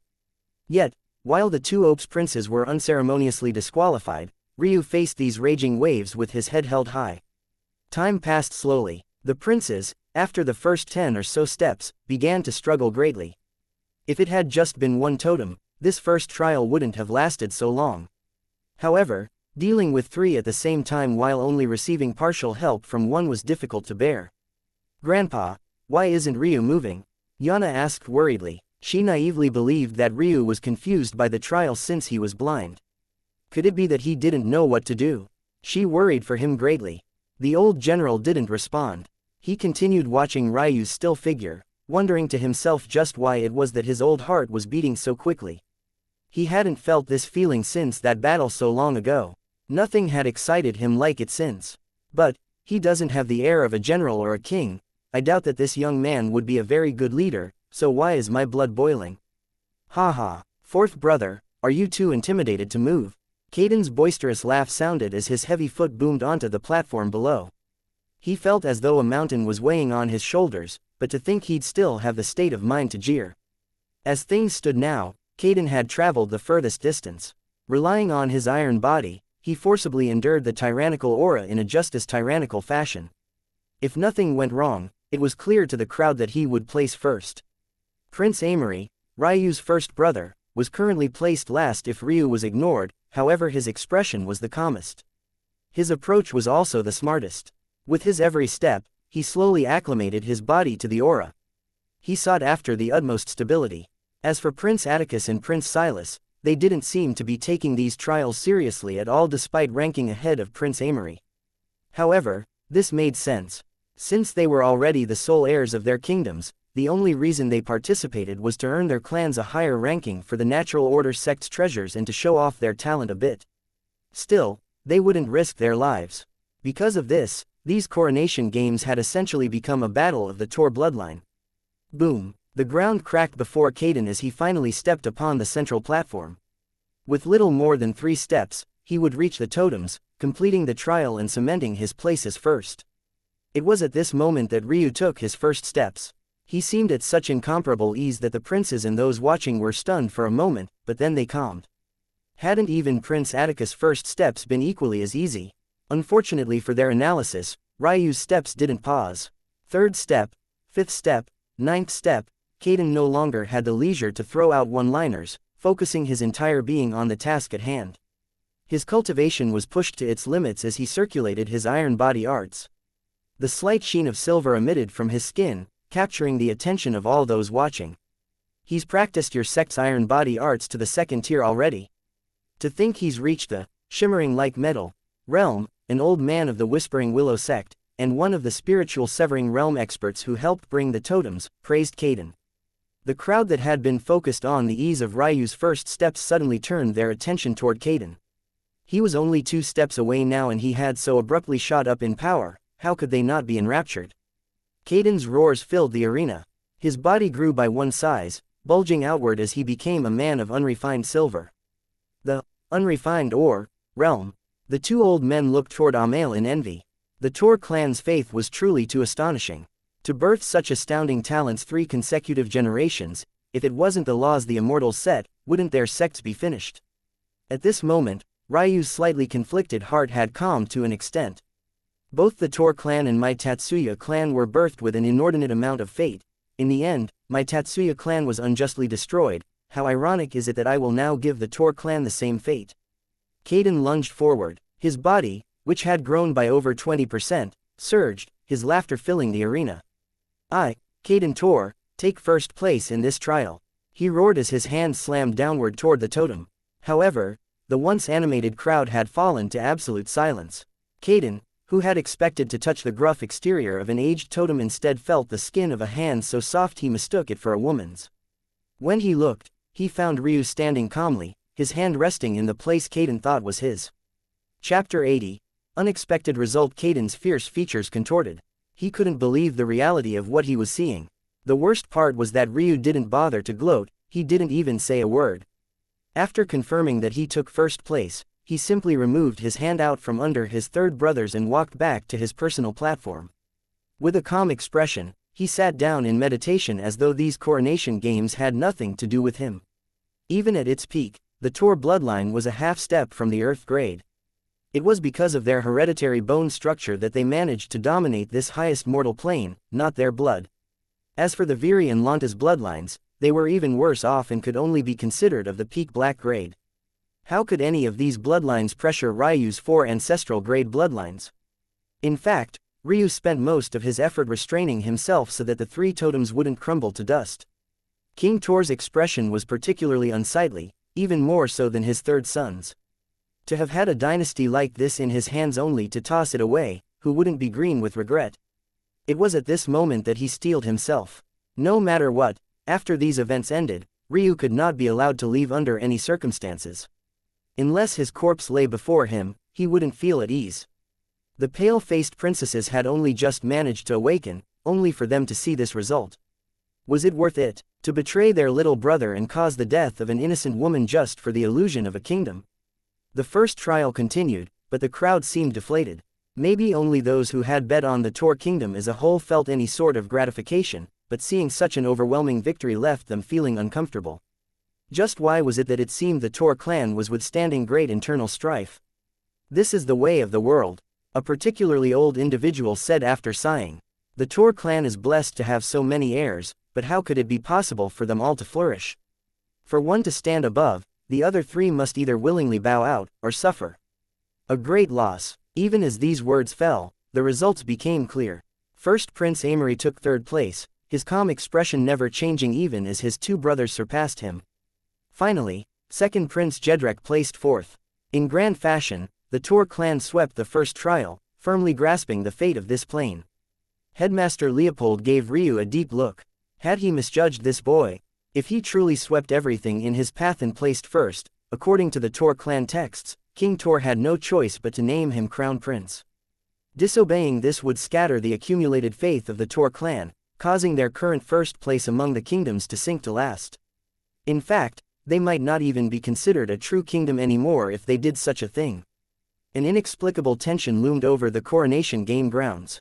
This was meant to be a happy occasion they had all been looking forward to for years, so why did it feel as though they were watching the fate of their lives play out before them? Unfortunately, this first trial was only an appetizer. Although this old man dislikes violence, my hand was forced, Leopold thought to himself solemnly. The display of your princes has truly made this old heart of mine thump. The headmaster's voice projected over the arena once more. As promised, I will now announce the results. Please keep in mind the criteria I laid out beforehand. Maybe this headmaster has more backbone than I gave him credit for. Ryu thought to himself as he heard those last words. First place, Prince Ryu Tor. He displayed a calm and unhurried approach, even in the face of the doubts of those around him. In the end, he left a shadow over the hearts of his opponents they won't soon forget by striking at the perfect moment. This old man awards him a perfect score of 10. Hearing these words, a slight murderous intent emitted from the eyes of the two elders who stood beside Amael, but they didn't dare to do anything so openly, not now. If their guesses were correct, things were about to change in a manner they hadn't expected. There is a tie for second place.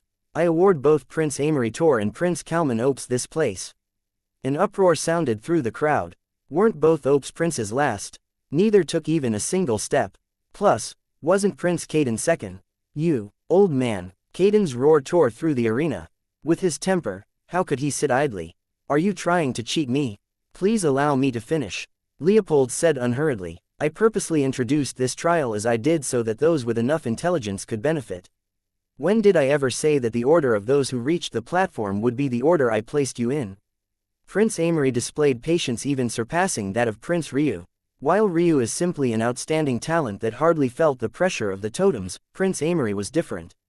His talent is lacking, but his perseverance was clear. He used the perfect approach, slowly refining the aura and allowing his weaker body to grow accustomed. In the end, he surpassed those who began ahead of himself and reached the central platform third. I award him 8 points. Prince Kalman, even in the face of the jeers and ridicule of the crowd, and even knowing his younger brother couldn't be relied upon, he still made the brave choice of directly giving up. A king is not just a powerful man. He is an individual who knows when to advance and when to retreat. Headmaster Leopold's words rained down, his imposing aura no less than that of the sect masters of the ruling 3 sects. One would never think that he was a mere mortal. Caden was unable to reply. In third place, I award Prince Caden Tor 5 points. He displayed perseverance and tenacity. And, although he lost in the end, he didn't lash out but instead sharpened his battle intent. Only after hearing these words did Caden feel a bit better, however the bitterness didn't fade. In fourth place, I award Prince Jedrek Tor 4 points. His actions are difficult to read, but he understands his strengths and weaknesses. He will shine in the later trials if this old man is correct. In fifth place, there is once again a tie. Prince Atticus and Silas are both awarded 2 points. In last place, Prince Quan of the Opes Kingdom is awarded with 0. Headmaster Leopold took a deep breath. He knew the actions he took would bring him trouble, but his resolve was firm. Take care, young princes. This second trial will not be as forgiving as the first, but do remember the words of said. Prepare the beasts. Chapter 81. Rules. The platforms beneath the princes began to slowly change as the middle platform rose into the air. Soon, what was once a narrow path before them changed into a set of stairs. Before each of the princes, a total of 10 steps formed.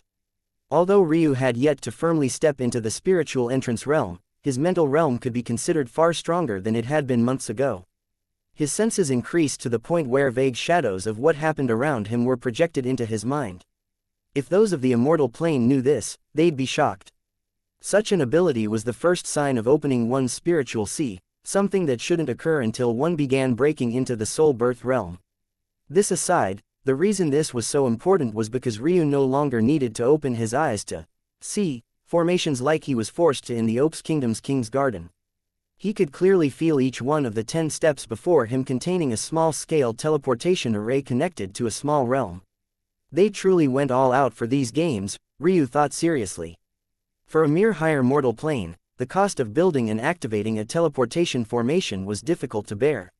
From what Ryu could tell, each array would be able to sustain 10 round trips for the price of 1 inferior mortal chi stone. After some quick math, if every array here was used, it would cost a minimum 8 chi stones. Considering Ryu only managed to find 1,000 such stones in the entire natural order sect, a cost of 8 for a single event was astronomical.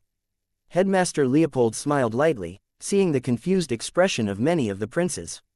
This trial has the same goal as the first, to reach the center platform using the various means available to you. But, as you might expect from the results of the first trial, the means are just as important as the ends. Your accumulations are too small to understand what is happening, so allow this old man to explain. Each step before you is equipped with a small-scale teleportation array. This array is connected, at random, to the small realms of the heavenly body, Whispering Willow and Nature's Emblem sects. The eyes of the princes sharpened at these words. Formation masters were incredibly rare on their mortal plane, and those that could lay teleportation formations were even rarer. In fact, even the small realms of their plane were the product of accumulations left from ancient times. No one on the mortal plane had the strength to create them. Small realms were lands rife with potential fortuitous encounters. Usually, a sect would only be willing to open theirs once every few decades or whenever they had a particularly good batch of geniuses, specifically because of the chi stone costs. So, it was obvious why the princes were shocked. The moment you take a step forward, you will immediately be teleported into the territory of a beast. Your task will be to slay this beast. Only by slaying this beast will you be allowed to claim the step. Of course, as I've said, being a king isn't all about being the one with the largest fist. As a result, you'll be allowed to use the various factions you've spent your life building for this trial. You can send up to 10 individuals at once, not including yourself. However, you can only use the same individual up to a total of 3 times. The only person with unlimited entries will be yourselves as princes. A clever light lit the headmaster's old features. Listen very carefully because the rules are complex. Every prince will get a turn to climb their stairs based on the order of positions from the first trial. After all princes have gone, it will be considered as 1 round. During their turn, a prince is allowed 3 actions. These actions are denoted by an attempt to conquer a step, meaning, on a single turn, a prince can climb as much as 3 steps at once. However, actions aren't limited to this alone. A prince can also decide to conquer the step of another prince. If this route is chosen, there are 2 possibilities. The prince who has had their step conquered can either choose to face a stronger beast and thus ignore the conquering. This will not count as one of their actions, or willingly retreat by a single step. Each prince is allowed to be attacked only twice per round. But, any given prince can attack multiple individuals to fulfill their 3 allowed actions. However, a single prince is not allowed to attack the same individual more than once during the same round. In addition, after attacking a prince, one must wait for an entire round before being able to attack the same prince again. Meaning, the same prince can only attack a particular prince every other round. Also, note that the central platform cannot be attacked. Meaning, the highest step an opposing prince can conquer is the 9th step. Finally, there's the matter of the beasts. As you have probably guessed, each step increases with difficulty. The first 3 steps are first-order beasts, the second 3 steps are second-order beasts, and the final 3 steps are third-order beasts. In the end, to conquer the central platform, you must defeat a half-step 4th-order beast. The crowd's chatter erupted. Although they weren't part of the martial world, they all understood the danger of beast hordes as they had lived through many in their lives. To think the princes have to face such powerful beasts. Luckily, they were allowed to ask for aid from their factions. There is only one more thing to note. The headmaster's voice turned serious. Your lives are more important than fighting for glory. When you have a step conquered, think very carefully before you decide to challenge a stronger beast to ignore it. Whenever a step is attacked, the only method to ignore the attack is by defeating a beast higher by a single tier. Meaning, if your step is guarded by a lower third-order beast, you will have to defeat a middle third-order beast to ignore the attack levied at you and not retreat a step. When the headmaster's voice fell, various attendants hurried forward, handing each prince a jade pendant. These pendants are too precious to hand to every one of your subordinates, so remember that a king must be benevolent. Although these pendants can save your lives, do not be selfish. This old man will be watching, and your actions will be graded appropriately. Fourth Prince Tor, you may take the first action. Remember that you can call upon up to 10 individuals to help you. Crush the jade pendant if your life is in danger and you will be teleported out. However, keep in mind that doing so will count as one lost action. Chapter 82, Grassland Serpent. The attentions of thousands suddenly settled upon Ryu. Although the rules seemed fairly simple, a single person receiving 3 actions per turn to either attack their own steps or that of someone else's, there was a reason the headmaster described them as complex. There were many moving variables and plenty of opportunities to be sabotaged by others. In addition, there was a hidden rule that only the intelligent picked up. When the headmaster emphasized the randomness of the teleportation arrays, on the surface, it seemed that he was speaking about which of the sect's small realms you entered, but there was another matter he purposely neglected to make clear. While he said the stairs were grouped into sets of 3, each corresponding to a respectively higher order of beast, he never specified the exact strength of this beast. This meant that if one was unlucky, they might meet 3 peak first-order beasts in all 3 of their first steps. If one was even more unlucky, this same matter could occur during your fights with third-order beasts. Due to this randomness, it was particularly important how the princes allocated their resources, considering their subordinates could only enter a maximum of 3 times. And it was especially important to take this into consideration when conquering the steps of another. If, for example, you attempted to attack the 7th, 8th or 9th steps of an opponent, you had to be wary of coming across powerful peak third-order beasts. At the same time, it was also a form of luck to run into such a powerful beast. After all, who would dare to attempt to challenge a beast stronger than a peak third-order beast? Because the headmaster specified 1 tier higher, this meant you wouldn't be fighting a half-step 4th-order beast. You would be fighting a lower 4th-order beast. Grandpa, Yana gripped her grandfather's sleeve. Brother Ryu has subordinates, right? If he doesn't, can you lend him some? The old general almost fell off his chair. Did this little girl already forget about her cousin? Whether or not Jedrek became king would decide if you could live your life as you pleased, or if you'd become a pawn for marriage. Shouldn't you be more supportive of him? Ryu smiled lightly. Subordinates, helpers, sabotage, what did any of these mean in the face of absolute power? Without so much as a nervous breath, Ryu stepped upon his first steps.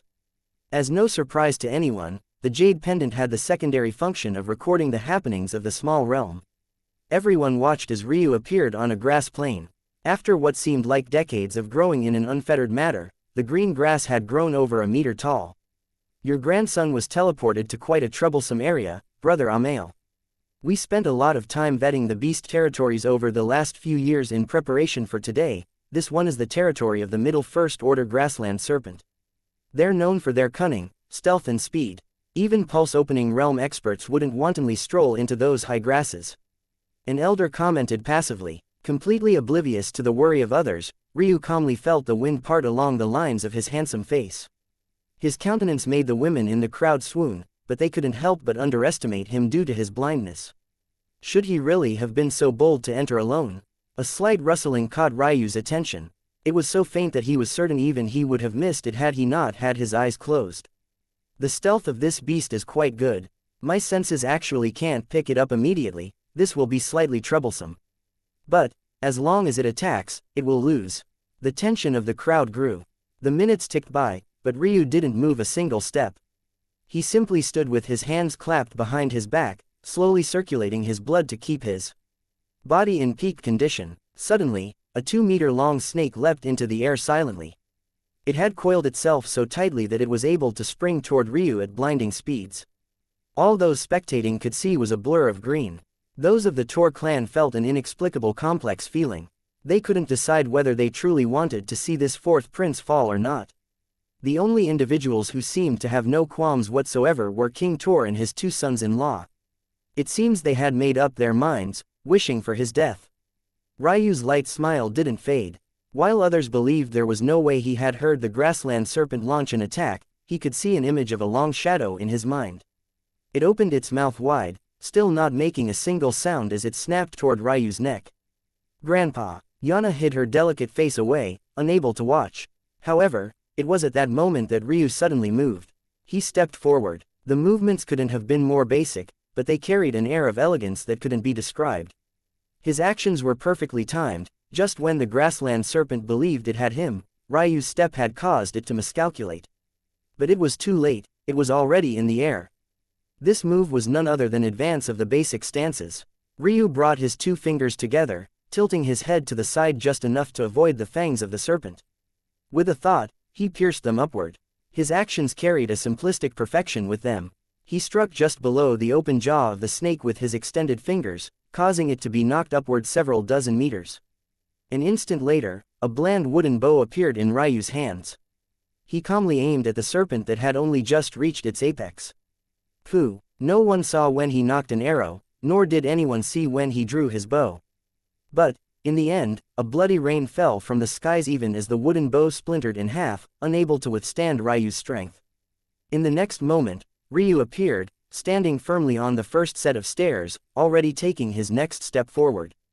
Before anyone could grasp just what had occurred, Ryu had already completed his 3rd action, sitting leisurely on the 3rd step without so much as a flushed face. Chapter 83. Dragon Core. In overwhelming fashion, Ryu stood calmly upon his 3rd step, already journeying a third of the way with incomparable ease. Whether it be against the grassland serpent, or his following 2 opponents, he always seemed unhurried, as though everything was within his grasp. Without fail, the battle ended with a single arrow. Ryu's comprehension of the bow was nowhere near as profound as that of the Tatsuya saintly weapons. After all, he had only had a little less than 4 or 5 days of practice. He was unsatisfied with his display despite the results. Every time Ryu took action, it might seem that he was grand, but this wasn't how he saw it. He found it embarrassing that he shattered 3 bows. In truth, he had 2, or else he wouldn't be certain of hitting his target. Someone like his grandpa Kunin would be so skilled that the limited tensile strength of his bow wouldn't matter. He would be able to work within the limits of his weapon to take down his enemy. Unfortunately, Ryu didn't have such skill. To make matters more difficult, he hadn't observed his grandpa Kunin's bowmanship for any sort of extended period of time. And, whenever he had, his grandpa Kunin's boisterous personality always made sure he was joking around. In order to take down his enemies with 1 arrow, Ryu used all his strength, producing an arrow so fast that it was impossible to dodge. He didn't have the skill, experience or foresight of a true bowman. There was only one line Ryu could remember his grandpa ever having said. Seriously, a true bowman doesn't need to aim, he makes his enemy invite his arrows into their home like a sworn brother. If this was the criteria Ryu used to gauge his skill, he was pitifully pathetic. Still, that didn't stop those spectators from looking toward him in a worshipping light. Prince Amory calmly looked toward his 4th brother. He felt that there was now a hidden depth deep within Ryu that hadn't been there before. He had always felt that this brother of his was unfathomable, but he had never felt this insurmountable wall before.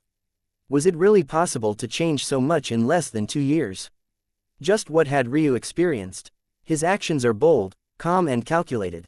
However, this is definitely not his true power. If I had to guess, his true weapon is likely a spear or something similar. He's either using a bow now because he wants to hide his true abilities, or because he simply wants to refine his skill.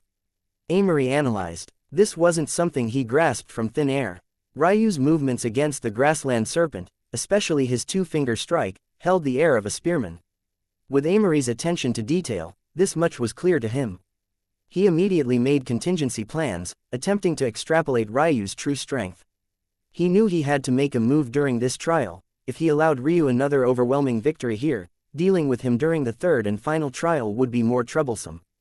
Amory looked away from Ryu, his calm smile returning. Dragon Corps, Division 4, Squad 3. At first, the crowd was confused by Amory's words, but it was at that moment that a quiet group of men shifted into action, jogging in unison from the edge of the battle arena to Amory's side. 5 soldiers, each equipped with red armor, a dagger, short sword and spear appeared. Following Amory's lead, they disappeared into the teleportation formation. Headmaster Leopold nodded to himself. He was greatly satisfied with this disciple of his. Despite the overwhelming performance of Ryu, Amory remained within his limits. He didn't attempt to clear the trials alone to match Ryu's shine.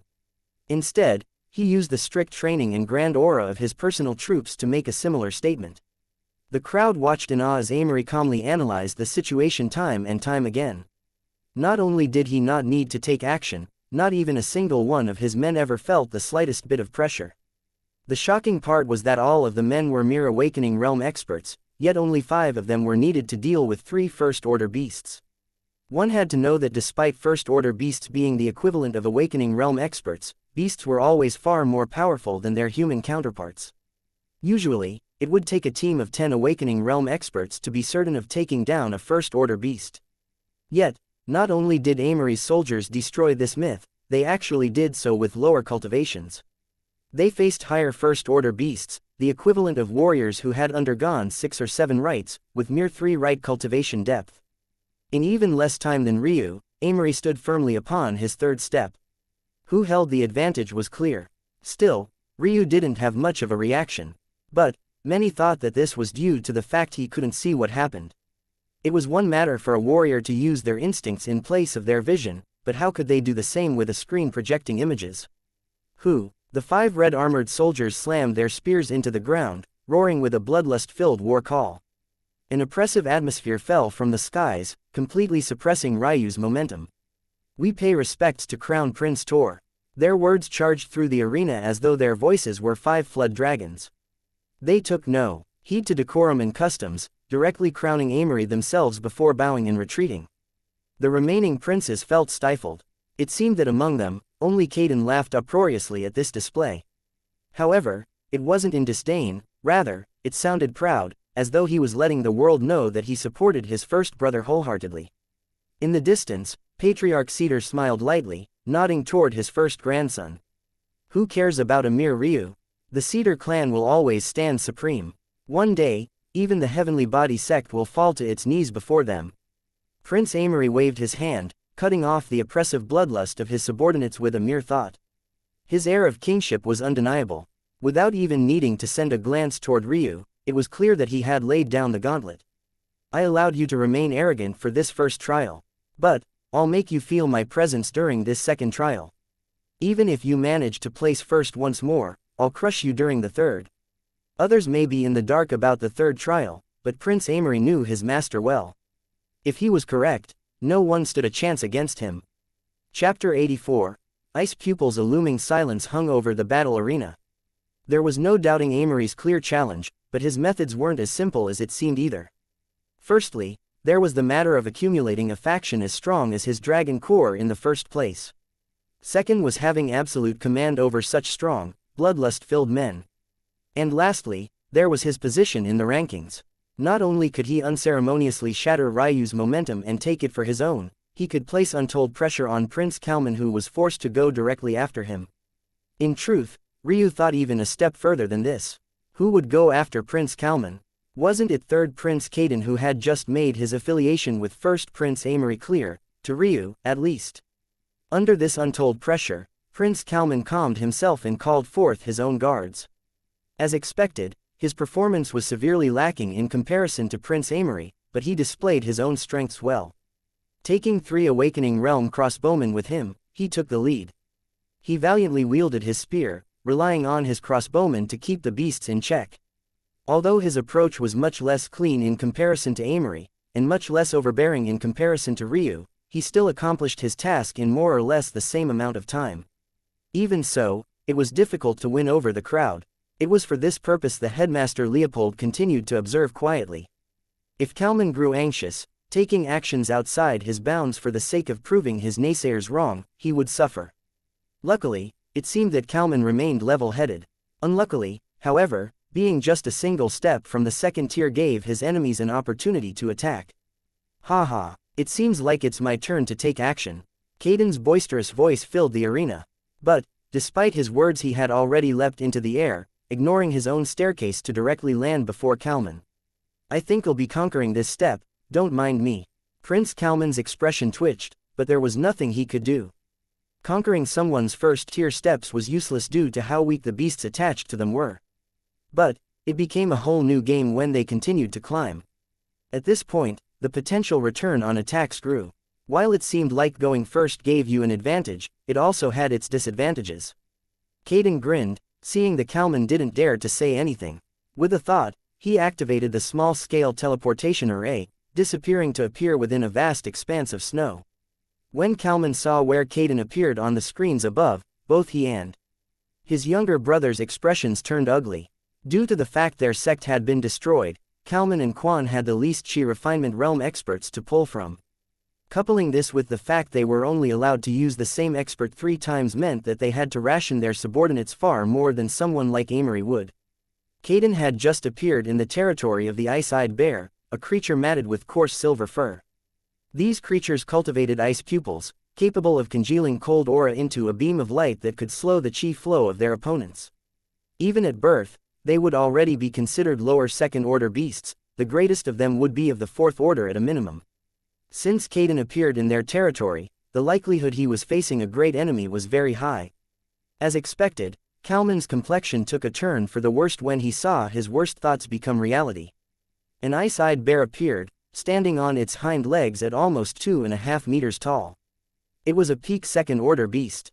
Caden's gaze turned serious. In his youth, he had been able to defeat a second-order beast as an awakening realm expert.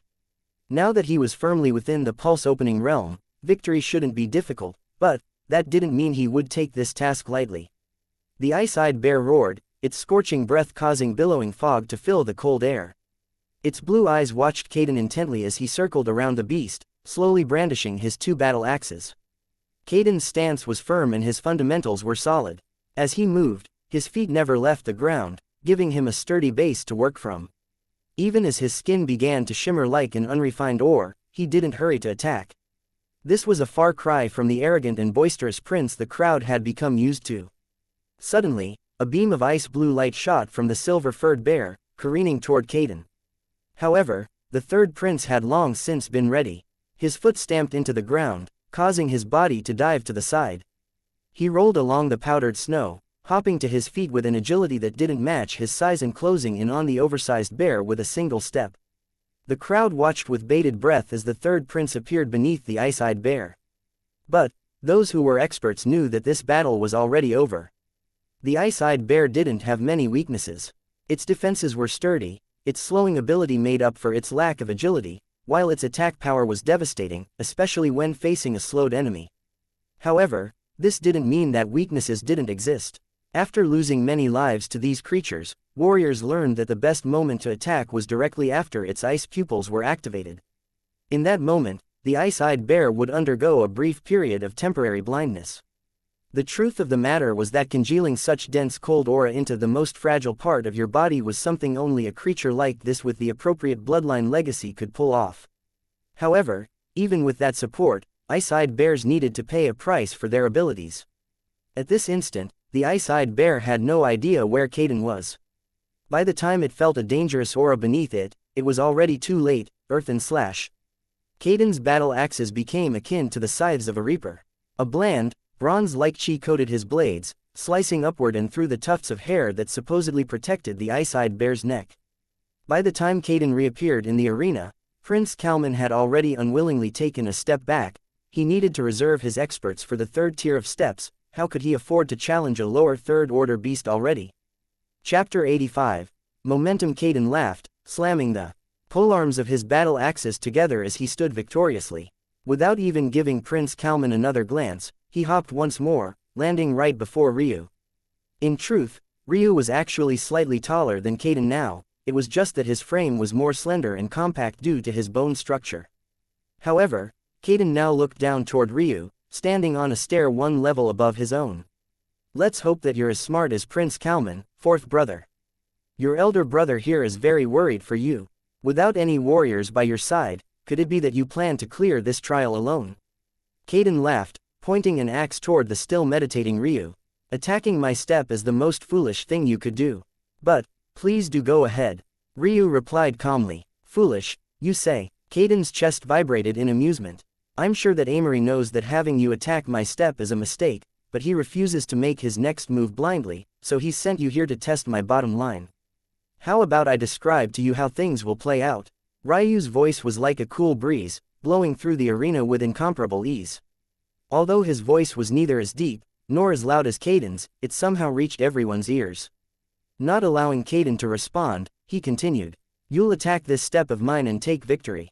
However, moments later, your action will be wasted as I continue to my fourth step.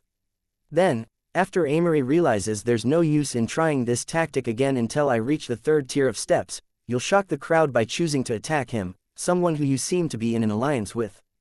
Amory's pupils constricted into pin-sized holes. To think Ryu had already thought of this possibility. However, the reality of the matter is that your attacking Amory's steps will only help him.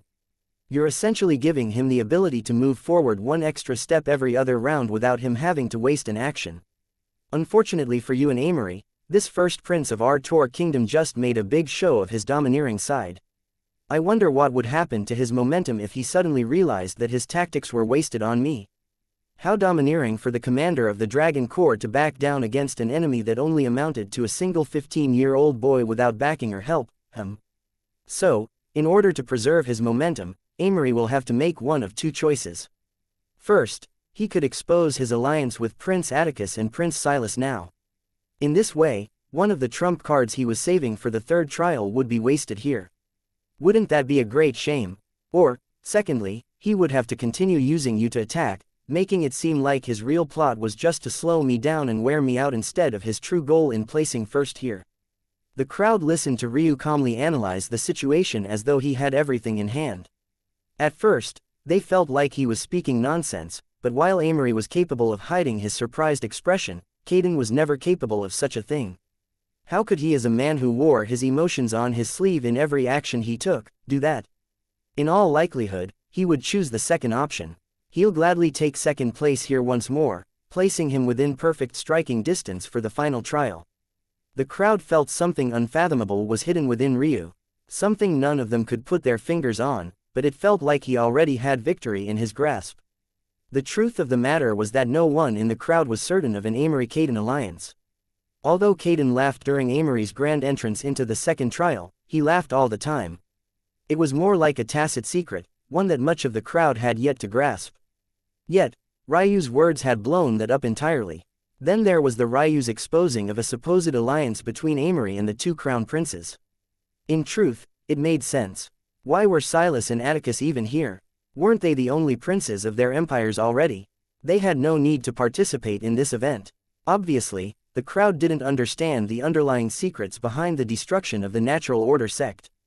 Instead, what they found odd was that the two princes didn't seem to be trying their best like everyone else was. Could it really be true? Obviously, Ryu didn't pull this from thin air, and Amory knew it. On the night Granny Miriam died, weren't Prince Silas and Atticus there? Why were they there? Why was it that only Amory was entertaining them? If Ryu couldn't put those pieces together, what worth did his so-called intelligence have? But, what others couldn't understand was why Ryu would expose this. Even if he knew, wasn't it smarter to keep it all secret? Yet, judging by the twisted expression of Amory, it was clear to everyone that there was an underlying purpose only he and Ryu had grasped, one that forced Amory to no longer be capable of holding a calm expression. Go ahead, third brother. Ryu said lightly, conquer my step, do our first brother's bidding. Enjoy the feeling of knowing that no matter what step you take now, whether you continue forward or retreat, you will be playing into my hands. Both Kaden and Amory were forced into a corner by Ryu's words.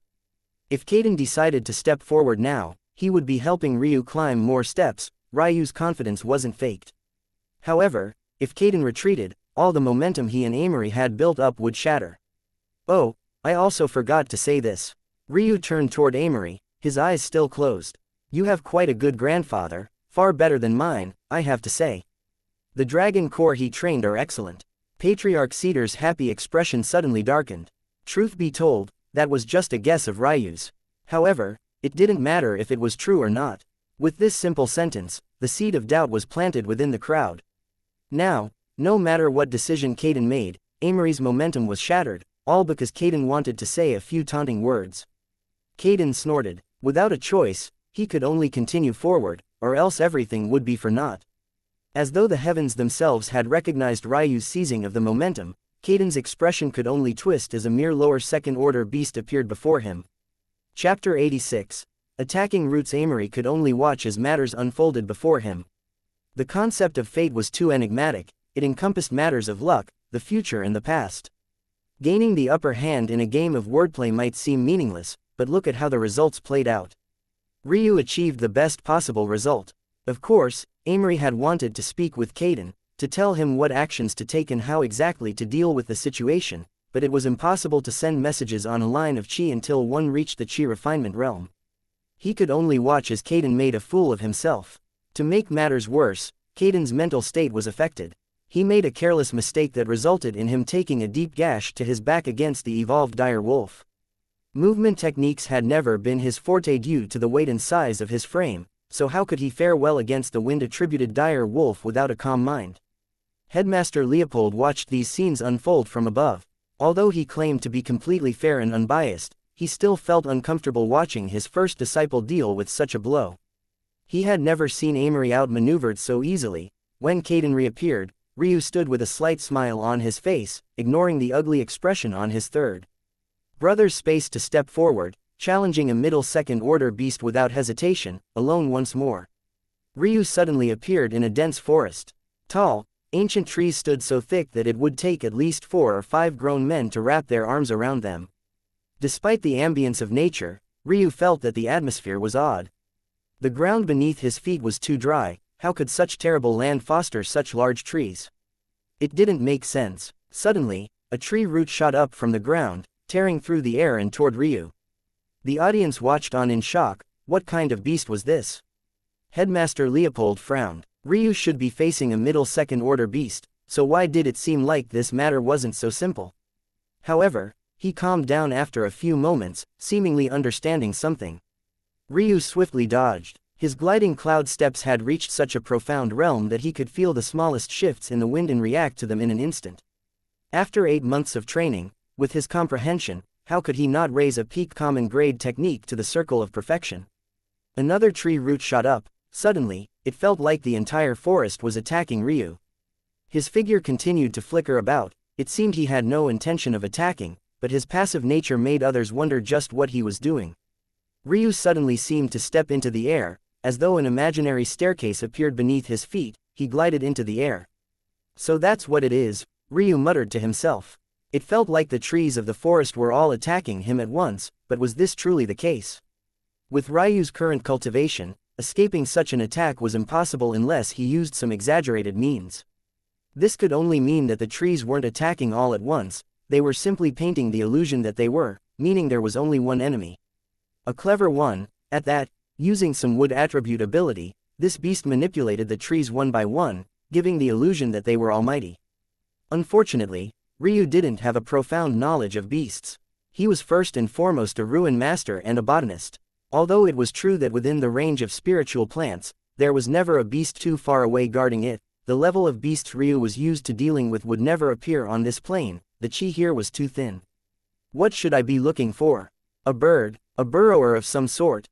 Maybe a conceal-type beast. Ryu sighed. It seemed King Tor's actions in barring him from the royal library was bearing fruit now. Of course, this would end easily if he used his heavenly pupils, but he obviously couldn't do such a thing. At this moment, King Tor also realized what the problem was. He couldn't help but smile to himself, his personality becoming twisted and demented. Ryu had finally shown a chink in his armor. Suddenly, a tree branch swung toward Ryu, catching him unawares. Up to now, the hidden beast had only made use of roots, waiting for the perfect opportunity to sneak attack. Now that Ryu had jumped into the air, thinking it was safer, it could act. Ryu's senses immediately picked up the change. Utilizing the change in the wind, he tidaled himself forward even in the air, causing the branch to soar over his head. Unfortunately, this also disrupted his gliding technique, causing him to fall toward the ground where numerous roots sat waiting for him. What a clever beast. It realized how profound my movement technique was, but also knew that I couldn't achieve true flight. I could only replicate a cheap image of it. Yana watched in horror as Ryu fell. If things continued like this, he would be impaled by the roots waiting below. In fact, the beast seemed to understand this as well, barring Ryu's path backward. Still, even at this moment, Ryu was incomparably calm. After 8 months spent perpetually fighting beasts, Ryu had long since lost count of the life and death situations he had survived. He had survived a battle with a 4th-order beast. How could he fall to a mere middle 2nd-order beast? Ryu's chest suddenly expanded. He entered the meditation state, immediately circulating the ice phoenix martial form. His blood surged. In that moment, all of the air within 10 meters uncontrollably rolled toward him, filling his body with endless oxygen. He felt intoxicated, his head feeling lighter than it should. But his focus remained pointed. The 2nd-order beast wasn't prepared for the influx of wind where there had once been absolute stillness, and it was even less prepared for Ryu to utilize this wind to reinvigorate his glide technique, safely landing outside the circle of deadly sharp roots. In its shock, the beast's concealment faltered. Although it tried to cover up its mistake, it was already too late. The sight of a small, beaver-like creature hiding atop a tree entered Ryu's vision. Once again, no one saw the arrow. There was only a sharp, "suuu" sound followed by the shattering of yet another bow along with a rain of crimson blood. Chapter 87. Wealth. Ryu reappeared, standing firmly upon his 4th step. In truth, he had put in more effort than he expected for such an early step, but he didn't show any of that fatigue now. After all, the Phoenix martial forms focused heavily on recoverability. Although Ryu had used it as a cheap trick to agitate the wind, the underlying benefits remained the same. Grandpa, isn't Ryu great? Yana clapped, her small, delicate palms reddening under the strain. It seemed she had forgotten that just moments earlier, she too had expected Ryu to lose. The old general could only roll his eyes. She hadn't even married yet, but she was already taking the side of the man she liked in all things. Just when did this little girl fall so deeply? I can count the number of times these two have met on a single hand. This is clearly just a childish infatuation. Unfortunately, even if the old general knew this, there was nothing he could do. He had already experienced raising 2 daughters before. He knew there was nothing he could do but wait it out. This is impossible, Elder Kato, Princess Isla's husband, mumbled under his breath. Stepping into the air, even with a light-type movement technique, should only be possible after reaching the circle of perfection. How is it possible to reach such a level in less than 2 years? King Tor grit his teeth. Even for common-grade techniques, reaching the circle of perfection was difficult even for Chi refinement realm experts who could practice black-grade techniques. For King Tor, it would take him at least 1 year of diligent practice to take a peak common-grade technique from the entry level to the circle of perfection. For Ryu to accomplish this feat as a pulse-opening realm expert in less than 2 years was unheard of on the mortal plane. However, the reality was before them. None of them knew how Ryu learned these things either. Common-grade techniques were often traded between the 4 sects, so Ryu's current movement technique was one they had all seen before. In fact, it originated from the Nature's Emblem sect. Gliding cloud steps, an elder standing beside Amael Tor exclaimed softly. Brother Amael, your Tor clan is notoriously terrible at using this technique. It requires one to be exceptionally light on their feet in order to sense its quintessence. How did you manage to birth a grandson who could bring it to the circle of perfection? What the elder didn't say was that this technique had a hidden flaw that was difficult to decipher within it. This made it difficult to comprehend fully without first becoming an heir of wind. It was because the Natural Order sect had their wind pavilion that they were able to classify this technique of the peak grade. If not, it was only as good as a middle common grade technique. The issue was that Ryu wasn't an heir of wind. With their experience as elders, they would know if he was. So how did he get around this flaw? In truth, this was a sort of open secret. Although sects traded common grade techniques amongst each other, and sometimes even did so for black grade techniques, they would often purposely leave flaws behind so that their opposition couldn't make perfect use of the technique. This meant that there were only 2 explanations. Either Ryu somehow got his hands on the complete technique, or that Ryu was once in a 1,000-year genius capable of correcting the flaw himself. Of course, the answer was the latter. The mysteries of Ryu's heavenly pupils were so dense and deep that even he hadn't delved into them all. But, what he did know was that for him, finding the flaw in a mere common grade technique and fixing it was as easy as flipping over a hand. Due to his eyes, it didn't require extensive research or experience, he could accomplish this feat by instinct. It had to be said that the higher grade a technique was, the less Ryu would be able to rely on instinct and the more he would need time and experience.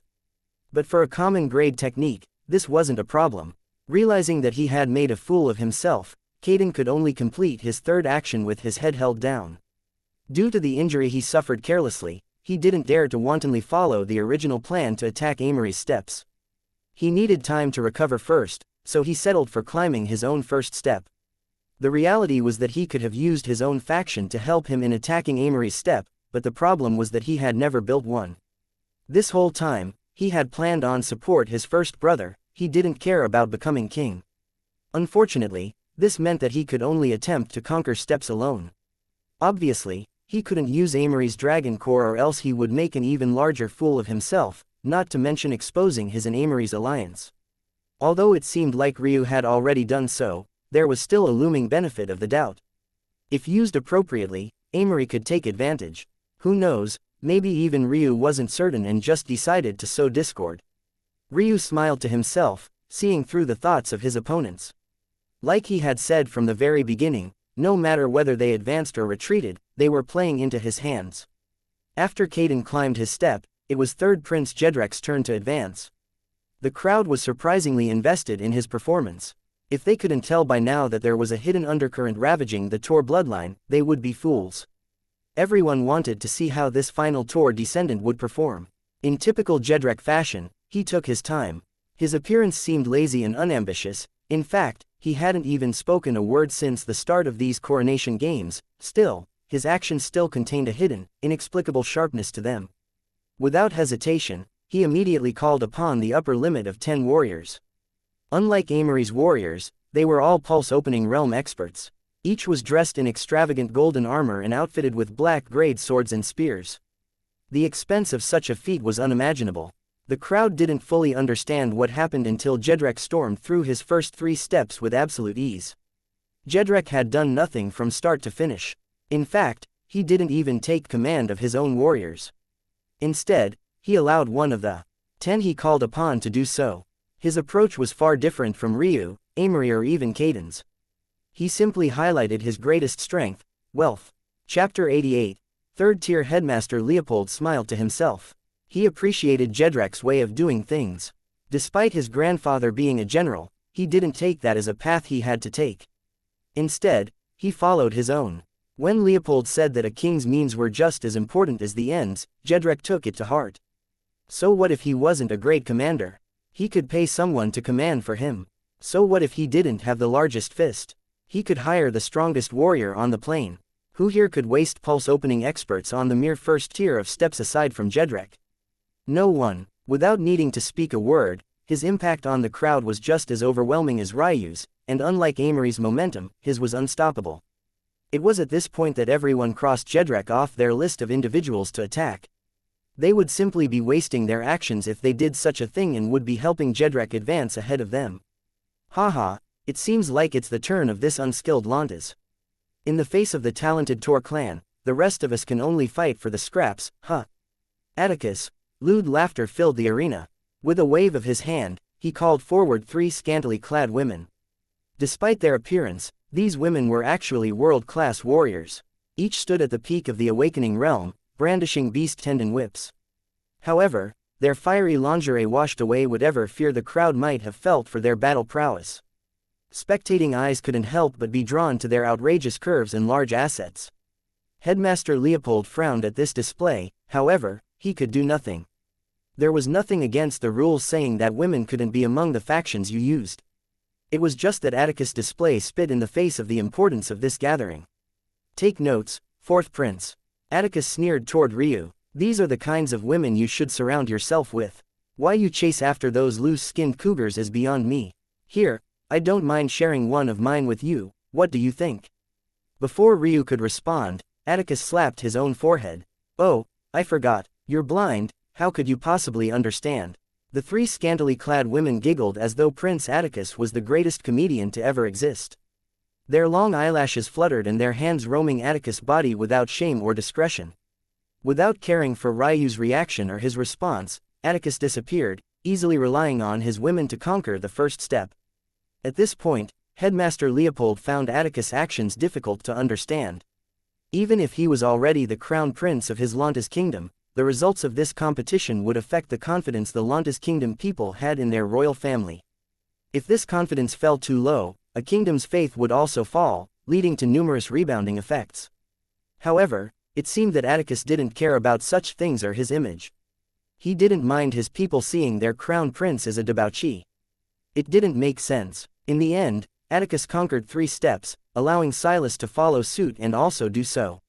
Finally, Prince Quan relied on his own strength to conquer 3 steps, retrieving some of his lost glory from the first trial.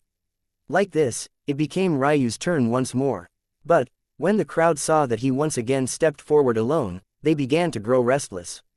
Kaiden's battle prowess had long since become public knowledge throughout the plain. Defeating a second-order beast as a mere awakening realm expert was almost unheard of. Due to this, no one doubted Kaiden when he attacked Ryu's step. However, this confidence wasn't something Ryu had earned just yet. After watching him struggle with a middle second-order beast, they had the right to be skeptical. Still, Ryu didn't base his actions off the opinions of others. Using the most direct method, Ryu plowed his way through his opponents. In truth, hiccups like what occurred against the tree fairy beaver happened again. However, Ryu seemed to escape death using methods others would have never thought of time and time again. It was clear here just how important knowledge was in the martial world. After 8 months fighting in the Natural Order sect territory, Ryu had become used to a certain kind of beast. Due to the perpetual winter they experienced, there were limited kinds of opponents to be fought. Obviously, here, there were no such restrictions. Ryu was unable to use the knowledge of his past life here either because he simply wasn't used to dealing with mortal plane beasts. Their quirky habits and abilities were unknown to him, so he could only enter blind and adapt to the situation on the fly. Without a doubt, this sort of performance would impact the score Headmaster Leopold would give him. However, whether this impact would be positive or negative still remained to be seen. After all, Leopold was well aware of Ryu's circumstances and thus understood why he didn't seem to have basic knowledge of beasts almost everyone did. It was possible he would thus choose to raise Ryu's grade for his ability to adapt so quickly and efficiently. After 2 battles the audience would describe as close calls, Ryu stood firmly on his 6th step. And, once again, contrary to what was expected, he lifted his foot once more to take his 7th. Headmaster Leopold shook his head. I have no right to look down on this youth after the mistakes I've made, but he's still too rash. He's passed by the skin of his teeth through this 2nd tier of steps, but he still wants to enter the 3rd tier alone. While those like Leopold, Yana and even Amael were worried, there were still those that hoped that this would be the moment Ryu finally couldn't stand to escape at the final moment again. When those individuals saw Ryu appear in a very familiar land of snow, bright smiles colored their faces. Ryu had actually drawn the same challenge Kaiden had, the ice-eyed bear. But, unfortunately for him, this was a higher 3rd-order beast, nearing maturity. The difference was akin to heaven and earth. Drastic changes occurred between the 2nd and 3rd orders. The difference between realms was far more apparent. While it was still acceptable for Kaiden to defeat a 2nd-order beast as an awakening realm expert, repeating this feat with his pulse-opening realm cultivation and a 3rd-order beast was impossible without help. To make matters worse, the refractory period of this beast's ice pupils was drastically cut down after it evolved. Its weakness was practically non-existent. Chapter 89. Odds. The roar of the ice-eyed bear shook the white landscape. Hot spittle and breath billowing through the air. This time, the silver-furred bear was far larger. From the 2.5 meters Kaiden had faced, it now towered over Ryu T, almost 4 meters tall. Its sharp claws protruded more obviously, shimmering like polished knives even as its deathly blue pupils stared daggers through Ryu's body. Yana's grip on her grandfather's arm tightened uncontrollably. She had begged and pleaded for the old general to send Ryu some help, but she had been rejected. Maybe subconsciously, she was using her grip as a way of pay the poor old man back for his nonchalance. No one knew exactly how to feel. They thought it was alright if Ryu cleared the 1st and 2nd tier steps alone, but fighting a 3rd-order beast alone as a 15-year-old youth was unheard of. As one's cultivation progressed, the difference between single realms becomes akin to heaven and earth. The gap between a lower chi refinement expert and a middle was equal to the gap between a lower pulse opening realm expert and a peak. However, this wasn't a mere lower third order beast, it was a higher third order beast, the equivalent of a higher chi refinement expert. For perspective, this was the cultivation realm that Ryu's so-called father was in currently, a realm he had been stuck at for a very long time. Even the Death Guard Bishik was only one tier above this level. Just what was Ryu thinking? They couldn't understand it. King Tor's thoughts hardly needed to be explained. Even he would have to run when facing this beast. How could he even think of a possibility where the son he tossed away could defeat such a beast? If Ryu could kill this ice-eyed bear, didn't that mean he could kill him as well? Ridiculous. However, it was at this point that many began to realize that something was wrong. Half a minute had passed, yet the ice-eyed bear had yet to attack. Since when did this violent creature have such patience? Normally, if one entered its territory, the enraged bear would chase this person to the ends of the earth. After another moment, Ryu sighed, allowing the wooden arm of a glaive to appear in his hand. The crude weapon was displayed before everyone. In fact, it was a weapon many of them recognized. After all, it was mass-produced. Many army corps gave their foot soldiers this very weapon. Yet, something seemed different. The usually bright wood, that was indicative of a younger, more fragile breed, was darkened considerably. It even emitted a slight red hue that filled the air with the stench of blood. Those around found it hard to connect what they were seeing with their memories. Your senses are quite sharp. Ryu silently brandished his glaive. In the snowy peaks of the Natural Order sect's territory, the one beast Ryu had never fought was the ice-eyed bear. It wasn't because he had never run into them, but rather because they turned tail and fled whenever they saw him. This wasn't an inexplicable matter. The ice-eyed bear were birthed with an inferior set of ice pupils, it couldn't compare to the true 9th-ranked ice pupils. Because of this, they had one more weakness that those of this plane had no idea about: they didn't dare to face any opponent was true heavenly pupils. Ryu's stance shifted slightly. Wanting to end this quickly, he immediately used the strongest stance of the glaive, sweep. He only used one arm, and from beginning to end, the ice-eyed bear didn't move. It was as though it accepted its fate for trying to defy the heavens. This was the true curse of its bloodline. A horizontal line seemed to cut the landscape in half. Suddenly, the projected image blurred. By the time it cleared once more, the head of the ice-eyed bear had fallen. Silence pervaded the arena. Even the seemingly all-knowing headmaster Leopold was at a loss for words. None of them could understand just what happened.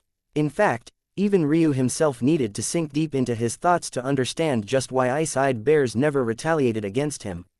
How could the experts here ever guess what the truth was? One strike, barely an ounce of effort. And yet a higher third-order beast fell just like that. The contrast between what happened before and now was simply too drastic.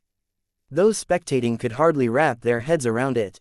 Under this pressure, Amory had no choice but to step forward and continue, trying his best to ignore Ryu's display. To his credit, he maintained a level mind, his commanding abilities didn't falter at all. He smoothly stepped onto his 6th step and allowed Prince Kalman his turn. Having been pushed back to his 2nd step by Kaden, Prince Kalman could only diligently work his way back up. Somehow, Ryu's display took loads of pressure off his shoulders. Even he didn't understand why he was so relaxed. After all, if Ryu won these coronation games, it was his Ops family that would suffer. This calm came as a blessing in disguise for Kalman. His actions became clearer and more concise as he made it to his 5th step with relative ease. With this, it was Kaden's turn once more. Unexpectedly, Kaden simply continued to climb his own steps, completing his last action to stand on his 4th step. But, to Ryu, this move was obvious. Kaden was likely saving his strength for another attack. Amory wouldn't be able to spare much help for Kaden, but, obviously, Kaden couldn't defeat a third-order beast alone. The culmination of these two facts meant that Kaden would both receive little help and have to bring the lion's share of battle prowess. So, he needed to be well rested before he attacked Kalman once more. Plus, according to the rules, he could only attack the same person every other round anyway. It wasn't worth wasting an action on Prince Quan. Jedrek's turn took place directly after Kaden. His display was just as grand, once more using a full cast of pulse-opening realm experts to plow his way through his steps. Not long after, he stood on the 6th. The performances of Prince Atticus and Prince Silas took a turn this time around. Prince Atticus directly attacked Amory's 7th step. This move made the crowd wonder if Ryu had just been spewing nonsense. It was one thing to use the loophole in the attack action during the 1st and 2nd tier, but doing so for the 3rd tier was too risky. If your hidden ally ran into a peak 3rd order beast, there was no way anyone here would challenge a lower 4th order beast. It wasn't worth it. Ryu remained silent under the whispers of the crowd. If they could be so easily swayed every which way, there was no point in wasting his energy. He had accomplished his goal already. As long as no one attacked him here, he would win. His remaining 3 actions were enough to conquer the 10th and final step. But, who would have expected Prince Silas's lazy visage to enter Ryu's vicinity? After Prince Atticus finished helping Amory take his 7th step, Silas landed before Ryu with a lazy gaze of interest. I wonder, just what are the odds of a peak 3rd order beast appearing? He said amusedly. Chapter 90. Silas. Ryu didn't respond. He continued to adjust his mental state to the highest level. Even he wasn't foolish to take 3rd order beasts lightly. While he was able to use 5% of his strength to defeat a lower 3rd order dire wolf, that was obviously impossible for higher order beasts. He needed to be prepared to go all out. No fun at all. Silas chuckled, not minding at all. I wonder, though, how would the crowd react if they saw you at your lowest point like I have? Could the prestige of the Tor clan withstand such a blow? What would the public think if they knew the reason why 4th Prince Tor is such an unknown variable? Silas's words caught the attention of the crowd mostly because they were absolutely correct. While Ryu's attack on Amory's psyche had been mostly speculation, everyone here could attest to the fact that Ryu's name didn't resound like those of his elder brothers. But, clearly, he was an extremely talented individual. Here, Silas displayed his cunning entirely. He seemed to be attacking Ryu, but the hidden meaning within his words also dealt a blow to the Tor clan as a whole. If he truly was in an alliance with Amory, wouldn't he have chosen different words? It was no secret that Silas and Amory were the only official disciples of Headmaster Leopold. It seemed that neither of them could be underestimated. Say, Silas said softly. White hair on a 15-year-old is quite rare, don't you think? As you know, I'm just a weak scholar, nowhere near as powerful as the mighty Tor clan brothers. However, I do have some small achievements in the matters of literature. No one in the Tor clan has white hair aside from the old. No one in the Agnes clan has white hair aside from the old. So, where did your white hair come from? I'm curious. The crowd suddenly shifted uncomfortably. Silas's words weren't so simple, not simple at all. Was he not afraid of starting an all-out war between his Viri kingdom and Ryu's Tor kingdom? Those who were sharper began piecing together the hidden meanings behind his words. Why was it that a talent of Ryu's caliber had been suppressed for so long? Why was it that the former 1st concubine had been demoted not once, but twice to the ranks of 3rd concubine? Even King Tor, who had been enjoying this squabble until now, felt his features darken. He had personally conducted the tests. Leilani was innocent and Ryu was in fact his son.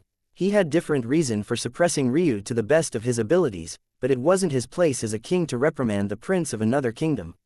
Interesting point. So you mean to say that even without the bloodline of any of the Tor, Viri or Lanta's totems, I still placed first among you all? I must be quite the talent. Ryu responded plainly. In truth, Ryu hardly cared about his mother. Even if her reputation was dragged through the dirt, he wouldn't blink an eye. As for King Tor, he cared even less. He would find it quite funny if the general public believed he was a cuckold. However, after thinking for a moment, Ryu decided to respond. He had carefully laid out plans he was slowly executing step by step in coming here. Silas's interference would actually make it easier for him to accomplish the final steps. So, he decided to play along. As though expecting this response, Silas smiled. You've played directly into my hands. Of course, Silas said smilingly. Neither Prince Quan nor Prince Kalman could take even a single step without their bloodline totems present, yet you not only far surpassed that, you placed first. Commendable, commendable. Ryu smiled lightly. I understand. My fake father is a cuckold. My mother is a whore. And my true father is some sort of legendary existence capable of giving me such talent, indeed. I wonder how this normal mother of mine who wasn't even worthy enough to become queen could attract such a man. Silas was stunned by Ryu's blunt words. It wasn't just him either. 3rd concubine Leilani broke down in tears, burying her head between her legs. In that moment, Her already graying hair grew more frail and dried. I'm only speculating. Silas shook his head, not willing to take credit for such words. I only mean to say that there are many powerful men in existence frivolously pursue women. If I remember correctly, the White Devil cult of years past didn't seem to care about the merits of their victims, no. Recovering his wits, Silas struck forward with these words the moment he gained an opening. Without fail, these words left the crowd even more shocked. Maybe only the mention of the White Devil cult could have more of an impact than the public shaming of a king and royal concubine. It wasn't that the crowd hadn't noticed Ryu's white hair, but that they didn't dare to draw a connection between him and such a sinister organization.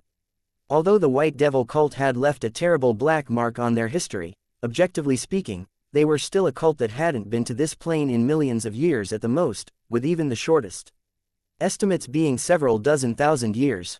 I'm curious, Silas said with a light smile. I'm not the most learned on the matters of the blind, but keeping one's eyes closed isn't exactly normal practice among you all, is it? I wonder, why is it that fourth Prince Tor insists on closing his eyes to the world? The crowd began to grow restless. Suddenly, they understood why they hadn't tied Ryu to the White Devil cult immediately. White hair was only a single aspect of their reality, what many accounts remember were their piercing silver eyes. By now, no one believed that Prince Silas and Atticus were allied with Amory. For the sake of winning, how could an ally destroy the reputation of a kingdom so thoroughly? This wasn't a blow the Tor clan's faith could take, even as the #1 kingdom of their plane. Why don't you show us your eyes? Silas egged the crowd on. His words suddenly caused an avalanche of chants from the crowd. Ryu smiled lightly. I wonder something as well, if my real father truly is a white devil, what makes you think I won't kill you where you stand? Silas felt a cold shiver descend his spine as Ryu's words froze over the crowd. That's a funny joke. Silas laughed, his expression never changing. Take this as being the fault of my crude humor. His gaze shifted, not minding Ryu at all. He knew that here, Ryu would never lay a finger on him. Half-Prince Quan, after I finish attacking these steps, you will do the same. If you don't, I'll make sure your elder brother is forced to take another step back. Chapter 91.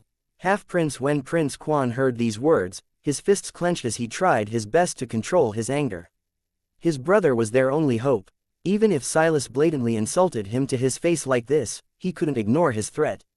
Their Oaks Kingdom had a very small supply of Chi Refinement Realm experts. Since experts could only be used thrice, they couldn't afford to waste them before the third tier of steps. While Quan was gritting his teeth, Silas hadn't even bothered with his response as though his services were already guaranteed. Instead, Silas gathered his own group of leather-armored warriors, disappearing into Ryu's 8th step with a sly smile on his lazy features. Ooh, so close. Silas's laughter filled the arena through the projection screens. Everyone he understood what he meant a moment later as a winged tiger appeared. He really had been close. The two-winged yellow tiger was a higher third-order beast. Had it been just a single tier above, Ryu would be either forced to fight a lower fourth-order beast, or retreat by a step. Silas tapped his chin with an amused expression before directly crushing his jade without even trying. While much of the crowd was surprised by his actions, those with sharper intellects understood.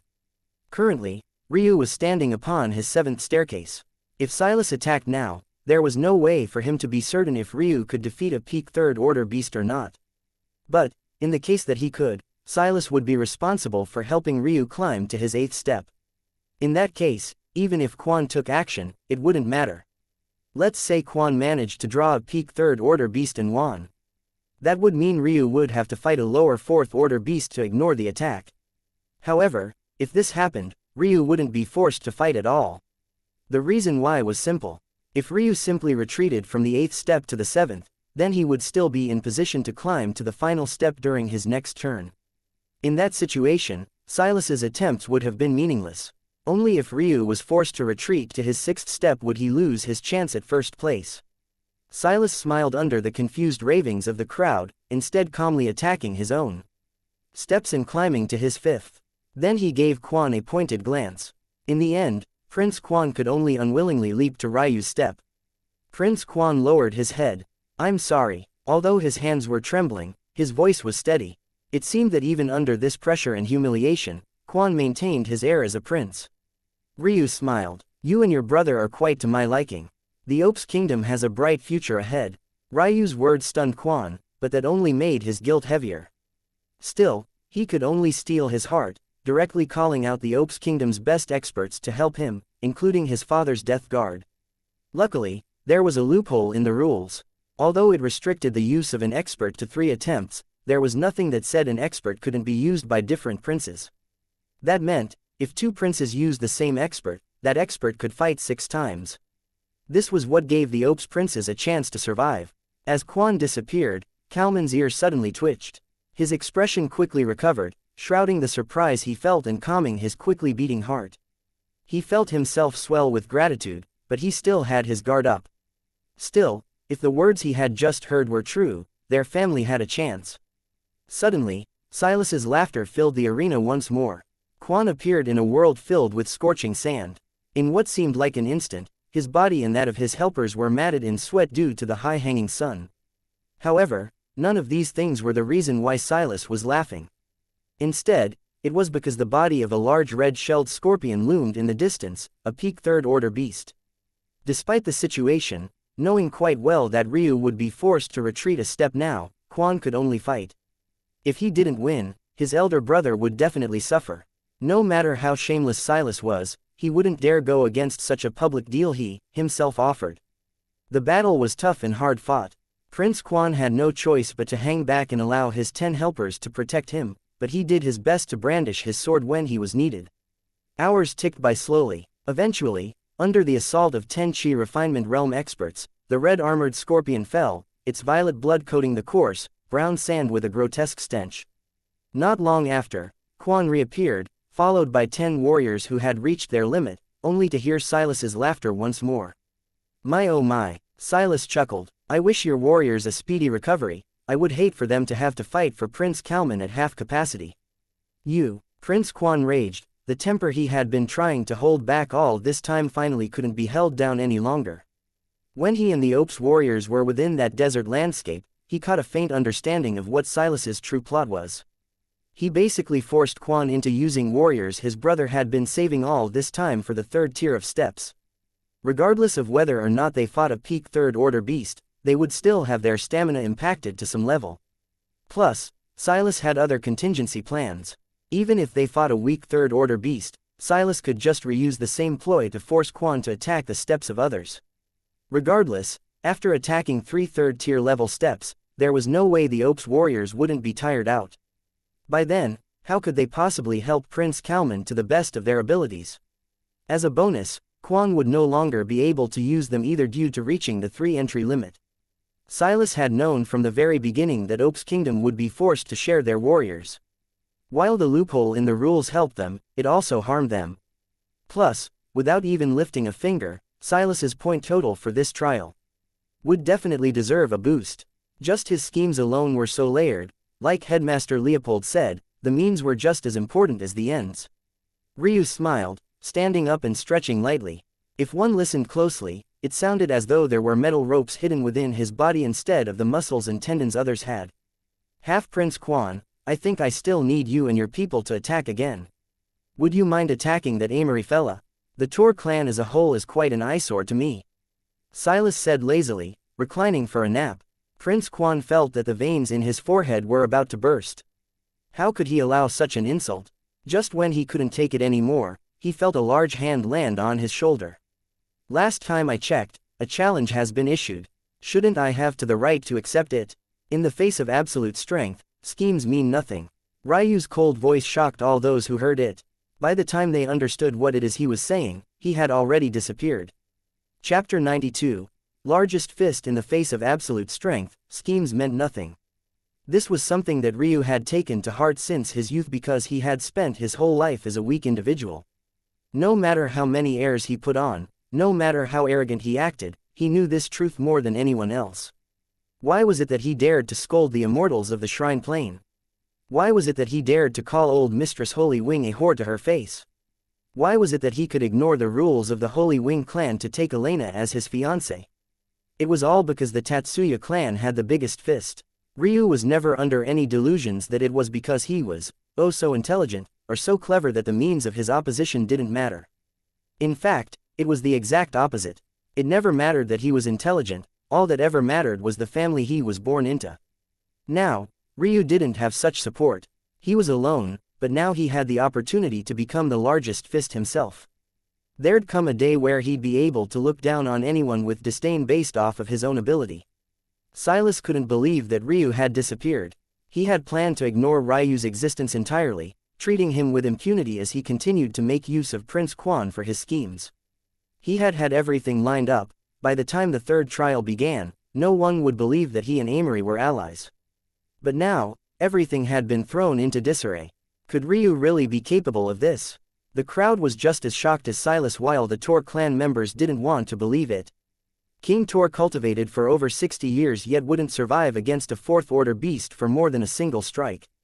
As much as he wanted to believe that his fourth son was sending himself to death, he felt a deep discomfort within his heart. What if he actually succeeded? The shock from Ryu's defeat of the ice-eyed bear still hadn't fully been washed away, yet here he was doing something even more incredulous. To put matters into perspective, the three sects had only organized one lower fourth-order beasts for this competition, not believing anyone would be foolish enough to actually challenge one. How could they have thought that something like this would happen? Ryu might not even have the chance to shatter the jade on his neck if he met danger. To make matters worse, he was blind. At this moment, while everyone couldn't decide how to feel, Ryu had appeared within a desert plain. However, this place was far different from the land Prince Quan fought in. The ground was completely flat, none of the expected sand dunes one would think to find in a desert could be seen. In fact, the land was filled with cracks, looking like the pieces of a complex puzzle formed by overly dried ground. In the distance, about 20 or so meters from Ryu, sat the mouth of a cave. Even in the already scorching heat of this desert, the mouth of the cave still steamed akin to hot breath released on a cold winter's day. Those who were spectating immediately understood how terrible this battleground was for Ryu. There was no cover, no landscape to take advantage of, nothing but a large expanse of flat land from hundreds of miles. In fact, even the cave seemed to have been dug here. It didn't seem naturally occurring. For Ryu, this kind of environment was technically the worst for him. Due to his ice jade crystal body, he wasn't supposed to like the heat. Luckily, his fire dragon and fire phoenix bloodlines fixed this weakness. A halberd appeared in Ryu's hand, his battle intent soaring. His fire dragon and lightning Qilin blood roared through his veins as though keen on letting their might be known. Much like the glaive, this halberd also had a wooden staff attached to a metal fixture. And, also just like it, its polearm was dyed in blood, forcing it out of its light brown and into a dark oak color that exuded a fiendish aura. The air was stale. Not even the slightest hint of wind or moisture could be felt, even breathing made one's throat feel as though it had been lit afire. But, as Ryu continued to not move, his momentum continued to climb. He could feel it coming, it was definitely coming. Scenes of his battle 4 months ago flashed in Ryu's mind. At that time, he had accidentally traveled too deeply into the Natural Order sect's beast forest. It wasn't that he was foolish enough to believe a fourth-order beast wasn't his opponent at the time, but rather that his knowledge about the mortal planes was truly too insignificant. Due to his ignorance, he stumbled into the territory of an ice saber-toothed tiger. Ryu was forced to put his life on the line to escape, forgetting everything about training his nonsensical dream of dual-wielding two-handed weapons, all to bring out his full potential. Back then, his gliding cloud steps had already reached the circle of perfection, but he wasn't fast enough. He had already been a spear heir, but his attacks weren't piercing enough. He had already cultivated to the peak of the pulse-opening realm, but he wasn't strong enough. To this point, Ryu had seemingly not improved. His movement technique was still at the circle of perfection. His cultivation still hadn't broken into the chi refinement realm. His spear hadn't reached the impose realm either. One would think that in 4 months, Ryu had completely wasted his talent. He could feel that feeling once again. That insurmountable wall, a bridge that was impossible to cross, one built by the realms of cultivation. The ground began to quake. Low growls of a beast of unimaginable strength reverberated through the dry air, resonating with Ryu's beating heart as though it wanted it to burst.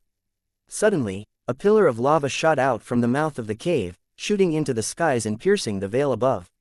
The temperature of the desert skyrocketed as the slow footsteps of a looming predator resounded. The beast's overwhelming weight became apparent simply by virtue of its gait. Soon, the image of the deathly beast came into view. Even Ryu, who stood at just over 2 meters tall, was dwarfed. Its body was that of a tiger, but its 4 wings, still glistening with molten rock, shimmered like sheets of metal. Its fur looked nothing like it should, instead seemingly reminiscent of sharp red needles, each half a foot long and layered to create a dense coat and impenetrable defense. Its large, scarlet eyes looked toward Ryu like a lofty king meeting a servant. Even as its head loomed 6 meters in the air, it suddenly roared, its projection so fierce that a cyclone of scorching wind charged toward Ryu. Chapter 93. Parent-child. A vortex of scalding wind careened toward Ryu. What was left of the air's moisture was eradicated in an instant. Even without the ability to breathe fire, this attack was almost more dangerous. However, it was also the kind of attack Ryu had the easiest time dodging. In that moment, Ryu's body became as light as a feather. Feeling the fluctuations in the air, he instinctively dodged, appearing to the side of the cyclone of pressurized wind. Ryu completed a series of advances, closing the distance between him and the 2-winged fire tiger. He brandished his halberd, using its tip to attack the beast's neck. But all he received in return were a pair of ringing eardrums due to what sounded like plates of metal crashing against one another. The halberd's polearm bent into a crescent moon. It was almost guaranteed that had its wooden body not undergone such drastic changes by being tempered by beast blood, it would have definitely snapped. His movement technique is astounding and perfect against an immature fire tiger like this one who's yet to grasp its fire-breathing ability. But it's clear his attacking power is severely lacking. Plus, although his weapon has been tempered through many battles, it's still a lower common grade 1 at the end of the day. It's impossible to expect too much from it. An elder beside Amael commented. In truth, the elders looked on in confusion. After the shock of Ryu's actions wore off, they began analyzing the situation. From what they could tell, Ryu was purposely remaining as close to the body of the fire tiger as he could. This was likely in order to take advantage of his small size and to disallow the beast from taking advantage of its speed. However, why was he only using one arm to attack? Some thought that maybe it was because Ryu had never had anyone to teach him. After all, he was ostracized by his family. When had he ever had a proper teacher? If any halberd master saw him using their precious weapon with only a single hand, they would lose their minds. However, this explanation was difficult to accept as well. Reason being that Ryu was too powerful to have advanced to such a height alone in less than 2 years. It simply didn't add up. Despite their confusion, the elders were right about Ryu's plot, but their reasoning was slightly off. Ryu wanted to stay close to the fire tiger so that it couldn't make use of its speed. This was true. But the reason he didn't want the beast to exploit its full speed was so that his opponents wouldn't learn just how fast he, himself was. The enraged roar of the 2-winged fire tiger shook the desert plain. It didn't feel anything more than a tickle from Ryu's piercing attacks, but it still felt anger. With Ryu continuously clinging so closely to its underbelly, it found it too awkward to properly attack. It thought it would be easy to form some distance between them, but Ryu stuck to it like glue, using the shifting wind to predict its actions and appear in the locations it wanted to retreat to before it got there. If things continue like this, he'll undoubtedly lose. The other elder commented, but of all the young geniuses to ever exist on our plane, he must be among the top. No, without a doubt he's among the best. Lasting this long against a 4th-order beast with peak pulse opening realm cultivation. This is unheard of. Even though these elders would only need a few exchanges to defeat the beast Ryu was currently fighting, they had long since entered the spiritual severing realm. Suddenly, Ryu retreated, his body dancing backward with a hard-to-come-by elegance as he created some distance between himself and the beast.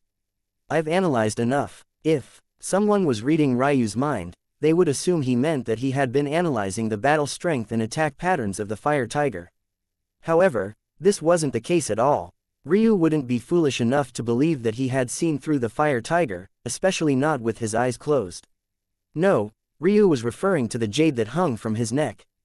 When Ryu fought the ice-eyed bear, he distinctly felt that during his final attack, the image-projecting abilities of the visual jade distorted.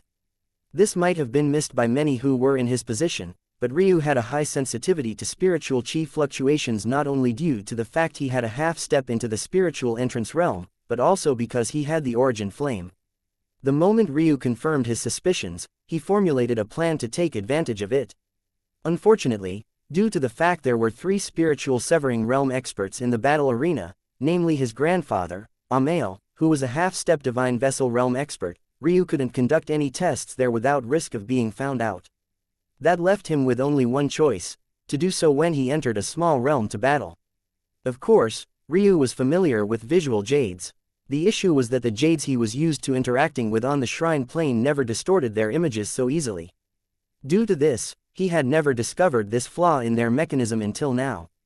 From Ryu's analysis, the visual jade worked on a parent-child system, where, obviously, the jade in Ryu's possession, along with the jades of the other princes, were considered the child.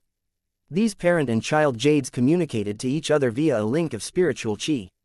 Ryu wasn't very familiar with this process, but he could faintly remember reading about a special constitution between twin siblings where their spiritual chi wavelength allowed them to communicate over long distances without using a chi line technique. Ryu had been fine-tuning this discovery and testing just how to best distort this communication via wavelength. After almost half an hour of fighting, Ryu believed he had finally found a method. The reason the image distorted back when Ryu used sweep to kill the ice-eyed bear was because, although he only used a single hand, Ryu still had a faint connection with his inheritor status. As everyone knows, an heir or inheritor uses their mental realm as a base of connection with the heavens in order to call down upon essence to supplement their strength. This communication has the same basic theory behind it as the parent-child relationship of the jade and also the abilities of some twin siblings. Now, Ryu not only understood this concept, but he had honed in on the exact frequency of spiritual chi needed.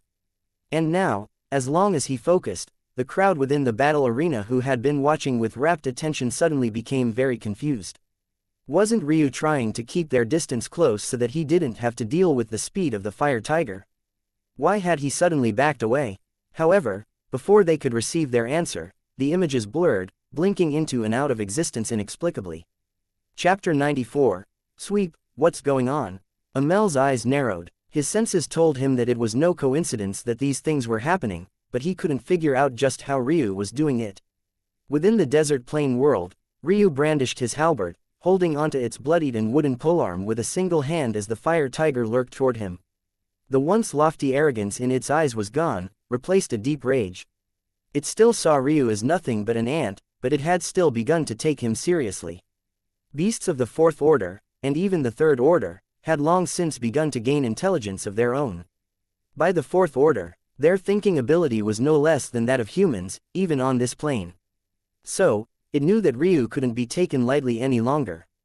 It's about time we begin our true fight, don't you think?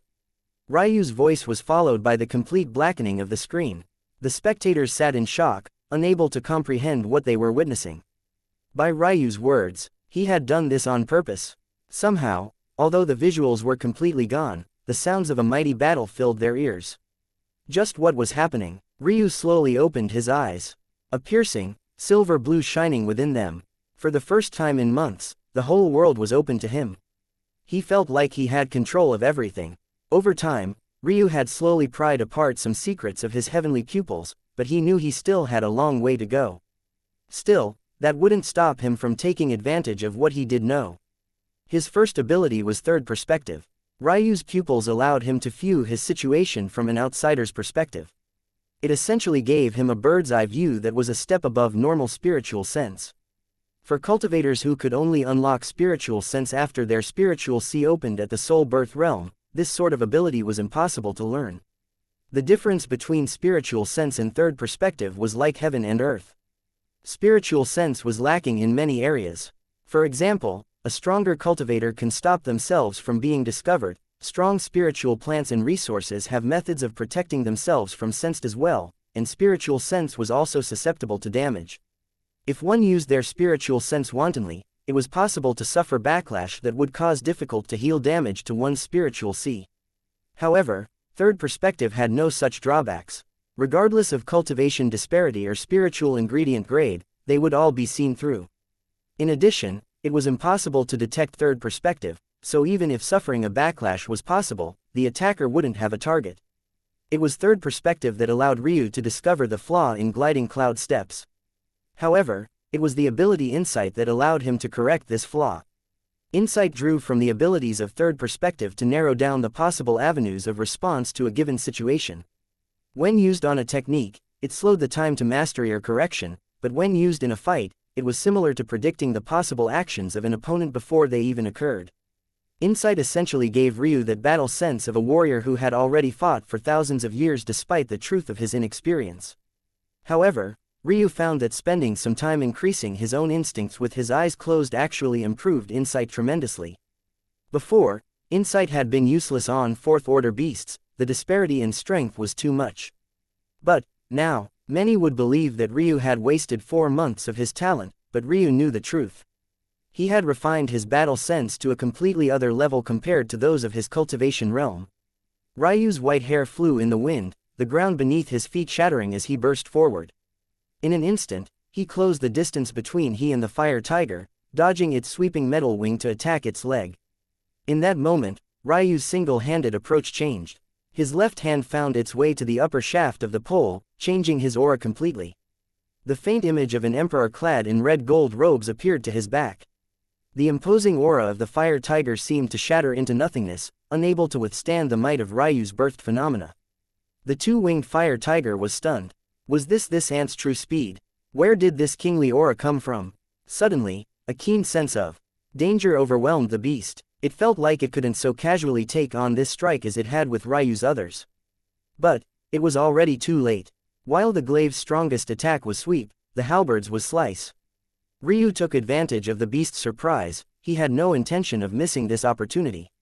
His halberd swung downward in a simple, but mighty, vertical line.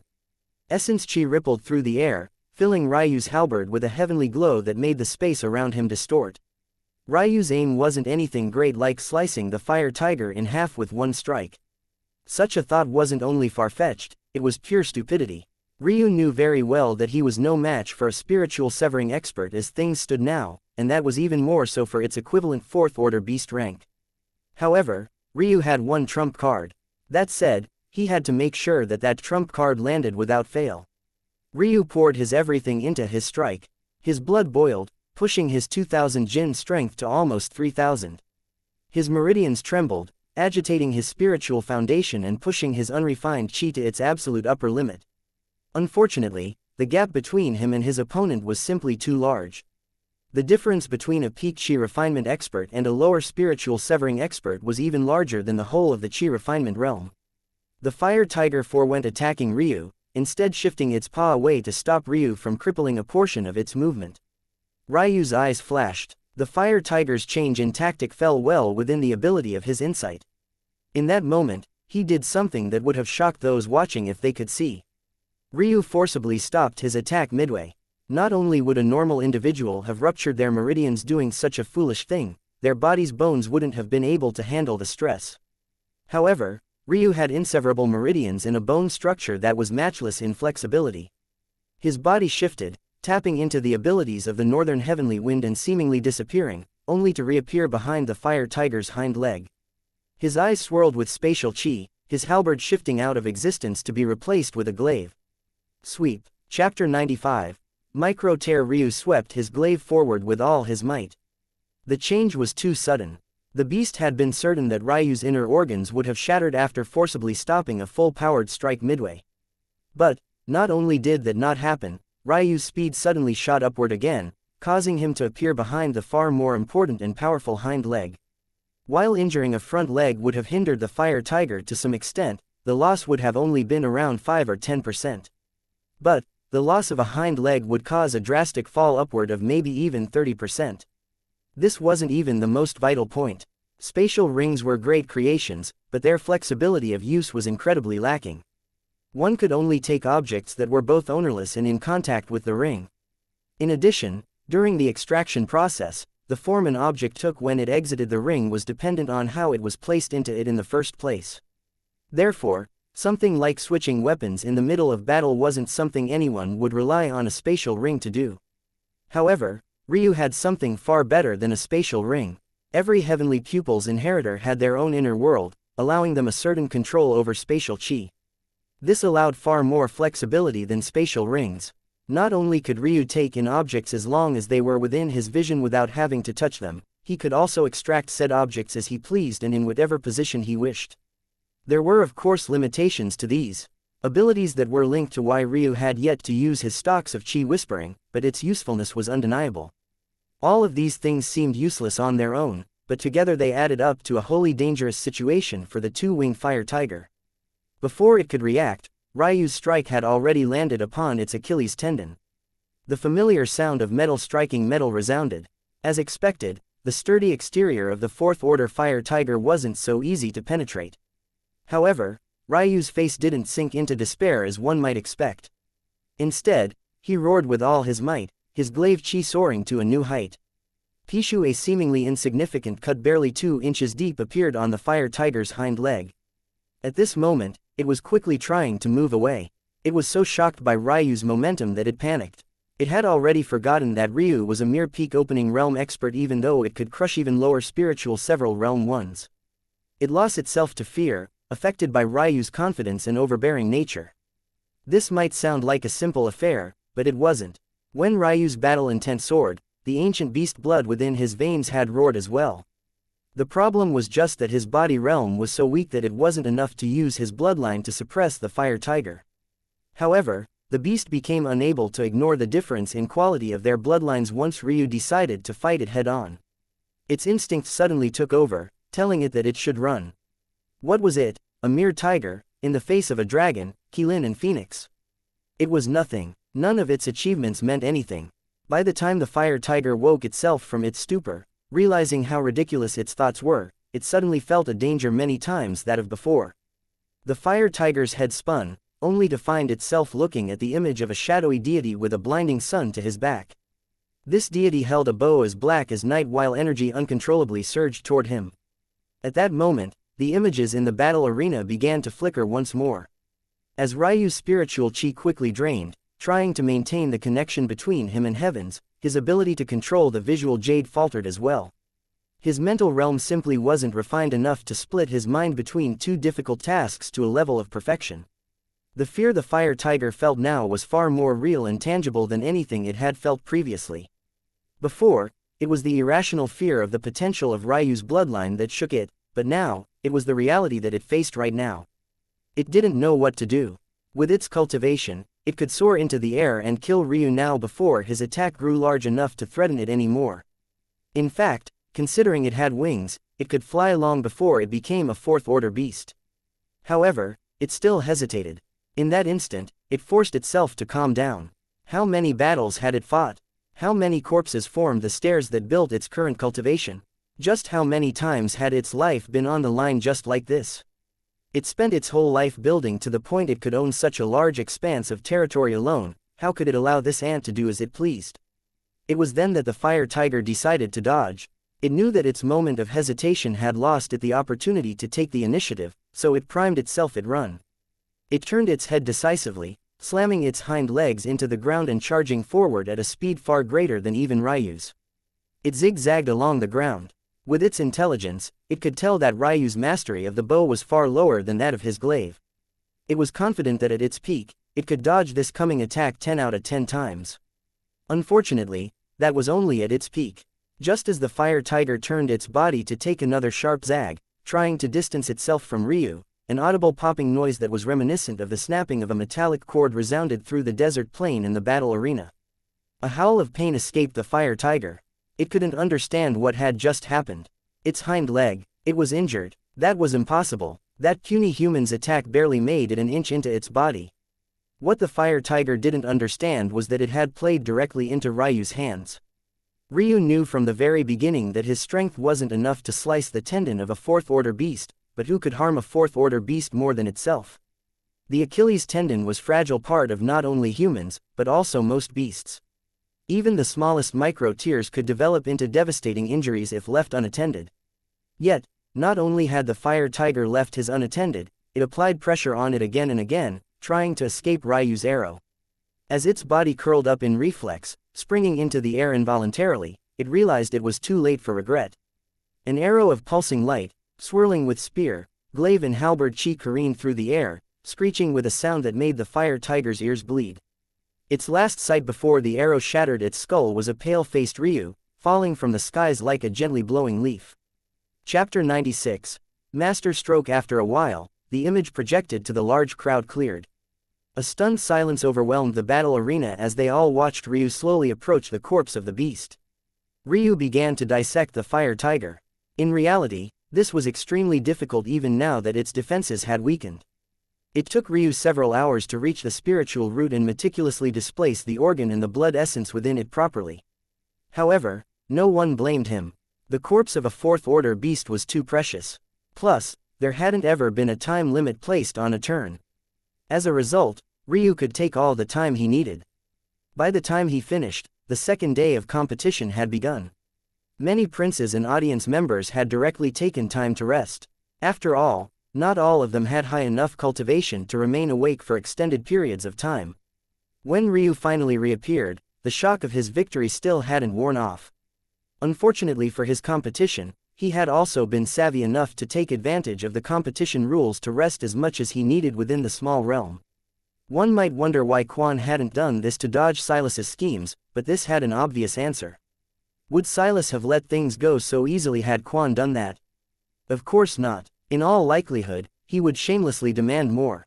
There was another more complex reasoning to this as well. One had to remember that these trials weren't taking place in a vacuum. The small-scale teleportation arrays had been connected to the real territories of real beasts. How could there only be one beast in a small realm? Beasts spent much of their time fighting for territory. What would happen if the overlord of an area suddenly died? Wouldn't new beasts rush in, seeking benefits?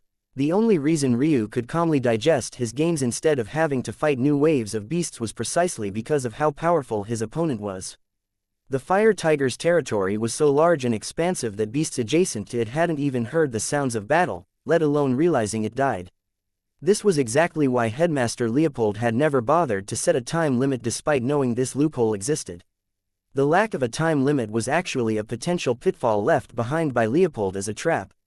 If you spent too long battling, trying to conserve strength, or were too poor in battle to finish quickly enough, you would attract far more trouble than you were capable of dealing with. Only when the opponent you faced was so outrageously powerful would these petty traps have no meaning.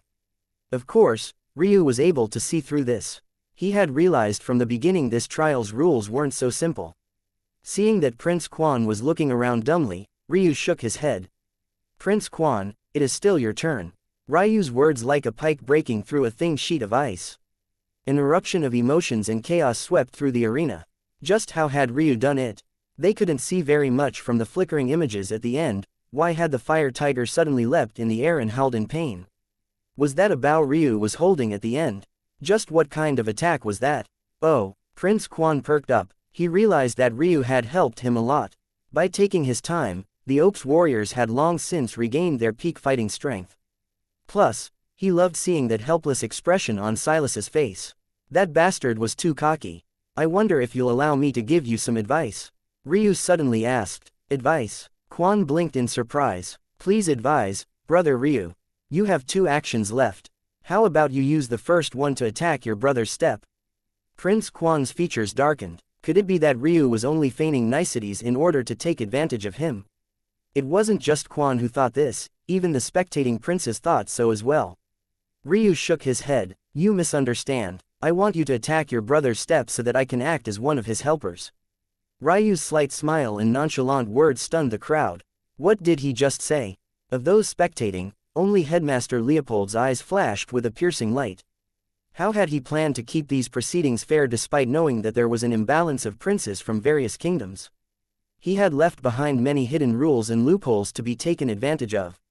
This was one such rule. Headmaster Leopold had said from the very beginning that a prince was allowed helpers, but he never restricted where that help could come from. There was no rule against 2 princes entering the same step at the same time. Quan looked away from Ryu to glance at his elder brother. Although this sounded like a great idea, there were many problems with this approach. Namely, if Ryu decided to betray his elder brother, it would result in disaster. By the time he entered, it would be too late for regret. However, who would have thought that his elder brother Kalman would nod straightforwardly? Taking a deep breath, Quan calmed himself. Just why was Ryu doing this? He was already on his 8th step. Since he could defeat a lower 4th-order beast, he wouldn't have trouble taking first place after Quan concluded his turn. So, what was the purpose of this? "I do have ulterior motives," Ryu suddenly said. "I'm not ashamed to say that the method I used to achieve victory isn't something I can replicate time and time again. In truth, defeating a peak third order beast alone is probably my limit. Which means, I'll need some help on the final step. You'll use your attack on your brother and I'll help him step upon the 6th step. Then, when it's my turn once more, I'll help him step upon the 7th step by attacking him once more. If anyone attacks him, I'll become his helper, helping him continue to move forward. After all, princes have unlimited entries. Ryu's words were like a hidden landmine being triggered after decades hidden under an abandoned battlefield. That was right. From the very beginning, Headmaster Leopold had said that only warriors with unlimited entries were the princes. It didn't matter that Kalman had 5 more steps left to climb, Ryu could help him with each and every one of them. The faces of Ryu's enemies darkened, but Headmaster Leopold's eyes only seemed to grow brighter and brighter. What a master stroke, Leopold exclaimed in his heart. With a single move, Ryu not only showed signs of weakness that would make his enemies less wary of him, he also exploited rules to perfection and gained 2 strong allies for himself. This was exactly how Leopold wanted this game to be played. Chapter 97. Won't let go. There was nothing the opposing princes could do. Directly after Quan's turn, it would be Ryu's turn to go. There were no more opportunities to interfere. Although they could theoretically attack Prince Kalman, the only individual who could do so was first Prince Amory. Since Amory was on his 7th step thanks to Atticus' help, he could use his 3 actions to finish this trial out. However, if he used one of his actions to attack Kalman's step, he would be giving up his right to place second. Since Kalman could never do that, he would have to concede to allowing Ryu's plan to continue unhindered. In this way, Quan, Kalman and Ryu would have the smoothest turns of this entire trial. This was especially so for Kalman, who had seemingly accepted a pie that descended from the skies. Following Ryu's instructions, Quan directly attacked his brother's 6th step. As luck would have it, he faced a mere middle 2nd order beast. Directly afterward, Ryu leapt to Kalman's aid. Since Ryu was so powerful, Kalman had no need to waste the entries of his helpers. Not long afterward, he stood firmly upon his 6th step. Afterward, Ryu made an odd request. Still, due to all the help he was giving them, Quan didn't hesitate to attack Jedrek's 7th step. For Jedrek, who was the wealthiest of them all, ignoring attacks was by far the easiest for him. It was for this reason no one had dared to attack him until now. Yet, Ryu had suddenly helped him climb to the 7th step. With that, Quan's turn ended, and it was now Ryu's, who currently stood on his 8th step due to the fact he had successfully ignored 2 attacks. Ryu's first action was to directly attack Kalman's 7th step. Then, he proceeded to help Kalman ignore his own levied attack. This second trial had suddenly become Ryu's personal playground. Due to Ryu's help, Kalman had once more been able to save an entry for his chi refinement experts even after stepping into the 3rd tier of steps. And, since allowing his chi refinement experts to help Ryu wouldn't count against his own entries, he had no problem allowing Ryu to use them to climb his 9th, and finally the 10th step. The audience was suffering a severe case of whiplash. Just a couple of turns ago, they had believed that Ryu had been cornered by Silas. Yet, in one sweep, he had not only defeated a 4th order beast, he had also made a mockery of the second trial. After Ryu conquered and completed his 10th step, it was finally Amory's turn. The first prince could only complete his trial begrudgingly. There was no worse feeling than understanding the plans of your enemies clearly, yet having no choice but to walk in lockstep with them. Once Amory's turn concluded, Ryu continued to help Kalman. Due to the fact the final 10th step was a half-step 4th order beast, Ryu was able to take his time in defeating it. Although it wasn't as powerful as the Fire Tiger, its territory was fairly large as well. As a result, Ryu's final use of the Ops warriors left them feeling incredibly refreshed and relaxed. Coupling this with the fact that Amory took quite a bit of time to defeat his own half-step 4th order beast, and they entered Kalman's final steps 100% healthy. As expected, with Ryu's help, Kalman's final steps ended smoothly. He had once more firmly taken 3rd place. Kaden went next, but due to the fact he had wasted so much time helping Amory, he would still need one more round to finish. In the end, he feigned like he was also Jedrek's ally by attacking his steps. But, this move of his forced Amory to use every ounce of his willpower to not facepalm. Kaden's current help was absolutely useless after Ryu had Quan attack Jedrek. No matter what, even without Kaden, Jedrek would be able to climb to the 10th step this round. Yet, this fool actually continued on with the original plan. Now others understood why Ryu had Quan attack Jedrek. It was precisely so that Kaden couldn't muddy the waters and fool others. But, even Ryu hadn't expected Kaden to be so stupid. The fact he did this was practically like waving a massive flag that read, "I'm Amory's ally." Unfortunately, one wouldn't be able to use Qi line techniques until reaching the Qi refinement realm.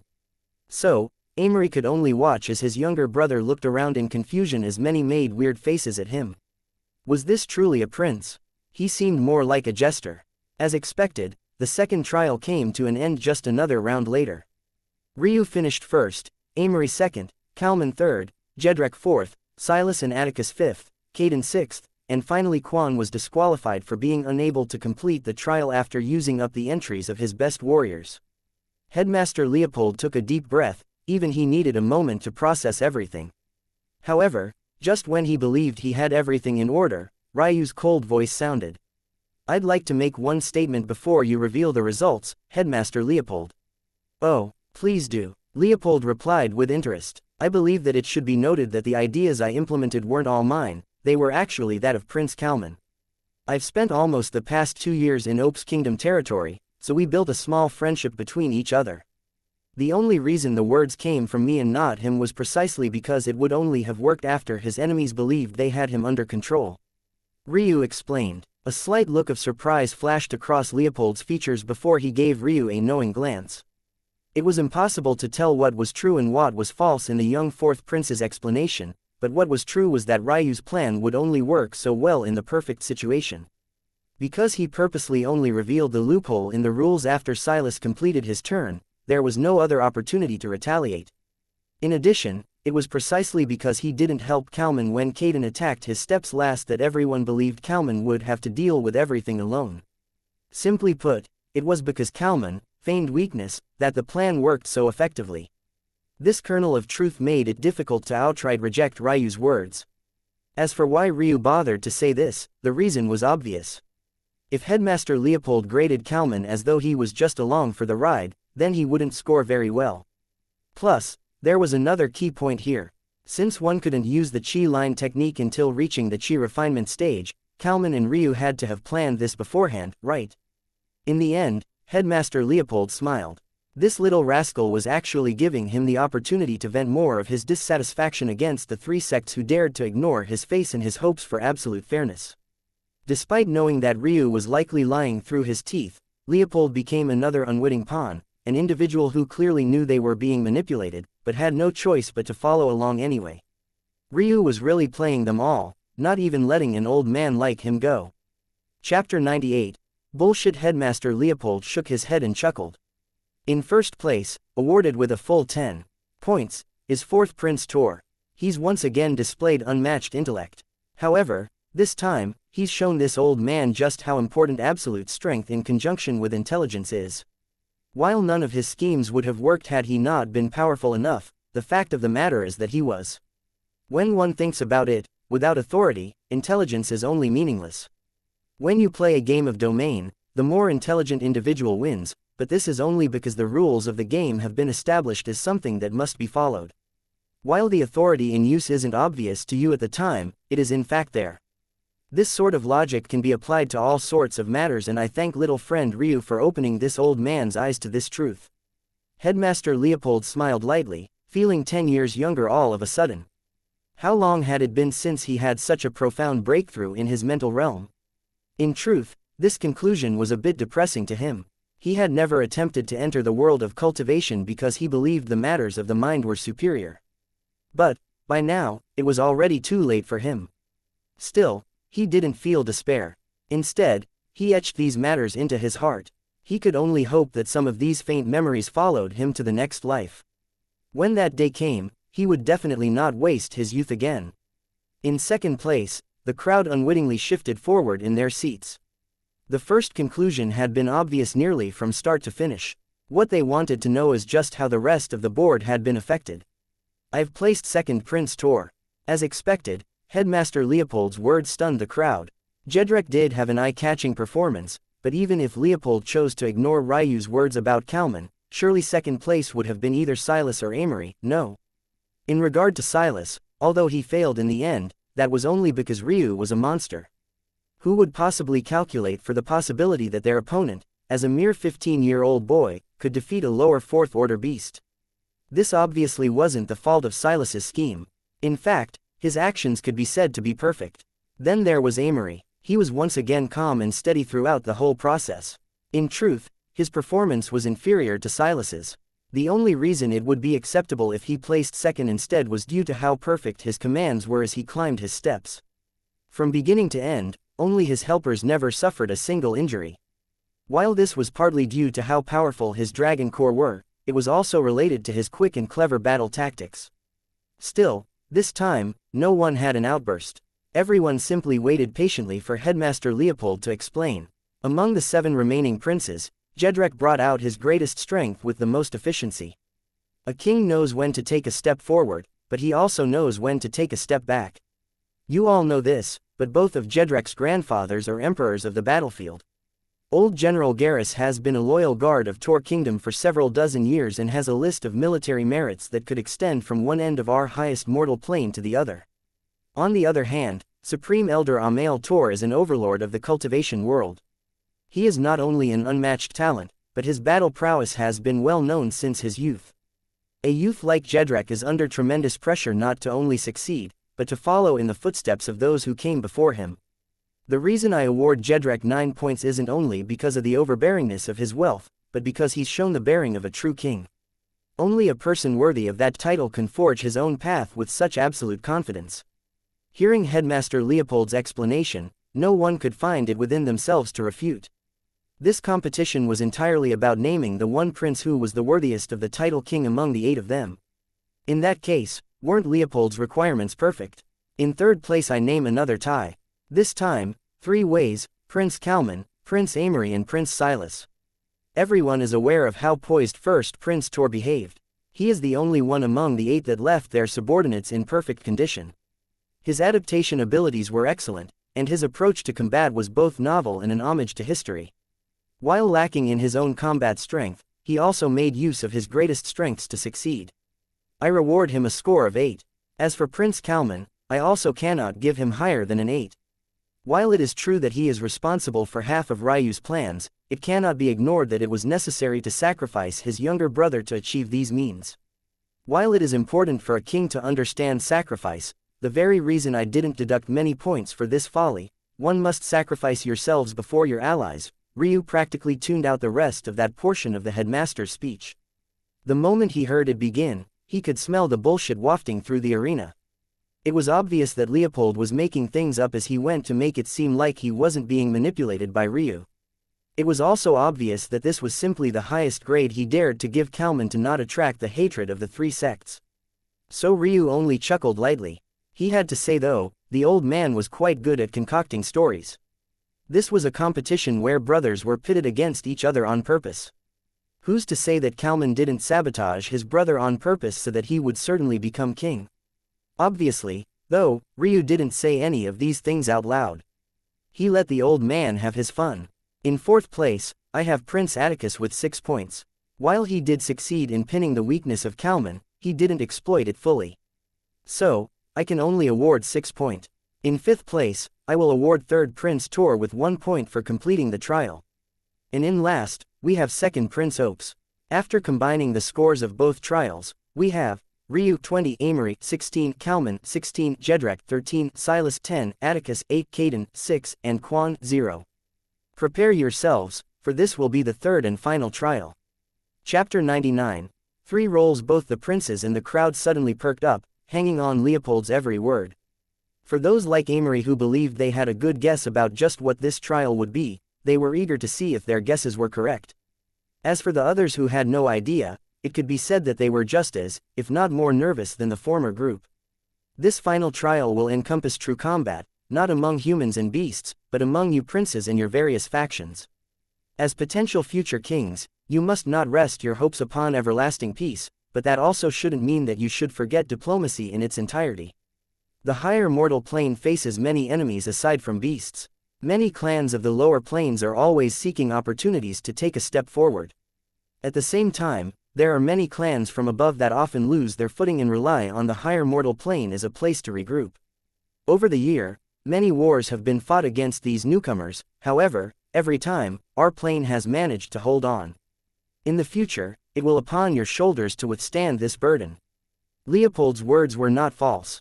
Although it had been slightly more than 100 years since the last time such an event occurred, it still had to be remembered that there were some here who were actually alive during the last. For clans on the middle mortal plane, like Granny Miriam's clan, for example, they always sought to elevate their position to greater heights. A higher plane not only represented greater resources, but it was also directly correlated to life as well. On the lower mortal plane, a mortal would only be able to live 70 to 80 years at most.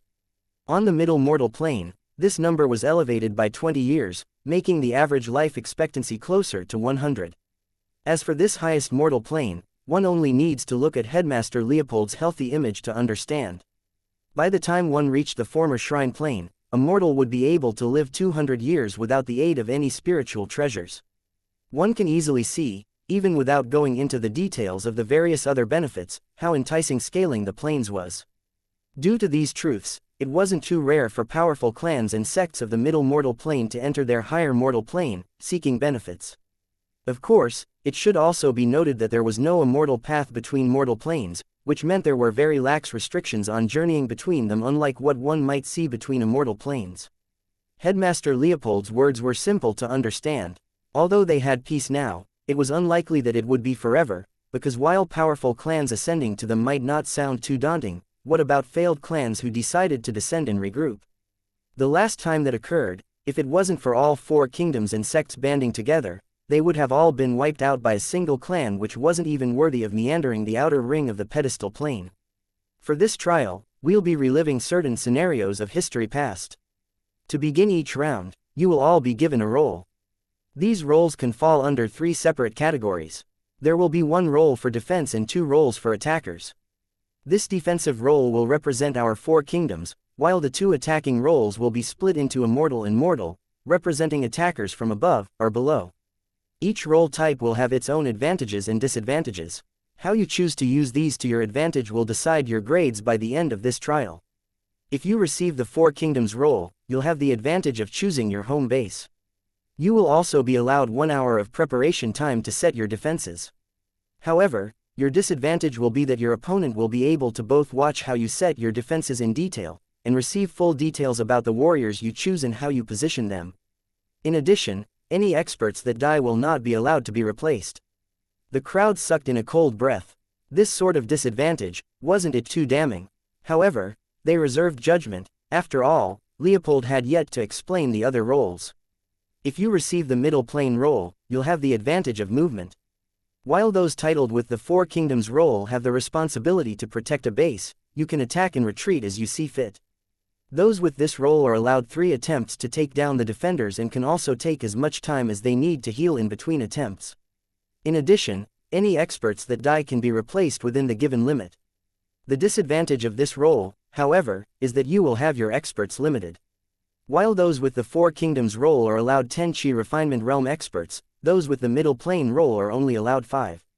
A picture of the landscape of this trial began slowly forming in the minds of those spectating. After understanding 2 roles, it seems that this was more balanced than they had previously assumed. The difference between 5 and 10 Chi Refinement Realm experts was massive. Finally, there is the Immortal Plane role. The advantage of this role are the experts. One can have up to 20 Chi Refinement Realm experts should they be given this role. However, with this advantage, comes its own disadvantages. Firstly, those with this role only receive 1 attempt. In addition, this singular attempt is timed for 2 hours from when the 4 kingdoms role completes their defenses. Secondly, the information provided to the Immortal Plane team will be slightly more limited. While those of the Mortal Plane role will know the general location of the defending team's core, the Immortal Plane team will not receive this information. However, they will be provided with everything related to the defenses of the 4 kingdoms team. Lastly, although I've slightly alluded to it just now, I will explain the objective of this final trial, and that is to retrieve the 4 kingdoms team's core. The Immortal Plane team will receive a 2-hour attack sequence to find and take this core, while the Mortal Plane team will receive 5 hours for each of their 3 attempts. In addition, neither the Immortal Plane or 4 kingdoms team will be allowed to replace dead experts, but the Mortal Plane team will be given this right. With this core rules out of the way, there is another important aspect I have yet to touch upon.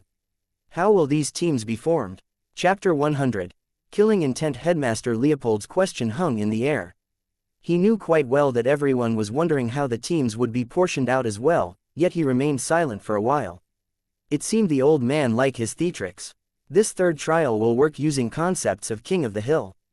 The first team to successfully defend their 4 kingdoms core twice will be considered the winners. Of course, the various scores you receive may or may not be related to this. I will always put the most stock in performance. However, this matter isn't as simple as it seems. Successfully defending against a particular role will count as one. But, defending against that same role once more won't count at all. Essentially, you must defend against one mortal attack and one immortal attack to claim victory. You will each have the opportunity to choose your role, except for Ryu, who has no choice but to take the 4 kingdoms role to begin. This is both his blessing and his curse. Many raised an eyebrow at these words. Since ending this trial relied on one prince defending 2 roles once each, wasn't it a major advantage to go first? But, those who were more clever immediately understood the pitfall the moment Leopold spoke his next words. After Ryu takes up his position, the next individual, by the results of the previous 2 trials, will then be allowed a chance to pick their attacking role. Whether it be mortal or immortal, it doesn't matter. The decision will be left up to you. However, you do need to note that you aren't allowed to pick the same attacking role twice in a row, so be mindful. Maybe if Ryu's eyes were opened, others would notice his gaze narrow. These rules seem simple, but how could Ryu not immediately understand the trap that was being laid? If Ryu somehow defeated his very first challenger, would the subsequent princes risk choosing the one role he had yet to defeat? Of course not. They would purposely pick the role Ryu had already defeated. No matter how many times Ryu defeated that one role, the trial still wouldn't conclude, and they would thus still have a chance at victory. Why would the princes choose to do this? Obviously because no one role was clearly better than the other. Both had their advantages and disadvantages, so they would obviously choose the role that mitigated their risks to the greatest extent. The only life jacket Headmaster Leopold threw was in his final words. Obviously, he wouldn't allow the other princes to endlessly exploit this rule. So, he barred them from choosing the same attacking faction twice in a row. Still, this was hardly a concession. The best-case scenario was that Ryu would have to defeat his opponents through 8 turns before he could finally win. This 8-turn total included defeating all 7 princes once before a new round began, then winning the first turn of that next round. However, there was a far worse scenario available to Ryu. What if he failed? If he didn't win 8 turns straight, he would be booted from his 4 kingdoms role. By the time he fought for the right to claim that role once more, his opponents could rinse and repeat the same scheme. By then, their ability to choose the same role Ryu had already defeated would be allowed once more. If this continued, Ryu would enter a vicious cycle of losses. Headmaster Leopold almost seemed to have made these rules as he did so that it would be impossible to win in one fell swoop. Headmaster knew there were many alliances among the princes, but with the way these rules were set up, would they really dare to so blatantly help each other? Even Silas couldn't be as carefree as he was before, or else his very kingdom's faith would definitely suffer. As for Ryu and the Ops princes, could the latter two really care for Ryu in this situation? If they helped Ryu win, how would they answer to their own people? The entire livelihood of the Ops kingdom was hanging in the balance. They definitely couldn't afford to repay the debt they owed Ryu here. The only acceptable alliances would be between brothers helping each other. In that case, the kingdom could rally behind them. In fact, their faith might even skyrocket. Who didn't like a story of brothers willing to sacrifice their rights to the throne for one another? If Headmaster Leopold's calculations were correct, this meant that the only wild cards left would be Kaden and Quan, both of whom would want to aid their elder brothers. This was Leopold's plan all along. He had known from the beginning that the 3 kingdoms would band together to harm the Ops clan, but in this case, the Ops clan had the advantage. Even if Amory defeated Ryu, Kalman would have the chance to defeat him directly afterward. If Kalman managed to win, no matter what the following princes did, as long as he managed to make it to Quan's turn, he would win. This placed Ops kingdom's destiny firmly within Kalman's hands. Whether they win or lose, it was all up to him. This is the best this old man can do for you too. Whether or not you can grasp this opportunity will be left up to you. As for Ryu, Leopold didn't believe for a moment there was a possibility for his victory. No one would be foolish enough to underestimate Ryu, not after what abilities he displayed. The issue was that the only number count that was limited were chi refinement experts. Leopold purposely didn't put any cap on the number of experts you could have below that cultivation realm. How could Ryu face hundreds of soldiers alone? His loss was inevitable. Headmaster Leopold sighed. Don't blame this old man, little Ryu. I organized these events long before I knew of your plight. If I had known, maybe I would have made a change. Still, with your talent, even the moon and the stars are within your grasp. This old man will make sure you leave here safely. In the future, you can take your revenge yourself. Many shared Leopold's thoughts. That said, these individuals weren't nearly as benevolent as the old headmaster. Their minds were far more sinister. To the edge of the arena, Amory was pulled aside by his grandfather. Patriarch Cedar. The Dragon Corps are undefeatable, but that Ryu is far too unpredictable. Be swift and strong, throw everything you have at him, and definitely, do not, under any circumstances, allow him to survive past this first turn. Kill him. Patriarch Cedar's lofty aura was akin to an ancient tree, rooted in the ground firmly. The only thing that gave away a glint of emotion was the dense killing intent in his eyes. Chapter 101. Breaking War. While the other princes had retreated to their respective kingdom corners as the third trial grounds were prepared, Ryu obviously did no such thing. Instead, he quietly meditated near the edge of the arena, once more increasing his mental realm to its peak state. He was very close to accomplishing his goals here. The first trap had already been laid. Now, all that remained for him to do was win. He didn't care how many odds were stacked up against him, nor did he care about the killing intent-filled gazes that stared daggers toward him. If they believed that this was enough to shake the air of the Tatsuya clan, they were sorely mistaken. The bottom of the battle arena began to slowly split apart. It was a grand display. The image of several hundred meters worth of land giving way astonished the crowd that very rarely saw such displays. This definitely wasn't something that could be seen in the lower plains and was the product of years of preparation, all for this day. Soon, a small cityscape raised up from below. It was surrounded by a ring of forest which was separated from the small-scale city by tall, 10-meter-high walls with a thickness of at least 5 meters. From a cursory glance, this battlefield looked like a replica of the Four Kingdoms, taking elements from each. The ring of forest was taken from Tor Kingdom, while the city structure was a replica of Ope's Kingdom. Finally, the palace was identical in appearance to Viri Kingdom's Viri Palace, and the walls were the brainchild of Lanta's kingdom. Overall, the small-scale replica was just over 1 kilometer in diameter.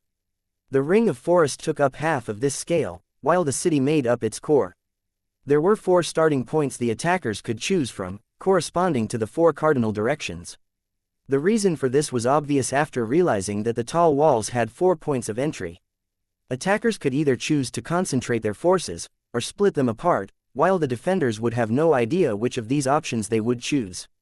Not long afterward, Ryu was escorted to the city palace, which would obviously act as his own starting point. It was clear by this point that although the attacking roles were relatively balanced, there was a severe disadvantage to the defenders.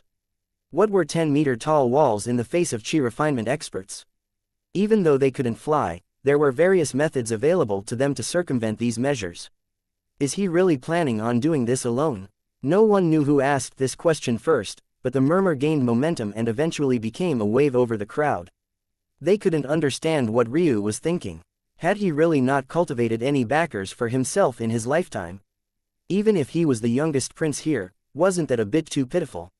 Ryu accepted the kingdom core. As expected, the core was massive, spanning over 15 meters in every direction. In addition, it was incredibly heavy, weighing almost 50,000 jin, a weight that was well outside the output Ryu's body could handle. Other than this, the core was made of breaking ore. It was known for its incredible density and absurd fragility. Its chemical structure was such that even a decently powerful teenage mortal could shatter it into pieces as long as they had striking power of about 100 jins. Because of this, breaking ore was looked down upon by almost everyone. Who would want such an obnoxiously heavy material that could break apart so easily? However, when Ryu saw this breaking ore, sensing it with his foggy spiritual sense, he smiled brightly. He ran his hand over its transparent exterior. After confirming his thoughts, he couldn't help but feel happy. Breaking ore was an odd material. In its current state, it would be a beautiful crystalline if it wasn't for the fact the flecks of black and gray impurities pervaded its body. As things stood, it really was only useful to be used in such a trial. It was difficult to move without breaking, yet it was heavy beyond belief. So why was Ryu happy? Because he knew well what this material could become if refined properly. After all, it was labeled as an ore, for a reason. Neutron star core was both the densest and hardest material in the world. Ryu's chaotic silk meridians ranked third on the list of hardest materials in the world.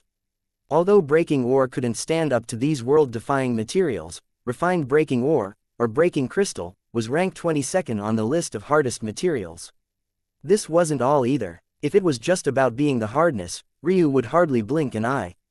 Hardness was great, but it was only valuable it had other properties.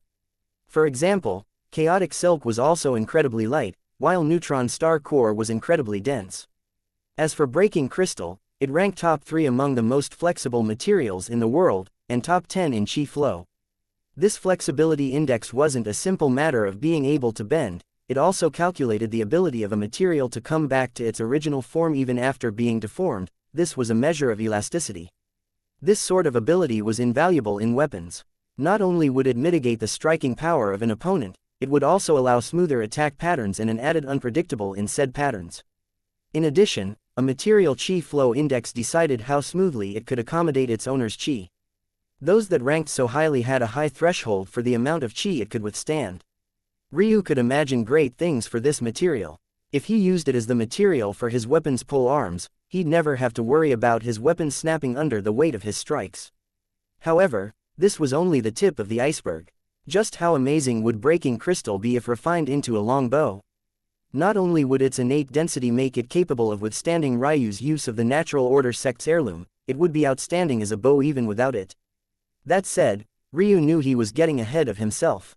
While the polearm and body of a bow were important, the blade and respective bowstring was just important. He would definitely have to take his time to find material worthy of being paired with this breaking crystal. He would also need to find a blacksmith with the skill to refine this ore properly. Who would have known that the mortal plane would have such a treasure?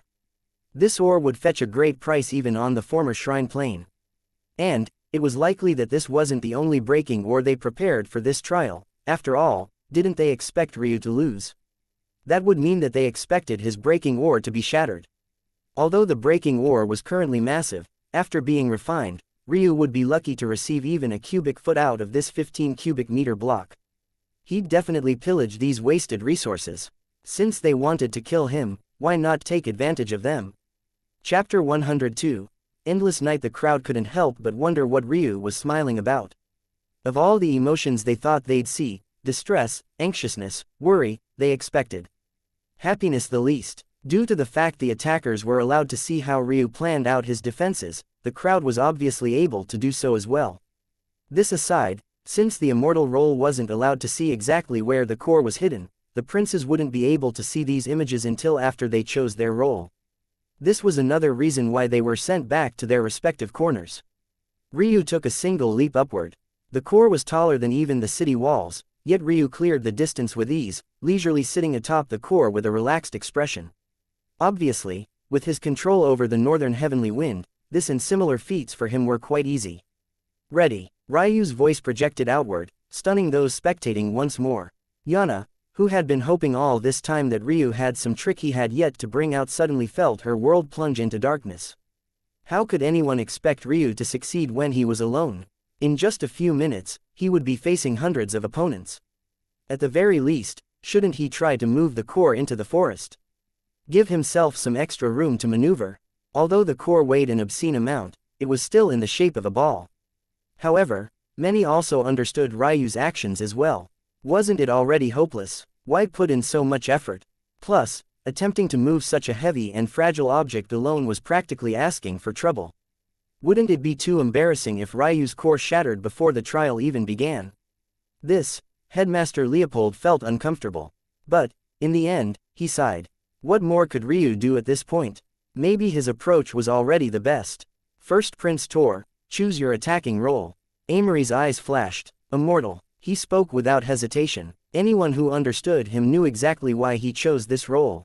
With 20 chi refinement experts at his disposal, who cared about a mere 3-hour difference? Even more importantly, Choosing immortal now basically locked the other princes into this role as well just in case he failed. This put Oak's kingdom at a major disadvantage because everyone knew they only had 10 chi refinement experts in total. In addition, there weren't many princes other than him who could bring out this number of experts. Aside from the Dragon Corps and Jedrek's personal troops, the other princes would be hard-pressed. Knowing this, why would Amory pick the mortal role that restricted him to 5 chi refinement experts? In the next moments, the Dragon Corps began to gather, each sitting upon a royal war horse. This time around, Amory didn't call out a specific squadron or division, he directly amassed his entire force. 300 men, 20 of whom were of the chi refinement realm, 80 who were pulse-opening realm experts, and 200 who were within the awakening realm. This was a frightening lineup that could shake even a kingdom's elites to their core. Their red armor shone a bloody crimson light under the high sun even as their battle-intent soared. The crowds of people couldn't help but feel stifled. They were just normal mortals, how often could they see such a lineup?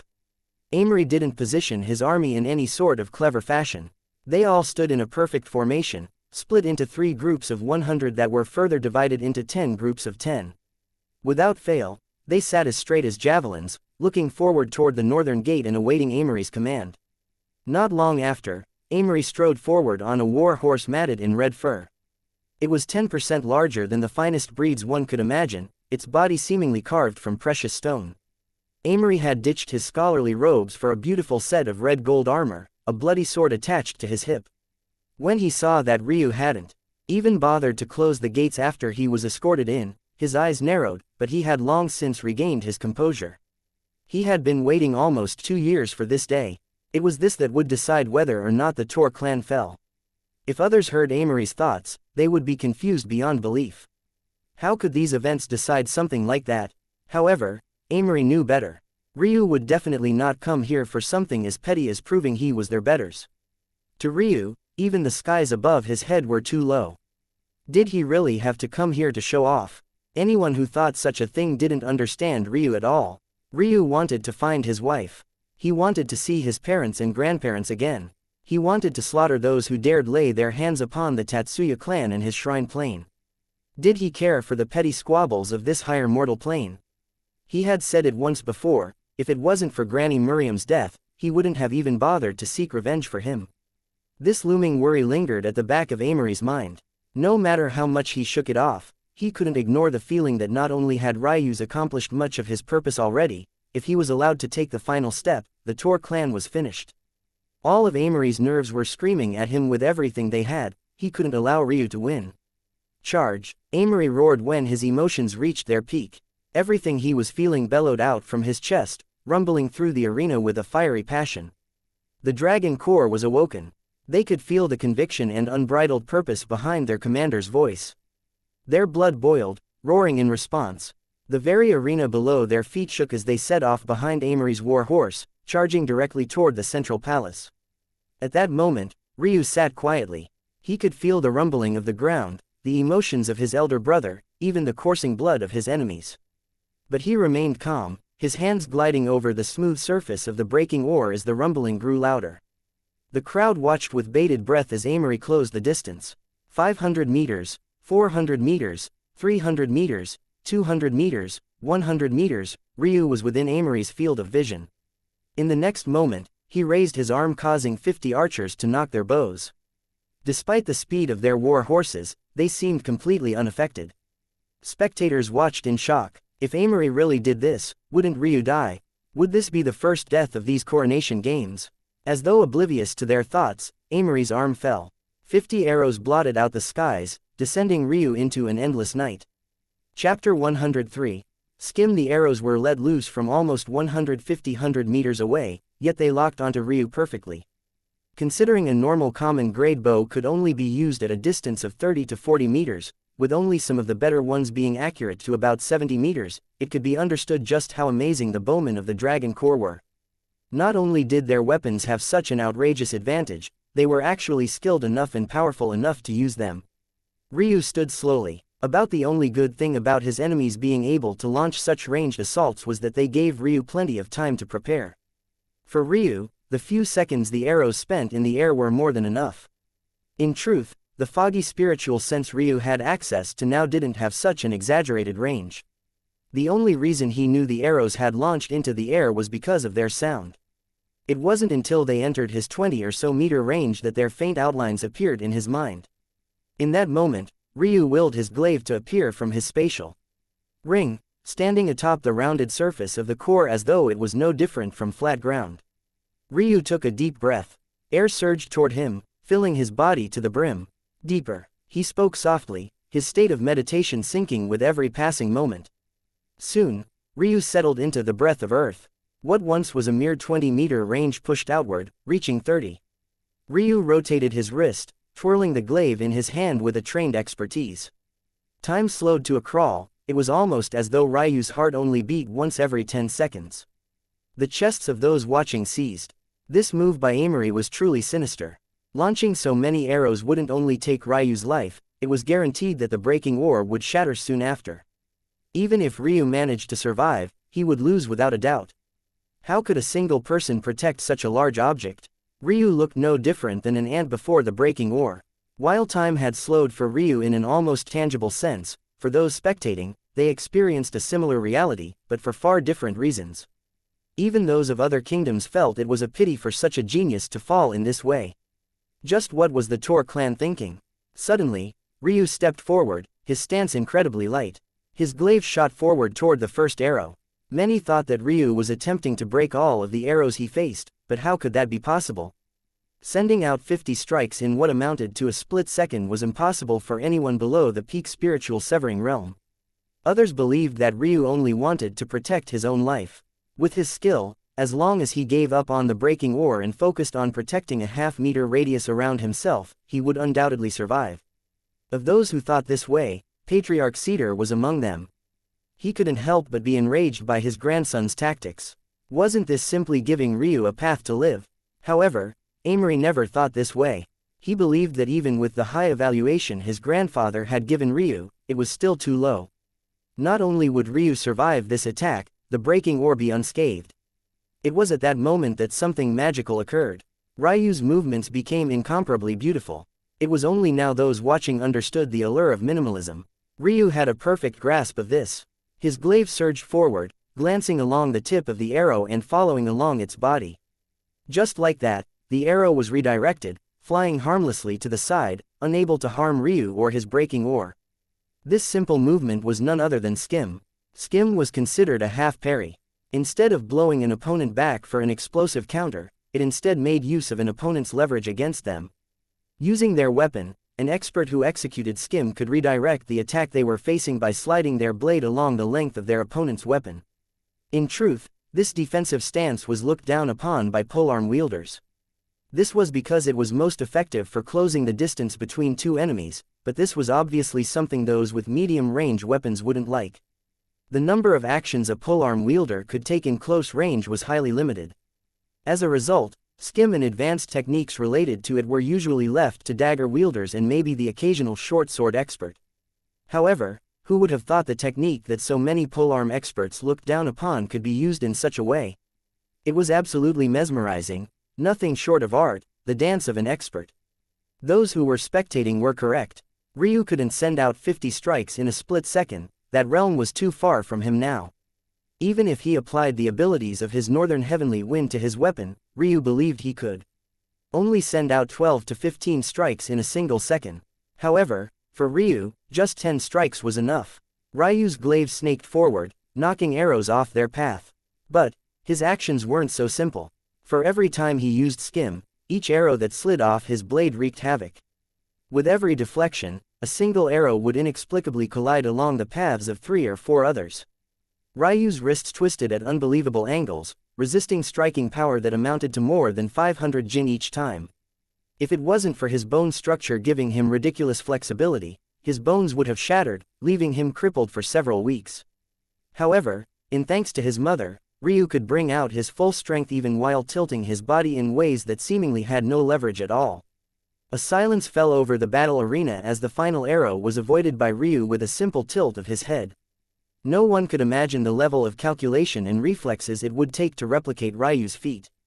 Not even a single scratch could be seen on his breaking ore, yet he stood amid a cemetery of broken arrows. The only person who seemed completely unsurprised was Amory. However, even he couldn't have predicted what happened next. I'm crawling at a snail's pace toward this dream of dual polearm wielding. Ryu sighed. But there are some very clear advantages. While my striking power is far less, my degrees of freedom and striking speed is overwhelmingly faster. I guess this isn't the proper place to test this out, I'll stop playing around. In the next moment, the 50,000 Jin breaking ore vanished from thin air. Chapter 104. War Horses. Amory was so shocked by what he saw that he lost control of his reins for a moment. If it wasn't for his quick reaction time, not only would he have fallen from his horse, he would have been trampled by his own dragon core. What a terrible death that would have been. It wasn't just Amory, even the esteemed headmaster Leopold had an incredulous expression on his face. How could he ever have thought that something like this would happen? Everyone was aware that Ryu had a spatial ring. After all, if he didn't, just where was he pulling his weapons from? The reason Headmaster Leopold ignored this was because as a well-learned man, he was aware of how rare spatial rings were. In addition, he also knew that the larger their inner spaces were, the vastly more expensive and unreachable they would be as well. The truth was that Headmaster Leopold had already thought of this sort of exploit. In order to make sure that the kingdoms with sects still backing them couldn't borrow spatial rings in order to put Quan and Kalman at even more of a disadvantage, he requested that the breaking ore be constructed to an abnormally large size. If it wasn't for his odd yet specific instructions, who would go through the hassle of mining such a fragile ore to the size of 15 cubic meters? According to what Leopold knew, the best spatial rings on this higher mortal plane had about 10 cubic meters of space. Never in his wildest dreams did think Ryu's own was overshadow them to this extent. Headmaster Leopold could only helplessly sigh. What could he do? It wasn't as though he could suddenly change the rules midway. Plus, Ryu was already at a disadvantage, facing hundreds alone. How silly would everyone look complaining about something like this? Wasn't Ryu right before you now? Then catch him. Of course, Ryu had thought of this method long ago. His spatial ring wasn't created by the standards of the higher mortal plane, it was a present Granny Miriam's younger sister sent her for her birthday a few decades ago. Knowing how much Miriam loved to travel and care for the sick, her younger sister spent a lot of money getting her elder sister this ring. Even by the pedestal plane standard, it was large, sitting with just over 100 cubic meters. Let alone just one breaking ore, Ryu could fit a dozen and still have about 50% of the space remaining. Just as Amory was stabilizing his horse, he suddenly caught the faint image of a shadow out of the corner of his eye. Before he could react, the front legs of his war horse were sliced in half. He hadn't even tumbled forward yet by the time Ryu passed him by, not bothering with his presence. The dragon core couldn't believe Ryu's speed. He had just been just over 100 meters away, yet a few seconds of distraction already had him upon them. It took him no more than a single attack for their organized formation to be thrown into disarray. Amory tumbled through the wide cobbled street, allowing him momentum to roll him forward before springing upward. Even with his disheveled appearance, order after order began tumbling out from his lips. Several squads at the front acted as a buffer while those in the back organized themselves according to Amory's orders. No matter how heaven-defying Ryu was, he was too arrogant. Maybe if he used this speed of his to run into the forest, they would sigh in despair, but he hadn't done that. He actually ran right into them. He was most definitely playing into their hands. What this dragon core didn't know was that while Ryu danced among them, the thoughts they aimed toward him were the same thoughts he had about them. To Ryu, it was completely foolish for Amory to charge straight at him. He should have cast a net, closing off Ryu's options. But, as things stood now, Ryu had two measures he could take. Numbers meant absolutely nothing to Ryu. Amory had 20 chi refinement experts, but he actually restricted them with military rules. How could they bring out their strengths like this? When wars on the immortal planes were fought, they weren't done in this way. Immortals were often left to their own devices, allowing them to wreak havoc as they saw fit. In Ryu's opinion, this wasn't a good approach either. Control and order were all important when fighting in such a large group. But, too much restriction was a bad thing as well. Due to their formation restrictions, the chi refinement experts could only watch as Ryu incapacitated their allies right before their eyes. Although none of them died, their falls from their high horses broke several bones. They simply weren't as lucky as Amory. While the first prince had been a lone rider at the front, When they fell, they were amidst several other men and horses. Those who fell suffered greatly. What broke Amory's heart the most wasn't even the injuries of his men. Every time another war horse gave off a pained cry before becoming forever crippled, he felt knives being stabbed into his heart. Each one of these war horses were carefully bred for over 15 years. He had poured at least 10,000 gold into even the youngest. As for his own war horse, even 100,000 gold was a conservative estimate. With every flash of Ryu's glaive, another war horse fell. By the time Amory finished rattling off his commands just 20 seconds later, almost 30 war horses and warriors were incapacitated. 10% of his dragon core, gone, just like that. Ryu smiled as the dragon core organized itself. He suddenly found his pathways cut off. After learning from his mistakes, Amory had the chi refinement experts take the helm. Everyone else was simply cannon fodder to Ryu. The 20 chi refinement experts surged forward from all sides, the strongest of them being of the middle chi refinement stage. Ryu's body flickered and swayed, narrowly dodging spear after spear. Unfortunately for Amory once more, he had made another mistake. Ryu was inexperienced in combat. Even after spending 8 months training against beasts, that was the true extent of his knowledge. He had never fought another human, nor had he ever taken a life. Yet, Amory did him the greatest service by outfitting his warriors with the weapon he was most familiar with. What a great gift this was! As time passed, Ryu's movements became more fluid. He began to understand that although beasts had intelligence, humans were still that small notch above. By now, the remaining dragon core had completely encircled Ryu. At Amory's behest, 50 archers had once more taken aim, but Ryu saw this as a cheap trick. Did Amory really expect him to believe that they would shoot at their own allies? This time, unfortunately for Ryu, that was exactly what they did. Chapter 105. So close yet so far. Seeing 50 archers taking aim and letting loose their arrows, the crowd suddenly felt that their hearts had taken too much punishment in the past 2 days. Not only was this move especially cruel, it was nigh impossible to dodge. As things stood now, Ryu only had about a 3 meters radius of movement space around him. Even this much was in part a product of his expert use of his glaive, ensuring that his opponents didn't get too close, and in part due to his enemies also using medium-ranged weapons. Ryu's brows furrowed. If he took the time to deal with these arrows, the chi refinement experts definitely wouldn't take this lying down. Although Ryu didn't believe restricting such experts in this way was the best use of their abilities, he had to admit that the fact they were bound by military law essentially guaranteed that they would dive headfirst into this sort of suicidal action. Even if it meant taking several arrows head-on, they would continue to charge forward. At this moment, Ryu regretted not learning any defensive techniques. He had told himself to do so multiple times, but the Natural Order sect simply didn't have anything that was suitable for him. All such defensive techniques they had were crude ones that involved hardening the skin and bones, but this was completely incompatible with Ryu's bone structure. If he tried to forcibly learn these techniques, he would be lowering his own potential. Ryu's breathing steadied, the world around him slowing once more as he entered an even deeper state. Breath of Heaven. Ryu himself knew that although his time limit for Breath of Earth had increased to just over a half an hour, his Breath of Heaven would only last him a few seconds. Because he had already used Breath of Earth for upwards of 10 minutes already, this time would be even shorter, not to mention the fact that it would definitely drain him of his spiritual chi. The consequences of such a thing can be imagined. Of them, the most terrible cost would be the impact to his spiritual sense. After this, it would be a toss-up as to whether he would be able to use it at all. Good. This is the sort of pressure I need. If I can't even defeat these people, what right do I have to defeat an enemy my parents couldn't? In the distance, the frail-hearted Yana felt that her world was collapsing. Finally, unable to handle it anymore, a small delicate shout left her lips as she fainted into her grandfather's arms.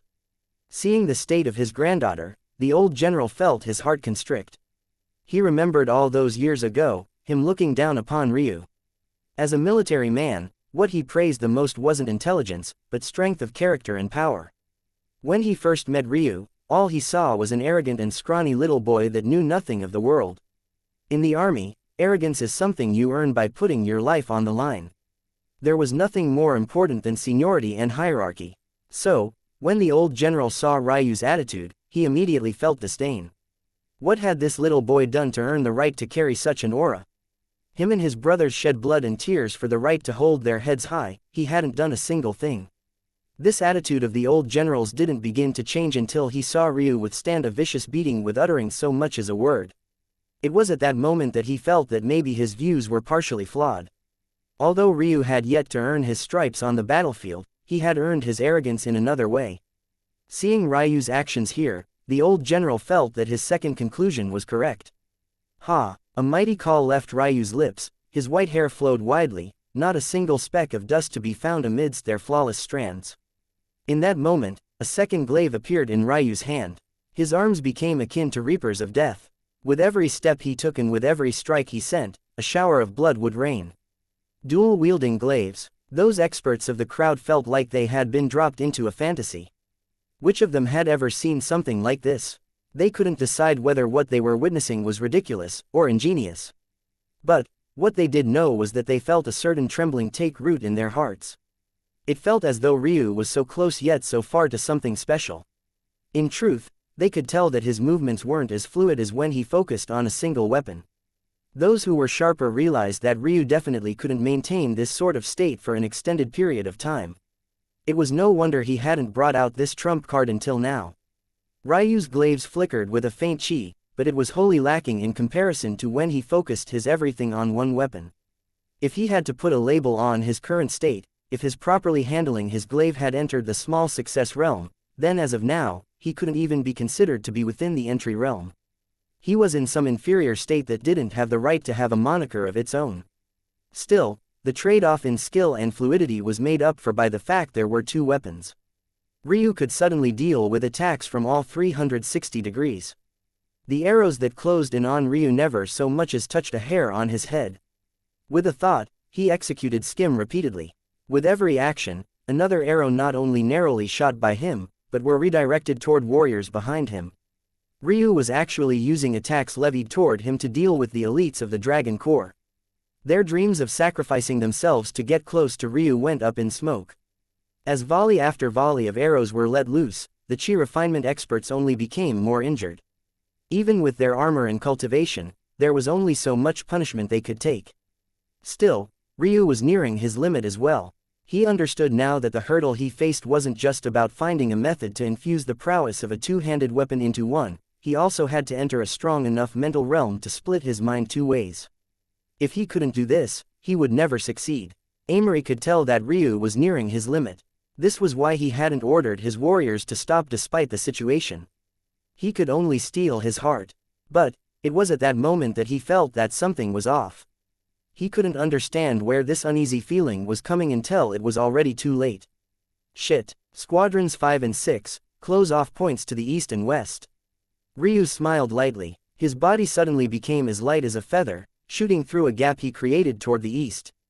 All the time he spent redirecting arrows wasn't wasted. Instead, he slowly concentrated his fire on 2 points, just in case Amory found one. He couldn't help but be slightly impressed that Amory actually found both. But it was too late. Ryu shot through, disappearing amid the city buildings. Chapter 106. Cheat. The trial suddenly became of cat and mouse. In his peak state, this sort of thing would be easy for Ryu. Unfortunately, as things stood now, he was completely handicapped. His foggy spiritual sense, which had once had a 20-meter or so range, fell to the point where it stretched out barely an inch from himself. At the same time, he was completely exhausted. His muscles were screaming, and his lungs felt as though he had inhaled hot coals. It wasn't long before the crowd's attention was trained on the image of Ryu gasping for breath. He sat on the abandoned top floor of an antique shop, trying to gather himself. Of course, Ryu put this sort of pressure on himself on purpose. Since much of his goal here had been accomplished, he saw this trial as nothing more than a training opportunity. Still, even though he expected dual wielding would be difficult, he never guessed it would put so much strain on him. The longer a weapon was, the more difficult the act of controlling it became. It was for exactly this reason that polearms were two-handed weapons. Only with two hands could you have the stability and power that was needed to make proper use of them. Take, for example, the spear. A youth training in this path would spend years honing their accuracy, trying their best to gain perfect control of the tip of their weapon. A warrior who reached an almost unconscious level in the spear would be capable of piercing the same point continuously with barely a millimeter of error between strikes. Now imagine accomplishing the same feat with only a single hand. Without the stability provided by a second hand, one needed to activate all of their focus in order to match that level of control. Then consider for a moment that they would need that level of focus not just once over, but twice. Ryu understood this point vaguely. This was why even during his training in the Beast Mountains, he avoided dual wielding, instead opting to focus on one hand at a time to hone this skill. Yet, even with all of that preparation and the support of Breath of Heaven, he barely lasted a few seconds before his stamina gave out. To make matters worse, his movements were clumsy and awkward, nothing like he imagined it would be like. Even with all of this said, how Ryu fared would have been even more embarrassing had it not been for the Kunin clan martial form. This martial form focused on controlled speed and explosiveness. To reach that end, all of it forms emphasized small muscles groups that were often neglected. These small muscle groups acted as the hundreds of tiny stabilizers Ryu needed to control a two-handed weapon with one. If Ryu hadn't trained in this martial form, not only would his attempt have ended in disaster, he likely would have crippled himself for a time. It seems I'm still not ready. Ryu took deep breaths, circulating the Ice Phoenix martial form to soothe his aching muscles. I need more flexibility and stability. It seems I'll have to put even more effort into my martial forms. The soft sounds of footsteps caused Ryu's lips to curl into a slight sneer that disappeared as quickly as it appeared. There was no way Amory could have found him on his own in such a short period of time. The only explanation is that someone used the visual jade that was monitoring him to guess his location before sending a chi line message to Amory. Unfortunately, Headmaster Leopold had no cultivation to speak of, so it was impossible for him to monitor this. Ryu's expression turned cold once more. He had only recovered to about 5% of his peak, but that was more than enough. Sending his glaive into his spatial ring, he sprang up, shattering a window to his left and leaping atop its sill. His hand snaked forward, snagging two relatively large pieces of glass before pushing off. He became a shadow in the skies, making it halfway to an adjacent building before the Dragon Corps warriors below even registered the sound of breaking glass. He's over there, a squad captain roared. He had been placed here precisely to watch out for Ryu's escape in this fashion, so he was already well prepared. With a thought, his archers took aim, firing a volley toward Ryu's figure. Ryu couldn't see what was happening clearly. His senses had been dulled and his eyes were closed. But he still had his comprehension of gliding cloud steps. He immediately felt the shift in the wind. Although it was far more difficult since arrows were designed to agitate air as minutely as possible, Ryu had focused his everything on their existence. His body twisted, but this time, his outcome wasn't as elegant as all those times before. While the third order beast leather Ryu wore had decent defense, it was also quite heavy. With Ryu's muscles aching as they were, it was difficult to ignore its stiffness. The black leather sheared apart, nipping Ryu in the arm and both thighs. One arrow even managed to scrape along his rib cage, taking with it a trail of blood and flesh.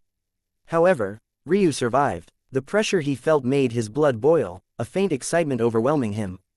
It was far too easy before, but this feeling made it worth it. How long had he spent as a cripple? As a man without any power to speak of.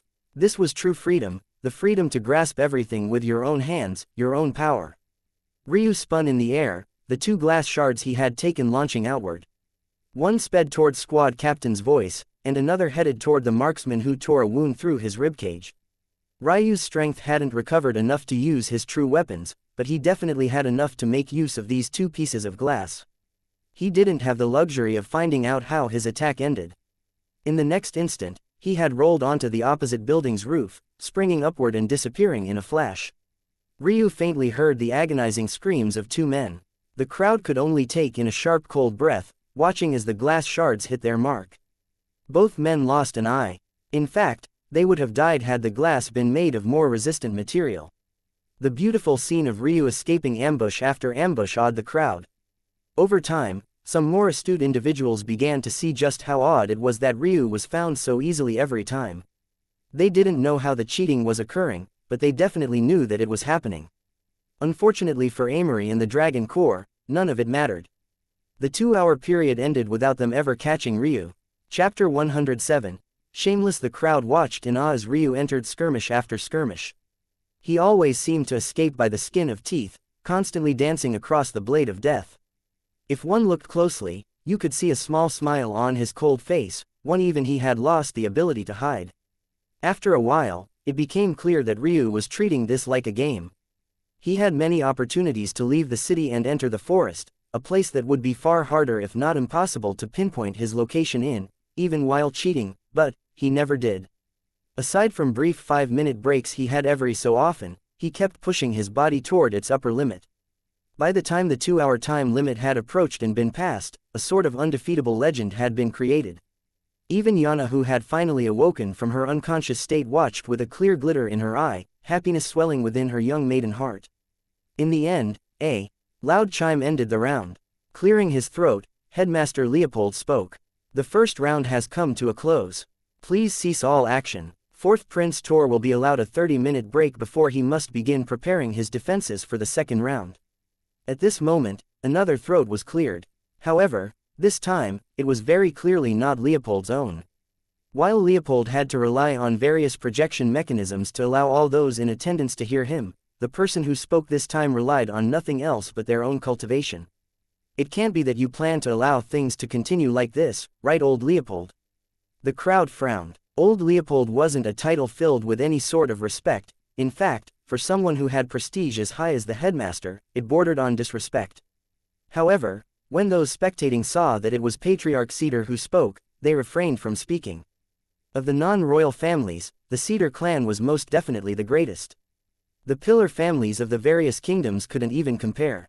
In fact, some believed that if the Cedar clan struck out in full force, they could take on an entire kingdom themselves, as long as that kingdom wasn't Tor Kingdom, that is.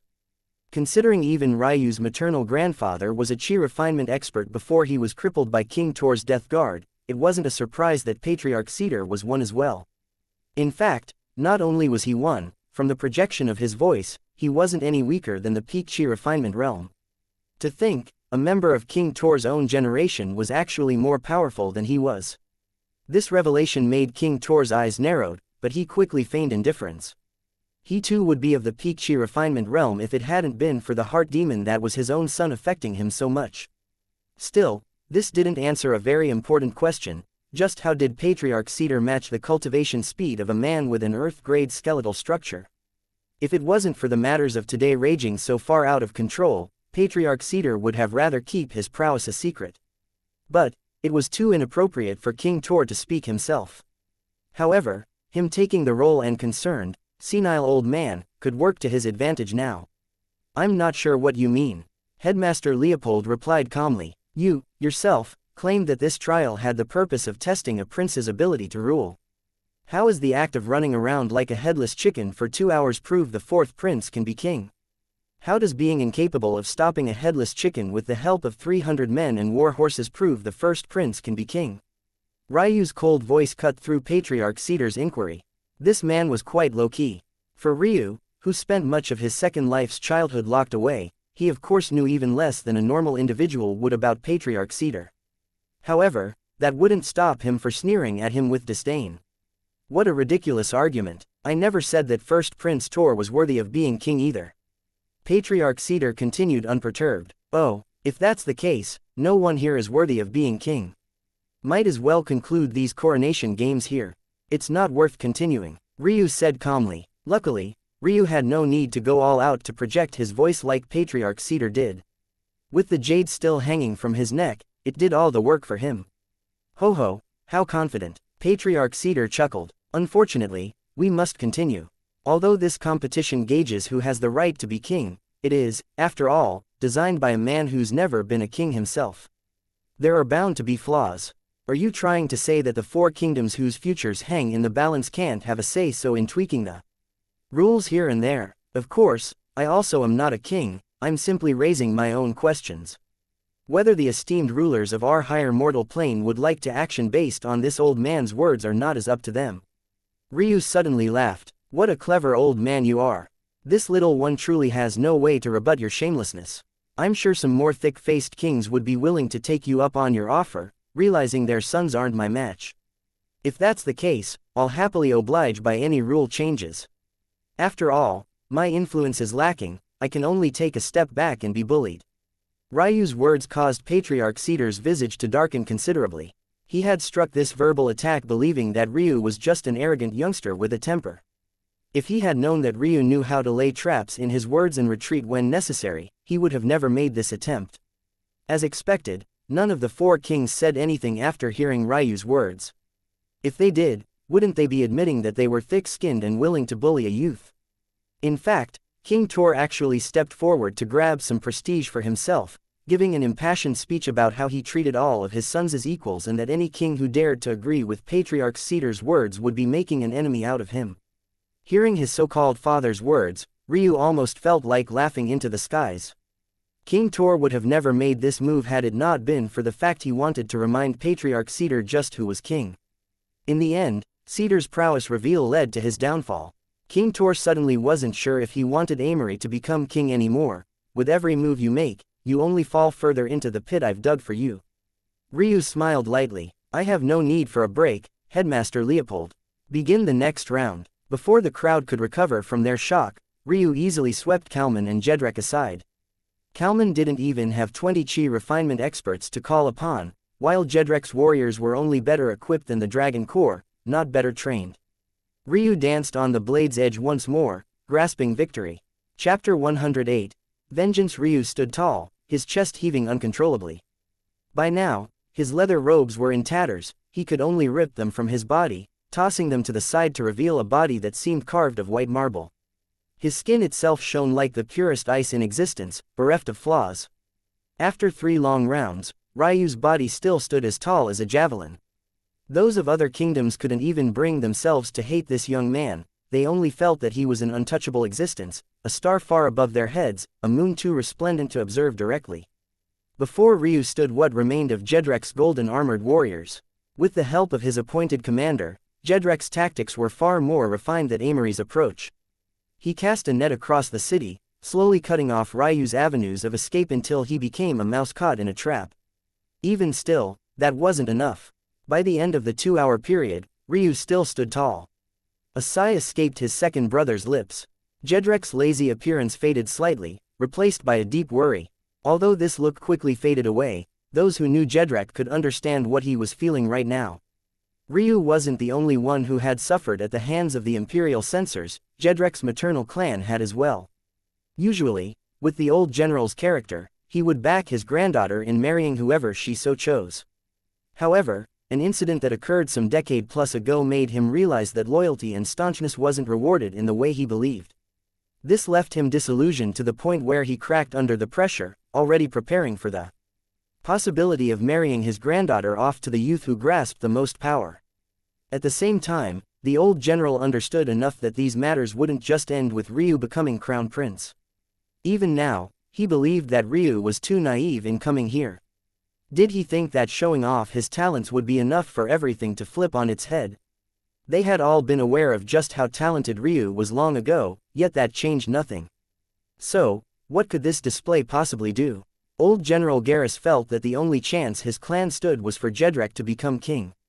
Only then could the Garrus clan wipe the humiliation they faced all those years ago. But, reality was cruel. Ryu's resplendent light outshone that of all of his brothers. They simply weren't his match, even with how talented each of them was. Ryu took a step forward, helping Jedrek up from his fall. This sort of action stunned the second prince. He had been certain that Ryu hated them all. After all, through all the years Ryu suffered, Jedrek never raised a hand to help. Maybe this was because he had his own circumstances to fight through, but the reason would be irrelevant to a young boy with no tall tree to take shade under. Jedrek didn't know that Ryu hardly cared about the mistreatment he suffered. Since Jedrek only attempted to capture him despite the disadvantage that put him at, Ryu had no reason to be angry with him. The matters that occurred on this highest mortal plane had little to nothing to do with him. After he took revenge for Granny Miriam, he would disappear from their lives entirely. In truth, Ryu wasn't sure how to treat the matters of this life. Should he truly see Jedrek, Amory and Kaden as his brothers? Was Lilani his mother, King Tor his father? Even if he threw their connections to him to the back of his mind, it was the truth that they were responsible for his birth. Their blood once coursed through his veins. In the end, Ryu couldn't help but prioritize his first life. He simply felt no real connection to these people, plus, the Tor bloodline no longer flowed through him. However, in light of those past connections, he would help those who were worth his help. The third round has come to a close. Fourth Prince Tor has the right to a 30-minute break before he must begin preparing his defenses. Crown Prince Silas, prepare yourself. No need, Ryu said faintly. Considering this was already the third time he had done this, the crowd wasn't shocked at all. However, they couldn't help but shake their heads. There was only so much a single man could take. Watching Ryu take out a needle and personally stitch up some of his larger wounds, many thought he was an absolute madman. Some began to feel that the Tor kingdom was simply trying to assert their dominance. Maybe they had hidden Ryu all this time to take the higher mortal plane by storm. They could almost imagine a day where the Tor kingdom united the entire higher mortal plane. When they thought back to how King Tor defended Ryu, they couldn't help but nod to themselves. But others were skeptical. The relationship between the Cedar and Tor clans clearly wasn't very good, that was on display today. With that sort of inner strife, could they accomplish such a feat?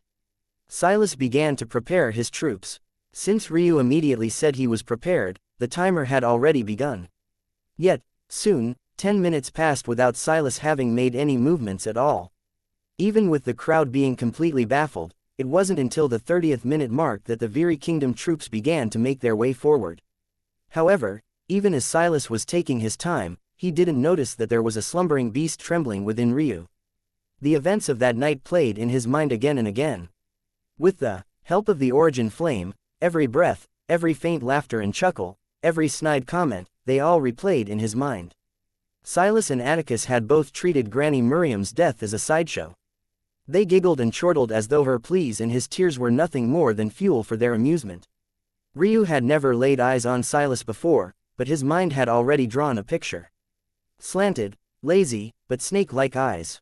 Thin, curled lips, the kind of man who wouldn't hesitate to kill his own mother. Why had Ryu been so docile to now, not even killing a single person? It was to force Silas to lower his guard. By now, they all probably believed that despite his arrogance, he was completely green and hadn't tasted murder before. Although they were correct in a superficial respect, the truth was that Ryu was no saint. As Silas's meticulously laid net closed in around Ryu, a bloody, murderous intent suddenly shot into the skies. Years of repressed hatred and will for vengeance dyed the setting sun red. At that moment, Silas stood upon a silver armor-clad war horse, his mouth curled into a sneer as his snake-like eyes darted around lazily. He seemed to be thinking about something that had nothing to do with these coronation games at all. By the time he realized the rage aimed toward him, it would already be too late.